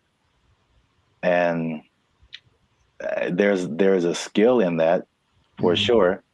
I've heard some very bad DJs. Yeah. Where did you even learn? Wikipedia. The way he made it sound, it's not like not just anybody could do this either, because he came with a concept, but he also had the wherewithal to look at it and say, this one's, and I think he looked at it for a while, like trying to judge the color, but it's almost like he still knew what to look for, even though he didn't have the training to execute it. Maybe like a producer of a Rick Rubin category, or even a DJ Khaled, who, from what I understand, doesn't really do anything as far as like pushing the buttons and doing the level, but they do the analysis and go, they ain't believe in us. God did. I'll say this. Is it just him personally? Is he a creator? Yes. Did he put in work? Yes. But I do think he should not be able to compete like that with the other artists. And I think there should be either a separate contest or a separate category that is just for AI art. And I think that will, because it's two different, they're both a level of artistry, but it's two different types that is hard to judge together. Again, the DJ example. I don't do song requests. I know, because you can't. What? It's a battle of the bands, and you have a DJ in the battle of the bands. That doesn't make sense. Or you have a scratching like contest, and you put a band in there. Sure. It doesn't make sense. There's just two different things. They're both musically artistic, but I think a separation would just kind of make more sense and more fair for everybody. They know what they did. They know what they did for sure. We'll see if it keeps going or if there's more cases of it. But in this case, congrats to Jason Allen. Hey, let me get $300, man. I know you got it. He says he did another prize. Let me get $300, man. I'll pay you back on Tuesday. He doesn't quite talk like that either, but you know what? It's funny to think if he does. It's funny to substitute most people for Ant Edwards. That's what I'm trying to tell you. Yeah, you were the best player on your team. Is that now we talking? A1 from day one, AI from day 5. What? Bars. This has been another episode of the Life Circus podcast where we talk about things that are... Anyways, make sure to like, subscribe, comment, share this video with two people who have been unjustly defeated by AI in some kind of competition. And just keep your eye out, because AI is coming for us and we gotta be ready for it. We gotta be ready. I can paint that, Mike. I can paint it. Ugly eye painting. We'll catch y'all in the next episode. Ugly eye painting. I can do that. They took our jobs! They took our jobs! They interview people who swear by this. Now, I know you'll be like, were there any scammers? There's lots, of course. There's lots of people who are claiming this, building cults, and then basically eating French fries behind the scenes. And the most famous, and this is real, well, this guy named... What's going on, everybody? I'm Jericho. This is Zap. We are the now 8-time international award-winning pop hip-hop duo Bandit Future. We make clean, fun music that everyone can listen to with a sound that's uniquely Californian. And right now, you are tuned in to the Life Circus podcast, where we talk about things that are funny, interesting, and just straight ridiculous. So before we get into this thing, make sure to like, subscribe, comment, and share this video with two people who are tired of eating, who want to find a different way. Did you know there's a different way? Did you know that there's an answer? If you don't want to eat, you don't have to anymore. It better be a good answer, because I want to eat. No. Check it out. Hear me out. You don't have to eat. It's my favorite pastime. Well, maybe this will be more of your favorite pastime. Skeptical. They say it in two different ways: breatharianism or breatharianism. I'm not sure which one. Stop shaking your head. You haven't even heard the whole thing. It's where you basically eat the air and you don't eat the food. That's it. Doesn't that sound fantastic? See, I blame these millennials.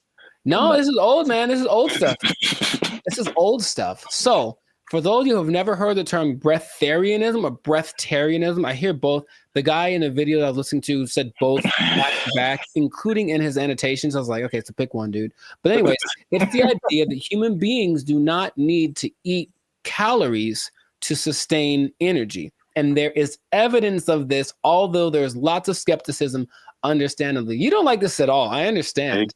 Fake news. So let me tell you a little bit about it. It all started with a study of a guy named Prahlad Jani. And he was a man, I think he's from India or Pakistan, one of the two. And basically he passed away a few years ago, but at the time he had not eaten or drank anything for 70 years. That's what he said. 70. Okay.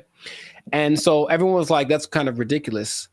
Doesn't sound real. And every scientist said there's no way this is possible. So they decided to study the man. They took him to a hospital, did everything, CAT scans, and checked his levels of everything. And they say that for 15 days, this man did not eat or drink. He didn't poop. He didn't pee, nothing. And none of his levels changed. And that he had an energy that wasn't related to calories. And they can't to this day figure it out. Because calories equal energy, literally, right? You eat calories, you get energy. He didn't. And after 15 days, because he basically just sat on the bed the whole time they did the studies, and then he just sat there. And when he sat there, they said he kind of went into this trance state. And what they say that a lot of these people do is they're meditating, but the meditation allows them access to a part of the human body that is actually able to process air and sunlight as if you were a plant. That is literally what happened. And then they let him go and he lived his life. There's other cases of this, but that's just kind of scratching the surface of it. So just off of the initial thing, y'all in? You ready to try it? You ready? You ready to jump in? Because you don't have to eat. You can just not eat. Yeah. I skipped dinner the other night, and I was so incredibly hungry the next morning. So in that little bit of time, I don't think air would have done it for me. I don't understand. I don't think you're really seeing this. You're so. I don't think they're really seeing this. You can be like a tree. You can be like a tree. I'm not for this or against this. I think I am a skeptic as well. However, there's another study of a guy much more recently. They called him the Buddha boy in Nepal, and they basically found this cat sitting. Well, it's a guy, but I call him a cat. He was sitting under a tree for about a year, just sitting there, and everyone was like, "What's up with this guy? He didn't move." And so they just would take pictures of him and give him gifts, and he was just sat there. And then after about a year, he disappeared. And they said, what happened? Then he apparently had just got up because he got tired of people looking at him. So he went somewhere into the woods, and he's just sitting there. And if you watch the video, it's really creepy because it's like, is he dead? But he says that because he actually spoke a couple times, he's just connected to the source that his ancestors knew and all that kind of stuff. And they talked like his friends, like, yeah, he doesn't eat, doesn't drink, he just vibes out. And that's the thing. Oh, the friend said that they converse telepathically, which is kind of an extra thing that I'm a fan of. I like the idea. None of it sounds plausible. Kind of an extra thing. Right. And science is all, this isn't the thing. It can't be real. Yet there are a few cases of this happening. The patron saint of Switzerland in the 1700s, Nicholas of Fleur, apparently the last 20 years of his life, he only ate light, right? So there was a study done in 2014 about the sun gazing, which is some parts of China say that that's what they do, not staring at the sun, but using the sun as energy. And there was a proof that human mitochondria can actually process sunlight and convert it to energy. That's what science is starting to, okay, maybe there's something to this. But the idea that you only eat air, sun, isn't the most widely accepted version of this breatharianism thing. It's kind of a spectrum. So there's 3 levels. One is called BeGo. And that's where you don't eat anything. You don't drink anything. You just exist. And you're one with nature, and you don't have to, like I said, the energy comes from something that is not caloric. And then there are people that only drink like liquids. And that's like the second step of it. And the third is eating 200 to 300 calories a day, mostly just fruits or vegetables. So the only extensive study that did this was of a guy. They studied him for 410 days, and he was averaging about 200 calories a day. And he lost a considerable amount of weight, but he was fine, right? And the hunger thing is something that goes away after a while because your body learns to cope, I suppose. So it's kind of getting more popular as people are tired of maybe the Western way of trying to stay healthy or be healthy. The standard American diet, which apparently is leaving a lot of people with disease and things like that. They're looking for other things. So they're looking for this thing. Now, another term for this idea is seeking prana. and basically breatharianism is living on prana and taking energy directly instead of what we do when we eat stuff is we take the energy from the thing, but this practice just makes the energy coming directly to us without any middleman, basically. And that's the whole rundown, but they interview people who swear by this. Now, I know you'll be like, were there any scammers? There's lots, of course. There's lots of people who are claiming this, building cults, and then basically eating French fries behind the scenes. And the most famous, and this is real, well, this guy named Willie Brooks. And basically he built this cult up somewhere in the desert, somewhere in the United States. And one day somebody went to McDonald's late at night and they're like, that looks like Willie.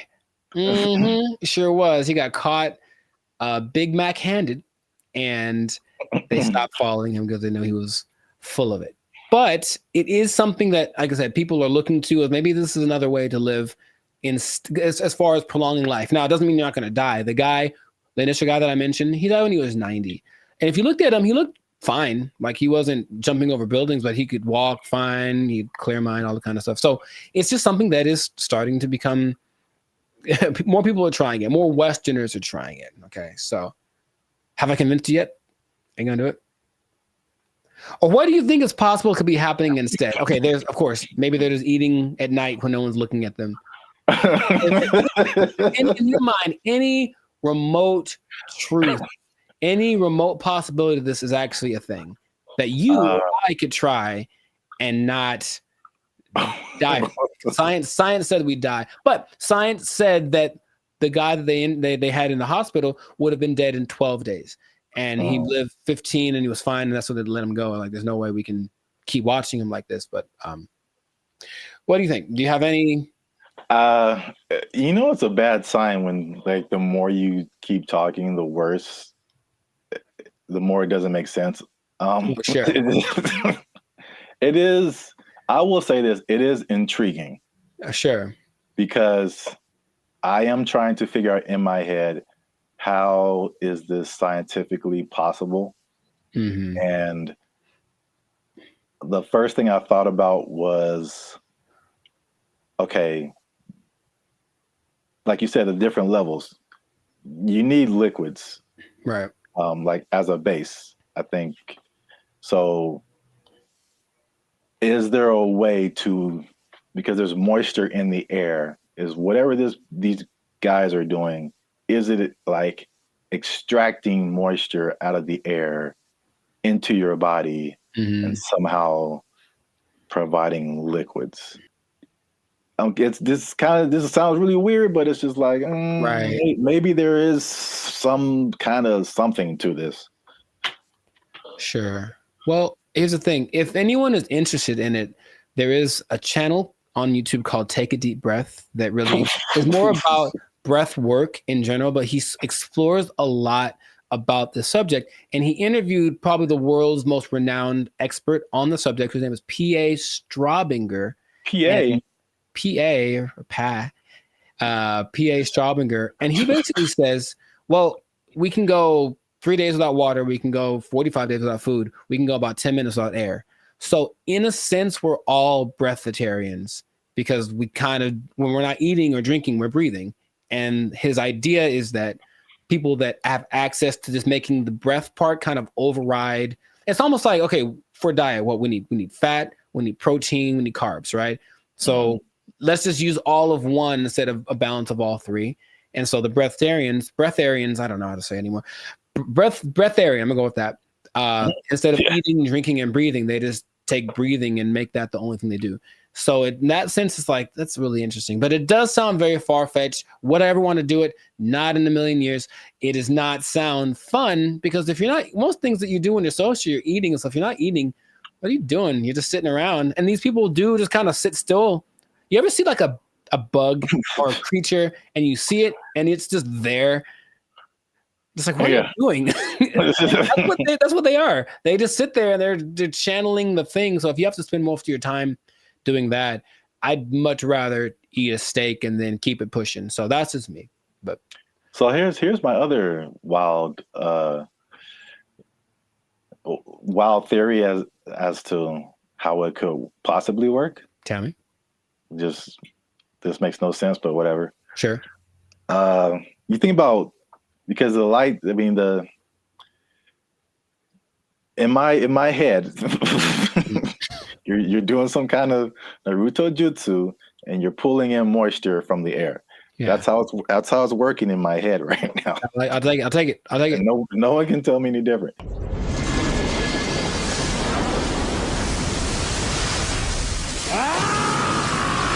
So now it's like, okay, you've got the liquid part. What about all the solid, like protein, all that kind of stuff?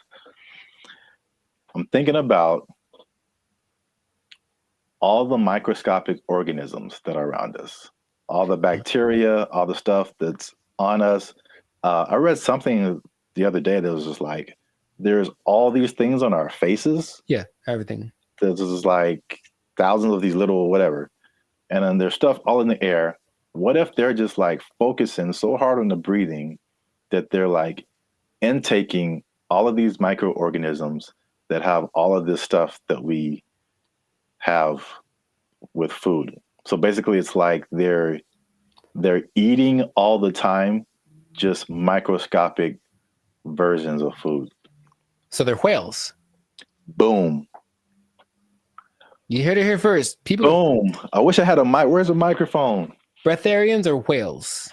That's what I heard. Nobel Peace Prize right here. Give it to me. I don't know if pieces of the thing you get for this. I feel like we riots in the street. Guess what, everybody? Closing down KFC and Popeyes because you just open your mouth and walk around. Oh, what if you opened an air restaurant and just charge people $20? People would go. I know people would go. All right, that's. Oh gosh, $20 all you can eat.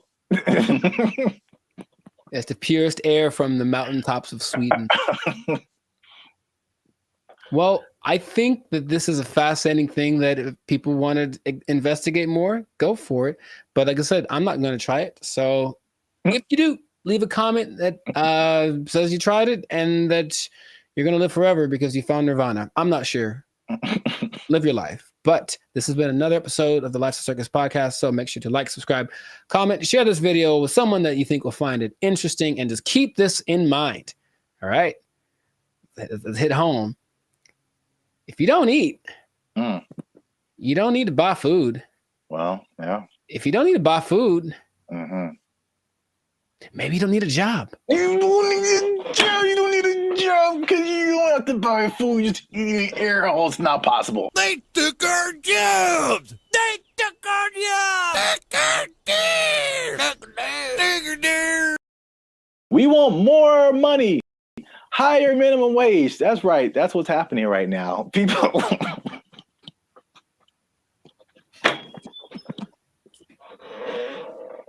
Already, man. Already, people are thinking about the next minimum wage increase. They want even more, Jericho. No. No. And I'll tell you why. But first, no. What's up, everybody? I'm Zap, and this is Jericho, and we are the now 8-time international award-winning pop hip-hop music duo band and future. We do clean, feeling music that everyone can listen to with a sound that is uniquely Californian. And right now, you're tuned into the Lifestyle Circus podcast, where we talk about everything that's funny, interesting, and ridiculous. Before we jump into today's topic, make sure you do us one big favor. Make sure you share this video, share this podcast with somebody who is affected by minimum wage increase, because it's still a thing, man. It's very much a thing. It's a lot going on in these streets, man. And make sure you stay to the end of the video, because as much doom and gloom as we're seeing with businesses closing and failing, and especially in places where we are, like California, people leaving the state, there are surprisingly two things that are positive coming out as a result of this minimum wage increase. Every business isn't failing. Some businesses are doing better, and so make sure you stick around to the end so you can understand why that's happening. So we talked about the minimum wage increase specifically for fast food, right. like 6 months ago when they were putting it together, and we were like, I wouldn't do it. I wouldn't do it. Wouldn't be prudent. Yes, we since then we made even another video saying, "We told you so." So, for those of you who are living under a rock, fast food minimum wage has increased in California to $20 an hour, is like a 25% jump, pretty much overnight for restaurants, big chains, even some smaller restaurants, and the results have been largely negative, at least in the press. I mean, I haven't heard any businesses that are like, "Hey, this is great." So, not at all, no. So food prices were high; they're even higher now. They said that at over 10,000 people, fast food workers have lost their jobs because the companies can't afford to pay them that high of a wage overnight, and a lot of places there's a laundry list of places that are just shutting down. They're just like, we can't do this. Either that or they're leaving the state. But guess what, Jericho? Tell me now. That's not enough. We want more money, higher minimum wage. That's right. That's what's happening right now. People.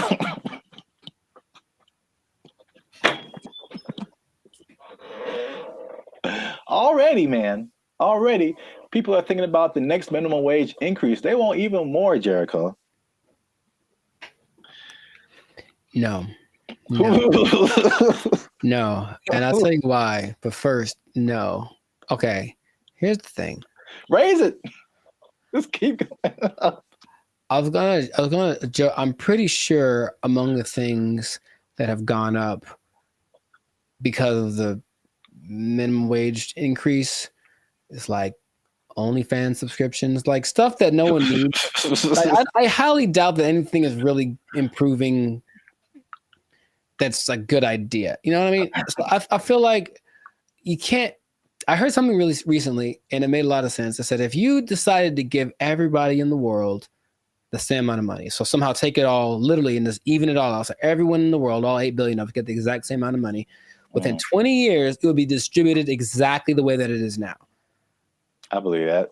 Because, people don't know how to do stuff with money. So, no, you don't get more money because you're just going to do the same dumb stuff you're doing with it that you did before.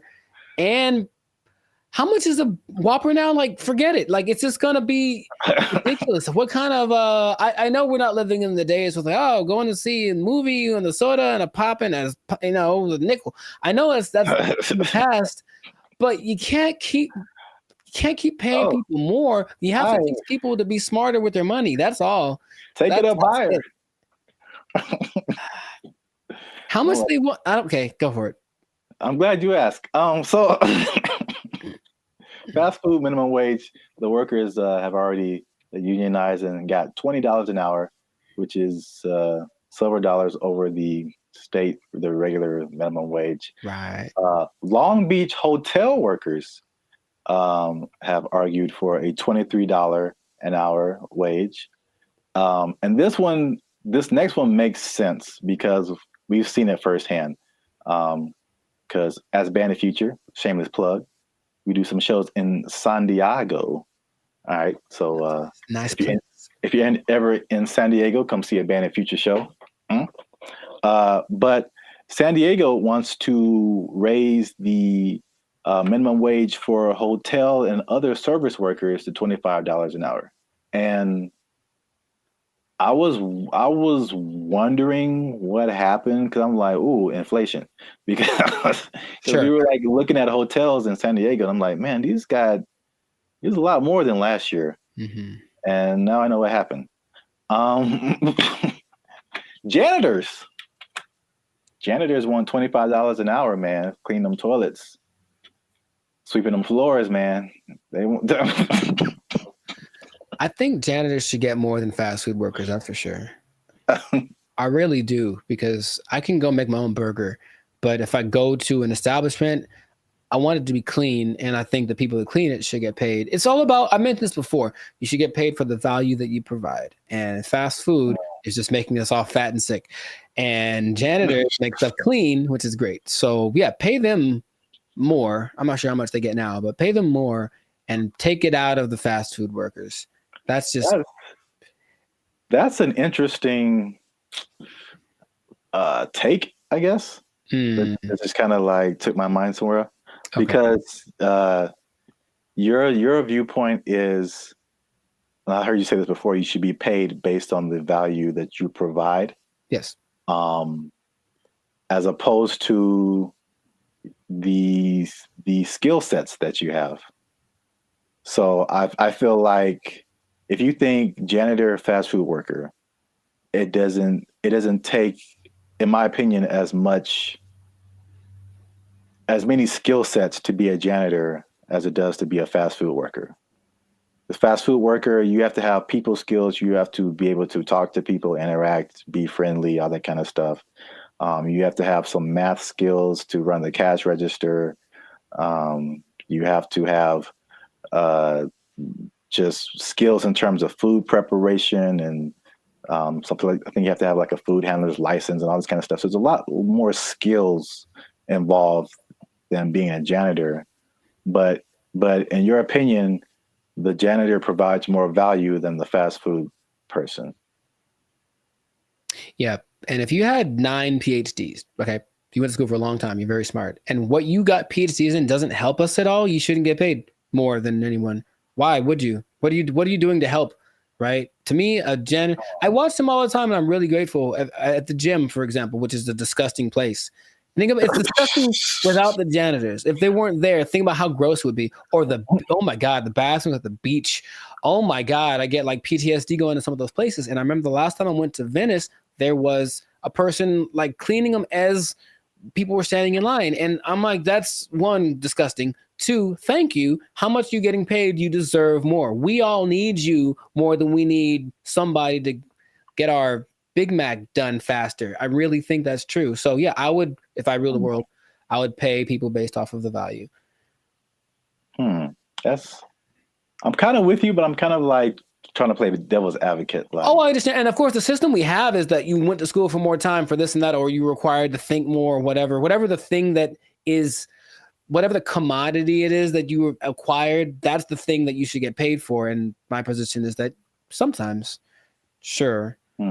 But also, no, definitely not. I need the janitors more. I need the people that rake the leaves more. The people that make sure that the streets don't have potholes. We need them more than we need. Remember, maybe I'm talking about necessity versus convenience. Like I can make my own burger. I can go put together a Chipotle style burrito if I want to. All the ingredients are at the store. I just got to try, right? But I can't fix the street. I don't know how to do that. So if you know how to do that, you should get paid more than someone. Oh yeah, yeah. So it's something to think about. Yeah, an idea, but that is how I feel about it. But wait, there's more. 25. Well, that's a lot. 23, 25. That's a lot. San Diego Community College District has already raised its minimum wage to $30 an hour. And I think it's just community college employees, I think, something like that. Okay. And then the Los Angeles airport workers want $30 an hour by 2028. So the train is moving fast, man. Well, sure, but the question is where's the money coming from? I think it's just going to get more. Well, this is the problem too. So I read an article by some guy. I don't remember his name. I'm sure he's very smart. Good view, smart guy. He's the person who pointed out that there's a couple of things where businesses are actually doing okay with the minimum wage, but he said obviously this is not a long-term solution because you think about, minimum wage, and you kind of touched on it. It's like, what are you spending your money on? And then for 99% of people, what are your biggest expenses? Food, shelter, transportation. All of those things are sky high, abnormally high in California than anything else. And so I don't necessarily think people are just wasting their money on whatever, but it's I mean, they could be, but Another life. The fact still remains that there's a for real housing shortage. The average housing cost is like, I think, almost double, if not double, than some other places. So that's a huge thing. We already know the food is high. It was already high, and it got higher. And then like gas is like $5-6 a gallon, $7 a gallon. Like too high. It's too high. So it's like, basically he pointed out, is just like those things are like at the root of this, a lot of it, you know, but it's like we're not trying to solve those things. Or maybe they are, and they just haven't found a solution yet. I thought that was an interesting point. It is. Because we're still in a cycle of like you raise minimum wage, and then businesses are, we can't pay people. We got to raise prices, and then like everything goes up. So then what's the point? Right. Your rent is higher, your food is higher, gas is higher. Now we need more. Right. This doesn't make any difference, basically. But it makes people feel good. Yeah. But like I said in the beginning, this guy also pointed out that there are two things that he pointed out where businesses are actually doing okay with the minimum wage, and it's actually been a good thing. And it's not OnlyFans? And it's not OnlyFans. All right. One. Just a second. One is that it has forced businesses, and I think we can even agree to this as the way we run Band of Future and all that kind of stuff. It's forced them to be more efficient. And I've definitely gone into places or worked in businesses where like you can tell the money is flowing. And so they just kind of like, you know, they kind of just spend money on whatever and just kind of do frivolous things and just silly things with their money. But it's forced some businesses to be more efficient. So it's like, it's actually, some businesses are saying that their businesses are working better because they've been forced to like cut the fat of the company to basically pay for the workers. So I think that's a thing that we've experienced as just dealing with. And I think that anybody experiences that. The inflation, the high prices, you get laid off from work, or you don't get a check that you thought you're going to get, or a car repair costs you $2,600. That was like real life right there, bro. It's make sure you like, subscribe, join the channel so I can pay for my car. I'm tired of walking everywhere. I digress. But yeah, I mean, we do this in our personal lives all the time. It's just like, okay, how little can I eat this week to pay for? So yeah, so that's the thing. Second thing is that worker retention is up. So you think about fast food, not fast food, but just minimum wage jobs in general. It's like a throwaway job, right? Sure. So it's like you're making the least, you don't get the maximum effort, you don't really care. It's just like, this job sucks, I'm not making a whole lot of money. And I think it has a high turnover rate. So meaning people quit, they have to find new people, train them, get them going, and then they're there for like a month or 2 or 6 months or whatever, then they quit and they just find a better job or whatever. Sure. So with the higher wage now, fast food worker is like the premium job of minimum wage jobs. So you think if you work in some other job for $16 an hour, $17 an hour, you can flip burgers for $20 an hour. Sure. You're gonna, if you're in that that minimum wage level, you're gonna stay there for a minute, because unless you can move up to some other job, you're doing better than other minimum wage jobs. So why would you leave? Right.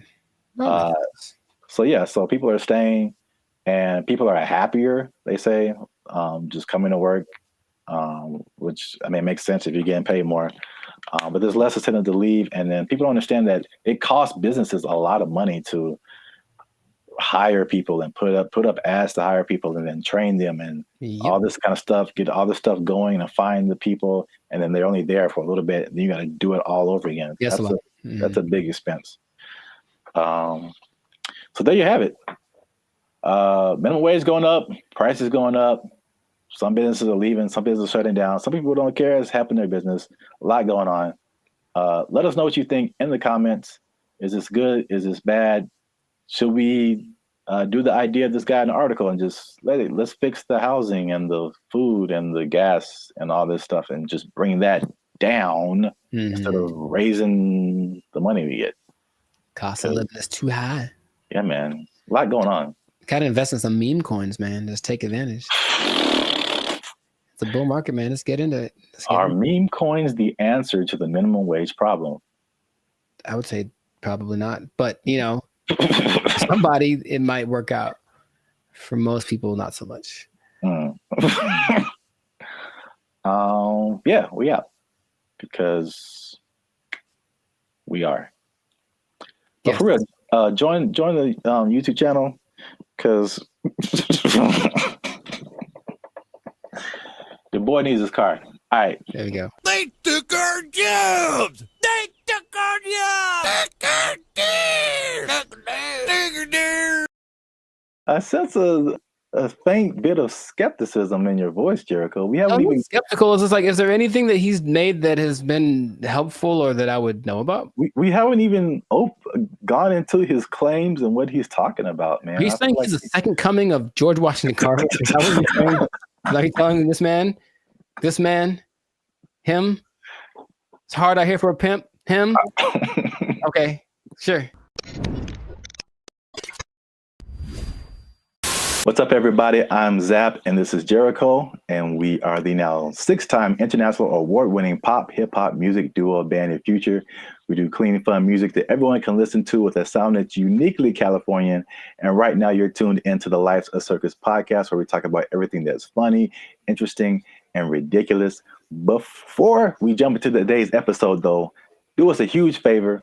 Make sure you like, subscribe, comment, and share this video with somebody that you got beef with, somebody that you don't like, maybe somebody that's all up in your grill and making you feel a type of way about the day. Oh, bars. Okay, so look, somebody that put a hitch in your giddy up. Is that a phrase people say still? Yeah, sure, man. Yeah, you got it. So I don't think I got it. I've been waiting to talk about this.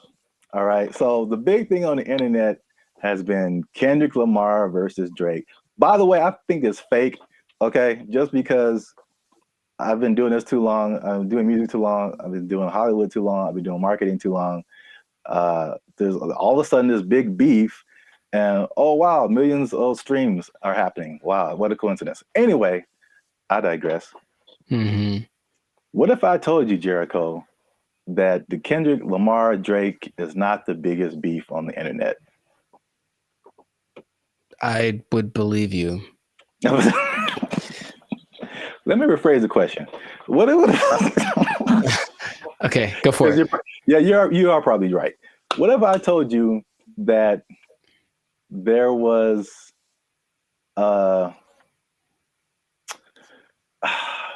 there was a better beef that I don't think has ever happened before? Better beef. Sounds like an Arby's commercial. Okay. I'd be curious to know what that would be then. Hopefully it's between... Never mind. Okay, go for it. Okay. Let me before I'm gonna get to it. One last thing. Jericho, and this just straight up answer.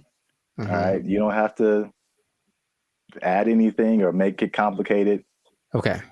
Jericho, what is 1 times 1? It's 1. Do what?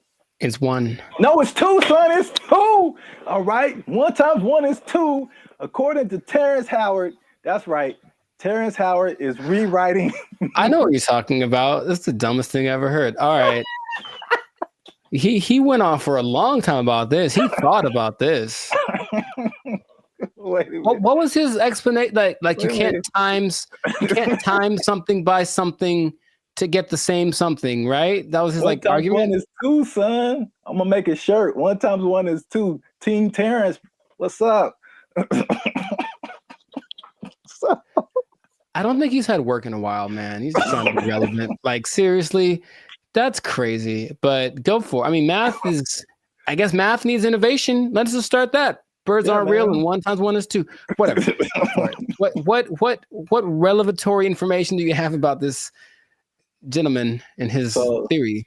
So for people who don't know, Terrence Howard recently went on the Joe Rogan podcast, which I guess I kind of realized, but I kind of didn't, that his thing goes for like 2 and 3 hours. Yeah. Like we talked for 15 minutes and it's hard, man. It's hard. They have a lot to talk about. And then of course the people that has on they usually have had a lot of things they've done. So there's a lot to explore.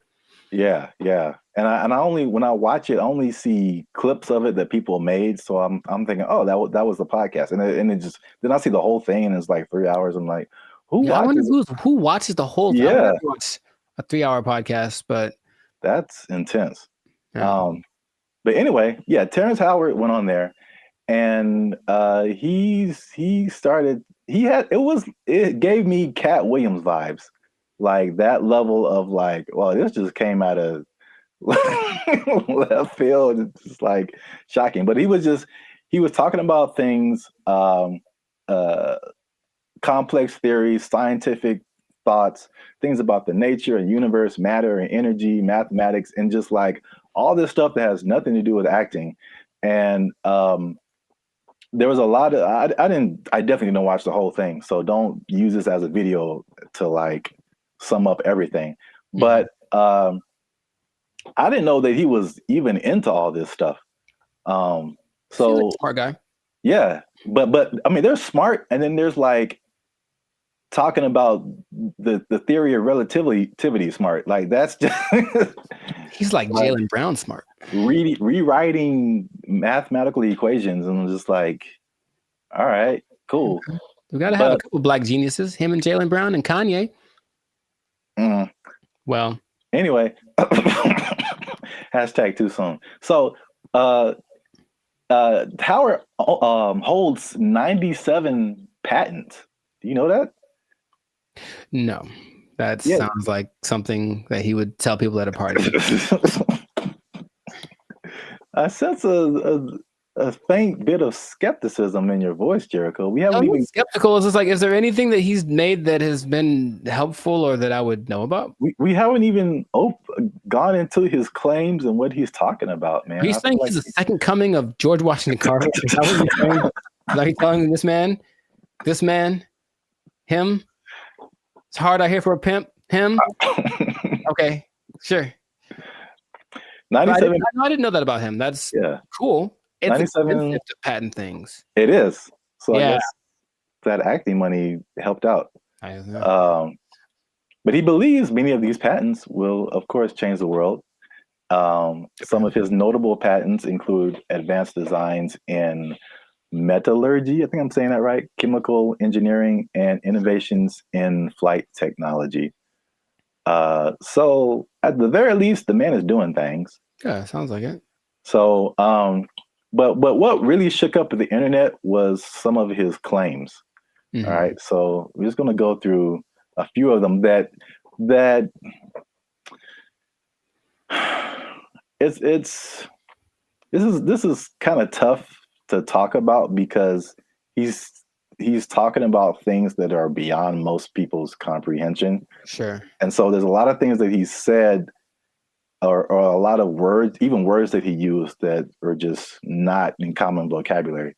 But I tried to pull together some synopses and just kind of put it in more lay terms, I guess. Okay. Some of them are just straight up. You can just tell. Like, let's see what Mr. Hustle and Flow's got. I don't know if you saw this part of the podcast, but his first claim is that prenatal memories are real, which most people don't think are, but he debates it, and some other people have debated it. But he said he remembers being inside of his mother's womb. Don't make me laugh. He described detailed memories, such as seeing his hand in utero, and he said he remembers being circumcised as well. I feel like that there's some truth to that, and without having ever studied it, just because it's one of the questions I ask a lot of people when I meet them and I want to break the ice. I ask people what their first memory is. It's just a curious thing because it feels like literally at some point our brain just started hit record. Like this is hitting record. It's all of a sudden like we were playing and nothing is, and all of a sudden something happens and boop, and now it's on, right? So for some people, it's a lot further back than one would think. I don't think I've ever spoken to anybody that said like in utero, but super young breastfeeding, like they remember stuff like that. They remember this. So I don't know if with the 8 billion of us that there are, if some of us aren't capable of remembering that kind of stuff. I guess my question is like, okay, so then what does that mean? Is there something that leads to? Because that's what would interest me. If that means, that means we can turn on the access point of the brain.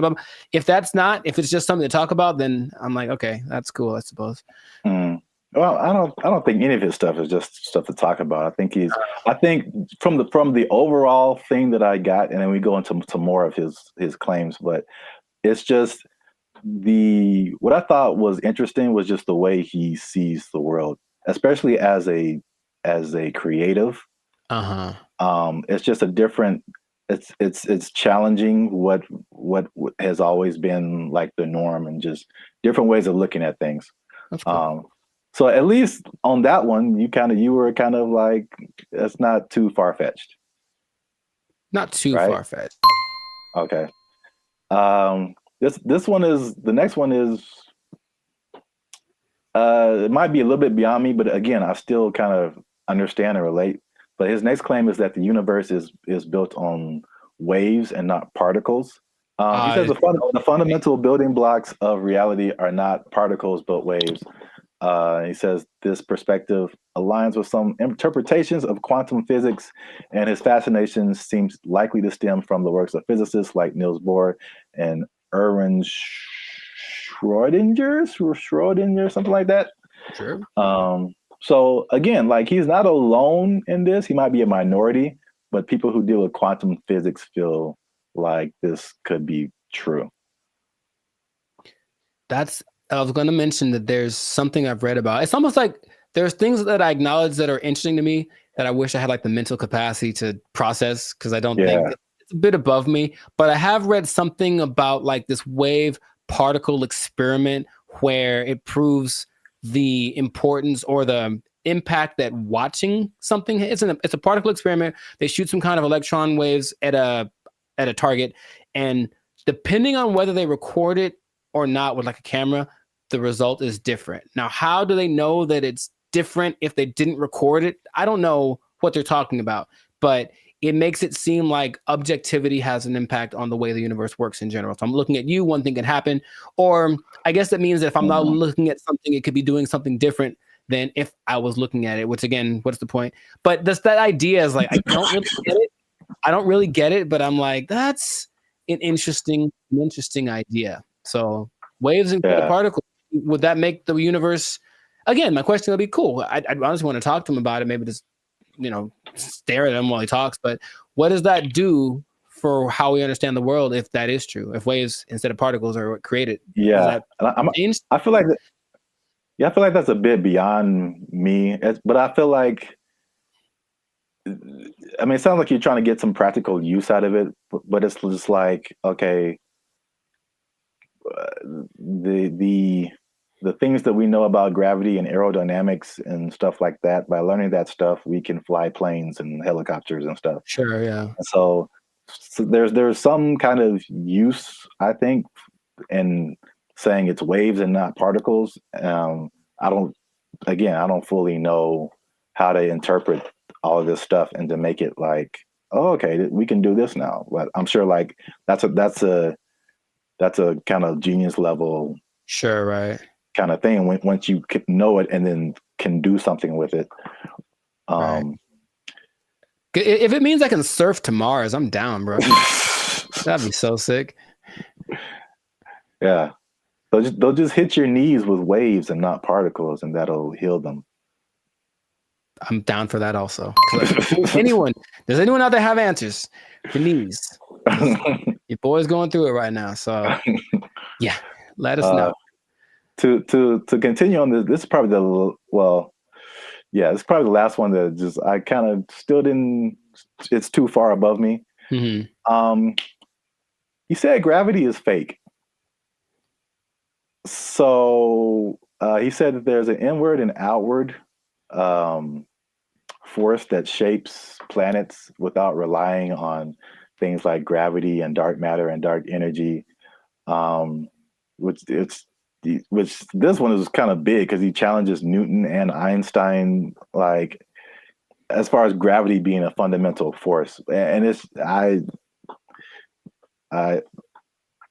know what you're doing. I know what you're doing. I know I know what you're doing. It's fake. Fake news. Fake news. That did not fall. Okay, people. Okay. That did not fall. That was fake news. Gravity is fake. Okay. All right. I'm not gonna do it again. I wouldn't even know where to start with that. That is an interesting idea. If there's another force that's not gravity, then what is that? What is that inward force? Because to me, that inward force is what's called gravity. Is it not? I don't know, man. Okay. I don't know, but I really want to understand. I really want to, because there's stuff, even like the 1 times 1 thing, like I don't know how I feel about it, but I can at least understand why he would say that. Once we get to that one, but the gravity is fake thing, it's just like over my head, I think. Yeah, no, I wouldn't even.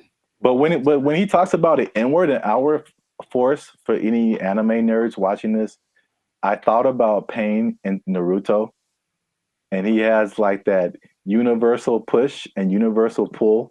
Yeah. And I like gravity. Yeah. Yeah. So maybe the answers are in Naruto. Maybe they believe the same thing. I don't know, man. This is just, I just find it funny, obviously. Yeah. Sure. It's interesting. I wouldn't know where to begin with that.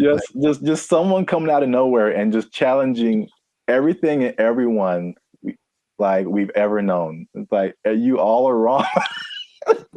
Gravity isn't real.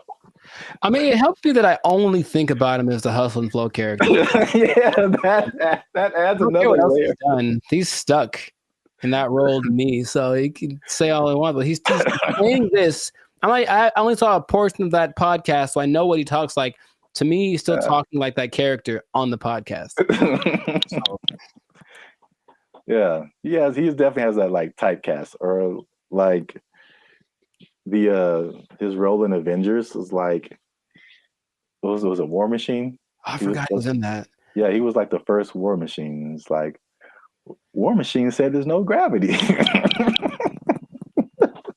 For the record, I prefer Don Cheadle. The same. I thought they were both good. Oh, okay, well, I don't remember Terrence, but okay. Next one is that straight, again, along with gravity not being real, also straight lines are not real, Jericho. And this is the one I can understand. All right, so this is his explanation. he said when you view something from the correct perspective, or you view a straight line from the correct perspective, you'll see that it's not straight. So he gave an example that if you put like you draw a straight line, perfectly straight, at least to our human eyes, but if you put it under a microscope, you'll see all the tiny like inflections that don't make it look straight anymore. So basically, these are all conceptual things. He's basically trying to get us to rethink geometrical concepts. Again, why I don't know how that applies to that. Yeah, that I would say. How does that help us? Terrence, how does this help us specifically? I don't think it does. Look straight to me. It works for me. I'm gonna accept. I'm gonna take into consideration two of his ideas, and then for me, gravity and straight lines are pretty much going hand in hand. I will go find a straight line and drop it to celebrate my acceptance of straight lines and gravity. So we're 2 and 2. Yeah. So you can kind of see where he's coming from with the prenatal. I like the idea of not him trying to be controversial, just saying, hey, think about stuff. We are told things from an early age, and most people, for everything they've been told, that's just how it is. And any idea that something might be different can be scary. It's like, oh, it's the truth. What is? But so I appreciate his effort. But that's what I got out of it. All right, so we're 2 and 2,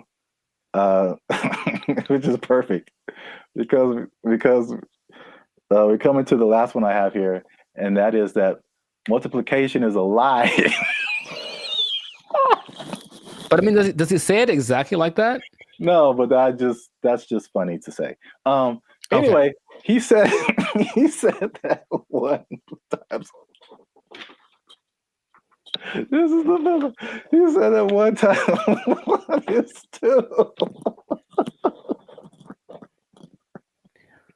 Okay. So he said this is why, because if you combine two unique things, all right, you can't end up with the same thing. Which I hear where he's coming from. You got one, like, because I remember like algebra, like you're always trying to solve for x, and you basically you got this side of the equation, you try to balance it out. So if you have two ones on this side, like how are you going to have a 1 on this side and it still be the same thing? So like I still don't know if I agree with it, but I totally understand what he's trying to say. I don't appreciate that one. And I'll try to be. I haven't taken math class in 2 decades, but I'll try to explain. He said if you combine two unique things, to me, I'm like combining in my simple brain an object, this is a guitar pick, with a concept, which is a number of these that I'm thinking about, right? So if I have one of these, this is my object, and I take a number that represents how many of these I could have. If I go times 2, I will then have 2 of these, right? Hey, look what happened. Now I have 2. If I take this one object and then I multiply it by a concept that is singular, nothing changes. Because here's the other thing. I think I can bring a narrow to this also. I want to figure it out because usually there's like, or this might be Avatar. It's like, okay, there's like good or bad. So something has to be one or the other, positive or negative. And then there's a guru. Yeah, the guru on the mountain that made him drink the banana onion juice. He said there's also a neutral. That's the third option, and people forget about that. So yeah, does this have to change if I multiply it? No. It could go bigger, it could go smaller, or it could stay the same. And the stay the same is the times 1. So that is my argument, Mr. Howard. I had like one of those chalkboards on the back I could draw on with all the numbers and everything. Yeah. The hot to crazy chart. You remember that one guy? Oh, nice. I appreciate that, man. So I don't agree with that at all. National treasure. I don't think I do, but I want it to be a thing. I got you. That's deep down. I want 1 times 1 to be 2. If enough people talk about it, it'll become something. Yeah, if enough people talk about it, it'll become something. I really don't think that it's important again, it's just like What do you what? mean? Look, they're ready to change math with that Common Core stuff. Oh yeah. Everyone's all messed up, but the kids nowadays are gonna be just so stupid. All the math is wrong, and so now they're gonna throw this in there. Like, by the way, 1 times 1 is 1 or 2, and then what? Because no, okay, another thing. So if that becomes true, let's just hypothesize. Then wouldn't that change everything? Because you can't just change one thing without changing other things. If there's the fundamental concept that 1 times 1 was 1 and now 1 times 1 is 2, doesn't that somehow affect everything else? I think so, but I'm not sure. I don't want to really think about it. I just want to. I want someone else to figure it out and tell me on the internet. Not just ask ChatGPT, but no. 1 times 1 is 1. Since forever and ever and always, one thing can stay one thing. I am 1 times 1. I should make that my counter. Make a shirt. I am 1 times 1, and I just stand boldly, holding a flag and like a bowl of rice pudding. Oh, wow. I don't know why the second thing. All right, so that's two and three. 2 and 3. All right, so we might end up with a tie here because this is a bonus one. Okay. And this is probably of all these things, this is the coolest thing. At least one of the coolest things I think he said. Okay. Was just like kind of opened my mind a little bit. And he said that the periodic table is structured incorrectly. I mean, again, how is this useful? I don't know, but I thought the visual was very cool. Okay. And I should have tested this before I started, but take chances. It's real life. Just take chances. Let's see what happens. Okay. So check this out. This is the periodic table of elements. So basically, he said he learned the periodic table, but he saw it in a different way. He saw it in circles. Mm-hmm. So I thought it was super interesting because it's kind of hard to explain. He breaks it into octaves, which we can relate to as musicians. So you start with like one element, and it goes through the list of elements until it gets to another octave. And every element in these octaves, they follow a similar pattern. Like in the middle here, you start at helium, in the middle would be carbon, and then at the end would be neon. And then all of the beginning and the ends of these octaves, all of these elements relate to each other. They have like something in common, as well as all the elements in the middle of these octaves, which is crazy to think about because it's the same shape as music. And I kind of wish I would have learned the periodic table like this.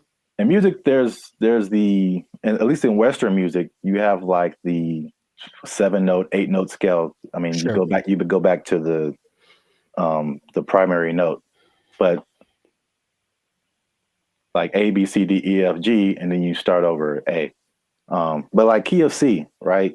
Helium would be C, D, E, F. Like where you get to carbon would be like 4th or 5th. Uh-huh. And then you go back up 6th, 7th, 8th would be neon. It's crazy. I don't understand what he's saying, but I understand it from a musical perspective. That all of these elements between helium and carbon are passing tones to where you get to carbon, which is like a perfect 4th, perfect 5th.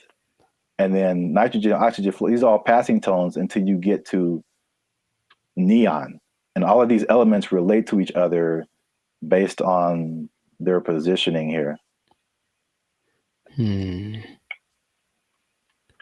It kind of gives me vibes more of, or the way I'm trying to process my mind is more like the harmonic series. Yeah. Only in the sense that stuff's getting like kind of bigger as it goes higher or lower. Yes, it's the same thing. I mean, it's and that's what he's trying to say. Basically, it's like everything is interconnected. And so he even gave these. This is getting like super nerdy, but every note has a like a measurement to it, basically a measurement of vibration that we measure in hertz. So, the 100 hertz, there's 400 hertz, there's 800 hertz. And so each one of these elements, like he gives a hertz number to it. And he says it's the same thing with colors. These are all on they have a color associated, they have a sound associated to it, there's a vibration associated to it. And this is just like a visual representation to see like all this stuff is all the same thing. Music, color, light, element, everything around us is these octaves, these spirals, these circles. We just keep going in circles. So where like there's certain notes that go together in music and there's certain notes that don't. And the same thing happens here. There's certain elements, like if it's the first and the fifth or the first and the fourth, like they go together. But you have like tritones in here, the elements that like don't mix, or, you know, like oil and water kind of stuff. That was like pretty crazy to me. That just from a musical standpoint, to see like, okay, this guy he just has a different way of looking at stuff, which is kind of cool. Now that we've lost everyone on the podcast, let us know what you think. Unless you want to comment on that, Jericho. I'm 2 and 4. I understand it, and I didn't like it at all. I don't know what to tell you. It's really weird. The second you put it up there, my brain went ugh. So, maybe if it looked, I think it's more of an aesthetic thing. For some reason, the way that looked specifically made me go, I don't like that. Really? Yeah, I don't like it at all. I would have loved this in school because I can like, it was just music, and then I get it. I didn't really like science. Oh, well, I never did. You have to learn the periodic table? Yeah, we had to memorize it. I don't think they cared that much in California, because I think we kind of glossed over that. I remember we had to learn a couple, but not like the whole thing. All right. Well, let us know what you think. This has been another episode of the Life Circus podcast. Is Terrence Howard crazy, or is he a genius? Is it somewhere in the middle? I forgot to talk about the beef. He has a beef with Neil deGrasse Tyson. I didn't bring that up, but it's the thing. Oh, are they gonna do like a Jake Paul, Mike Tyson thing? Man, I love it. But I should have brought that up because he basically selling the stuff to Neil deGrasse Tyson, and Neil deGrasse Tyson was like, "No." Basically, I would trust Neil deGrasse Tyson more than Terrence Howard for sure. So on the podcast, he said that Tyson attacked him by saying no, but it was probably the most polite diss track that could ever be put out, because he just basically even complimented him in his, rebuttal of his theories or whatever. But I'm sure he respects the fact that he's trying. I think that helps. Yeah. He basically disagreed with everything, but he said like, yeah, this is cool. You have a certain level of whatever. It was very complimentary diss. So I don't know where he got the attack part from. But let us know what you think. Is he right? Is he wrong? Is this a cool way of thinking about stuff? Did you know all this stuff about Terrence Howard? 97 patents is crazy. Yeah, leave a comment. And 1 times 1 is me. Imagine. In a shirt. Yeah, let's just go with that. 1 times 1 is me, or 2, depending on who you are. Bye. They took our jobs! They took our jobs! As long as there's money, I'm getting there, and there's money there. Right. Like, yeah, let's go. Yeah. But if I'm like just dumping out my life savings to like take a picture with an elephant and then come back, bruh. For some people, they think that's worth it. They think it's well worth it. No way. But I need to pay, son. What's up, everybody? I'm Jericho, and this is Zap. We are the now 8-time international award-winning pop hip-hop duo Band of Future. We make clean, fun music that everyone can listen to with a sound that is uniquely Californian. And right now, you are tuned in to the Life Circus podcast, where we talk about things that are funny, interesting, and just straight ridiculous. So before we get into this, and this is going to be a very important topic. I think a lot of you will be interested in this. Make sure to like, subscribe, comment, and share this video with at least 2 people that are interested in becoming a digital nomad. We're going to talk about it. We're talking about work. We're talking about jobs. We're talking about moving. We're talking about all the things that seem so glamorous, but maybe there's a dark side to it. I don't know. We should get into that. But you got to stay tuned to the end to find out what that might be. So right away, digital nomads are one of the most Well, it peaked in 2021 right after the pandemic, but it's still one of the like professions, and that's an umbrella term, but professions that's growing the most in the last 10 years, right? I didn't know this. People started doing this as soon as like 1997. I guess once internet connection started to get decent, people were doing this. But around 2014, what happened up? I got a question. So can you back up and just for anyone who doesn't, like what is a digital nomad?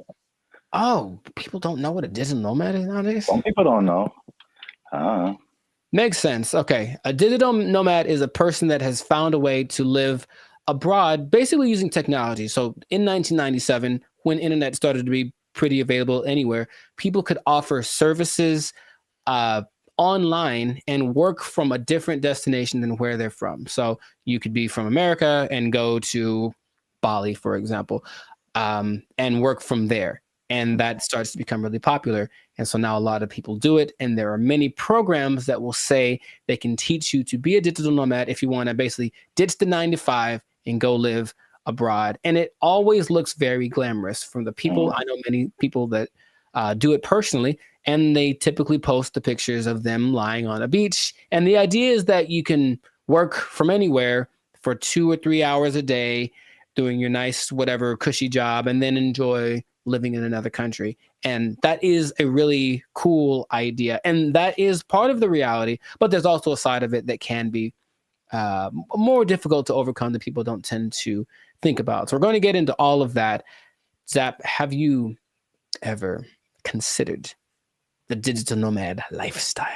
I don't know why I said it like that, but I know why you said it. Ooh, do it again. I have thought about famous, don't you? All right, never mind. What? Huh? I've thought about it for sure. I don't think I have had jobs where that's a possibility. Sure. And also, I feel like those types of jobs wouldn't be the jobs that I would like. Mm-hmm. Because it's basically, digital is just you and a computer. Yes. So, a lot of what we do is not staring at a computer screen all day. Right. The typical idea of a digital nomad is somebody sitting in a coffee shop working for 8 hours a day or 6 hours a day or whatever.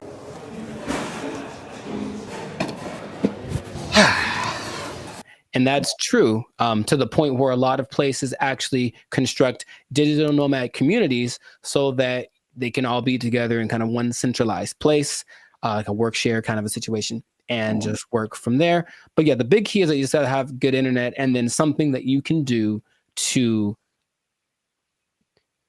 work from a different place so you're not interacting with people directly.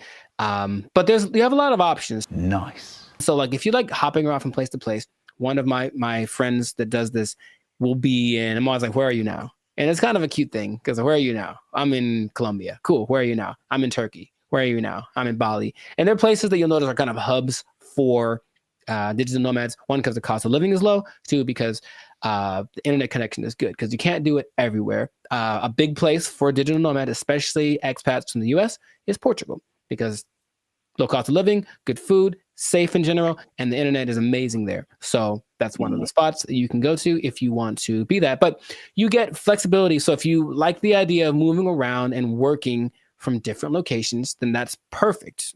And then since you're not working all the time, you do get to explore and check out new stuff and take the picture in front of the Taj Mahal or whatever thing that you want to do, which is usually what people do to I guess showcase how cool their life is. I don't know. It does seem like kind of a validation. Like, why am I doing this? Because, like I said, the downsides, as I mentioned, there are many as well. But you get to explore, you get to travel, because people always think about going places as being expensive. And yes, vacationing is expensive, but travel, just that part of it, isn't necessarily expensive. If you think about it, you're just going places and then staying there, not trying to be extravagant. So you can be frugal, you can get a VPN so that your plane tickets are cheaper, and then you just live within your means wherever you are.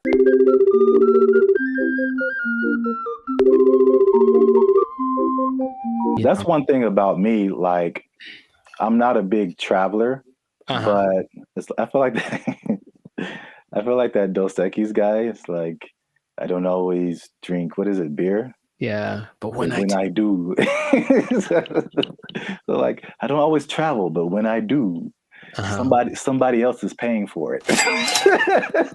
Right. And that is just like that's like the only time I travel. Like I will go on a tour for work, to play music or whatever, go to another state, go to another country. As long as there's money, I'm getting there and there's money there.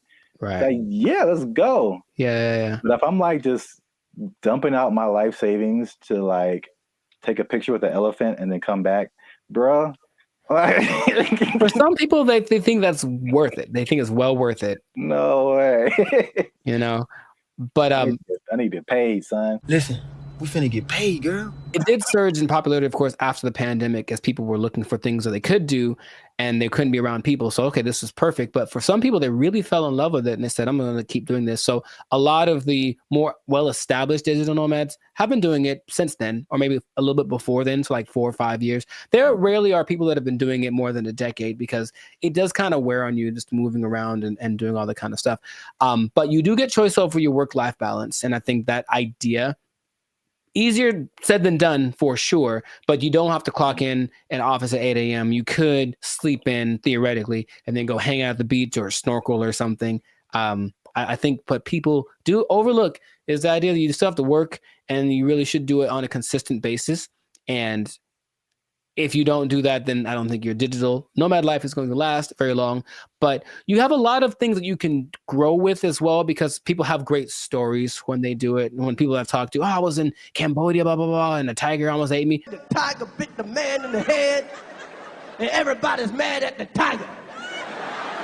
There's also, you get to choose where you live, because if where you live is expensive, you can just go someplace that's a lot cheaper. So I think that's why Bali tops the list for a lot of people, because it's not very expensive to live there from a month-to-month basis. So if you find a way to get income from where you're from, be it the United States, England, something like that, and you can generate that money while you're living in Bali, then you're living like I heard for like $1,000 a month, you can have servants. Wow. Literally. I'm gonna take a nap.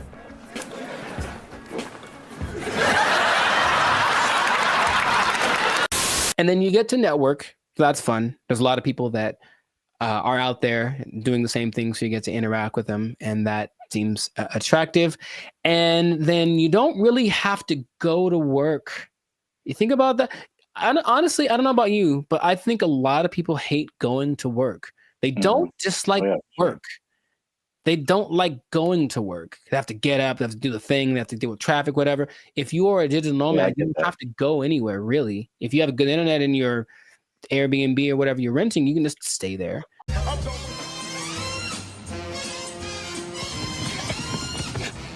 shit, that son of a ass! You, I just... Yeah, bro. Like just putting on, like I look at the, especially when I used to live in downtown LA and seeing the people who like worked in corporate offices and they had to wear suits and ties, stuff like that. Just the thought of like getting up every single morning and putting on an entire suit, dude, like it's a challenge.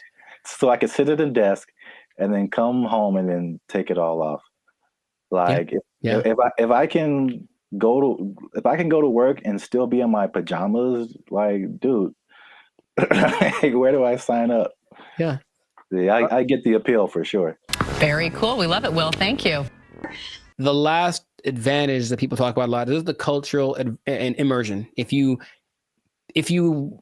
like a particular culture, then you can just go there if it works out for the technology and all that kind of stuff, and you can be immersed in Hong Kong. You can learn Chinese. You can do whatever. If you have other goals that related to that culture, then it's the perfect way to do it. You can still make money and be immersed in that culture. And that really does seem fun. In my personal experience, I've never done the digital nomad thing to an extreme, though I've thought about it because it seems like it might be fun to do here and there. But I have constructed my coaching which I can do from anywhere. And I have been up in the mountains and I'm working on a session. I'm just at a coffee shop and I see what that's like. And if that was my everyday, it wouldn't be so bad. You know, it's definitely like, oh, I need my computer to work. That's all. If my computer works and the connection is good, then it works. If it does not work, then it's a bad day. That's all. It's kind of the risk that you run. Now, those are all the advantages. And that's the stuff that when you go on the internet, you will see people living exactly what I just mentioned. However, all of the downsides, dun, dun, dun. There's a lot of them. No, God, please, no. What would you think would be a disadvantage, major disadvantage of being a digital nomad? The first thing that comes to mind is just, even though it's cool and you're like exploring and all this kind of stuff, especially if you have a core group in the States, like a certain group of friends, a certain group of family members, they're most likely not around anywhere close to you. So any of those kind of groups that you grew up with or were with, in your home country is just kind of gone. So you can have a bit of isolation, I think, for sure, even though you might be surrounded by all these new experiences and new people. You're still kind of like by yourself to a certain extent.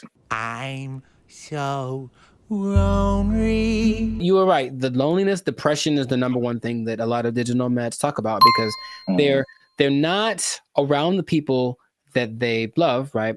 And then they can't be with them when it's convenient, because if you're living in Europe and you're from America, you're 7-8 hours ahead, 9 hours ahead. So imagine just, hey, I want to maybe eat together. Well, I'm having dinner and you're at work, right? So you can't make things line up. So depending on where you choose to go, that can be a very difficult process. And then it kind of is inconvenient. I've worked with people where I'm talking to them and it's fine for me and they're up at 3 a.m. because where they are, that's what they have to do to make it work. And they're willing to do it. It's kind of like something they accept, but you miss a lot of things. You miss the birthdays, you miss the graduations. There's a lot of experiences, your little cousin had her first steps, all that. You miss all that kind of stuff. And finding a place to live is harder than some people think. And that's another problem that a lot of digital nomads have, because they go to a place expecting everything to be great. But what they don't understand is that a lot of digital nomads have this reputation of basically causing prices to go up, right? Because you're coming from a country that everything is great. Yeah. So everything's coming up because you have a lot of money. So a bunch of you move to one place that's not doing too well. So they're like, oh, there's a lot of these people, so I'll charge more, I can make money. But then the locals start to resent you because you're there. And so you don't feel welcome. And that's kind of an uncomfortable thing. I think I mentioned, I have a friend who travels a lot. When she said when she was in Turkey, she kind of got that vibe. It's just like, why are you here? But she doesn't speak Turkish at all, so that didn't help her cause. However, some places actually put signs up that says like, hey, digital nomad is not welcome. It's gotten to that point. Wow. You go to a coffee shop and like, nope, you can't come in because you're going to buy one drink and work here and use the internet for 8 hours. Nah, you got to get out or find someplace else. So that's starting to become a thing. So yeah, just think about that. It's like you want to be welcome. Now I'll tell you in a second, some countries are actually taking measures towards making sure that the digital nomads they do attract are actually helping the economy. But a lot of places don't have that in place yet. So yeah, the locals might resent you. Just for my own personal whatever. I got a question. Have you ever gone into Starbucks and worked on something and not bought anything? Yeah. I'm a jerk, man. Oh yeah. Do you feel guilty at all? Or are you just like? No, I spent a lot of money in Starbucks. I think that once in a while. Okay. That's just my. If it was, and the thing is, if it was a mom and pop type place, then I'd feel bad. I'd buy something every time. But here's the thing. I even usually go to Starbucks. I have to use the bathroom. I buy a cookie or something just because. Oh yeah. But sometimes I'm like, I'm here for an hour. I'm popping in and out. I'm a regular. Don't mind me. I'm just. I think that's interesting psychologically because I feel. I feel the same way. Like if I go to a place where like I shop there all the time and I just go and then I just go in there to like use the bathroom or something. I'm like, you guys owe me. You guys owe me this bathroom. I'm here all the time. I'm not buying anything right now, but I'm here. But I feel the opposite at Starbucks because I don't drink coffee. And I never go to Starbucks. So when I'm in there, I'm just like still in Wi-Fi, and I feel so guilty. Here's the other thing. Specifically for Starbucks, I don't feel bad because my computer and phone don't work in Starbucks. Any Starbucks, the internet, the Wi-Fi does not work. I have to do my hotspot on my phone. For only Starbucks. I don't understand. Apple. No. It's just because Mr. Starbucks doesn't like me. And that's Android, PC, Android. Really, I don't know if anyone's understanding what you're saying there, sir. Sorry. Anyway. Long COVID. Sorry. Continue. What else was I going to mention? That besides, the locals resenting you, someplace not wanting you to be there, if you have a medical emergency, it's a big deal because you don't have a safety net. Your insurance might be more expensive for one, and then transferring it over, sometimes it's a tricky thing. It depends on the country you're in. When I went to Spain, I met up with a friend who got sick on her flight. And so from the plane, they took her in an ambulance to the hospital, gave her the treatment, whatever. Now, if that had happened in the US, that would have probably cost her about $5 million. But because it was Spain, and as soon as you're in Spain territory, you're one of us, it cost her like $100. So that was cool, but it does depend. So you really have to be careful just about that. Just think, all these things are things that you want to think about before you do it, because it doesn't look that difficult if you only pay attention to the people that post about it. Because they just posting the good stuff. Once in a while, there's a sob story about no. Someone kicked me off of a bus. I think I saw that recently because they weren't from there and they got kicked out the bus and they felt so sad. I was like, well, life is hard, bro. I don't know what to tell you. It's really hard to find romance for these people for sure, because you're not going to be there very long. And so no one wants to get involved with you unless you choose to be. So that's just another side to it. What I was going to mention earlier is that some places like Indonesia are starting to put in measures where they welcome digital nomads that have X amount of money in their bank account, and they allow them to actually have a visa, a second home visa is what it's called. And then they can live there for up to 10 years. But they want people to come and, of course, do something related to the Indonesian economic system. So they're telling people, come on over. And so in that case, if you have it like that, then you can move one place. You're going to stay there, and it still implies you're making money based off of where you're from, and you're just living kind of more permanently in a new place. And that seems to be okay if you want to maybe uproot, start someplace else, then you can find love, and no one has a problem with that. But you won't find many people that are willing to, be with you for just a couple months, like for something serious, if they know you're going to leave, or if, you have a hard time being committed to one thing. So there's a lot of things to take into consideration. I know traveling. Have you ever planned a trip? It takes a lot. So imagine doing that regularly every couple months. I got to plan my stay. All that stuff is kind of a hassle. The idea of living out of a suitcase, some people don't like that. And that's why I think it lends itself to like a younger demographic, like someone in college, fresh out of college. Because I think at the end of the day, I think the internet has shown us that we need some kind of physical community, some kind of grounding. And if you don't have that, you just kind of like, you just kind of out there, and there's some, like you said, there's some negative effects to just kind of being on your own. So right. Yeah, that's interesting. The interesting thing about that too, what you just mentioned, is that the idea of nomads in general were nomadic people, meaning they were tribes. So there were people that wandered around, but they were all together. And so that feels so bad. We're all doing this. And now it's like, I'm just by myself, me against the world, hoping for the best by myself in this new place. So ornery and sad, real wrong.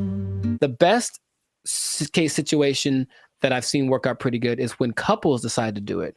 And that's not so bad. That actually seems to be really the way to go. Like once it's kind of hard to find someone that's aligned with that vision, but if you're both in it, let's both go X place and move around and whatnot. That seems to be, because that'll get you through the hard times. Listen, we finna get paid, girl. I can't even imagine traveling alone.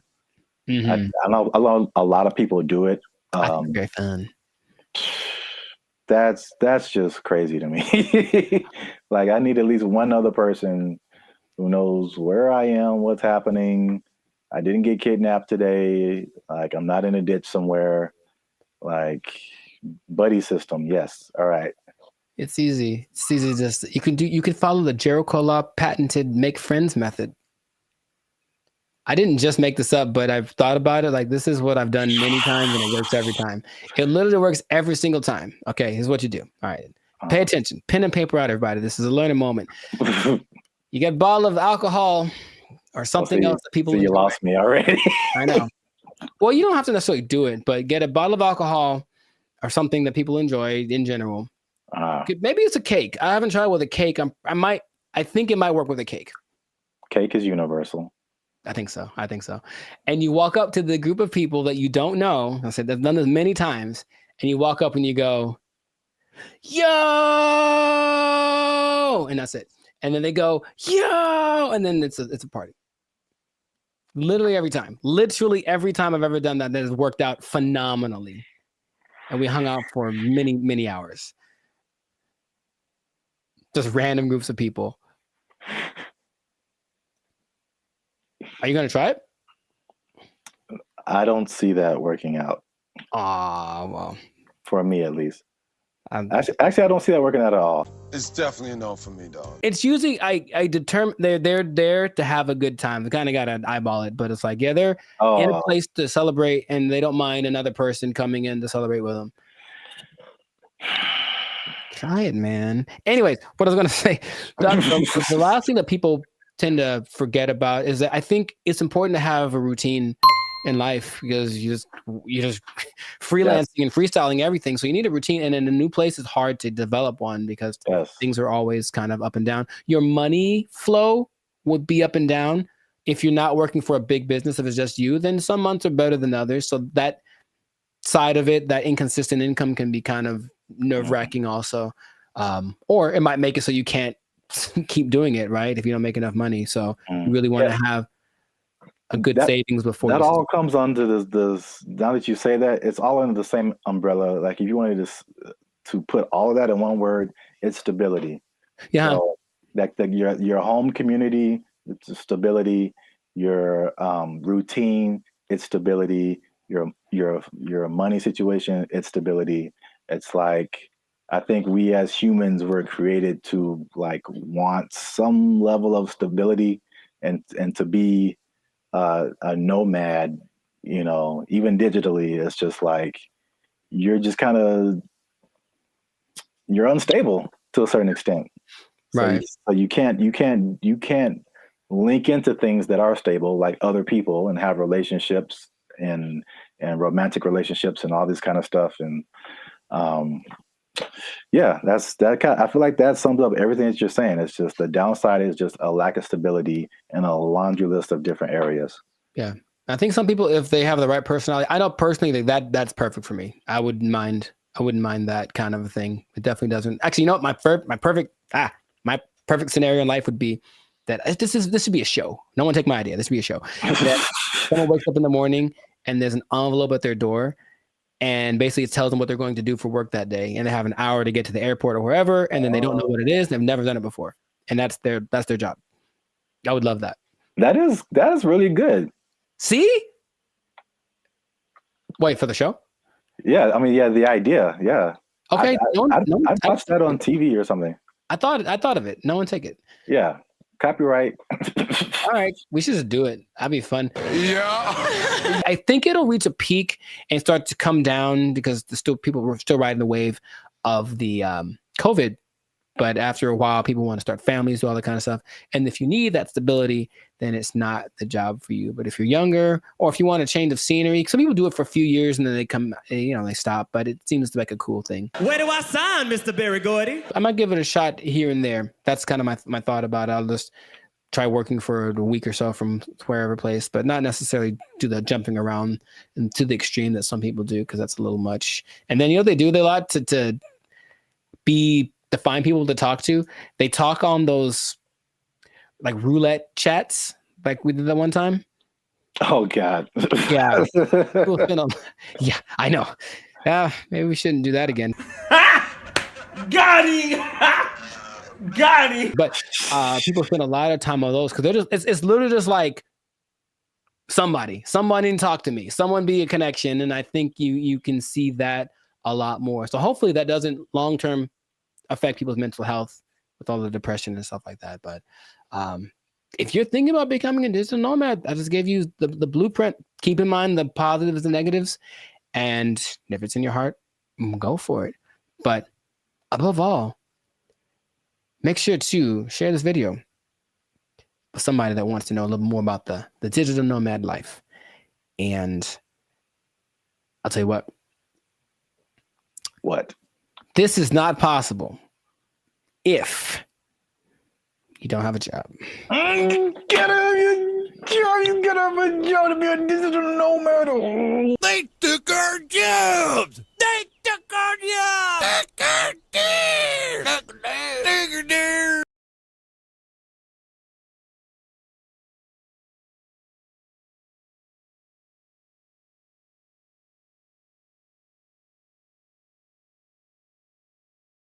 All I'm saying is this is a sign. Let's not put them in control. Let's not make them faster. Let's not make them responsible for more people at one time. Let's not make it so they can fly. Let's not do any of that stuff. Let's kill it now. Let's kill it now.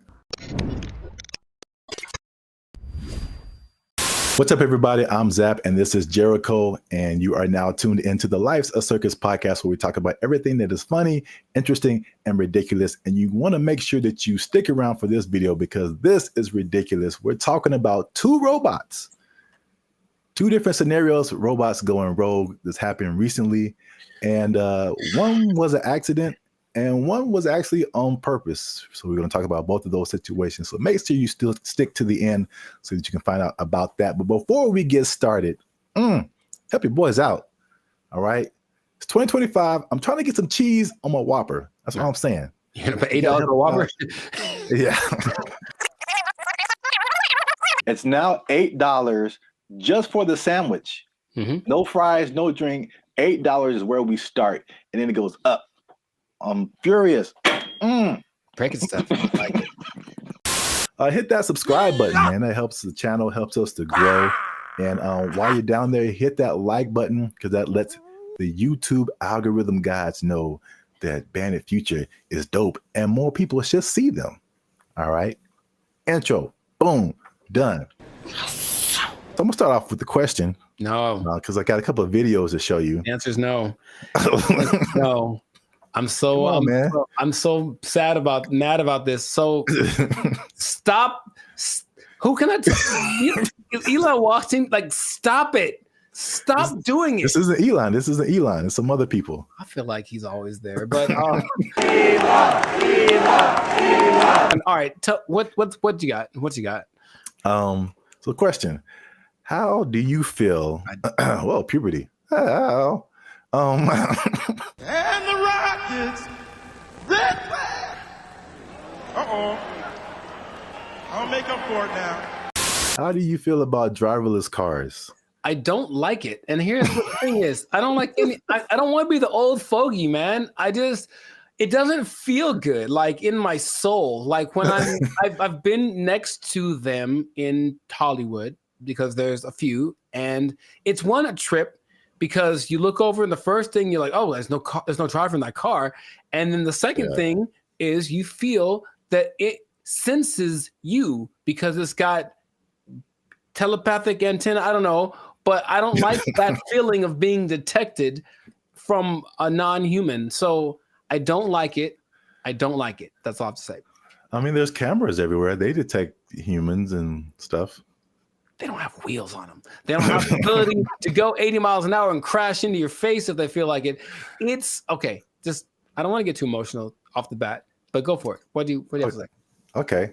Well, I'm going to show you a video of an incident that happened not too long ago, and let's see if it has any effect. I'm in a Waymo car. Connected to rider support. This call may be recorded for quality assurance. This car is just going in circles. Hi there, Mike. This is Gab. I'm calling from Waymo support. I'm just calling because I received a notification that your car might be experiencing some routing issue. Please bear with me while I am. Yeah, I got a flight to catch. Why is this thing going in a circle? I'm getting dizzy. Look at what it's doing. I understand. I'm really, really sorry, Mike. We're currently working with the situation in the vehicle. Is it circling around a parking lot, right? It's circling around a parking lot. If you have your app pulled up, I need you to tap My Trip in the lower left corner of your app. Can't you just do it? You should be able to handle it. Take over the car. You don't need my phone. I don't have an option to control the car. Mike, I'm really so sorry about this. Well, can you stop this car? Over. I am trying to pull it over right now. Apologies.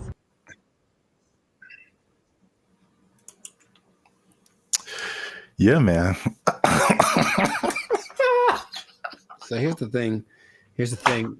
All right, to his discredit, the car is not going that fast. He could just jump out, I think, unless they can't unlock the door. But what he mentioned was like, yeah, there should be some kind of an override thing for these things. Sorry, it got it on the fritz. Let's hit the button so it calms down real quick. Like, they should be able to do that.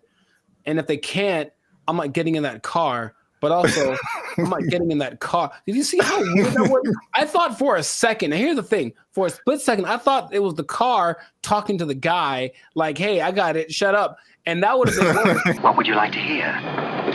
What the hell was that? I realized that he was just, at the mercy of this car that, and you know what's weird about this? Everything repeats. I remember this actually being, honestly, a faulty not a default, but it was a problem that certain cars had back in the 80s. I don't know why I remember this, but I remember seeing like a car going around this roundabout and it wouldn't stop and they couldn't turn it off. Wow. A defect. It was like a defect. So I mean, maybe cars like to go in circles. I don't know. Yeah, I got a flight to catch. Why is this thing going in a circle? I'm getting dizzy. All I'm saying is this is a sign. Let's not put them in control. Let's not make them faster. Let's not make them responsible for more people at one time. Let's not make it so they can fly. Let's not do any of that stuff. Let's kill it now. Let's kill it now. That's easy. It's very damageable now. I'll be back. I don't want to see this happening to more people. And I feel like it's going to happen to more people. Okay, your points are valid. Thank you. I'm trying to stay calm. So let's I want to break down what exactly happened. So the guy in the car, his name is Michael Johns, who ironically works in tech. So he was inside of one of these Waymo cars, which I'm seeing more and more now. Yep.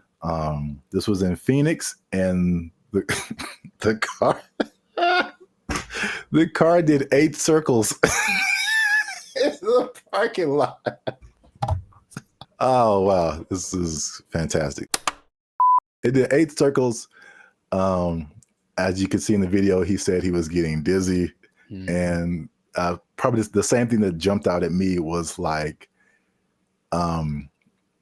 the lady literally said, "I don't have an option to control the car." Right, and that's the problem. That's a big problem. That's such a big problem. This thing has been out for years. It blows my mind that they can't control the car. Like if something like this happens. Right. Trust me. They said a software update is what fixed the car, which is like, I don't like that either. I know. I mean, either. Because Like a software update on my computer or my phone, it's fine. Like a software update on my car made it do this? No, man. You know, my computer does sometimes. Hey, y'all, come look at this.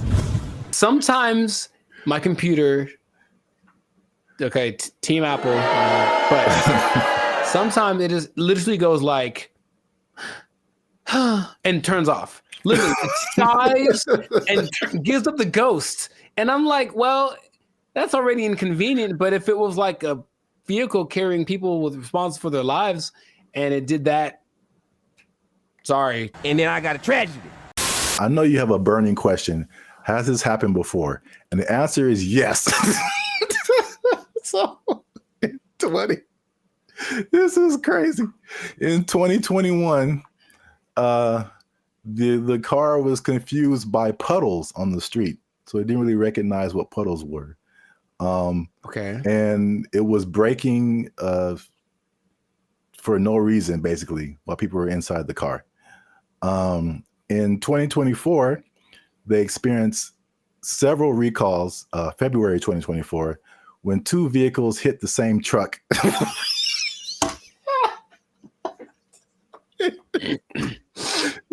They hit the same truck minutes apart.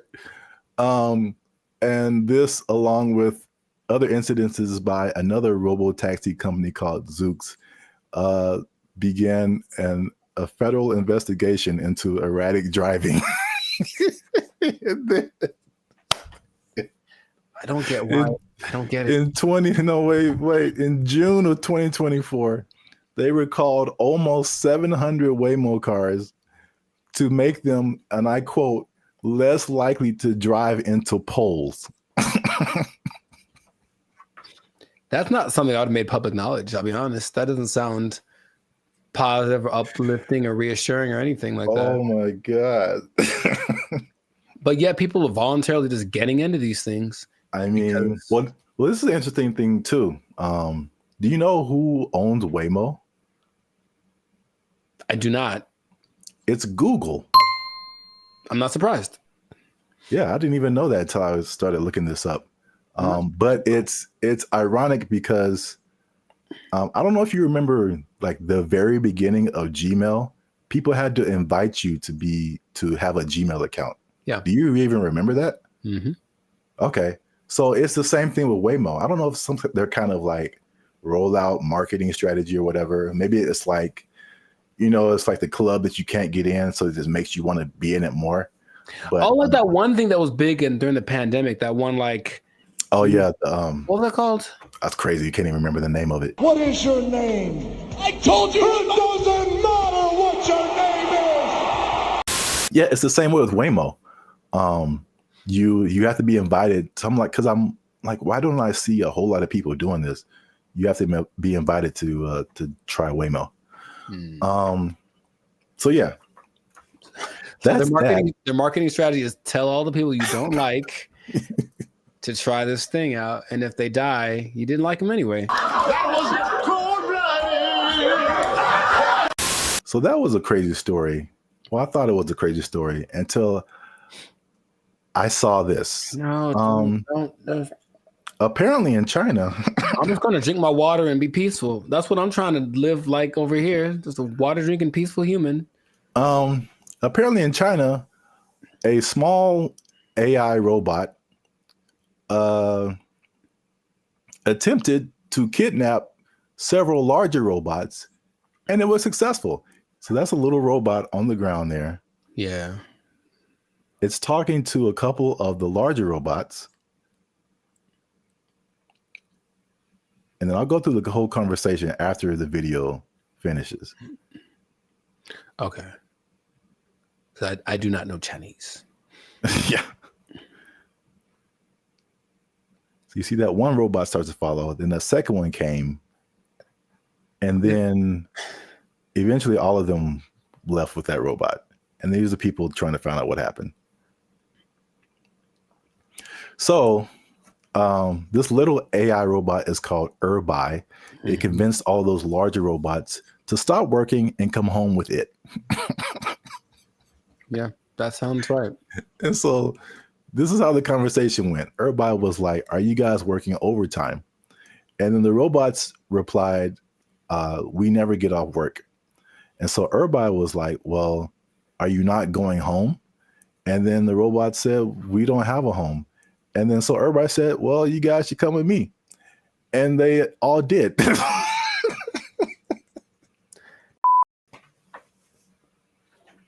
I don't have any more water to drink and be peaceful. I can't be peaceful anymore. That's I have to. so crazy. It's not. It's not crazy. It's exactly what happens in every movie. In every movie. Do you remember there was a movie about a toaster? I forget what it's called, but it's a little toaster. The Brave Little Toaster? There we go. That's what he did. He talked to his buddies and they went on. Don't you remember? That's exactly what happened. That was like 20 plus years ago. I don't remember the movie. Long time ago. And he had a cape or something. I don't know, whatever. All I'm saying is that nothing should surprise these people from what they're doing. They're trying to give these things the capacity to reason and make decisions that we have without expecting them to do the things that we would do if you gave us the capacity to make decisions. Shut up! Yes or no? You want to die? Yes or no? I got the job done. What the hell do you want? Didn't answer the question. It's what's going to happen. It's what and the Chinese. I have love for the Chinese people. Uh-oh. Be careful now. Yeah, I know. Stop it. Stop now. Stop eating that You know how it tastes.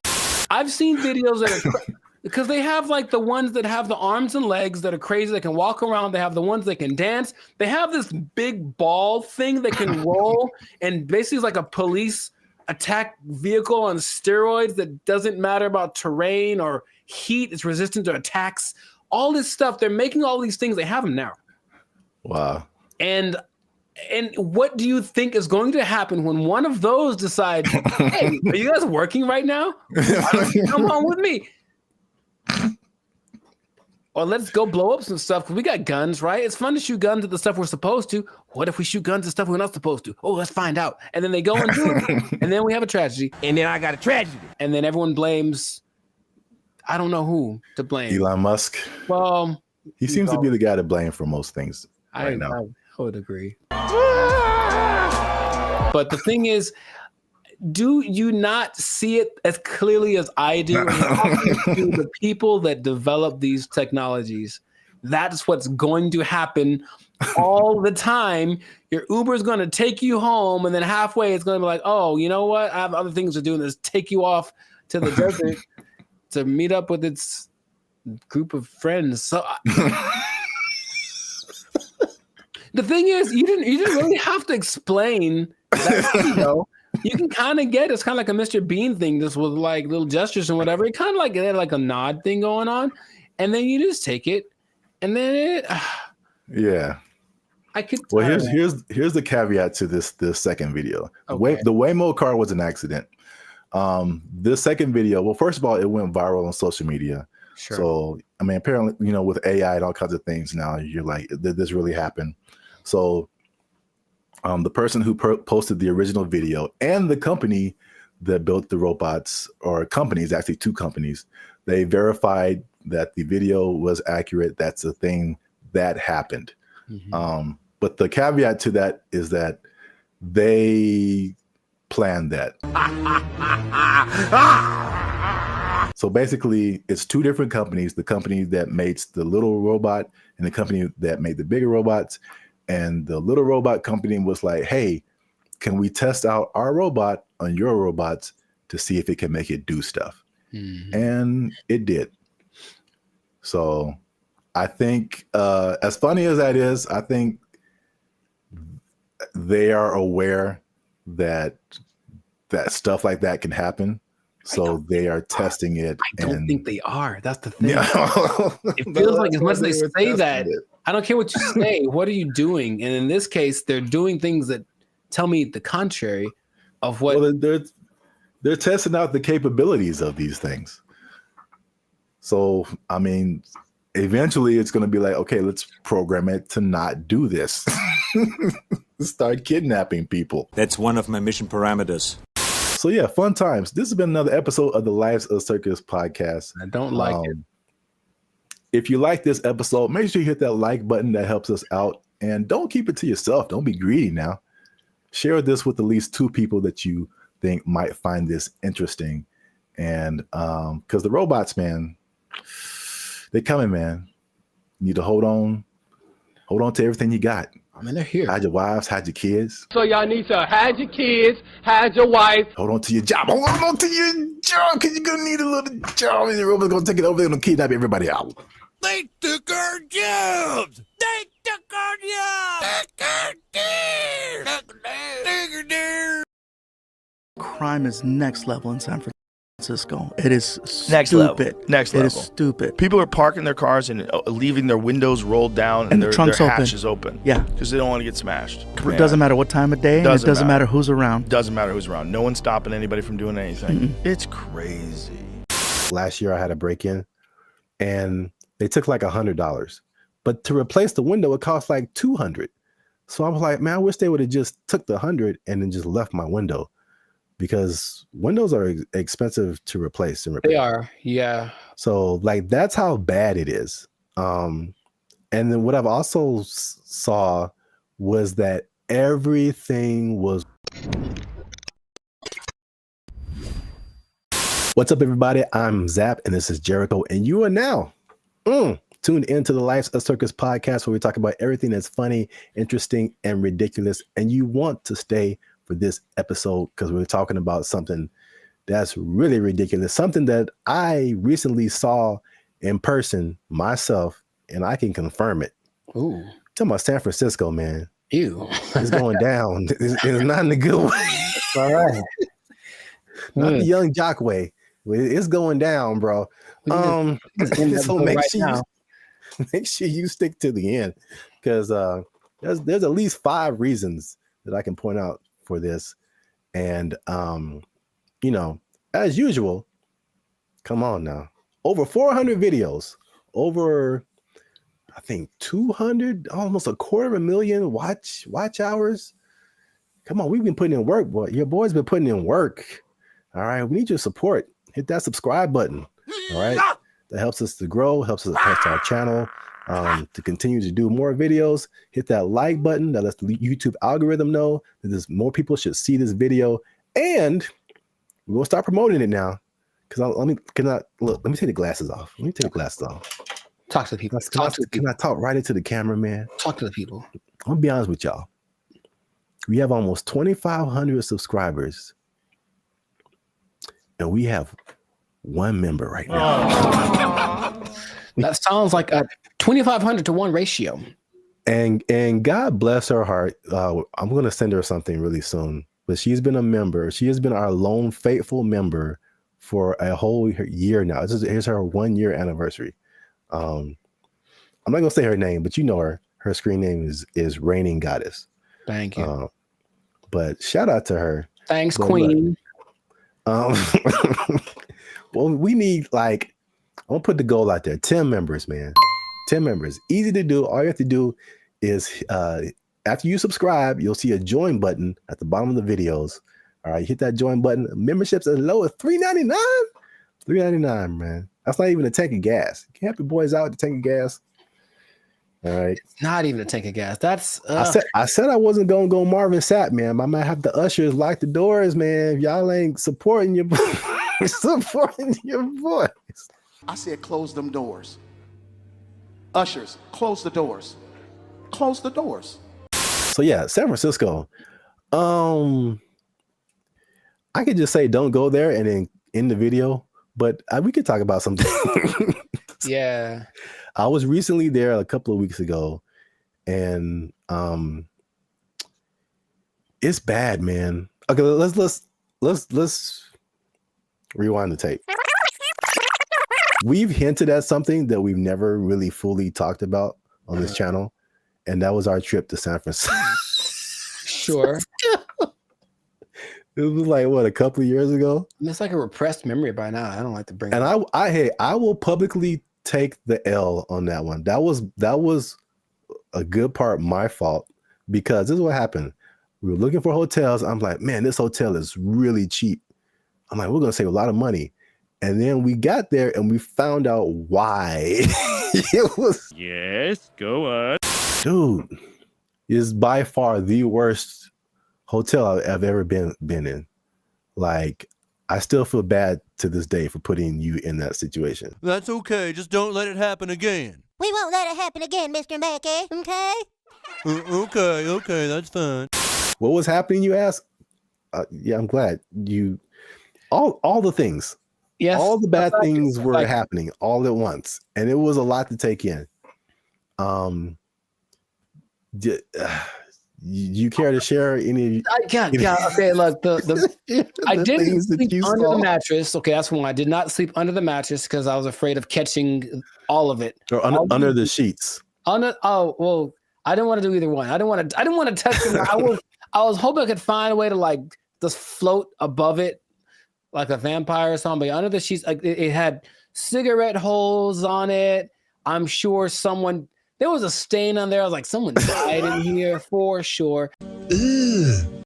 I'm sure there were interactions of drugs going on all throughout the night. Somebody tried to come in our room. Someone tried to jiggle the door handle. I vividly remember that. Or like, so we were just chilling, and then someone banged on the door really, really hard. And we just looked at each other, and you were like, "Don't open the door." For the love of God, don't open that door. Be a problem if you open the door. So it was just such a.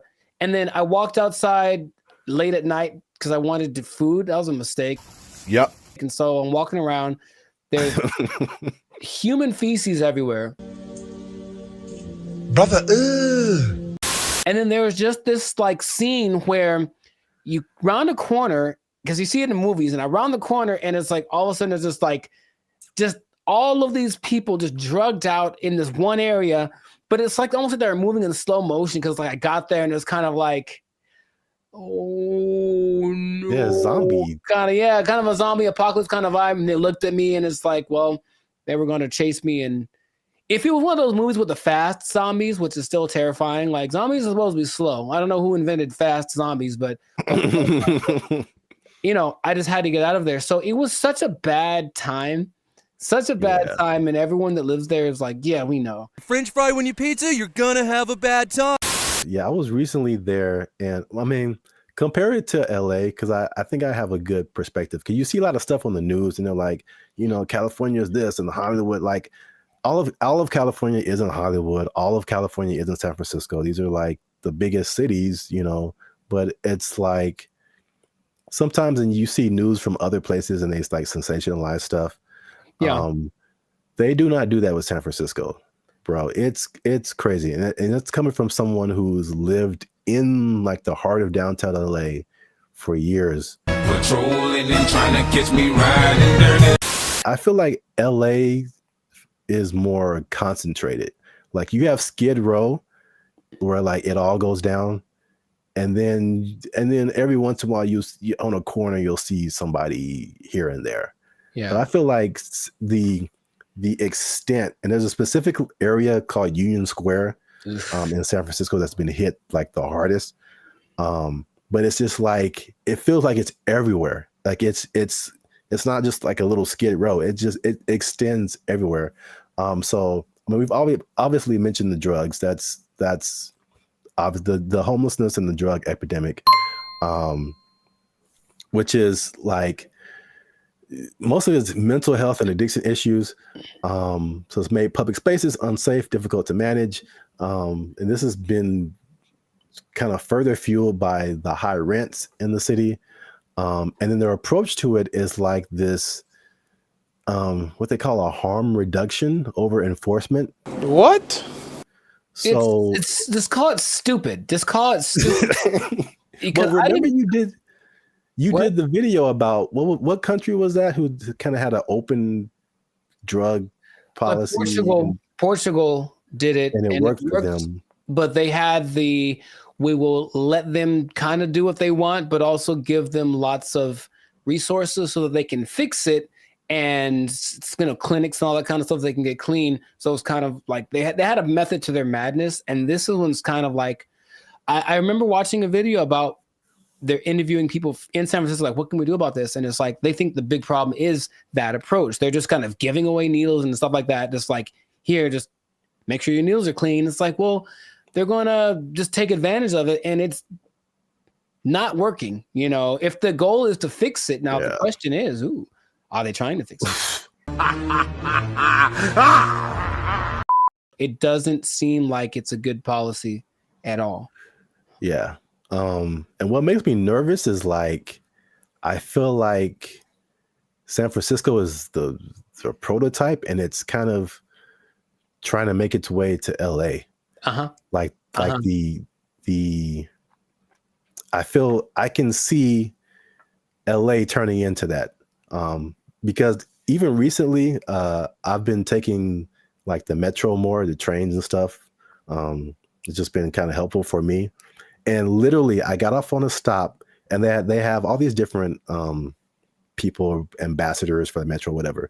And this lady made an announcement, and she was promoting this app that you can get on your phone to like report incidences on the metro and help you whatever. And she literally said like, oh yeah, we've been having a lot of drug overdoses on the train, so we don't want anybody to die. So make sure you get this app. And I'm just trying to get to work, and I'm just like, what? What? That's a little too chill for me, a little too common. This is the discussion that we're having. Like, it was just really weird, man. That's suspicious. That's weird. I was driving the other day, and I was in like out by Venice, I think, and I saw like 3 homeless guys in a row. I felt like, oh, good, tic-tac-toe for me. And because I almost hit them all, because they all just kind of like, they did that thing again, maybe fast zombies are becoming a thing where they're like kind of standing still. So I see them and I don't think they're moving. And then as soon as I start driving, they start moving really fast in the direction of where I'm about to drive. So I was like, all right, well, that sucked. And that happened 3 times in a row. I don't know if they planned it. Maybe it's a weird kind of choreography that got going on. Maybe flash, those flash, whatever things are coming back, flash mobs. I would imagine that happening all the time in San Francisco because it's just much more concentrated, like you said. So in certain places, that might happen 10 times in a row.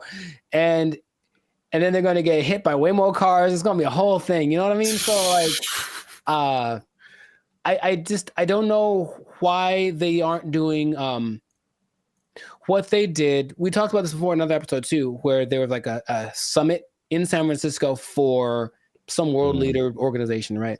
And they're like, well, we can't have all these homeless guys around everywhere. So for like a week or two, they kind of made them all go away. Right. What did they? I don't remember like what they did, but all of a sudden, like, oh, we don't have a problem. And then they went back to normal after all those leaders left. So it's like, why don't you just do that all the time? Well, yeah, that was really weird. Suspicious. Well, obviously that's a big problem. That's one thing. Number 2, again, and I said it was kind of connected, is the cost of living.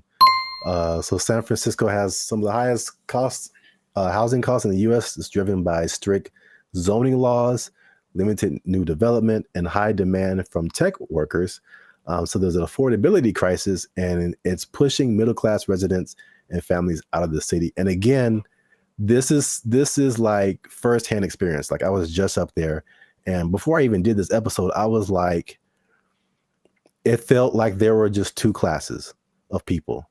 You were either really, really rich, like you worked at a tech company, at Google, or Salesforce or something, and you just like got all the monies, or you were either on the street or about to be on the street.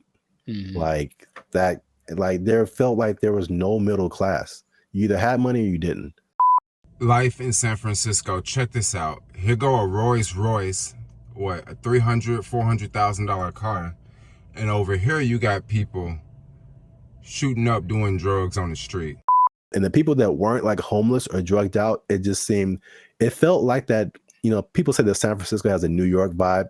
It felt like that. Like everybody was hustling. to just like get by. And you watch these like futuristic movies. Well, I'm probably getting ahead of myself, but it's like, it's so unbelievably expensive. I saw a valet for, I mean, this isn't the normal price, but there were places up there that had a valet for like $100. $100 to park your car. Nope. Average rent in San Francisco, $3,204. $3,000 a month. That's very New Yorkish. On average, a studio costs you $2,700, 1 bedroom $3,500, 2 bedrooms $4,800. That's a lot of money. I'm trying to remember what was so great about San Francisco back in the day. What, the Gold Rush? Really, it's the San Francisco treat. Okay, gold. Okay, besides that, it's very delicious. Besides that, Gold Rush, and then Profit. Like, what happened? Like, I'm trying to remember why San Francisco was such an attractive place for Full House. They had Full House. Okay, yeah, we're going way back now.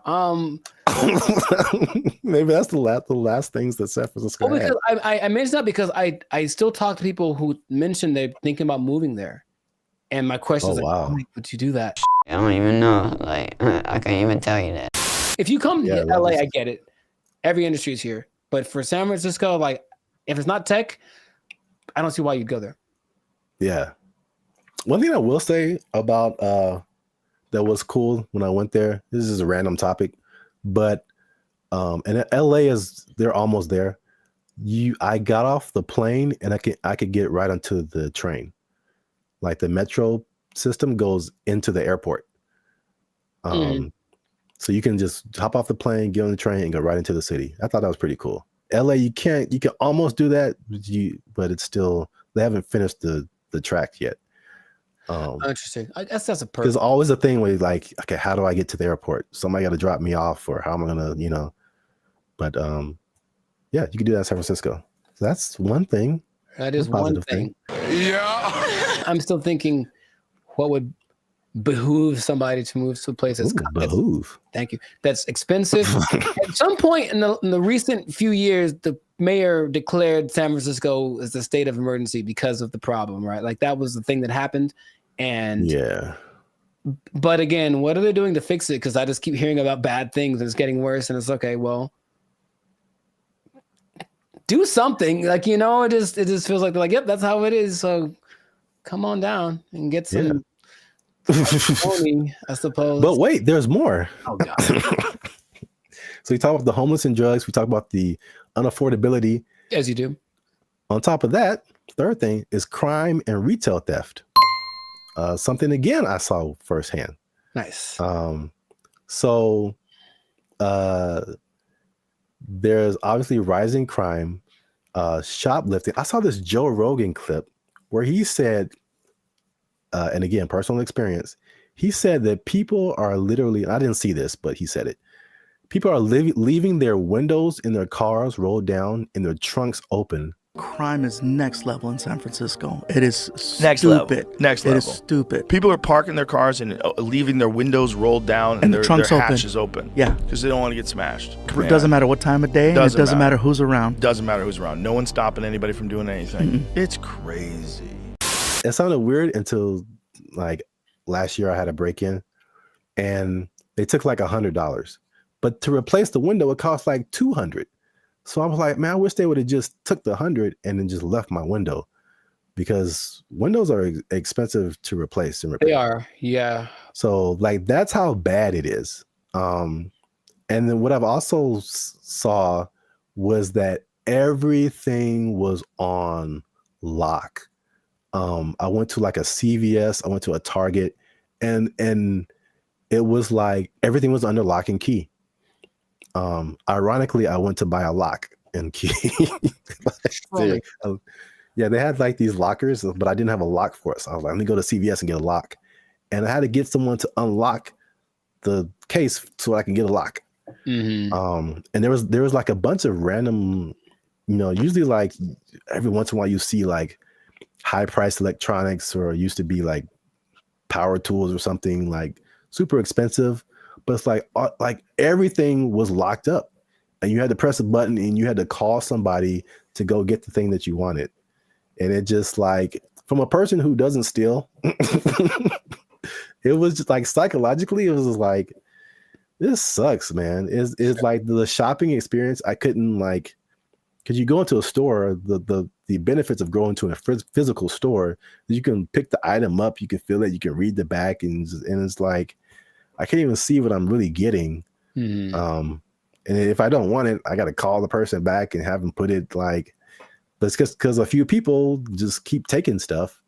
Like everybody suffers, and it's just like, it was really, if I could use a word to describe my experience there, it was just uncomfortable. I didn't feel unsafe, you know, like I'm a big dude. I could take care of myself, but it just felt like it could go down anytime, basically. Well, I just didn't want to be there. Like, I don't want to be here. Like, this is not, it's not inviting. I think that's a good word.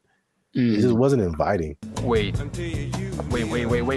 Since 2019, 47% of businesses in that Union Square area have left. Yeah, that makes a lot of sense. I think all of them leave to turn into like a park or call it hobo land. Make it like that. Remember during the pandemic, no one talks about this, but during the pandemic, there was this one time in Seattle that just said this part of like, the Seattle, it was like, you know what?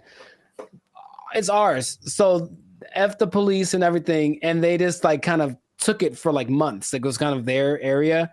And it's like a long. Yeah, I remember that. Yeah. Remember that? They should just do that and let it go and then maybe burn it. I don't know. But let it, count your losses and just let it go. Because why maintain such a volatile area, you know? But it's crazy. I mean, I don't like to make videos about, crapping on other people's cities, man. But it's just like, especially after we went like a few years ago and then coming back to it now and seeing like it's worse. And I talked to some people there and they were like, or I talked to some people who live there and I talked to some people who used to live there and then came back for the thing I was doing. And they were saying like, yeah, man, it didn't used to be like this. And it's just like, it's just bad. But we're out of time. So let us know what you think in the comments. Have you been to San Francisco? Like, do you just read the stuff on the news and like kind of, I don't know, hypothesize what's going on, how to fix it? Do they need policy changes? Is it like an economic thing? Let us know what you think in the comments. Keep the conversation going. And also, if you have someone who you think might be interested in this topic, hit that share button, man. Don't be greedy. Don't keep it to yourself. And look, man, 47% of businesses, you know what that means, Jericho? That it's not enough? Is that what? 47% of businesses closing down and moving out of San Francisco? That's heavy. That's a big number. Square? That's a big number. You know what that means? I think I do. That means that a lot of people lost their jobs. Nobody working there because they're doing fentanyl in the bathroom. I don't know what's going on.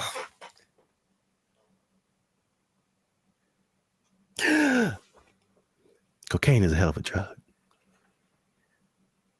Don't fentanyl. Oh, God. They took our jobs. They took our jobs. My issue comes when you try to make them look like us and react like us and move like us. These things some of them can like lift up to, I think, 120 pounds. They can walk relatively fast and it's smooth and they can navigate obstacles. And there are like the two kinds. There's the kind where you can like remote control, like a drone, if you will. And they're the kind that kind of know how to figure stuff out by themselves. And those are the ones that do you not see what's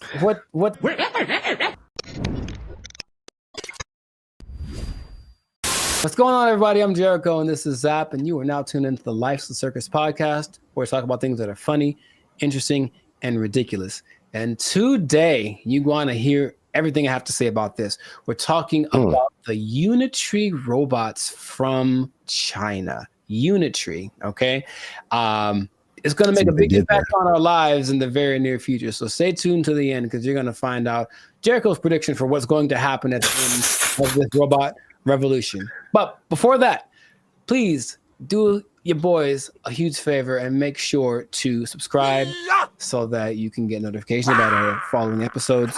Make sure to give us a like so that the almighty YouTube algorithm is appeased and it can. And while you're at it, we're not fully monetized yet, so it'd be great if you actually joined. We have subscriptions as low as $3.99. $3.99. It really helps us out, and you'll get a lot of cool benefits as well. Man, I might have the ushers lock the doors, man. If y'all ain't supporting your voice. I said close them doors. Ushers, close the doors. Close the doors. The last few years have seen a lot of developments in terms of like humanoid robots specifically, and I'm emphasizing the humanoid robot part because it's really crucial to the whole discussion. So Unitree is a company in Japan that started in 2016. And unlike some of the bigger developers like Tesla and the other one, Boston Dynamics. Boston Dynamics, yeah, I think that's not the big one. I was thinking of another one too, but their robots are coming along. They're very expensive. And so one guy, instead of being like a big company, the one guy whose name is Wang Xingqing, decided to start Unitree so that he can make basically like the dog robots, like the quadruped type robots. And he wanted to make them more affordable for people. That was his benevolent, hand over his heart goal to just make nice little things that people could afford. And he actually accomplished that. So by 2017, he created something called the Go One, which is a little dog looking thing.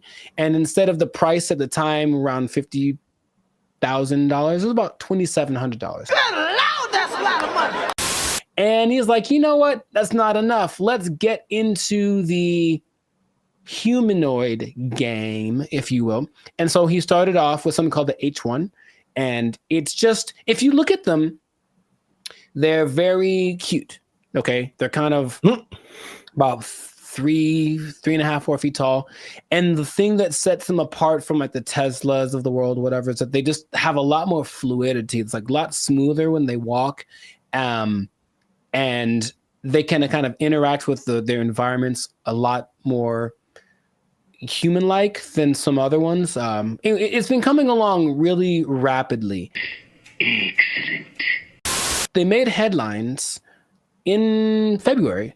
There was a celebration in China, and they decided to debut the newest version of these robots. So instead of the H1, now they have the G1, and the G1 decided to do this really nice. What? You got? Is it Japan or China? Because you said Japan. You said Japan at one point. Did I? Yeah. Unitree is a company in Japan that started in 2016. Okay, I guess I got my countries confused. I'm sorry. I know the difference between China and Japan. He is Chinese. Well, they all look the same. Continue. I just hope you keep that. Canceled. No, I hope you keep that. What happens? Hey! What make you think I'm Chinese? I am Korean. I look Chinese. Yes, motherfucker, you do look Chinese. That's why I said it. The thing is, okay, at their celebration, they basically had a big display of these G1 robots doing these choreographed dances. And it kind of caught everyone by surprise because of how elegant and smooth it looked.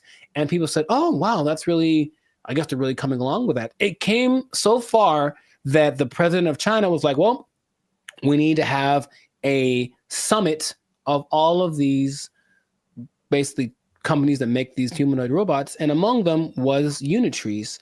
And that was kind of a big step for just a startup of one person. You know what I mean? So people are kind of like, wow. Oh my God! Wow! China in general has been doing a good job of making these AI advanced robotic technologies for cheaper recently. And that's kind of I guess a good thing because, you know, the cost of everything is still kind of elevated right now as far as production goes. I don't know if you've seen these videos. but they do a lot of little subtle things that I'm starting to make. They concern me. I have some concerns, let's just say. But as far as like how smoothly they walk, it's really kind of like, oh, they really are getting down the mechanics of humans really well. And the one that surprised me the most was these G1 robots. So the H1s couldn't do it, but the G1s can walk on inclines, like up and down hills. They can walk down steps. And in one particular video, the robot has like a misstep like a human does. And it reacted the exact same way we would. It kind of missed, like it kind of overshot the step. So it kind of only stepped on it with its heel. And then it was kind of like, oops, cool. And they kept going. And I was like, that's a problem. That's a problem. Aha. Aha. They're doing things to them to test their limits, but that means that they're pushing them and trying to get them to mess up and whatever. And I think they're recording all of these events in the supercomputer of the robot land. And then one day it's going to be like, hey, remember that happened? And it's going to take it out on us. I don't want to just have you seen these videos of these robots? What are your thoughts about it? Let me know what you think. I think you're a little too anxious, man. Wow. Okay. The baby, because a robot failed and corrected itself. That means the end of humanity. Yeah. My issue comes when you try to make them look like us and react like us and move like us. These things some of them can like lift up to, I think, 120 pounds. They can walk relatively fast and it's smooth, and they can navigate obstacles. And there are like the two kinds. There's the kind where you can like remote control, like a drone, if you will. And they're the kind that kind of just know how to figure stuff out by themselves. And those are the ones that do you not see what you see all the calculated, because all these things have to be programmed, and it takes a long time to program these things, but they all can react and bounce and move, and the ankle twists and all the points of flexion that we have, they have them. And now you can see them being, I guess, manifested into these smaller robots. They're smaller robots. They're cute, small robots, right? Yes, go on. I keep mentioning the smaller part because in my mind, I don't want to say it yet. Anyway, bro, what are you talking about, man? The good things about this, could be that a lot of the jobs that are dangerous can be taken care of by robots like this. There's a job I didn't know existed till recently, an underwater welder. It's a high-paying job, by the way. If you like diving and you want to get it, it pays 6 figures without a degree. You just have to be able to dive and weld. But you're underwater with these things that are really hot, so it's very dangerous. And so they could do things like that. They made a little robot. It was kind of like a little cute fish, but it has all the same kind of technologies, and they send it down to like the Mariana Trench so that it could record things 10,000 feet below, like all that stuff. I think that's useful for humanity and taking away the really, really dangerous jobs that I think humans shouldn't be doing. However, our buddy Elon, we haven't mentioned him today, so I'm gonna bring him. He had a quote that made me go, okay, that's interesting. There's living the dream and there's living the meme, and it's pretty much what's happening, He said, well, the robots that we're developing, because Tesla has their own. In fact, Kim Kardashian has a video with one of the Tesla robots that she bought, and she was like, hey, she's waving to it, it waves back, and then she's like, there's the half heart, there's the other heart thing, and she's like, hey, what do you want to do today? And it's like, yeah, let's go running. It's like all that stuff is kind of crazy. But Elon said, well, it's going to take away all the mundane jobs so that we can focus on art and creativity and ideas. And I don't know if you have a problem with that statement. I did, simply because not all of us are artsy creative types. Some people are just, I'm going to garden for 30 years, or I'm going to. And it's already taking artsy and creative jobs. Well, yeah, but he doesn't want to acknowledge that because he's. That was his quote, and I thought, no, that's not it. Like we, and yes, you're right. It is already taking artsy jobs. But looking at this and seeing how normal it's starting to become in LA, just spend half an hour in LA and you'll see some little robot carrying somebody's food. There was a video of a girl who saw that the robot carrying food had like broken a wheel or something, so it's kind of tipped over, and then she helps it, and then it starts going away and it says thank you, and then she starts crying. And I'm like, okay, that was a beautiful moment. That's what I'm trying to tell you. But imagine going another way where someone sees the robot and says, screw that robot, and then like pushes it or whatever. I walk up and say hello. No, that's too subtle. I'm gonna push him. I'll push him. I wish I could remember this story. There was a robot that they sent like around the world, and it was just moving, and it would just go. And for the most part, people were like hospitable to it, and it was like a test or whatever. And so it just collected all these engagements from people around the world. Sure. Until it got to like Philadelphia or something. Oh no. And they like jacked the robot up, and like it was like found in pieces in different parts.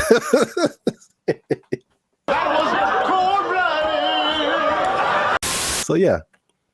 Okay, well, if the Great Robot Revolution happens, then yes, then Philadelphia will take care of it. But it's just the assumption that that's what everyone wants, or that's for the betterment of everybody. I think that's not taking into consideration people that they blue collar and they work in factories and whatever. So let's get rid of all those jobs so we can just all sit around and think like Socrates. Like that's not how it works. So then, what are those people going to do?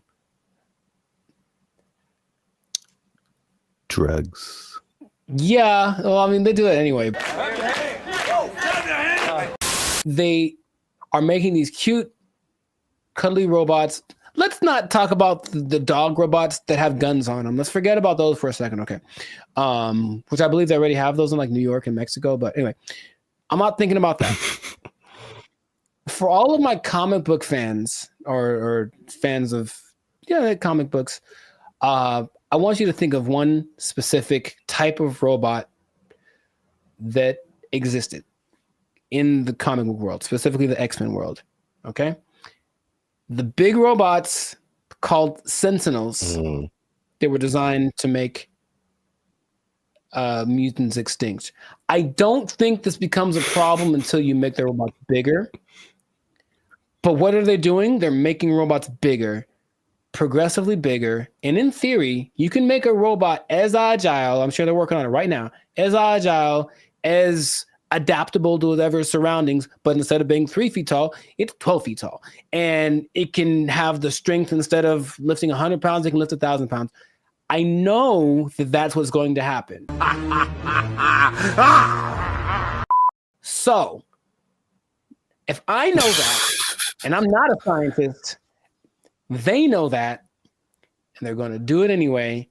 And so my biggest concern about this whole, okay, look at the cute technology that we have with Unitree, is that they're going to make these Sentinel-esque robots that are going to be our protectors, if you will. And then something's going to happen. Like when you mentioned the episode of the one robot that convinced the other robots to go rogue. But with the big ones that are big and strong and fast and they can fly and they have guns. And then I'm not a doom and gloom guy. I'm just like I'm more like duh. Suspicious.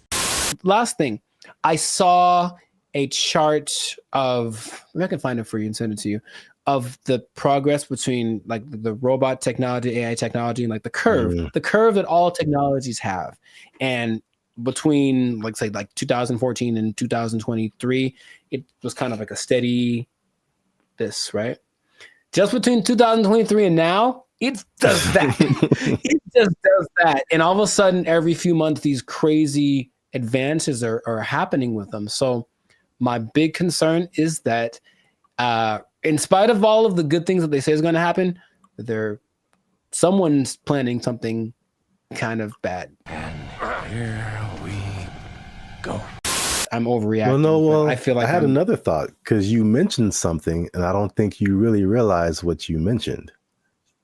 Oh gosh. In the Sentinel scenario, they had Sentinels to go after mutants. So if we have big Sentinel robots, maybe we also will be having. How long I've been waiting for this. Woo, I'm about to make a name for myself, yeah. You might be right. You might be right. There's but some superpowers out here. I just know that you'll start to see them more and more because they are very affordable. And I don't know anyone that has one yet, but I have met people that have talked about buying themselves one. And that's when I'm like, all right, it's going to happen. So there's nothing I can do about it. I'm just trying to say, hey, let's just be careful. Okay, here's fire. All right, let's not make the fire too big that we can't control it. Is that not so much doom and gloom? It's not, but I feel like you're at the end here, so I'm gonna leave this with you. Tell me now. It gets worse, man. I've seen some things. I've seen some things, man, and some stuff. I wouldn't recommend it. I'm gonna tell you about it in the next video, man. But because you mentioned about, okay, these are cute, cuddly robots. What if there's people who are going to do something bad with these robots? And I found out the next level. I saw what the next level is, and he's been to the other side. He's coming back to report. And on that level, there's some things you can do, but you gotta stick to you gotta stick with Band of Future and find on the next episode because wow. All right. Yeah, man. Well, there's some things about that. For this episode, I believe it. Just make sure to share this with people that you think would find it interesting. Share it with 2 people that would find this interesting because it is an interesting topic. It's just going to it's going to impact all of us. So I think it's something we should all be aware of and educate ourselves about at the very least. As always, make sure to like this video, subscribe to your channel, join the membership. It's a great deal. It's a great deal. $3.99. Come on now. Start off. You can get that. And I'll just say this much. It's the beginning. If you get into tech, you might have a job in this until you make something smart enough to take it. It's so fascinating. The idea that we've made something that's smarter than us and stronger than us. We already had that stronger thing. Machines have been stronger than us for forever, but combining something that's smarter than us and stronger than us in one Sentinel shaped package. I feel like your job. You lose your job. You're gonna lose your job. The robots are coming. You're gonna take over. It's gonna get worse. Watch the next episode. That's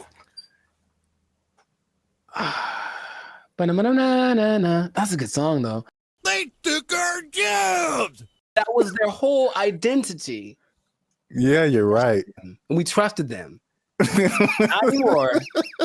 Not anymore. To be competitive, they have taken that away. So now they're just like all the rest of them dogs, them backstabbers, and malcreants. I don't think that's the word even. Malcreants? I'm just mad about it. That's a word? I don't think it is.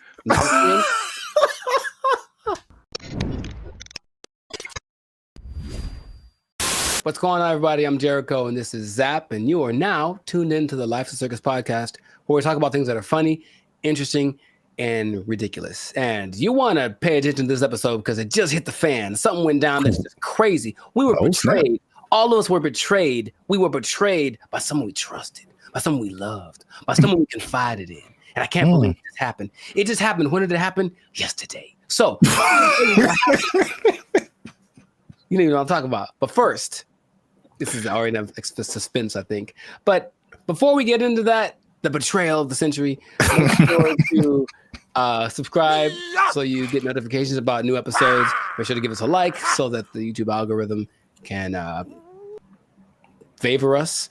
And we're not monetized, and we do have membership options for as low as $3.99. You can be part of the BFFs, and you can get a lot of really cool behind the scenes content and just some cool perks. So check that out. Check out the Band of Future membership option. It'd be great for you. Now back to the betrayal. So, brother, it just happened. I can't believe it. We were all let down by our best friend.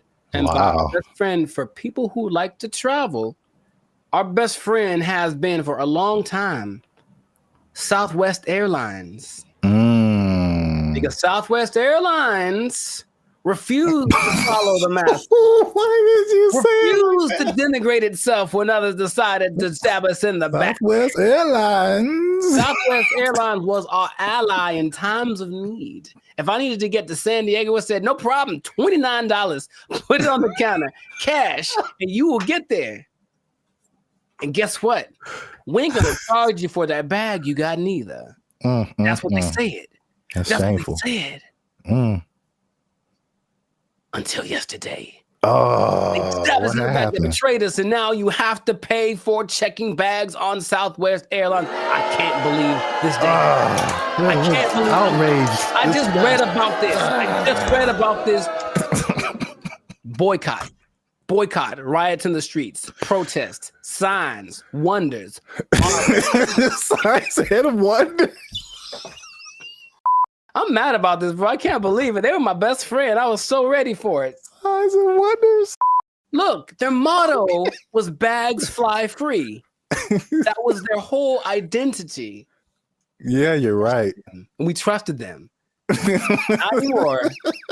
Not anymore. To be competitive, they have taken that away. So now they're just like all the rest of them dogs, them backstabbers, and malcreants. I don't think that's a word even. Malcreants? I'm just mad about it. That's a word? I don't think it is. So mad about this. It's like your grandma saying that I'm charging you rent if you want to hug me or something. Like, I can't believe it. Like, it's just such betrayal. Judas. Who betrayed Caesar? That guy. Brutus. Brutus. Brutus. Yeah. Oh yeah, A2 Brute. Yeah, Brutus, right? Yeah. Is it coincidence that Brutus and Judas rhyme? I don't think so. And now Brutus, Judas, Southwestist.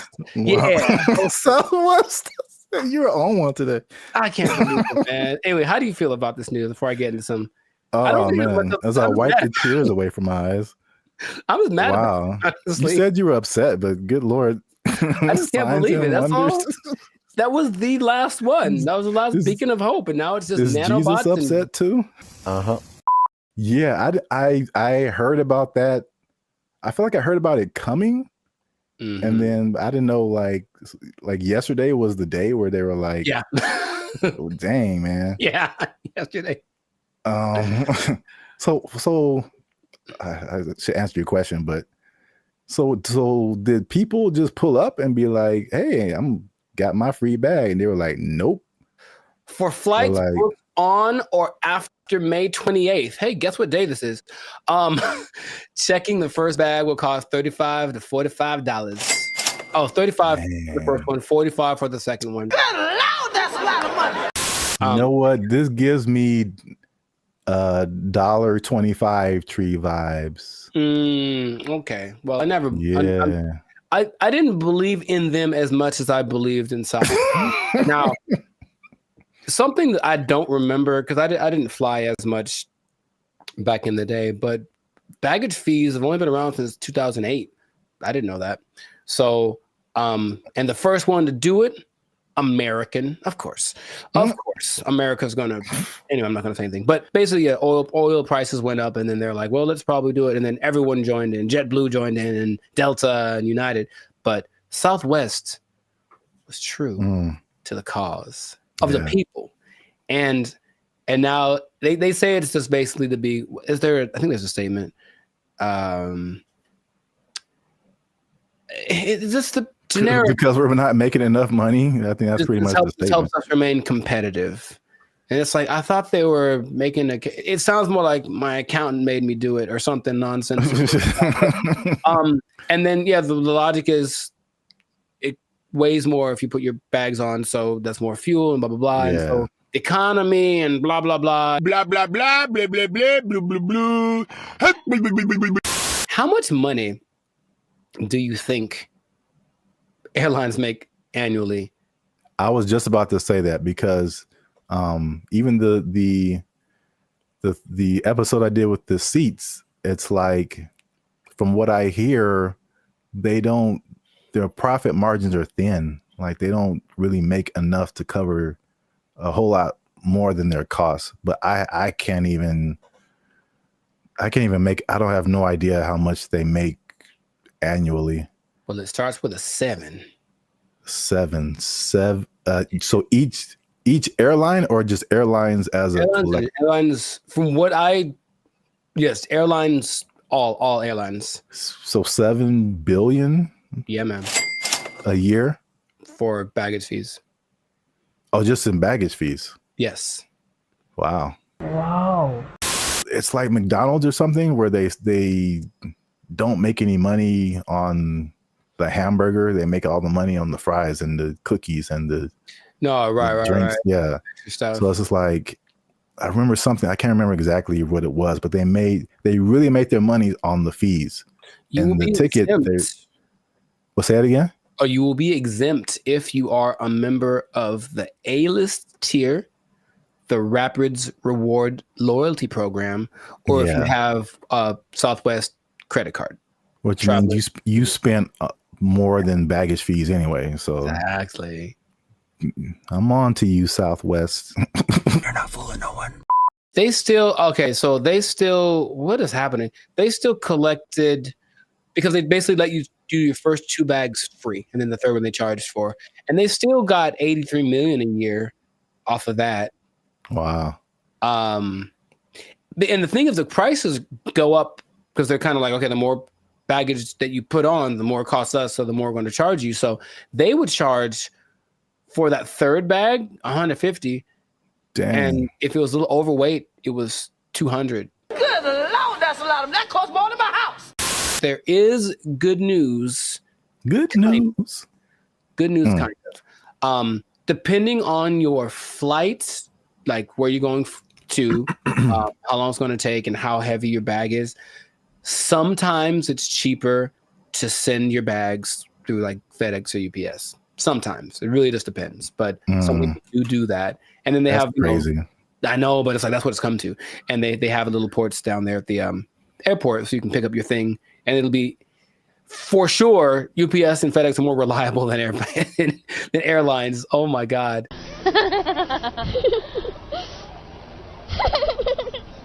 I don't know, man. Sign of the times, that could be the excuse, but whack. I'm just gonna leave it at that. Let us know in the comments, man. How you feel about this betrayal that's happened to us all? And what can we do about it? Can we revolt? Can we just I don't know what we could do. But it's a little bit frustrating. But Southwest, just write to your congressman. I don't know. Is that what congressmen do? They don't want this anymore. Heck no, we won't go, or whatever. Make little flyers and storm around the Southwest. They still had snacks, I think, on Southwest too that were free. I think they still have that, which I appreciate. For now. Well, oh man. Anyways, this has been a great episode. Share it with some people that are feeling the pain that I'm feeling. I'm gonna have a drink to the memory of free baggage. They took our jobs. They took our jobs. Is it even a good idea to approach a woman on the street? Because obviously a lot of men are not doing it. And then the question becomes like, do women even want to get approached? Because here's another caveat to this. Again, a thing from my childhood that I remember distinctly. And it was... What's up, everybody? I'm Zap, and this is Jericho, and you are now tuned in to the Life's a Circus podcast, where we talk about things that are funny, interesting, and ridiculous. And you gonna want to stick around for this episode, because man, we gonna hit home, man. We're gonna hit home. We're talking about the dating divide. That's what I call it. So basically, there's a lot of stuff going around in social media about men not approaching women anymore, and women are like, "What's up?" So am I like the only woman that no longer gets approached by men? It has come to my attention that men do not want to approach women anymore. I don't know when this happened, but this is the reality of the situation. Men no longer court women. Men no longer pursue women the way they used to. She was like, next time he's near you, just say, I see you peeking but not speaking. I was like, I love that, because kind of calling them out for what they're doing. If it works out, it works out. But we are not going to let your shyness be the reason you do not try to talk to the person you like. I found a study that is going to give some actual numbers. They did a study on this. We're going to talk about why men may or may not be approaching women anymore, if approaching women like that even works, and if women even still want to be approached by men just on the street like that. So there's a lot about to go down in this episode. You don't want to miss that. Stick to the end. But before we get started, you can help your boys out. Come on, you know what it is. Every episode, we need you to hit that subscribe button. If you haven't already, hit that like button, because that helps our channel grow. Lets more people see our videos. And if you really want to help your boys out, come on now. Once you hit that subscribe button, you'll see something that says join. You can join our membership, because unfortunately, we are not fully monetized by YouTube. They don't give us a penny. We don't get nothing, man. So all these free videos, bro. I'm laughing on the outside, crying on the inside.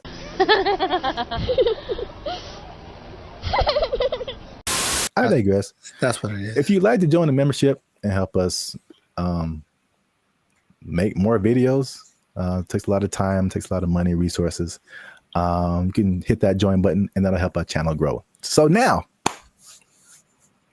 let's back up. Have you heard this or seen this kind of just floating around the interwebs about like men and women just like dating just not happening anymore? The thing I've seen the most is women. It's mostly like street interviewers, if you will, who basically approach women and say, hey, what's your ideal guy? And then when she just describes this guy, and the person who's interviewing tells her the probability of that person existing and choosing her. And it's usually like, it's crazy. Minimum height. 6 feet. Yeah, that's where they get you. Minimum income. So I'm gonna say at least 200. 200 grand? You can be 30 years old and make 200 Oh my goodness. Take a guess at what percentage of men fit this criteria? 2%? Much lower. It's 0.049%. All right, is this going on the TV?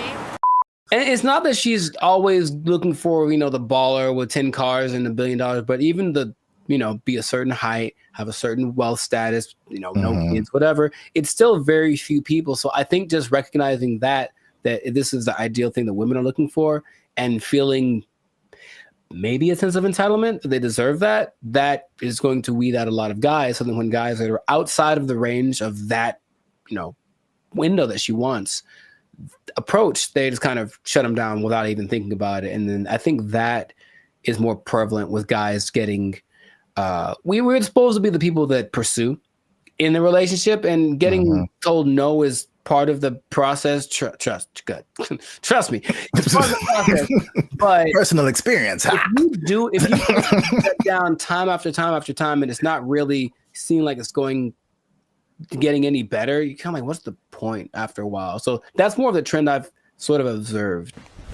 Emotional, damn it. That's part of what I'm talking about here today. So basically, I found a study. Who knows how legit it is, but let's just go with it and say like this is representative of what's really happening, because you have like the stuff that's in the media and social media, and it's like, is this for real, or are we just like putting the people who are in those situations in front of our faces so much, but then like in real life it's a little different. So I think like this study, if these numbers are like correct, is very eye-opening. Wow! This study is from a site called datepsychology.com. And just first off, it said that 59% of men between 18 and 25 have not approached a woman in the past year. So according to that number, the women on social media are right. Like, men are just like, nah. No. Thank you, Draymond. 48% of men in the 26 to 40 age group. So that's roughly us, millennials. So that's 50% of men are like, nah. It's definitely a no for me, dog. That 18 to 25, they call them Zoomers now, which, like, all right. Sure. All right. That's kind of cool. You got boomers and then you got Zoomers. But 81.81% of them and almost 75% of millennials have not approached a woman in the past month. Wait a minute. Something ain't right. So at least according to that study, at least in that respect, the women are right. Like, the men are not, like, at least in the sense of like approaching someone, you know, in real life on the street or whatever. I see you peeking but not speaking. Obviously, a lot of different questions come after that, right? But just as like a fun to the side, if you feel like sharing. Emotional, damn it. Because you spoke about like the difficulties of just men just fear rejection, stuff like that, approaching women. Do you remember your first attempt at approaching a woman? Oh yeah, dude, I was like 4, bro. Like, I was 4? You were 4 years old? Her name was Laura, I remember. And that doesn't I was count. like, hey girl, we gotta go hang out by the slide or something. Like, you I was couldn't all even about spell it. your name. Accurate. But I was all about it. No, but I mean, honestly, that it is true. But no, man, I for real. Like, I always had what? Okay. There was this girl in high school as a freshman. She was a sophomore, and I was like, yeah, I'm gonna write her a song and sing it to her because I just was gonna do it. So I did it. And then she was kind of like, oh, that's different. And I said, okay. So that's such a dramatic approach. That wasn't the what I was hoping for. But then later that day, I remember standing with my 2 of my friends, and we were all just like looking at her. And then they were like, man, you ain't gonna talk to her. And I was like, yeah, I am. And they're like, no, you ain't. I was like, yeah.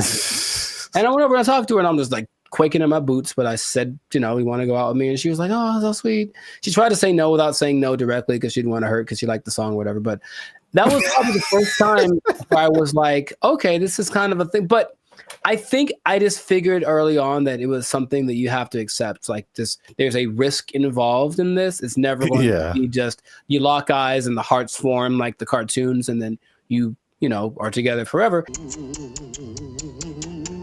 See, sometimes you gotta take the pussy like Pepe. Like, no.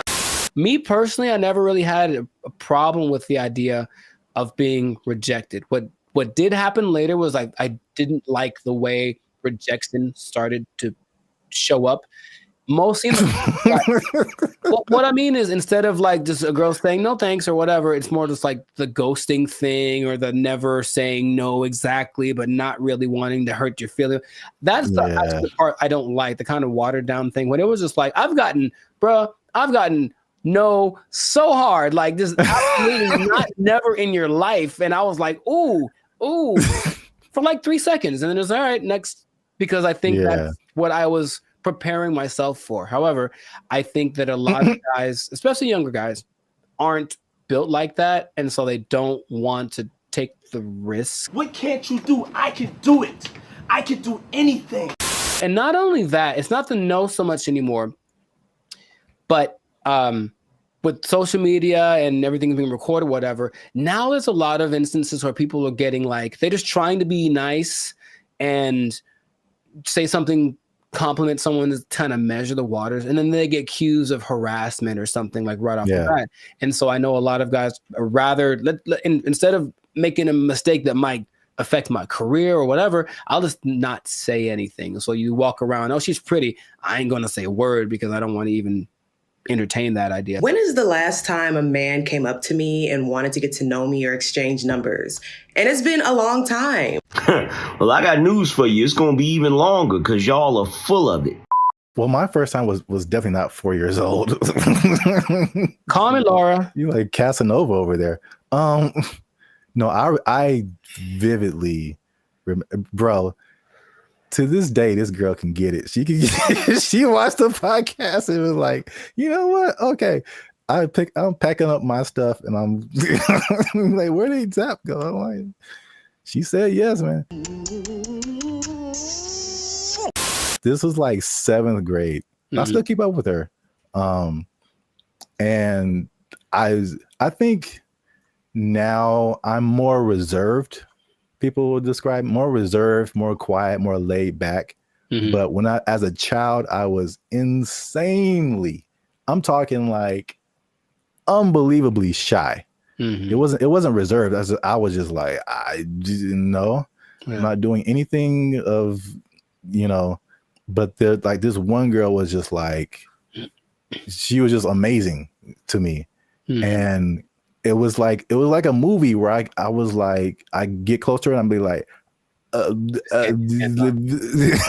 like, I know my name. There's a level of fine that just does that to you, man. It's just so I couldn't talk to her. I literally could not form words and talk to her. So I wrote her a note.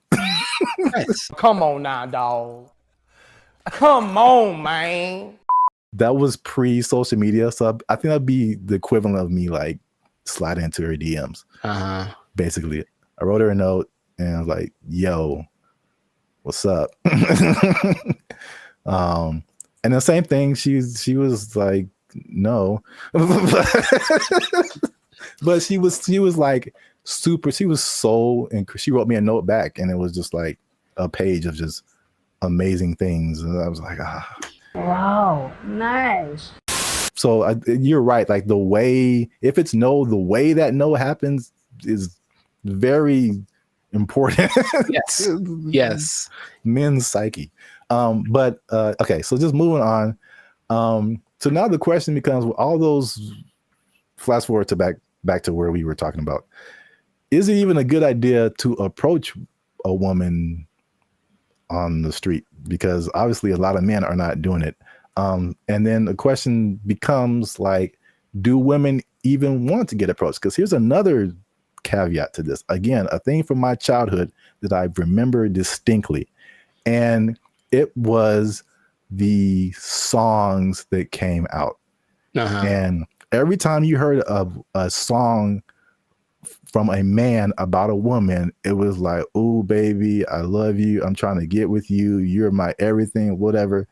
And then after a while, like, it felt like every song that came out from a woman was like, "Man ain't this, and he broke my heart, and he is trash." And there was 2 instances I remember: TLC, sure, No Scrubs, and everybody was just like vibing to that song. I'm just like, I can't get with Chili if I ain't got my own. Hanging out the passenger side of his best friend's ride.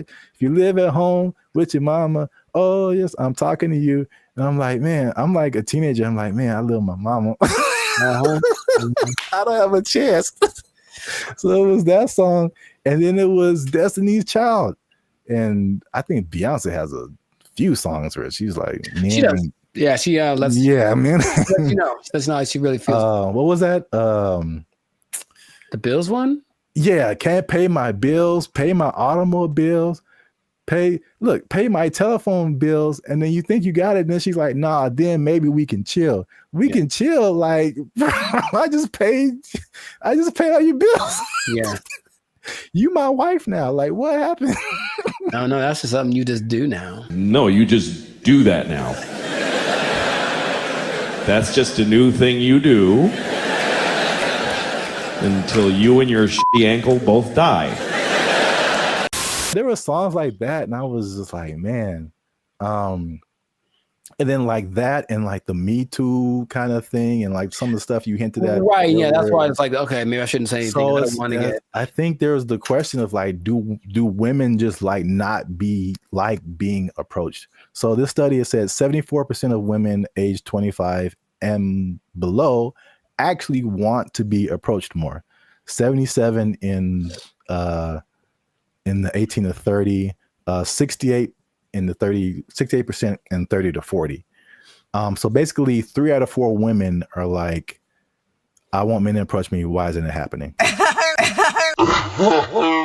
I think the thing that I get from this listening to like interviews with women is that yes, they want men to approach them, but they want it to magically be the kind of guy that they like. Yeah. So there's a caveat to it. It's like if you walk, I've seen the look in women's face.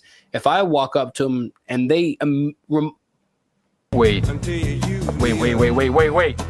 Last week, I was in Tampa doing my thing, and I walk up to a girl, and all I was going to ask was about, it was a bunch of girls dressed the same. I wanted to ask why they were dressed the same. And I know for a fact that women, because I've seen many posts about this, have a voice that they do when they're talking to a guy they're not interested in. It's something that sounds like they're bored or whatever. It's kind of an ew, go away voice. That's suspicious. And so she does it to me right away as very innocently. Hey, what you guys doing tonight? Oh, it's just a bachelorette party. We're just here to celebrate. That's the bride over there. You know, I'm like, hey, you go away, because I wasn't what she wanted, physically, anything like that. Like I didn't fit. If I had, her tone would have been different.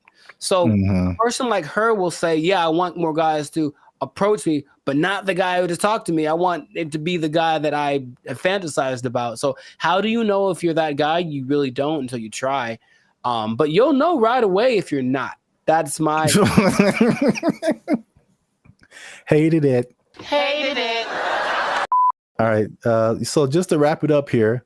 So the big question, men are approaching women. Women want men to approach them. So now, why aren't men approaching them? So 4 things I found in the article, nothing new. Fear of rejection, fear of social consequences, a shockingly high number to me of just not finding people that they're attracted to. And then smaller, but still there is fear of like some kind of consequence.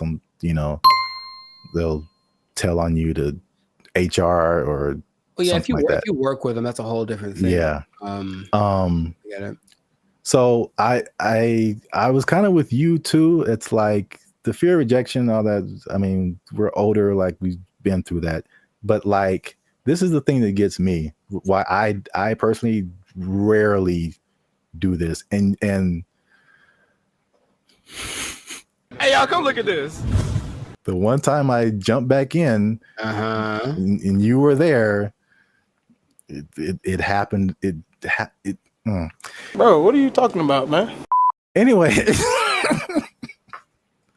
yeah. I see. This is why I don't, because it rarely works, at least for me. And then it also showed that in the study, depending on what you want. So I thought it was kind of cool the way it broke it down, because it went from approaching a woman to long-term relationship. Sure. So, and then the steps in between that. So you have to go from point A to point B, but it's a bunch of stuff in between. So it showed that when the guy approached a woman, 80% of the time it led to some kind of contact, meaning like friend zone. Here's my Instagram. Okay, whatever. You got a 4 or 5 chance of hitting that. And then from there, 60% of the time it led to an actual date.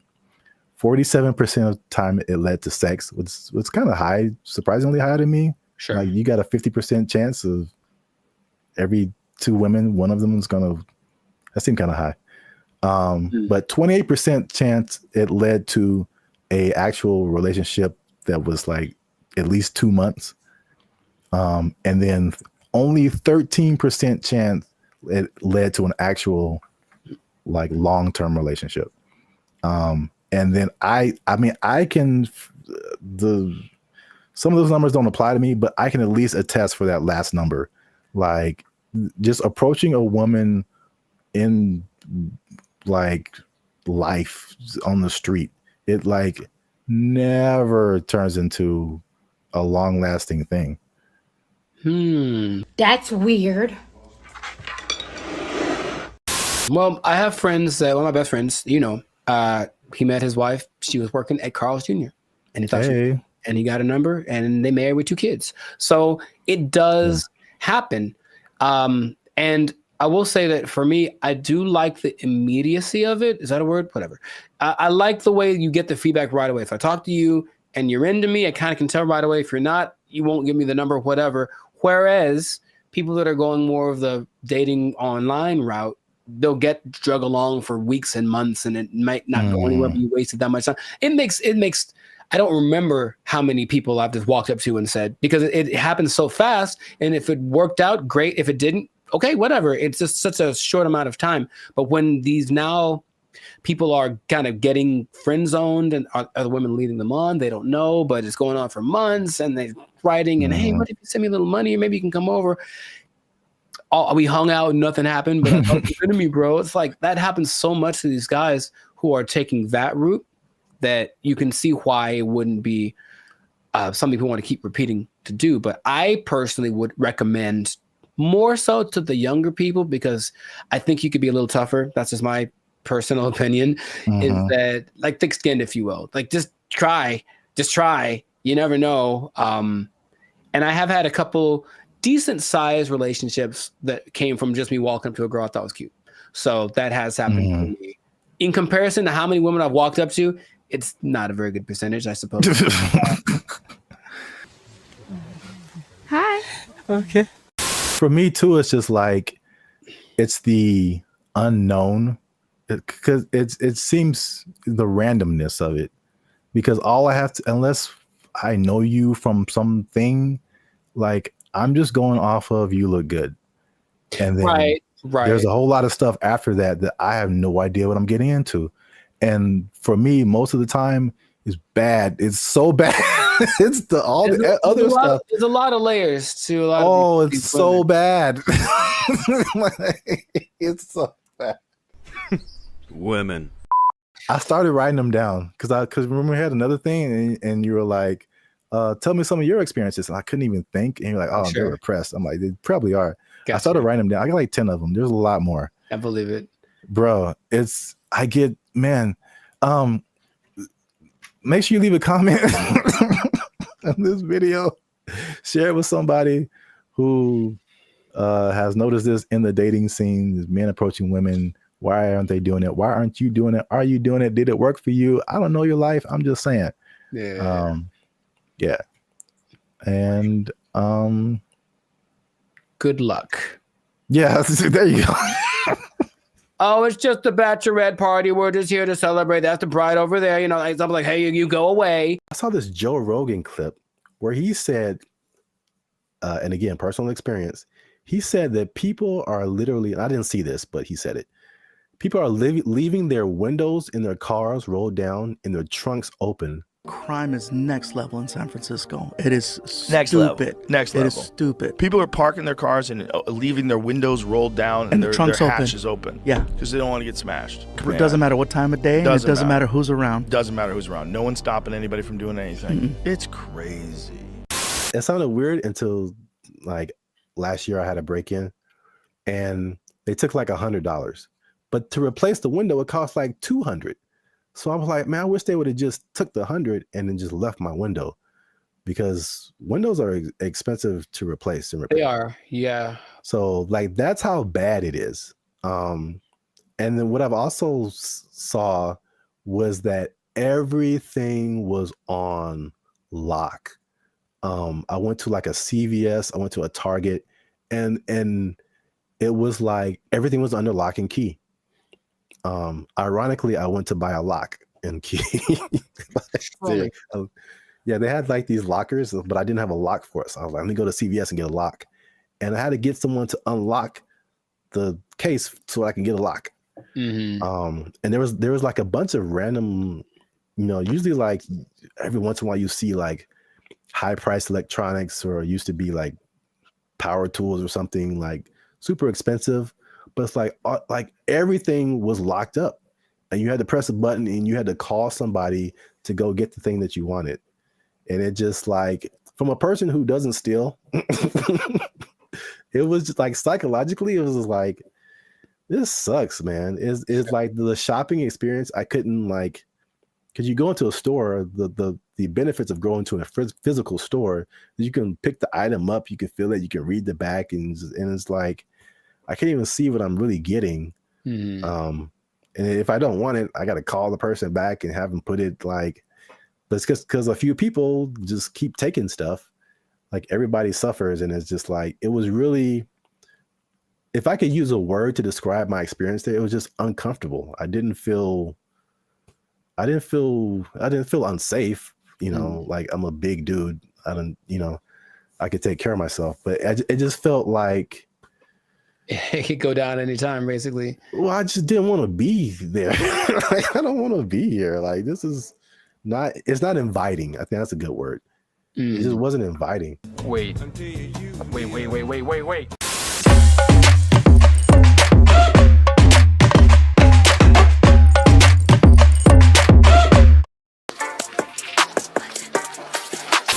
They're doing things to them to test their limits, but that means that they're pushing them and trying to get them to mess up and whatever. And I think they're recording all of these events in the supercomputer of the robot land. And then one day it's going to be like, hey, remember that happened? And it's going to take it out on us. I don't want to just, have you seen these videos? Yeah.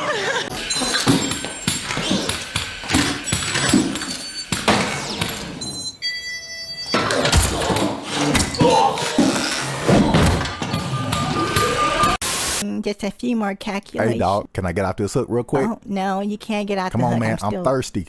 I'm thirsty, dog. You can't be thirsty. Come on, That's okay. not possible. All right. Okay. Can I just stretch my hands out? No, I'm gonna we just have stretch to my do hands some out. more calculations. I can just stretch my. Get over here. Get your ass. Got me on this hook. I'm sorry. Like a piece of meat in a deli. Wait, I'm sorry. It's too late to apologize. Now get over here. What's happening? I'm gonna get. Okay. Let me go. Let me go. My issue comes when you try to make them look like us and react like us and move like us. These things some of them can like lift up to, I think, 120 pounds. They can walk relatively fast. 3, 2, 1, go.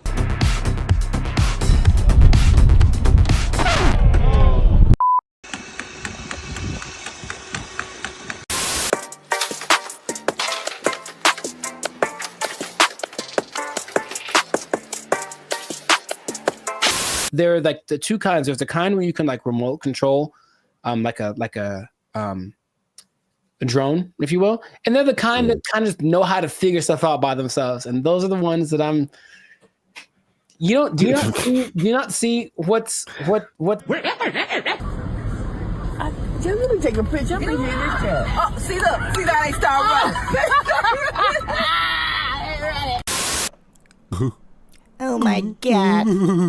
Human men are so weird. Stop touching me. Can I still get your number? You creep.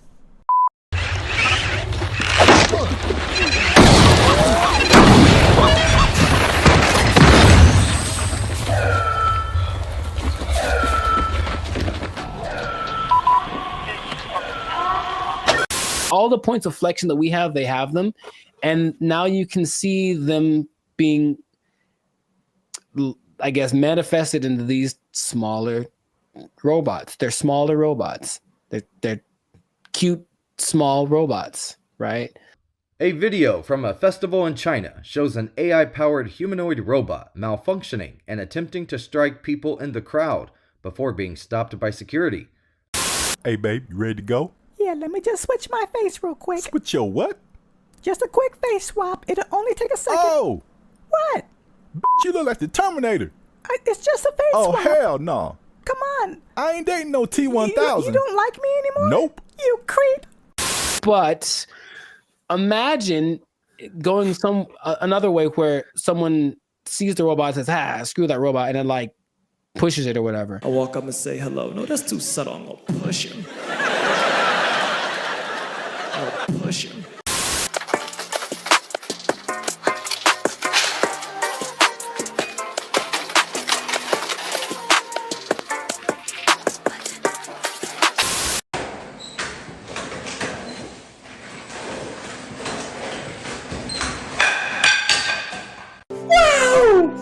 There was a robot that they sent like around the world, and it was just moving, and it would just go.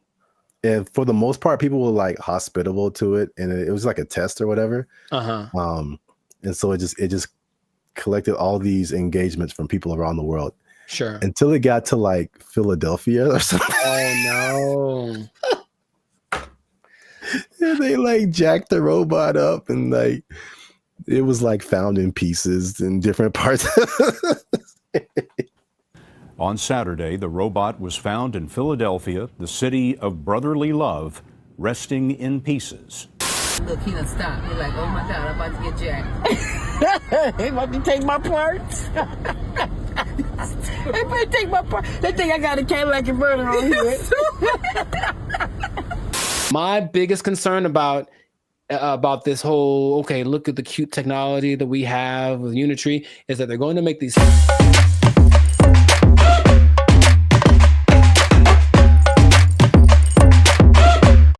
What's up, everybody? It's Bandit Future. And we are excited to announce that after 3 long years, we are finally in the YouTube partnership program. So that means a couple of different things. One is that we are starting channel memberships on our YouTube channel. So all the stuff that you've seen before, all the free videos that you've been watching like over the years, those will still be free. But this is like an extra layer that we get by partnering with YouTube, so that we can offer exclusive things to people who choose to be our channel members. And so there's a small fee that comes with that, but that fee will go to helping us, supporting us.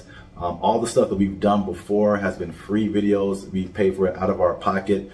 So hopefully you guys can support us and help us to keep our YouTube channel going. And this isn't just like a giveaway. There's a laundry list of stuff that you get by becoming a channel member. And we're gonna talk to you about that now.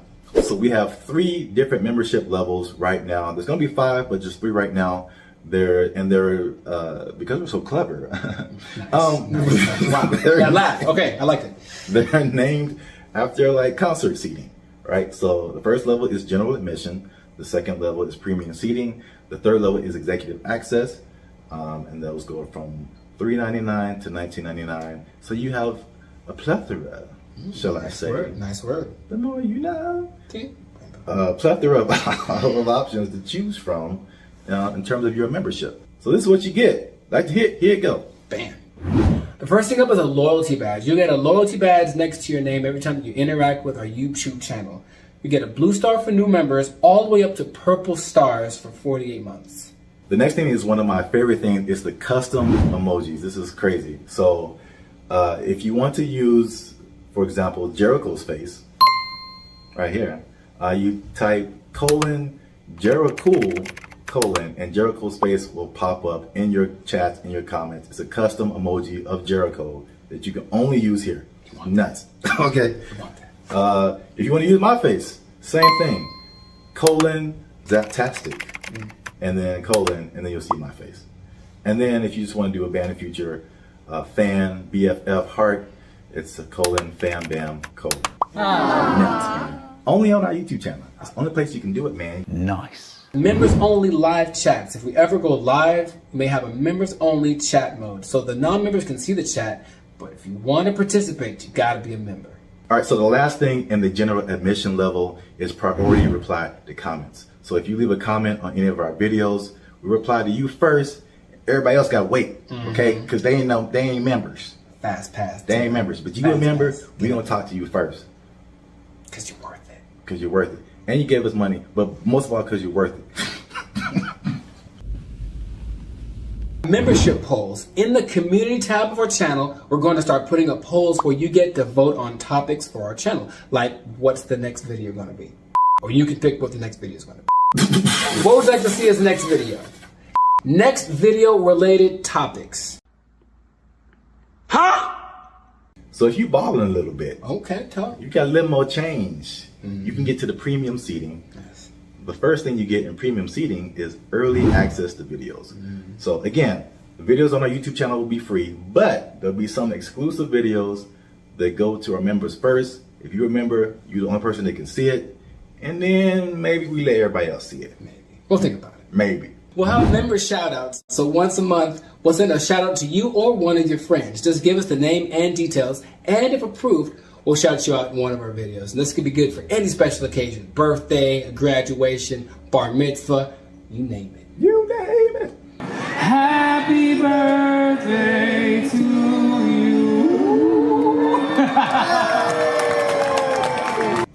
All right, so the last thing under our premium seating is the photo and status updates. So that means you'll get an exclusive look into our lives as we make music and videos and all that kind of stuff. That'll be under the community tab of our YouTube channel. So just scroll past the videos and the shorts and the live streams and you'll see community. You pop in there, be some members only stuff only you can see as a member. Come on into the community. Boom, bada boom. Come on into the community. And if you just balling out of control and you got girls at your house singing the doorbell, then maybe you can get to executive access level. Ding. Dong.